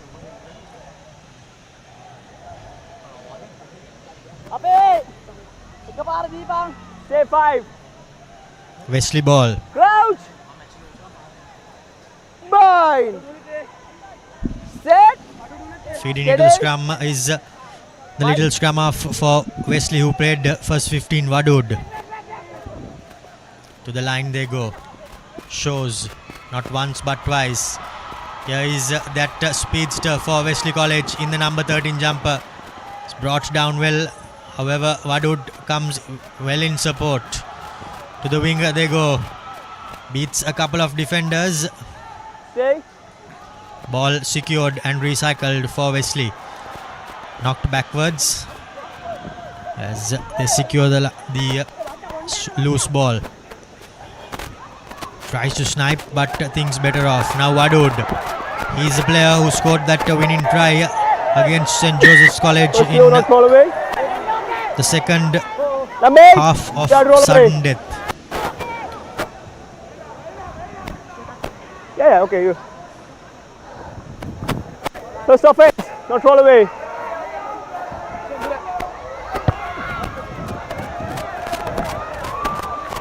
Wesley put the ball into touch and opt for a line out. It's your mark.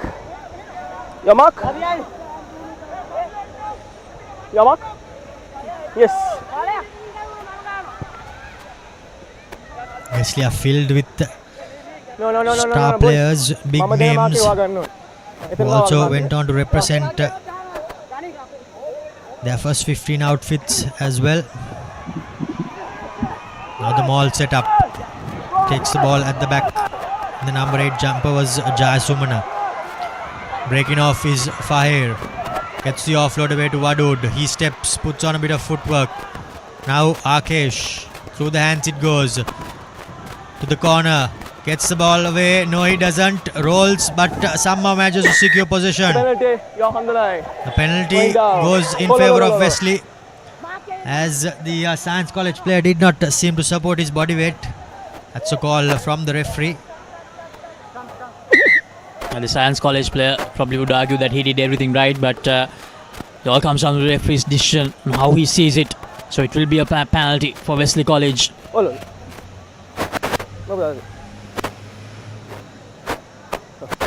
Bit of a head knock there for the Wesley College youngster, as the ever-present Dr. Kirialla makes his way in to do a head injury assessment on the field.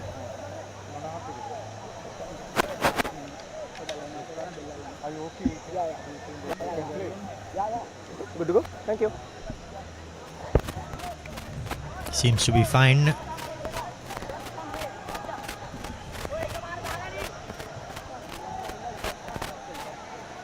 Let's on the fight. Yep. Thank you. And we restart play the penalty for with the penalty. The ground. Just come down. As the Science College player was not supporting his body weight, and now Wesley have opted for a scrum. Okay. All good. Just about 6 meters out from the Science try line. All on the line. Wesley. Ceylon. Wadud feeds the ball. Through the hands it goes. Akesh drops it in short. Beat in 1, beat in 2. Still on his feet is Vijay Singh. Tackler did not release in time. Quick tap taken. Why did he step back in? He had all the space on the outside, but opted to come back against the traffic. Now the maul has been formed. What a piece of defense here by Science Laksisi. They somehow managed to find their way back and hold the Wesley College ball carrier. And they survive yet again. So 5 minutes into this game, neither team has been able to break the deadlock still. Okay, right? Both the teams giving their absolute all So far, we have seen Wesley on the attack and Science College on the defense in the opening 5 minutes of this final. Now, Science had no other option, had to go for that kick. But they're not far away from that firing line. Wesley College, they'll feel that they're not far away from a try here, Romario. Blue your mark. Your mark. Thank you.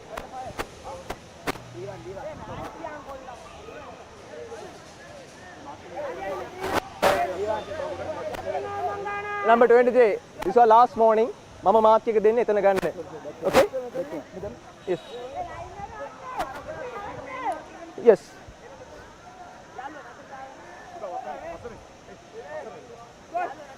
Throwing into the line out is Wadud.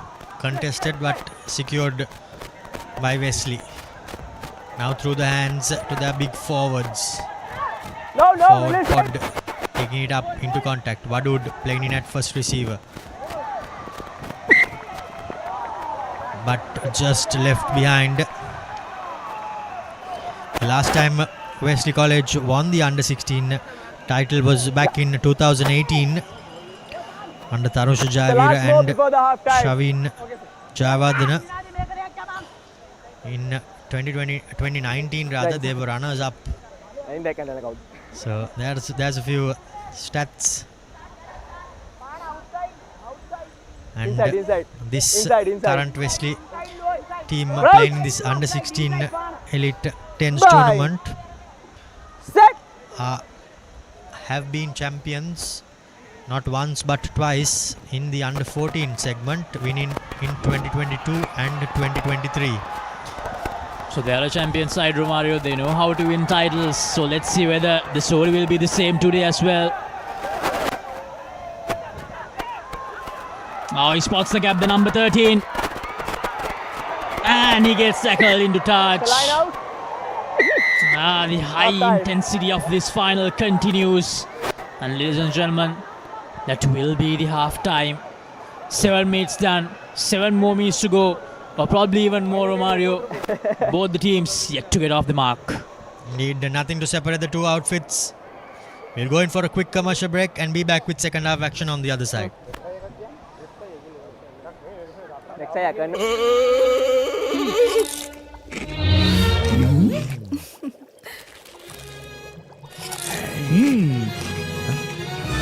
උස්වත්ත පවුලින් හඳුන්වා දෙන රසයක් බැයිය. Chirpy chips. රිදෙන්න දැනෙන රස. හරි. Injection එක. බයද? ඒවටත් බෙහෙත් අපි ළඟ තියෙනවා. ඉඳගන්න.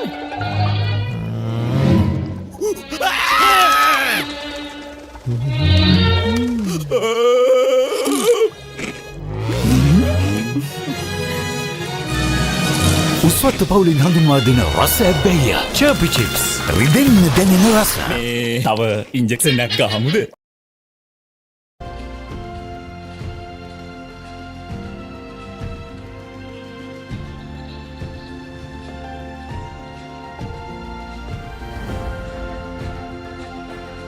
Welcome back to this thrilling final. It's Wesley playing against Science College. Nothing to separate these two teams. They have absolutely been sublime both in attack and defense.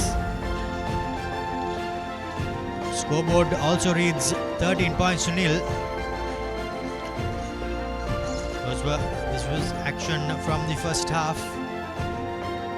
We await the second half.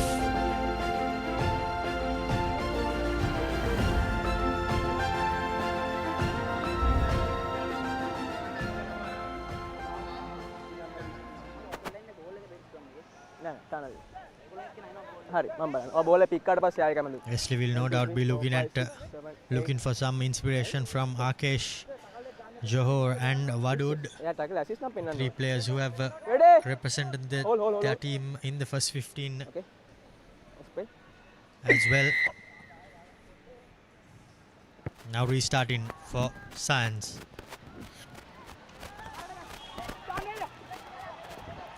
Well collected by Mendes.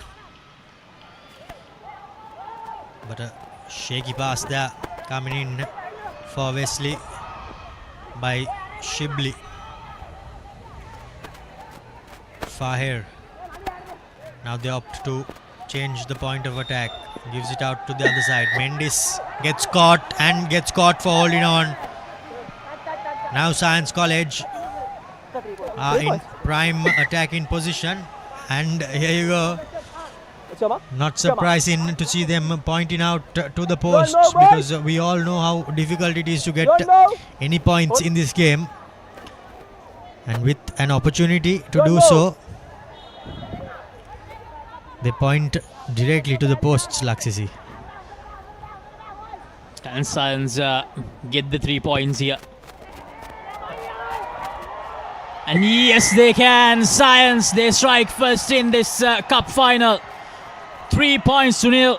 It's Nesandu Pahan with that successful penalty. And who would have thought that in the final we will see a penalty being the first points on the board. Indeed. Well, what are the odds of that? As the kicker himself puts in another kick that bounces, was let bounce rather.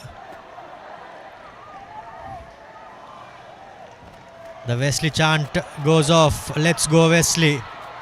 However, Science College are not letting up. They are holding on for dear life. Wadud spots that the attackers, rather the defenders, were away, and he pins Science back inside their own half. But the only downside of that would be that Science have possession. However, we can see Shakir Ishak toying with the Wesley support behind the advertising hoarding. There's some familiar faces there, Mario. Science, the line out, an important one just outside their own 22. Gets it right. What will Science do here? They do decide to work the line. Goes for the clearance. Just goes over the Wesley College fullback. Slows down a little bit and accelerates all of a sudden. Did well enough to make sure that he didn't go into touch. Advantage in favor of Wesley College as well. It was a knock forward from Science. Now playing with advantage. This is lovely from the Wesley College number 8, inning out of yardage. They decide to shift to the right side of the field. On the number 7, gives the offload out. He spots the gap. Can he go all the way? The number 4. Yes, he can. Wesley scores the first try. Oh boy. Well. If the referee is able to have a second look at this, I'm sure he will think otherwise.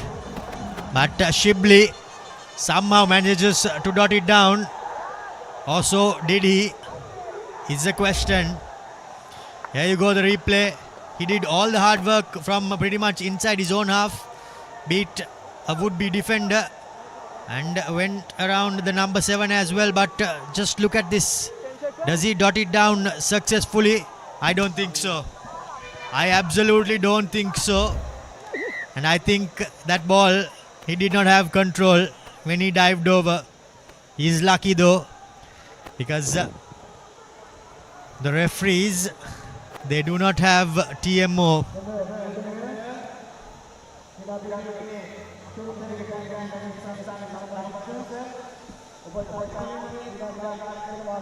So now 2 points separate us in this game. Separates Science College from Wesley College.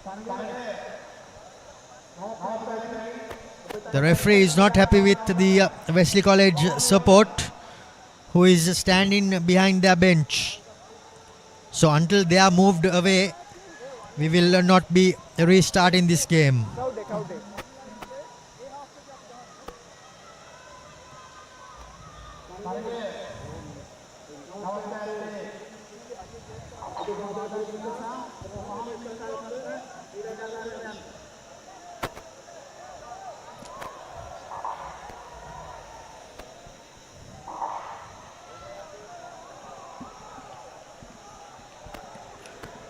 So we have around 2.5 minutes, so 3 minutes remaining in this game. Romario losing light here as well in Bambalapitiya.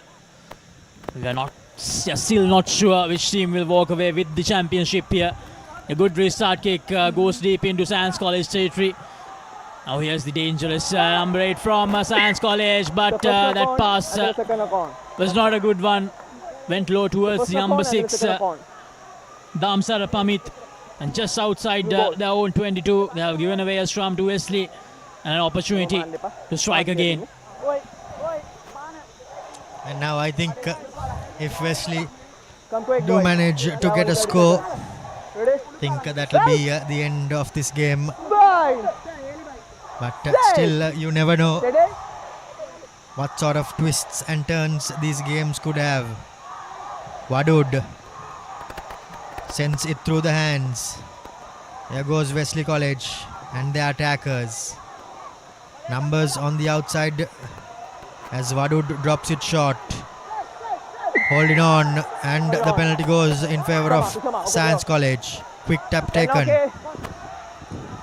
Puts on some footwork, but a wayward pass not helping their cause. Science. Not bad, not bad.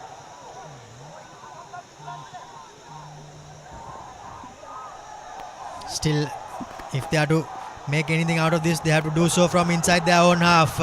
Here goes the number 10. Beats a couple of defenders, but he's brought down. The ball needs to be cleared there. You're set. Now comes in the replacement scrum half. Pinball is being played and a high tackle. Quick tap taken. Not 10 meters. No, the referee says they are all right.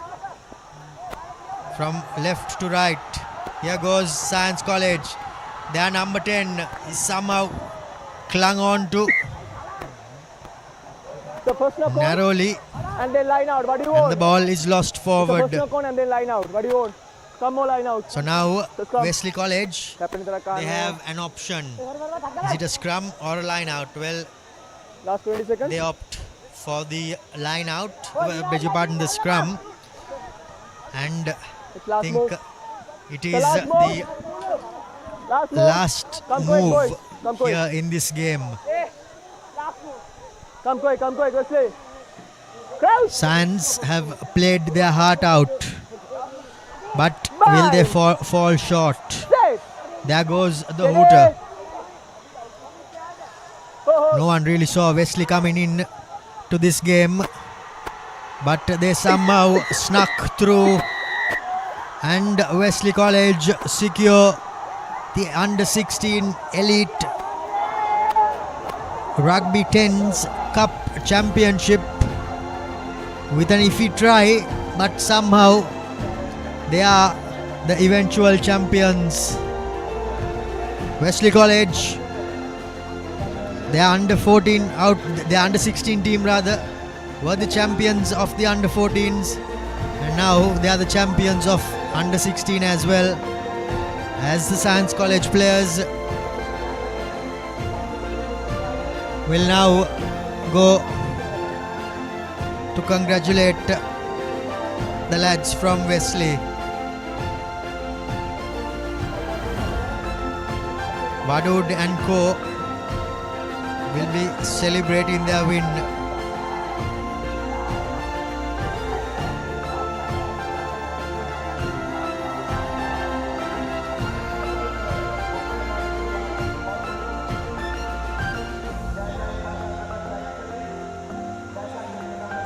They are over the moon, are Wesley.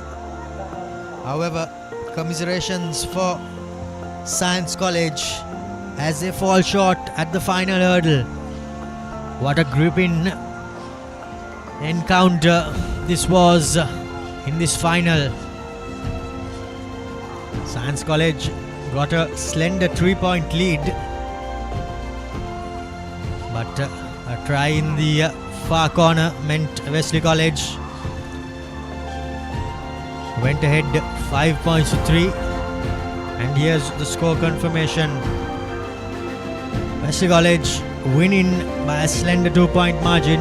It doesn't get closer than this.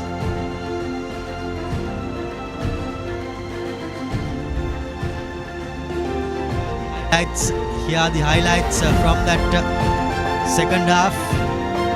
Science scored that penalty, but then it was Wesley who was awarded this lucky try. Science had one last go, but it was all too little too late, as the Double Blues, well, their season of 2025 just keeps getting better.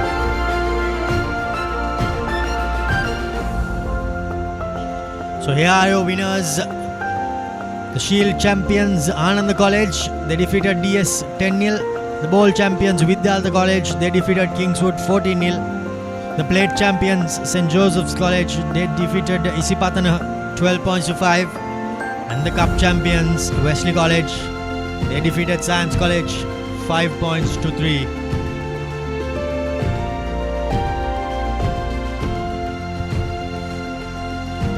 The school's rugby under 16 elite rugby 10s. That's what these boys were playing for. And those are the winners of the championships, the titles. Shield going to Ananda, Bowl going to Vidyartha, Plate going to St. Joseph's, and the Cup going to Wesley College.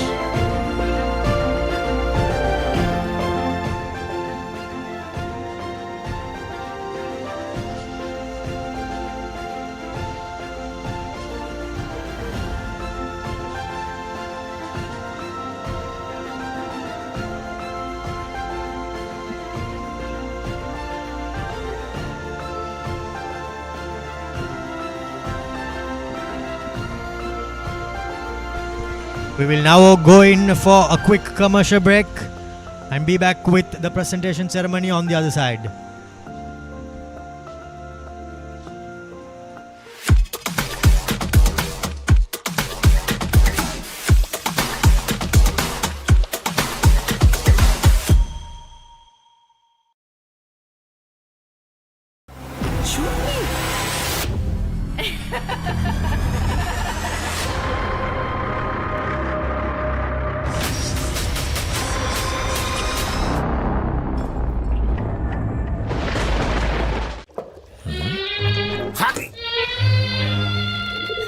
Injection එක.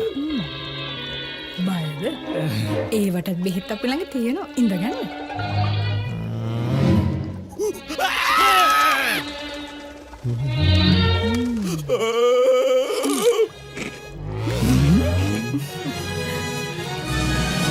උස්වත්ත පවුලින් හඳුන්වා දෙන රස ඇබ්බැහිය Chirpy chips රිදෙන්න දැනෙන රස.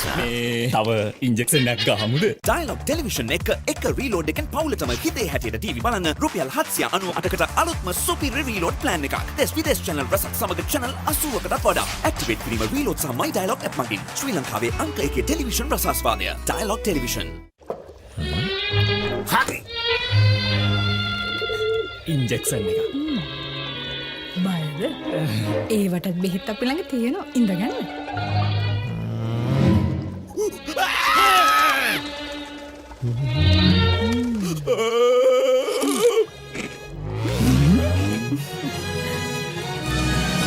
උස්වත්ත පවුලින් හඳුන්වා දෙන රස ඇබ්බැහිය Chirpy chips රිදෙන්න දැනෙන රස.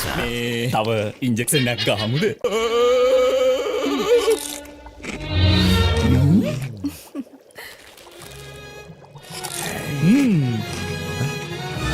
උස්වත්ත පවුලින් හඳුන්වා දෙන රස ඇබ්බැහිය Chirpy chips රිදෙන්න දැනෙන රස. ඩයලොග් ටෙලිවිෂන් සමගින් අනාගතය අත්විඳින්න. This week's movies සහ video on demand. මොබයිල් එකෙන් TV බලන්න. අප්ග්‍රේඩ් වන ඩයලොග් view අත්දැකීම ඔබත් අත්විඳින්න. ඩයලොග් view plus හෙට දවසේ තාක්ෂණයෙන් බලගන්වන ශ්‍රී ලංකාවේ අංක 1 රසාස්වාදය. හදවතේ අපේ වීරයෝ අපේ කොල්ලෝ අපේ 2025 ආසියානු කුසලානේ සියලු තරග මගනුහැර නරඹන්න අදම ඩයලොග් ටෙලිවිෂන් 1498 පෙරගෙවුම් පැකේජය ඇක්ටිවේට් කරගන්න. HD channel 8ක් අඩංගු ක්‍රීඩා channel 14ක් සමග channel 105ක් රුපියල් 1498ක් විතරයි. ඇක්ටිවේට් කිරීමට රුපියල් 1498ක් ෆ්‍රීලෝඩ් කරන්න. ශ්‍රී ලංකාවේ අංක 1 ටෙලිවිෂන් රසාස්වාදය ඩයලොග් ටෙලිවිෂන්.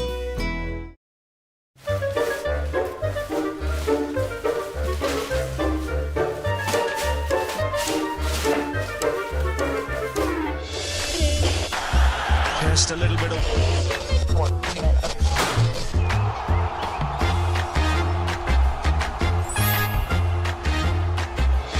පාදුවට ඉහළින් පාර ස්ථාරගත කිරීම on the Papare on Dialog TV. ශ්‍රී ලංකාවේ අංක 1 ක්‍රීඩා නාලිකාව The Papare. The wait is over! A+ Kids TV is new, fresh and packed with awesome shows. Don't miss out. Channel 48 is calling. Rex, let's go. Rex is back with new cases. We're tracking a serial killer. New chases. Rex found a body and a murder weapon. That is a good nose you got. Rex! And a new partner. I'm Mark, Special Investigations. Job partner. You are quite the officer, Rex. Hudson and Rex. Season premiere August 25th on AXN.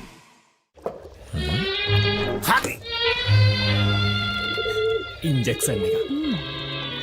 බයද? ඒවටත් බෙහෙත් අපි ළඟ තියෙනවා. ඉඳගන්න.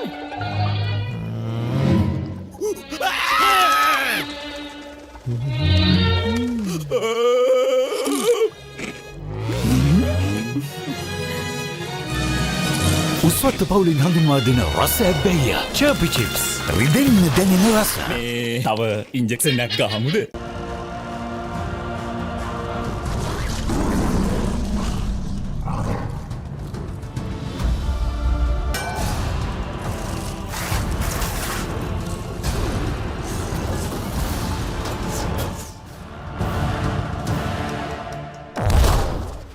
Now available free of charge to all Dialog View Hub and View Mini postpaid customers.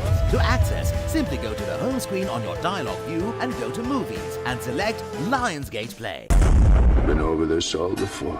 This time, Andre the Pitbull Arlovsky and Dolph Lundgren again take on Jean-Claude Van Damme in the final showdown. Universal Soldier Regeneration. Now available free of charge to all Dialog View Hub and View Mini postpaid customers. To access, simply go to the home screen on your Dialog View and go to Movies and select Lionsgate Play.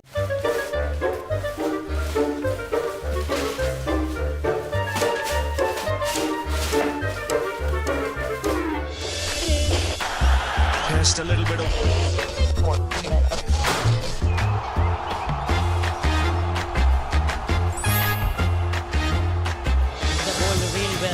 Here watching in Sri Lanka on the Papare or Dialog TV. Sri Lanka's #1 sports channel, The Papare. The Papare. 8 teams gather together for one epic T20 battle. The Asia Cup 2025 live from the UAE. From 9th to 28th September. Catch every thrilling moment of the action on Dialog Television's Sony Sports 10.1, 10 Cricket and Sony Sports 10.5 HD.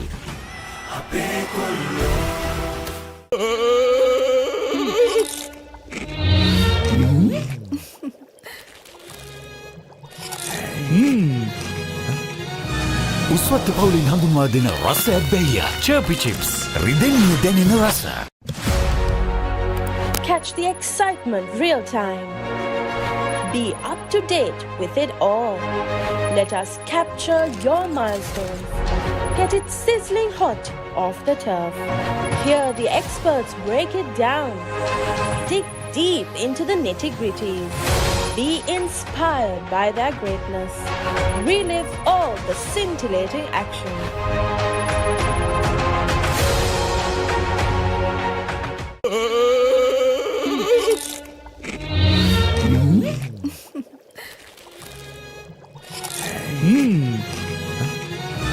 උස්වත්ත පවුලින් හඳුන්වා දෙන රස ඇබ්බැහිය Chirpy chips රිදෙන්න දැනෙන රස.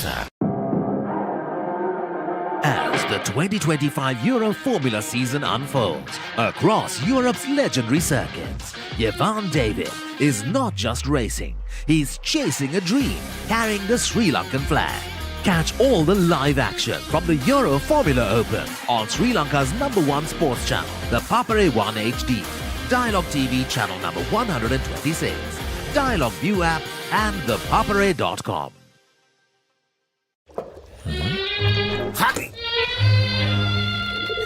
Injection එක. බයද? ඒවටත් බෙහෙත් අපි ළඟ තියෙනවා. ඉඳගන්න.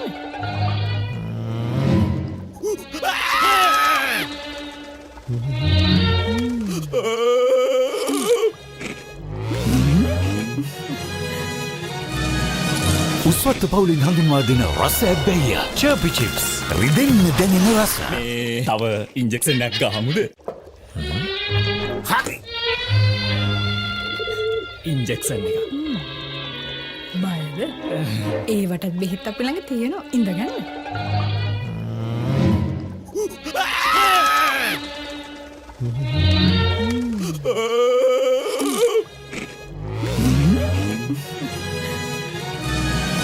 උස්වත්ත පවුලින් හඳුන්වා දෙන රසයක් බැහැය. Chirpy chips.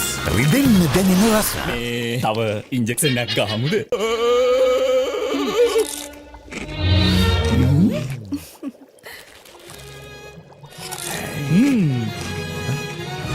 උස්වත්ත පවුලින් හඳුන්වා දෙන රසයක් බැහැය. Chirpy chips. රිදෙන්න දැනෙන රස. හරි. ඉන්ජෙක්ෂන් එක. බයද? ඒවටත් බෙහෙත් අපි ළඟ තියෙනවා. ඉඳගන්න.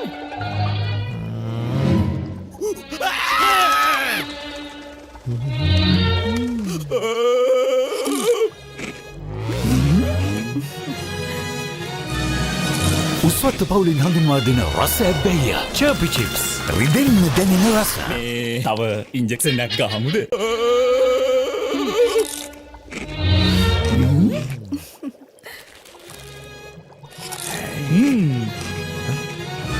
උස්වත්ත පවුලින් හඳුන්වා දෙන රසයක් බැහැය. Chirpy chips.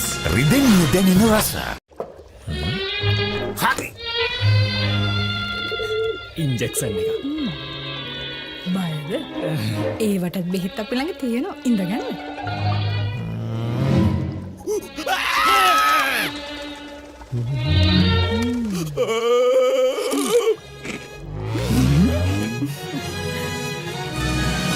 උස්වත්ත පවුලින් හඳුන්වා දෙන රසයක් බැහැය. Chirpy chips. රිදෙන්න දැනෙන රස. මේ තව ඉන්ජෙක්ෂන් එකක් ගහමුද?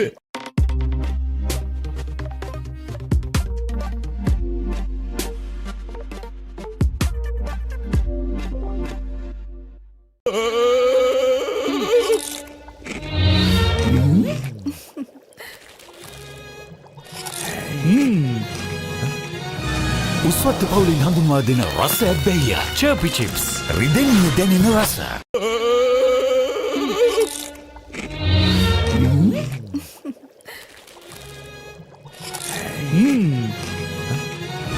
උස්වත්ත පවුලින් හඳුන්වා දෙන රසයක් බැහැය. Chirpy chips. රිදෙන්න දැනෙන රස.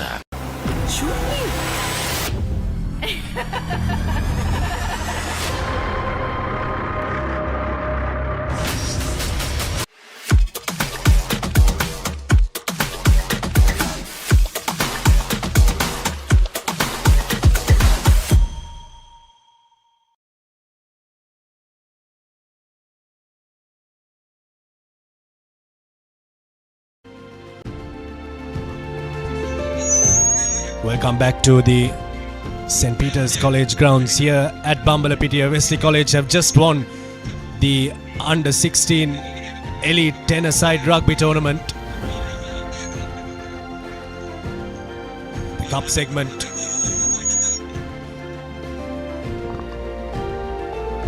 was a closely contested one. What a final we just witnessed.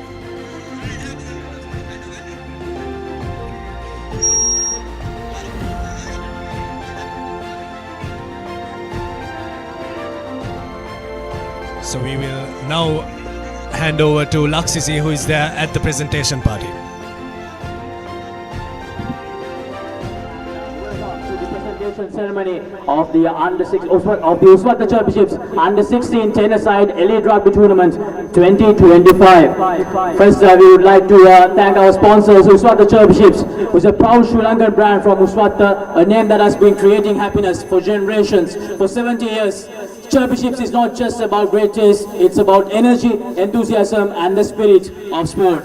This year, for the first time, Championships join hands to empower Sri Lanka's Schools Rugby 2025, stepping in to support the nation's young talent. And today, as we stand at the grand closing of this exciting journey, Championships proudly continues to support not just today's champions, but tomorrow's rugby leaders of Sri Lanka. So, to officially begin the presentation ceremony, I would like to welcome to the presentation party the Vice President of Sri Lanka Schools Rugby and Football Association, Mr. D.A.D. Vanaguru, the All Tournament Secretary of Sri Lanka Schools Rugby, Football and Association, Mr. Vidyartha, and the Secretary of Sri Lanka Schools Rugby Football Association, Mr. Manuja Nimmana, the Deputy President of Sri Lanka Schools Rugby and Football Association, Mr. Vidyartha, the President of Sri Lanka Schools Rugby Football Association and Additional Secretary of Ministry of Education, Mr. Kamal Arya Singha, the Director of the Managing Director of Uswatha Golden Biscuits Private Limited, Mr. Shankar Pereira, and the Brand Manager of Uswatha Confectionery Works Private Limited, Mr. Ishan Fernando. Ladies and gentlemen, please be present on stage to begin the presentation part.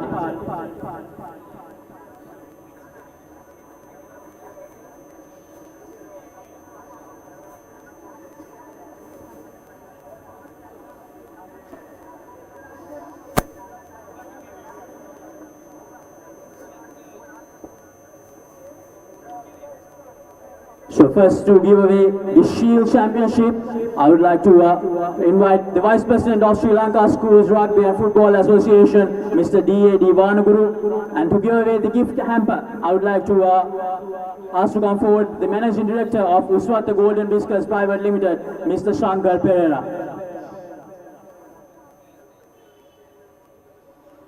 Ladies and gentlemen, the Shield champions of the 2025 Uswatha Championships Under-16 Rugby 10 tournament, DS Senanayake College, who managed to beat Ananda College 10 points to 0.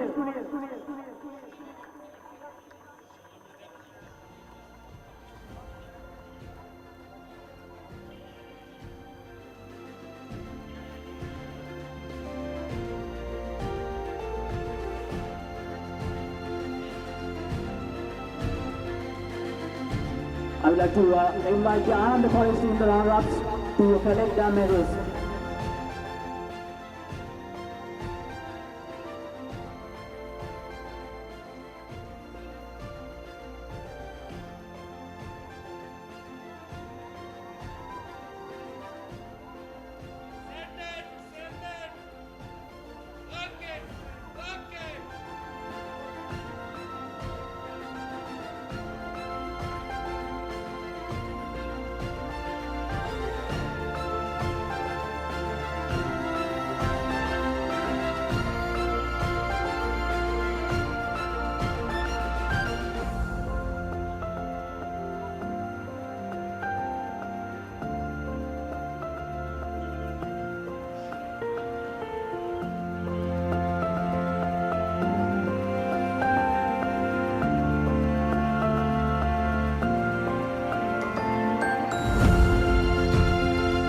Let's give a big applause to Ananda College, the Shield runners-up of the Under-16 Rugby 10s Elite Tournament 2025.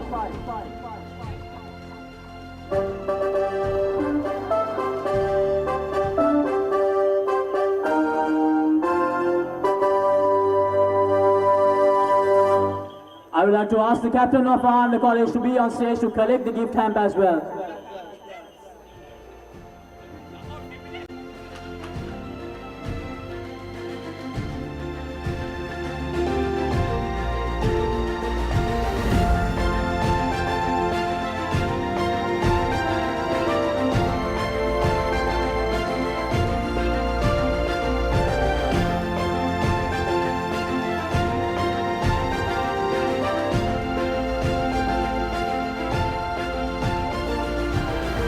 And now I would like to invite on stage the Shield champions, DS Senanayake College.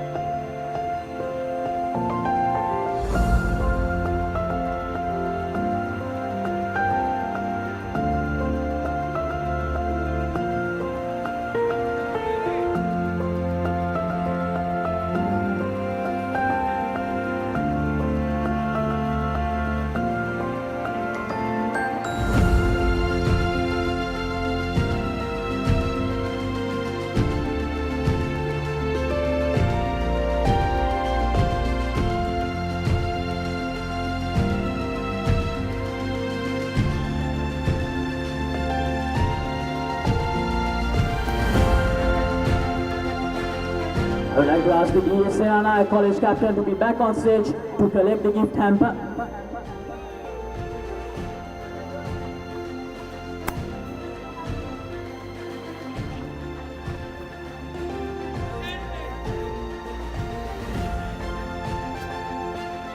Ladies and gentlemen, the Shield champions of the 2025 Under-16 Championships Elite Rugby 10 Tournament, Senanayake College.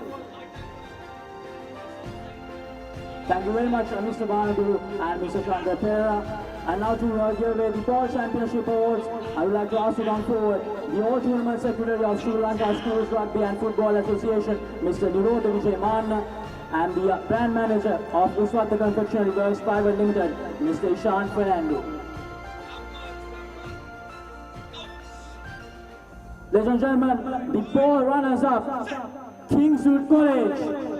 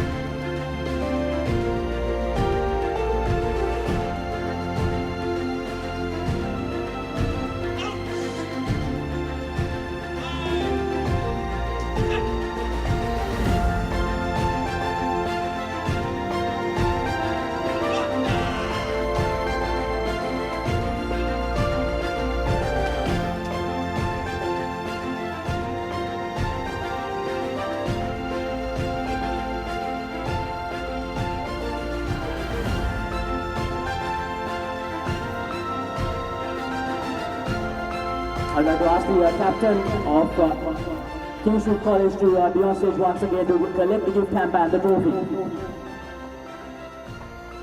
The ball runners up, ladies and gentlemen, Kingswood College.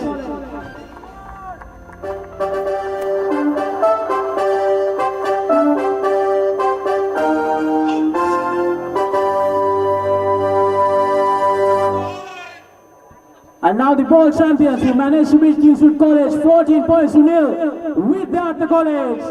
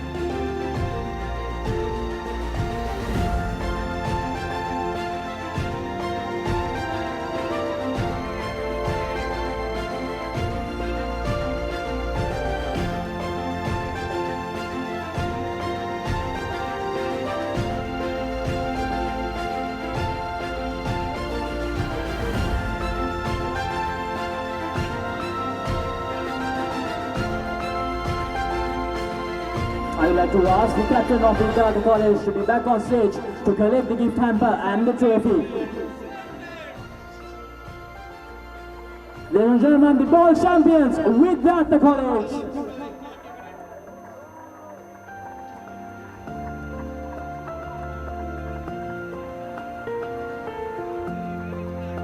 Thank you very much, Mr. Nirodha Vijaymanna. And now to give away the awards of the plate segment, I would like to ask to come forward the Secretary of Sri Lanka Schools Rugby and Football Association, Mr. Manuja Nimmana, and the Deputy President of Sri Lanka Schools Rugby and Football Association, Mr. Vidyartha. And also once again I would like to ask to come forward Mr. Ishan Fernando, the brand manager of Uswatha Confectionery Works Private Limited. Ladies and gentlemen, the runner-ups of the plate segment, Isipatana College.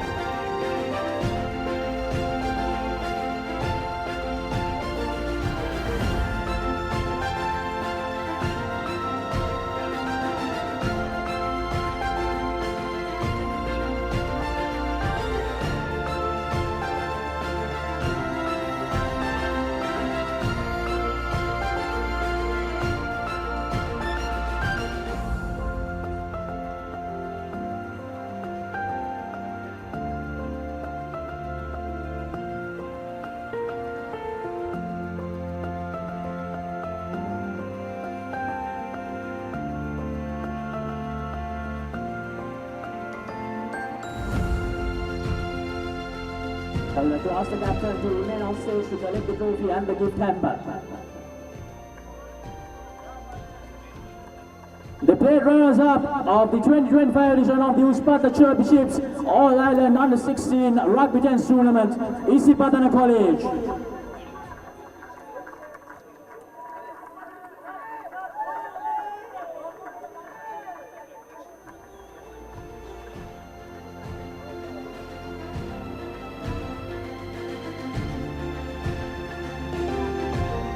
And now I would like to invite on stage the plate champions, St. Joseph's College, who managed to beat Isipatana 12 points to 5.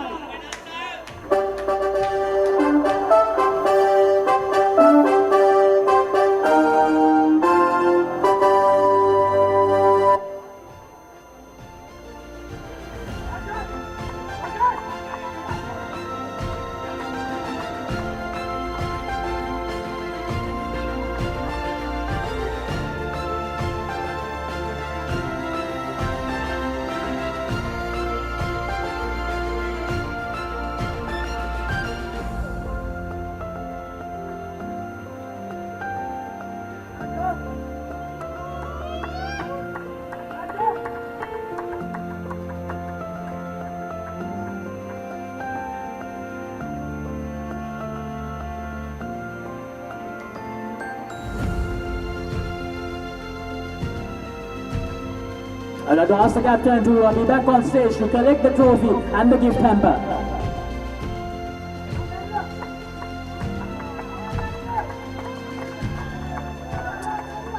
Let's give a big hand to St. Joseph's College, the plate champions of the Under-16 Elite Rugby 10 Championship 2025.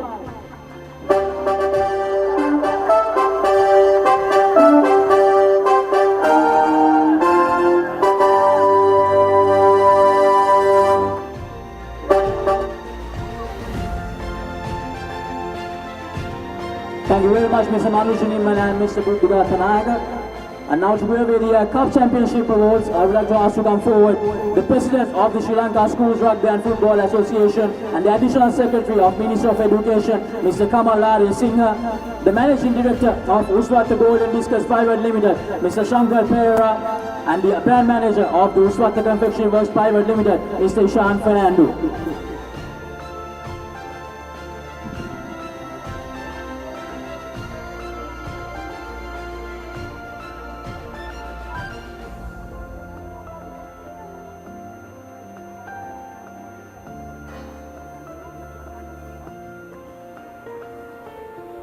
Ladies and gentlemen, the cup runners-up after 2 days of exciting action, Science College.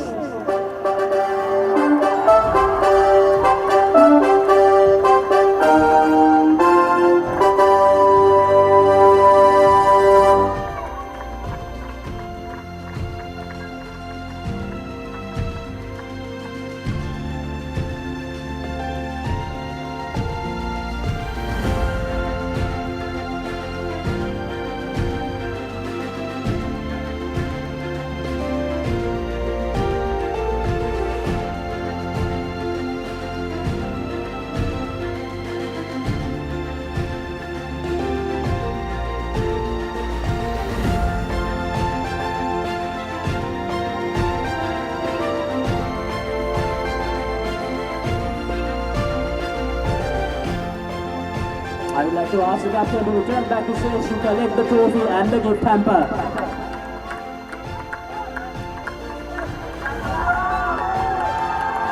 Ladies and gentlemen, the runners-up of the Uswatha Championship Under-16 Elite Rugby 10 Tournament, Science College.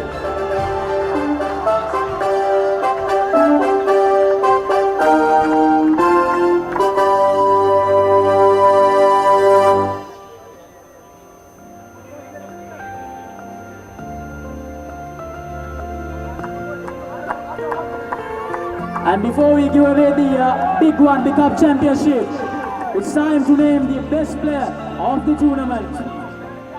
Ladies and gentlemen, the best player of the tournament for his workhorse-like effort throughout 2 days and 6 games. The number 4 for Wesley College, Chirpy.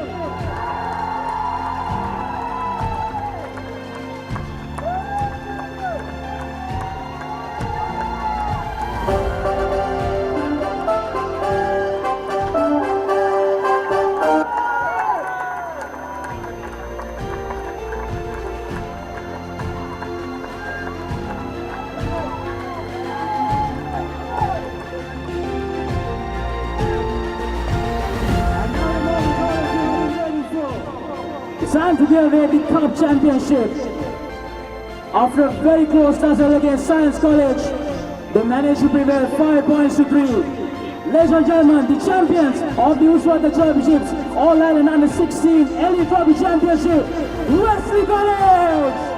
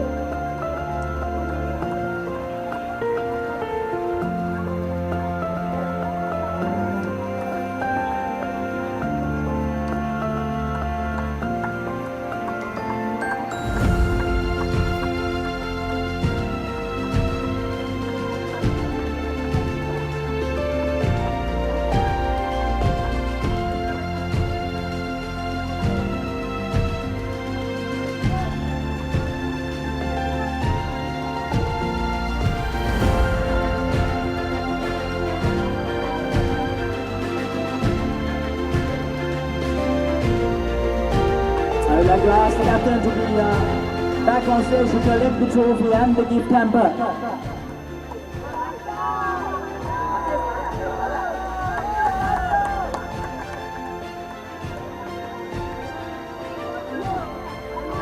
Ladies and gentlemen, your champions of the Uswatha Championships Under 16 Elite Rugby 2025, Wesley College!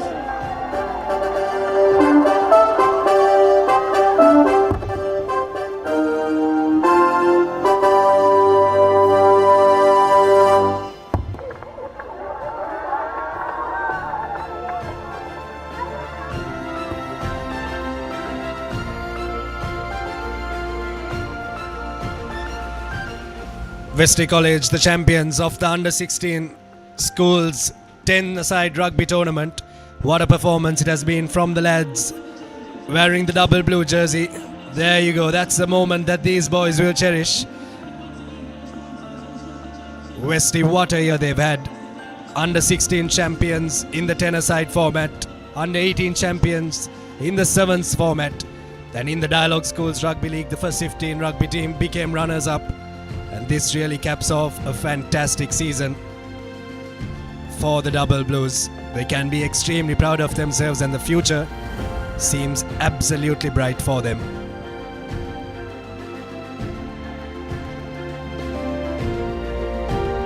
A very close final. Science College going for the 3 points, but the try from Wesley College changed everything. This is how the finals went off in the 4 segments. Ananda College beating DS Senanayake College 10 points to nil. Vidyartha College and Kingswood College in the bowl finals, and all candy clash 14 points to nil to Vidyartha College, and a very closely contested plate final. St. Joseph's College getting the better of Isipatana College 12 points to 5, and the cup final was the closest one of them all. Wesley College just beating Science College 5 points to 3. If you just have a look at the card that we just show you there, all finals have been closely contested, and so has this tournament. That's that then from the Papare production and technical crew. It has been a pleasure bringing you these pictures from the Ananda College grounds in Rajagiri yesterday and the St. Peter's College grounds here at Bambalapitiya. But until we see you next time, it's good night from all of us.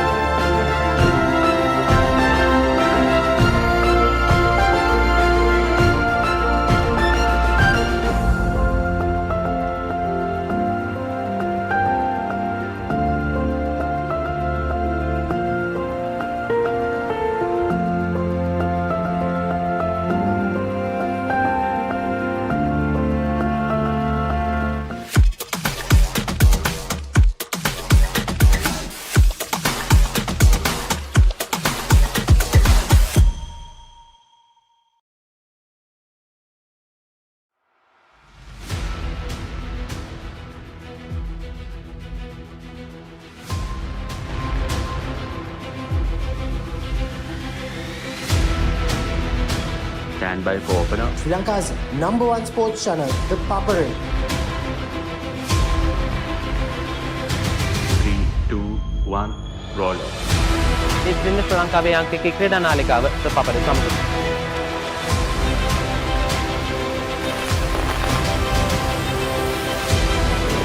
Welcome back to the Papare. Welcome to the live broadcast on the Papare.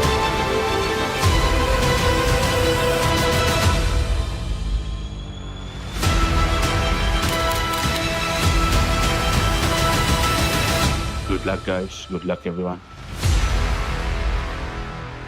The Papare, Sri Lanka's #1 television sports channel.